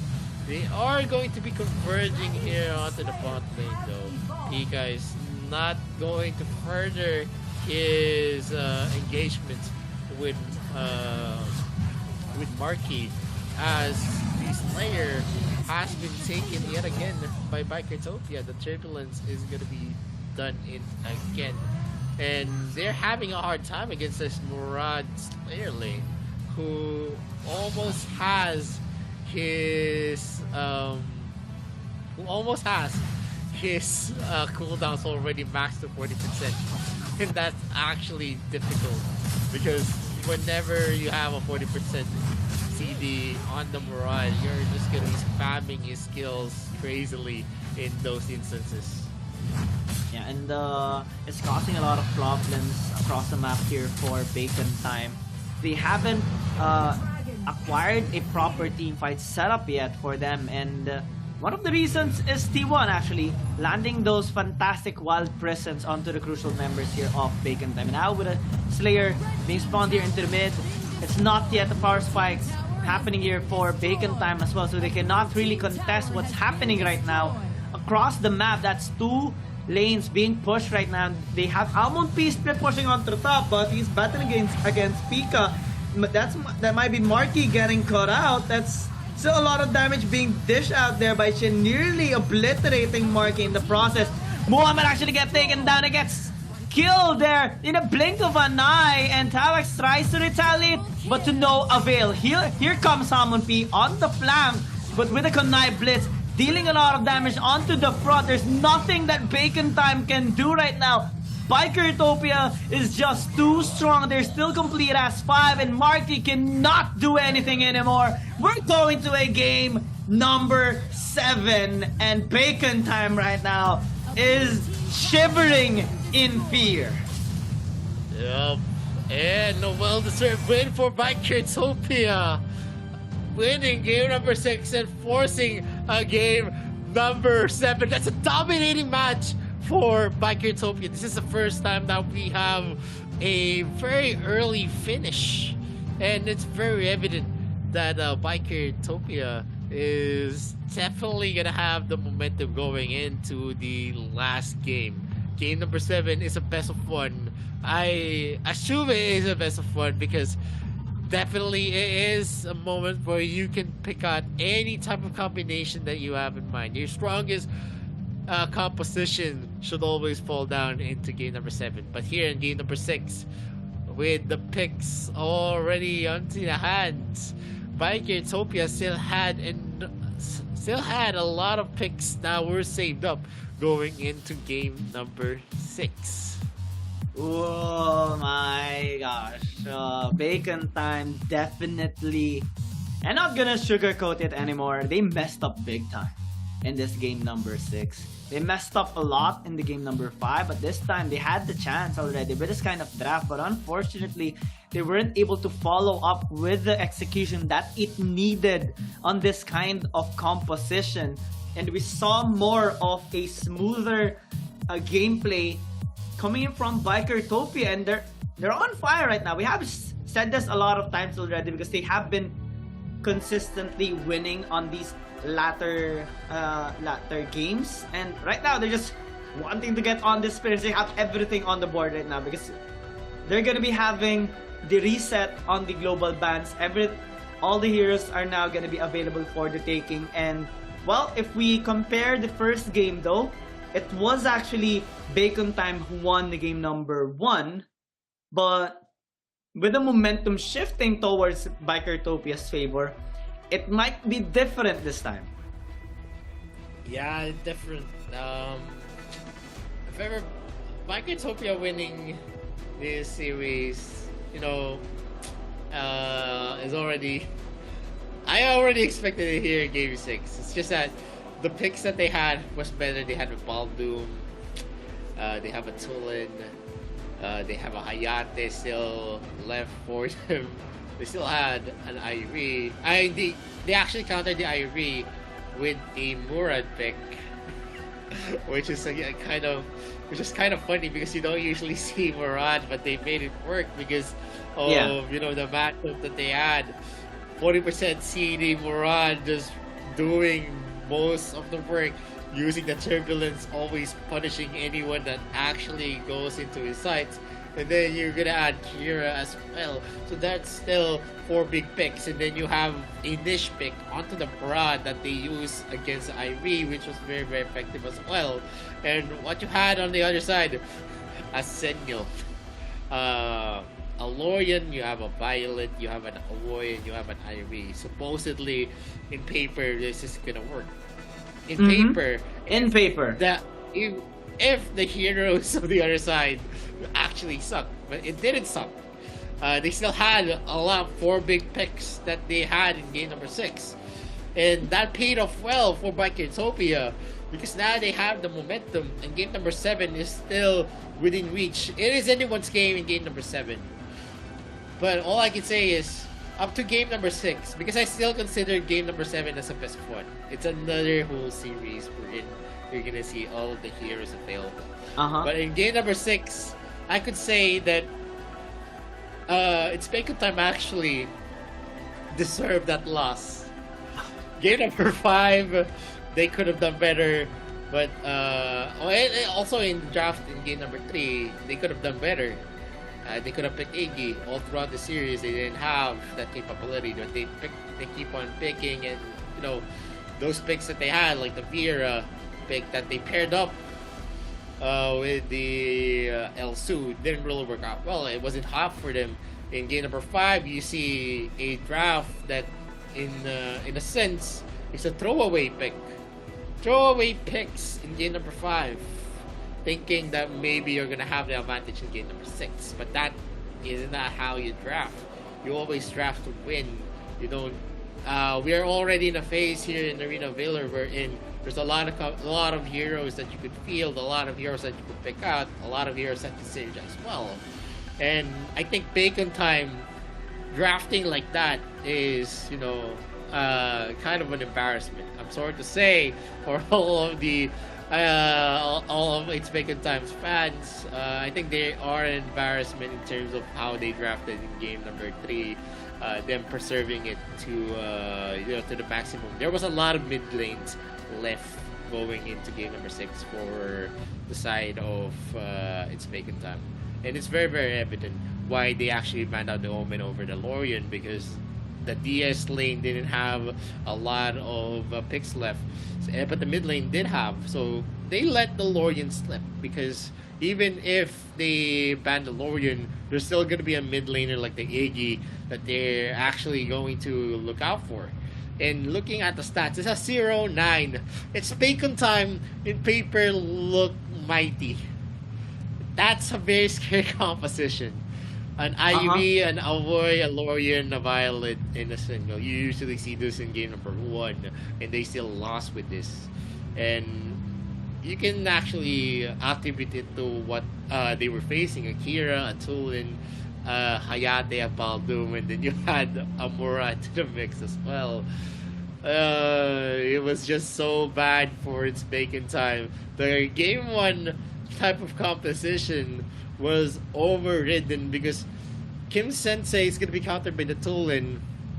A lot of the reason there is that Tulin excels in short range. If you're going to be using Lorien, you're mostly always going to be in a spot where you're close to your enemies. And Tulin is just going to be happy that you're just going to be teleporting into his face. If you're not going to hit the Star Sky, definitely Tulin is going to have the better time in the mid lane. And you're going to see the MVP of the game. It's going to be Zeruvi yet again. 304 KDA, 8 MVP counts already to his name, 40.1% damage that he's dealt, 77.8% KP.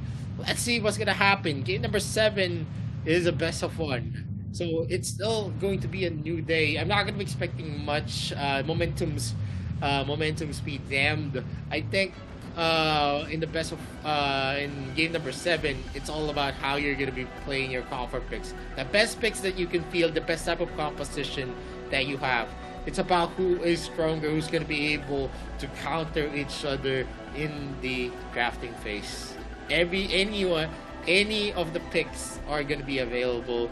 The bans and the global bans have been reset, and the only thing that will hinder you in the drafting is definitely going to be the 4 bans on each team on phase 1 and phase 2. So let's see how Bacon Time and Backytopia is going to be playing this.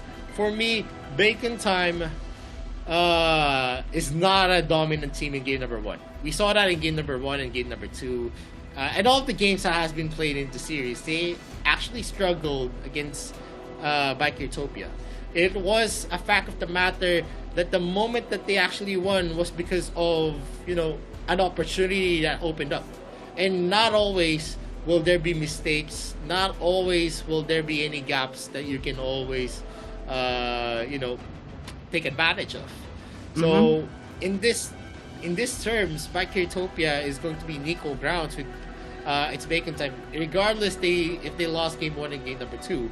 That's how best of 1s are, and we all know, we've experienced it in the group stages. We see people actually excelling in the group stages and then falling off in the playoffs just because it became a best of 5 or best of 7. But here in the group stages, we saw whoever has the ability to go for their comfort picks, the ability to be confident on their picks. They are the ones that excel in best of 1s.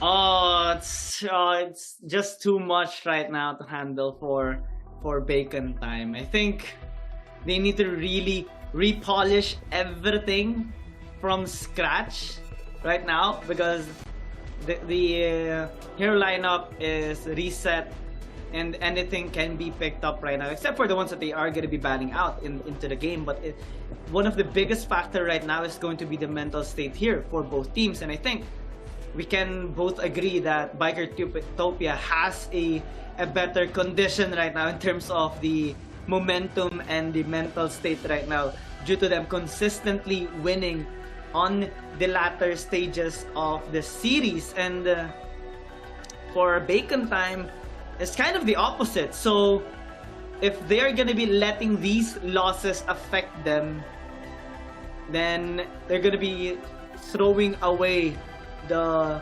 3-1 lead that they had already. This is really crucial in a sense, and it would not feel good in a sense if they would be losing out in this series. And Backytopia is more than just excited to come back in this series and make this reverse sweep, because they've been building this up so well, they had a fantastic run already against the Valencia CF before this series, and they already had a good amount of experience taking down Bacon Time. I think they just got shook in the first few games that they had because Bacon Time actually adjusted their playstyle and also their picks, and Bikertopia took time to adapt towards Bacon Time. But now that they are reading them properly like a book, it's causing Bacon Time to be pushed back again on the ropes and pushed back onto the wall, and they have to, well, again, we said this before the series started, they have to come out of their shell once again. It's gonna be another challenge maybe for Bacon Time. I would say that it could be possible for them to finally redeem the series again back into their favor and win against Bikertopia, but it's equally as possible as Bikertopia silencing them once and for all. Yeah, that's gonna be a possibility as we're starting game number 7. No, all of the global bans have been resetted, and it is gonna be a thing to see if we're going to see the same Bacon Time here. They're gonna be the first pick on game number 7 at 3-3. And so going back to what you said, if it was a waste for a 3-1 lead to actually reach this kind of moment, then definitely yes, it is a waste. It is, you're just opening up the possibilities. I think it's more of not being able to draft effectively that actually hindered Bacon Time. If they were able to get more of the resources in the earlier games, I think it would have been a different kind of setup. And they still failed it in game number 5, where they and could 6, have closed it on 4-1. And game number 6, they did their best in the draft, believe me. The problem is that they didn't have enough in the gas, and so them failing it up in game number 5 and expending picks was, I don't know, a show wherein Bikertopia was just given a free pass. I'm not saying that Bikertopia did have a free pass, but it was an easy bulldoze on game number 5 and an easier game in game number 6, because in this series you don't see them actually fall off before the 20-minute mark. They actually fail. The games finish at the 21-minute mark, close to 19. But that game was around 12 minutes, and it already closed down into Bacon Time. That's how dominating game number 6 was, and that was the best kind of lineup that Bacon Time could have mustered in game number 6 with the picks that they had remaining for themselves. And moving forward, Bacon Time actually went for the first pick, Richter. Richter has been a hero that, has the mobility, has the capability, the adaptability. It's a flexible hero. He has parries, he can avoid stunts, has silences, can probably slow, has that long range as well to reach the backline using his sword sweep. But Bikertopia is going in for 2 big picks for themselves. Pika actually using the Yan is one of the big factors why it was hard in game number 2, because of how big of a damage Pico was actually dealing in the DS lane. And then picking up the Lorian as well, it's gonna have the zoning capabilities that they have, and the counters that Bacon Time actually thought of is to pick up a Tulin and to pick up an El Su. Tulin, so far from its Bacon Time, is a big factor. They're able to use that to its fullest potential. The third pick, though, for Bikertopia is going to be a key factor. Who are they going to be able to pick? If they pick up the Paina, then it's going to be understandable that they might be picking up a Laville or a Kafeni. And I don't know if I actually want my support hero to be the Paina pick at this point. Especially that Bacon Time is gonna be investing heavily into the damage department. What's interesting about this as well is that the talent can also be in the jungle, so Bacon Time can actually put another mage here in the mid lane, which will substantially increase their range here. And they still have an option to pick up another support tank, which can be a Thane, unless Bikertopia actually bans it out. But even if they do have a lot of options here, like the Baldum or maybe the Lombard that can prevent those engages. They have taken away the Baldum as well, so that's another -1 on the tanky support picks here of Bacon Time, as they are also removing some of the high synergy marksman heroes here on the Paina. Kafeni taken away. They might as well take the Telenas as well, but they are hovering the Hayate for now.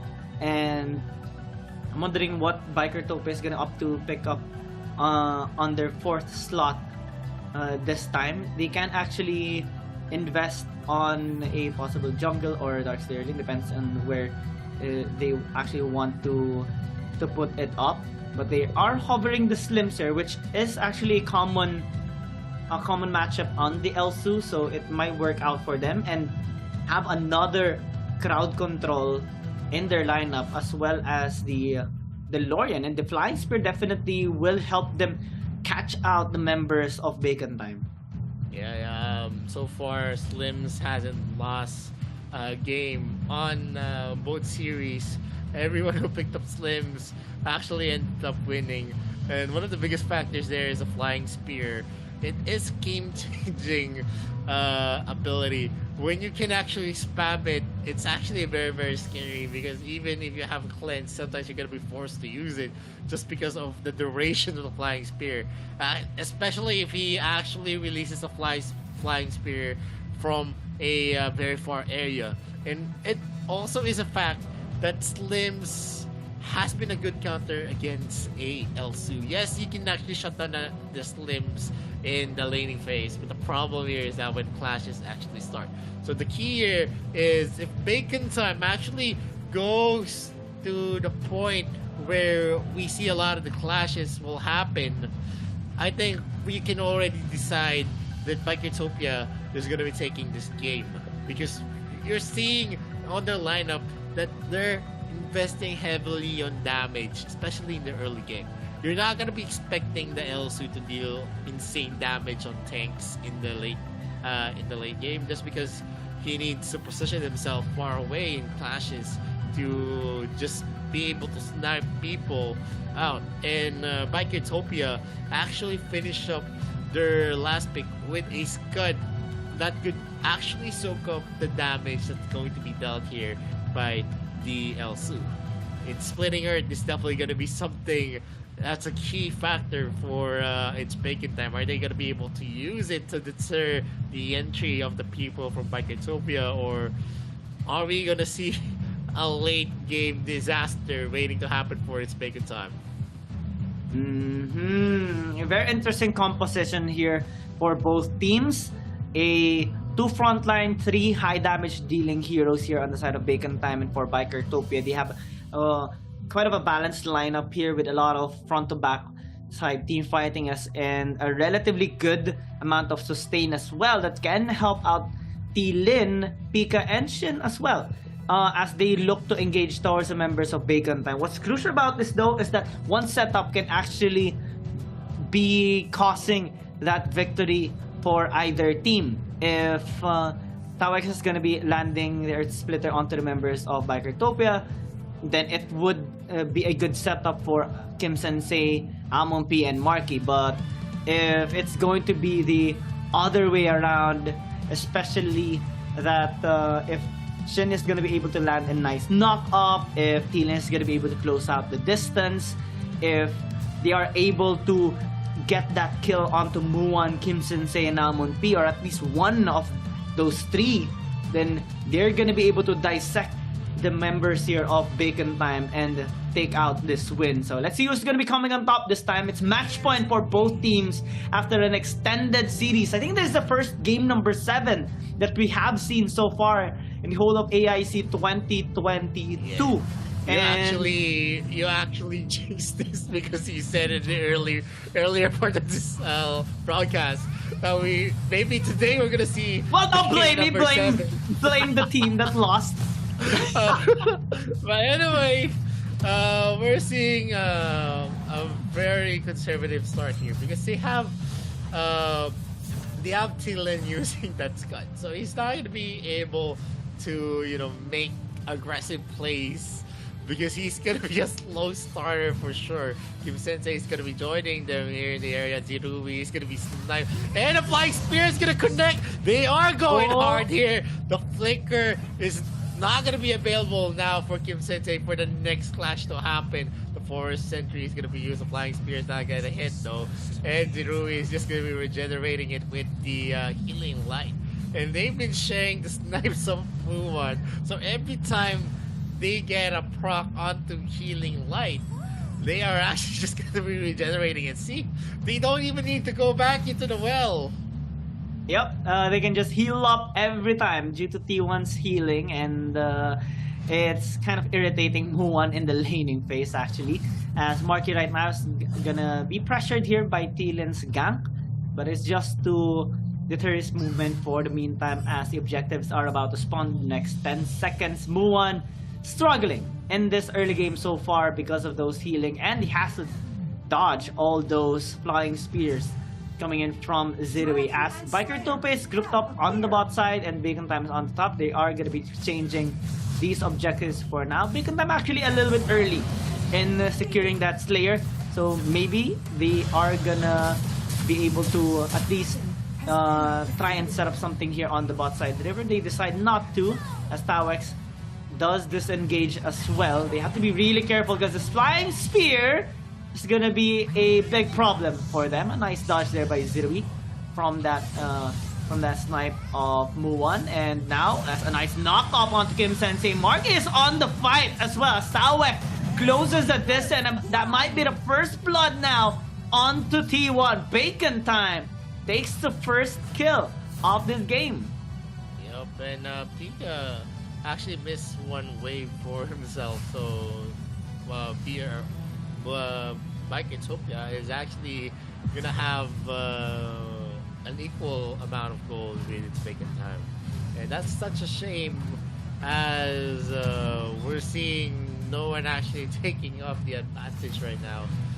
Bacon Time has a very slow start still with T-Lin in the lead. They are going for a fast clear though, and Marky is not going to be risking himself at that moment because he knows that there is a lot of the crowd controls that is they're available to the Force that he's going to use. Almond P is going to be missing out his ultimate, and T-Lin is just going to be taking that damage. He's not scared because he knows he's just going to, regenerate most of the damage that he's going to receive. That's how tanky the Scud is. The Leviathan is going to be his first item of choice. Kim Sensei gets a spot onto Sin though.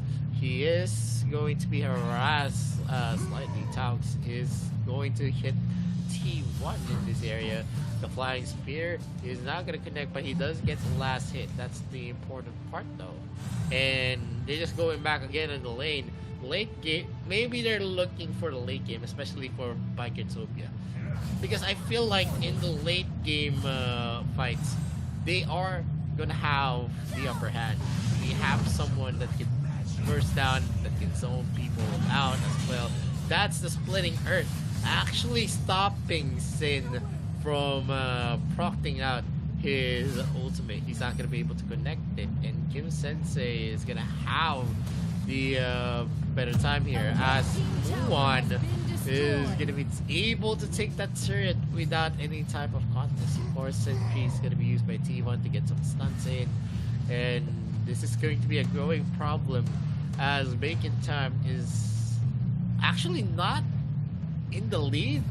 This is kind of surprising. They got the first objective, but they're actually not the ones with the gold lead in this game. Yeah, Biker Tope is able to catch up in terms of the economy because of their farming rate and the big focus onto the the Dark Slayer lane as well. We saw Muwan struggling in the lane too a while ago due to the flying spears of Zirui. So now they are trying to get more resources across the map. Another trade-off objective here for both teams. And now, as Bikotopia is grouping up onto the top side, Market tries to prevent them from taking a tower. Here comes a Tau X as well. Marky heavily into the front. Can they actually land the crowd control? They will disengage instead, and respecting the possible retaliation here of Bikertopia, especially that T1 is also here. They do have a lot of sustain in their lineup. Kim Sensei take a lot of damage. Marky as well here in the front, and while that is happening, Pika actually got caught up. Same as Marky after overextending. That's a bit of an oopsie there coming in from Bacon Time, and they should avoid doing so. Zirui might actually be in trouble there, but good job by T1 and Shin actually in blocking a possible snipe again from Muwan. Yeah, and still the Goldie is going to be on the side of Bikotopia. Not big 100 to actually speak of. So no one's really having the upper hand. But this type of game, the better lineup that actually works in the late game is gonna have the advantage. And I think the advantage is definitely gonna go on Bikotopia because of how big of AoE stunts that they have moving forward, and that's the splitting Earth. They are not gonna connect the they're not gonna connect the snipe though, as T1 body blocks it. It's just we're seeing more conservative plays, no one really going in for the dives, and we know why. And T1 goes in with a forest sentry. There is going to be a push there by Taux and knocking over Zirui in the process. But here in the mid lane, we're seeing the Star Sky connecting to Marky. He's not going to be able to take that kill, and T-Lin and Pika just tanks most of the damage coming in there. Almost killing now with Pika's ultimate Mana Crusher. He's not going to be able to get that kill, but that's a scary prospect. Once Pika pops off more, he gets more of the items that he needs, he's going to be able to burst down Kim Sensei and also Almond P. And this is starting to be a problem here for Bacon Time. Yes, they do have a lot of folk, but because of the sustain, because of the tanks here of Bikertopia and the engage capability here as well by Bikertopia, they're not having much options other than just poke.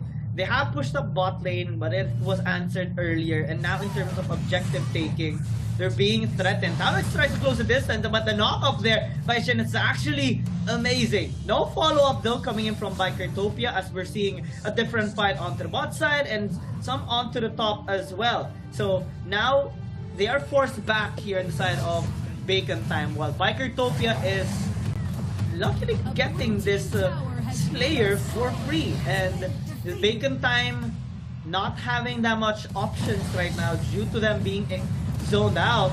They have to give this tower in the mid lane right now, and Towers might actually get caught. He takes a bit of damage, but able to disengage successfully. Now with the Slayer again marching, Thielen actually dives onto Marky and Almond P, and with the crowd control that Bikertopia has, Bacon Time cannot stop them from pushing. The Slayer has taken minimal damage just now, and with the tower, tier 2 tower already taken out, Bikertopia is gonna let it die. They already got what they wanted. They have a 2,000 gold lead. They can even take this Holy Dragon for themselves. Bacon Time, on the other hand, can't do anything. All they are left to do is just defend their base and shove up this waves, because if they overextend just a little bit, Shin, Thielen, Pika, and Zirui can just set up for Bikertopia. It's a very good clash coming in from Bikertopia. They know that they're going to be able to regenerate it with a healing light. The tanks, especially, are getting the advantage here, as Zirui also gets attack speed. So you're seeing a lot of the efficiency going up with the Pineapple pick. They have a lot of tanky heroes on their side, so it definitely works out great for them. There is going to be an engagement here, and an almost take onto Sin, but the damage is not going to be enough with just Kim Sensei alone. Pika is going to have, using his ultimate, the Flying Spear is going to connect. He is going to actually proc that cleanse, but without the cleanse, it is going to be difficult moving forward, because the next clash might be the last clash if they actually try to fight it out with Bikertopia. They're now going in hard. Sin is still low in health, but the healing light is going to be procting much of his health, boosting it up to 5th. And without this, there is going to be a clash. That is the Splitting Earth being used. There is a Star Sky as well. They don't have Cleanse here. Moonfall is going to be used. Pika is going to be in the thick of it. And that is no Star Sky yet available there, but Pika is going to be targeted as Almond P was able to use Thunderclap to go close to Pika, who actually oversteps his bound, thinking that he is a tank. Yeah, that's a bit of an overextension there by Pika, especially for Bikertopia as a whole. They already got what they want with bot lane, outer turret. They have no Slayer to aid them in pushing, so they should have disengaged earlier than that and prevent Bacon Time from getting those free kills, as they're constantly going to be trying to poke out the members of Bikertopia. Tawex actually taking some damage there, while Amon P is desperately trying to secure this Slayer. It's a good defense that they're doing right now, but they're being zoned away, and Tilan says thank you for the leash as Almond P gets obliterated. Shin as well here is in the front. Star Sky is already invested, so no knock-up already, but they will be able to take this top lane tier 2 tower down. It might even translate into an inhibitor tower take, because they have the Slayer for themselves. Bacon Time doesn't have that much wave clear. I mean, they can try, but can they actually close a distance? But since the answer is no, that's going to be a free push here by Bikertopia. The Flying Spears just keep on connecting, and Tawex is gonna be the first one to fall down. Amon P 2 seconds before the respawn back up. But now I think Bikertopia is just attempting to go on this game, and there's nothing that Bacon Time can do. They threw it out in the latter games, and Bikertopia says we come back and take you down the second time. Oh man, Bikertopia winning game number 7, outlasting It's Bacon Time. They are knocking It's Bacon Time out of the AIC. And definitely, it is going to be a sad day as champions do fall. The RPL champions, It's Bacon Time, gets eliminated by the 2nd seed of the GCS, Bikertopia. Fantastic performance by Bikertopia, coming back from a 1-3 scoreline, and a well-deserved victory here for this amazing team. They are gonna be the ones to challenge V Gaming in the lower bracket finals, and whoever wins there is gonna be the ones to challenge one team at the grand final. It's gonna be one incredible of a series, but in this particular one against Bacon Time tried to redeem themselves, but they couldn't do it that long.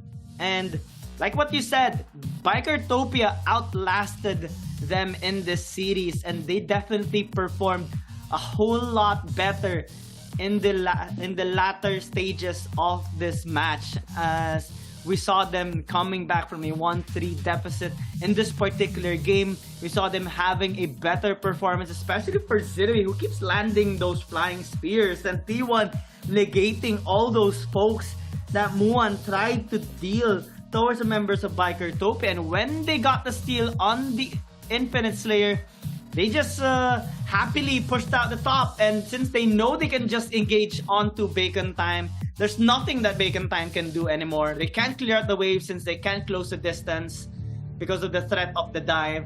And in this match, it's just so sad for Bacon Time right now. They won't be able to take home the bacon. Bikertopia wins it.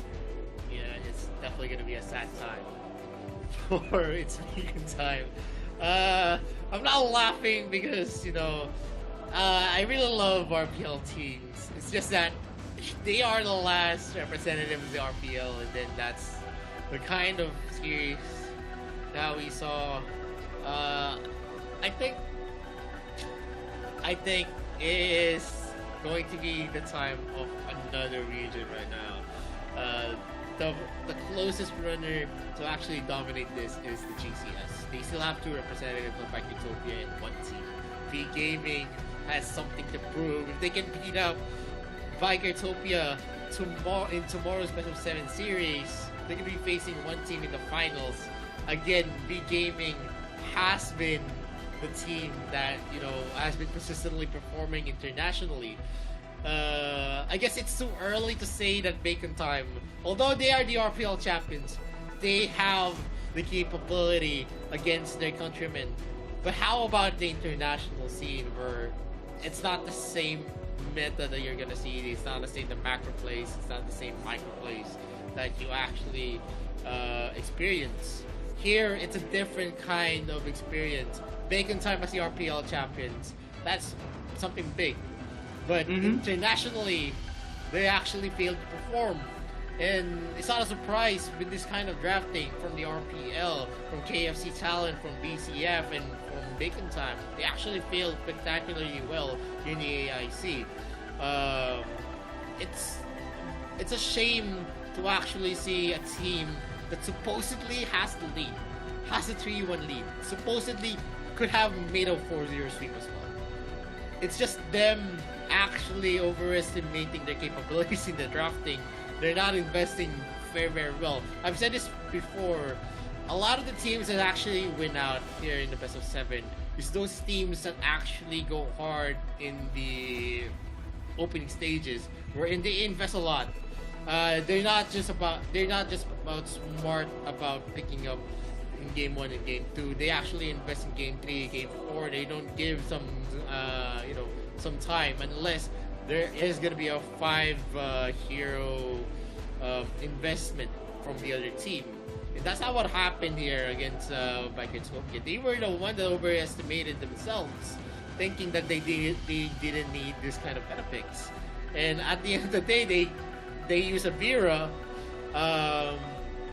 They actually use Butterfly with a Yorn.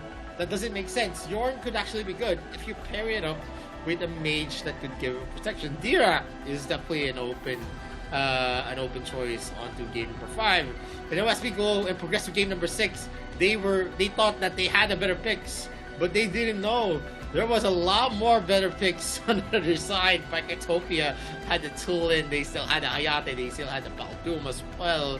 They even picked out Murad and Adias Lane. They won against the Irie. Then Kira was still open as well. And moving forward into the series, Bacon Time needs to internalize. Why did you guys draft like this? There's no reason that you could actually tell me that, you know, there was a lot of options that was left in game number 6, because that's how wasteful they are in the drafting. That they weren't able to maximize the efficiency of the hero pool. That wasn't the AIC meta. They are in the AIC meta for a reason, with a high pick rate. Even if it is gonna, the win rate of those heroes that has high pick rate is very, very low. It doesn't matter. There's a reason why those heroes are picked up. They are heroes that actually conform to what kind of playstyle we have. The playstyle that we have is a question. Iggy is a hero that's very, very well used because of his range, ability to actually affect clashes, even if he's actually not there, he's not near. And definitely, we're going to see here on the stat line that it's a very, very big defeat for its Bacon Time. 13 minutes, and they were beaten up by Bikertopia with a 5.7k lead in terms of kills. There's a half of the kills of Bikertopia in terms of the advantage that they had over its Bacon Time. In terms of the objectives as well, it's all about Bikertopia and the MVP. the one that actually taught Kim Sensei how to use, actually showed Kim Sensei how to use the Lorian. A 404 onto Bikertopia Sin, and a perfect KP, 100%. That's a very big advantage that they got because of Sin's Lorian. And if this was the kind of gameplay that we saw coming in from Kim Sensei using that Lorian in game number 6, it could have been a different story.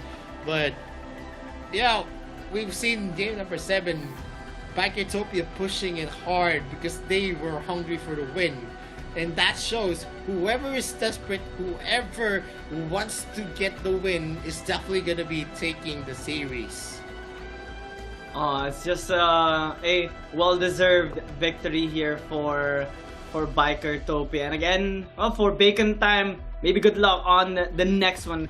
Definitely, I hope they would redeem themselves on the next tournament as they will attempt again to qualify in the next AIC 2023 this time. But in this next series, I'm more so excited on what's going to happen as V Gaming is gonna be battling against Bikertopia. It's going to be an interesting one because both of these teams have an incredible amount of experience already in the AIC 2022 and had a dominating of a streak as well. I would consider this previous series to be dominating as well with Bikertopia against Bacon Time, because in the latter parts they came back strong and hard, and now they might have a good fighting chance against V Gaming, and whoever wins there is gonna be the ones to challenge one team at the grand final. So this is going to be the schedule tomorrow: V Gaming versus Bikertopia,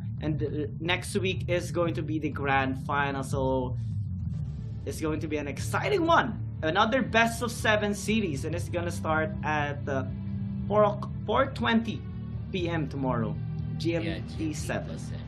Yeah, I'm interested to see, are we going to see a GCS versus GCS team here in the finals? Because so far, GCS was actually falling off in 2021. But here in 2022, they actually redeemed themselves. They are part of the top 3. V Gaming still has something to prove. They need to lift up the AOG region. They're the only team that actually performs well from the AOG. Team Flash and Saigon Phantom spectacularly failed. Group stages, Saigon Phantom was gone. Playoffs, we actually see Team Flash actually being taken out as well. So it has been misfortune after misfortune in the AOG region, and V Gaming is their only hope to actually come back as a strong region. But the GCS definitely very consistent as one team already waiting in the finals. I'm excited to see Bikertopia against V Gaming tomorrow in the best of 7 series. But that is all, folks. We already finished the first the semi-finals for the upper bracket and the semi-finals for the lower bracket. As we move on, we still have a lot to watch in tomorrow, and before anything else, we would like to say goodbye already to everyone who's viewed. We're very, very thankful, and in behalf of Tencent, Level Infinite, VSPN, and Garena, my name is Vittorio. This is Kiang Gaming. We bid you all a good night.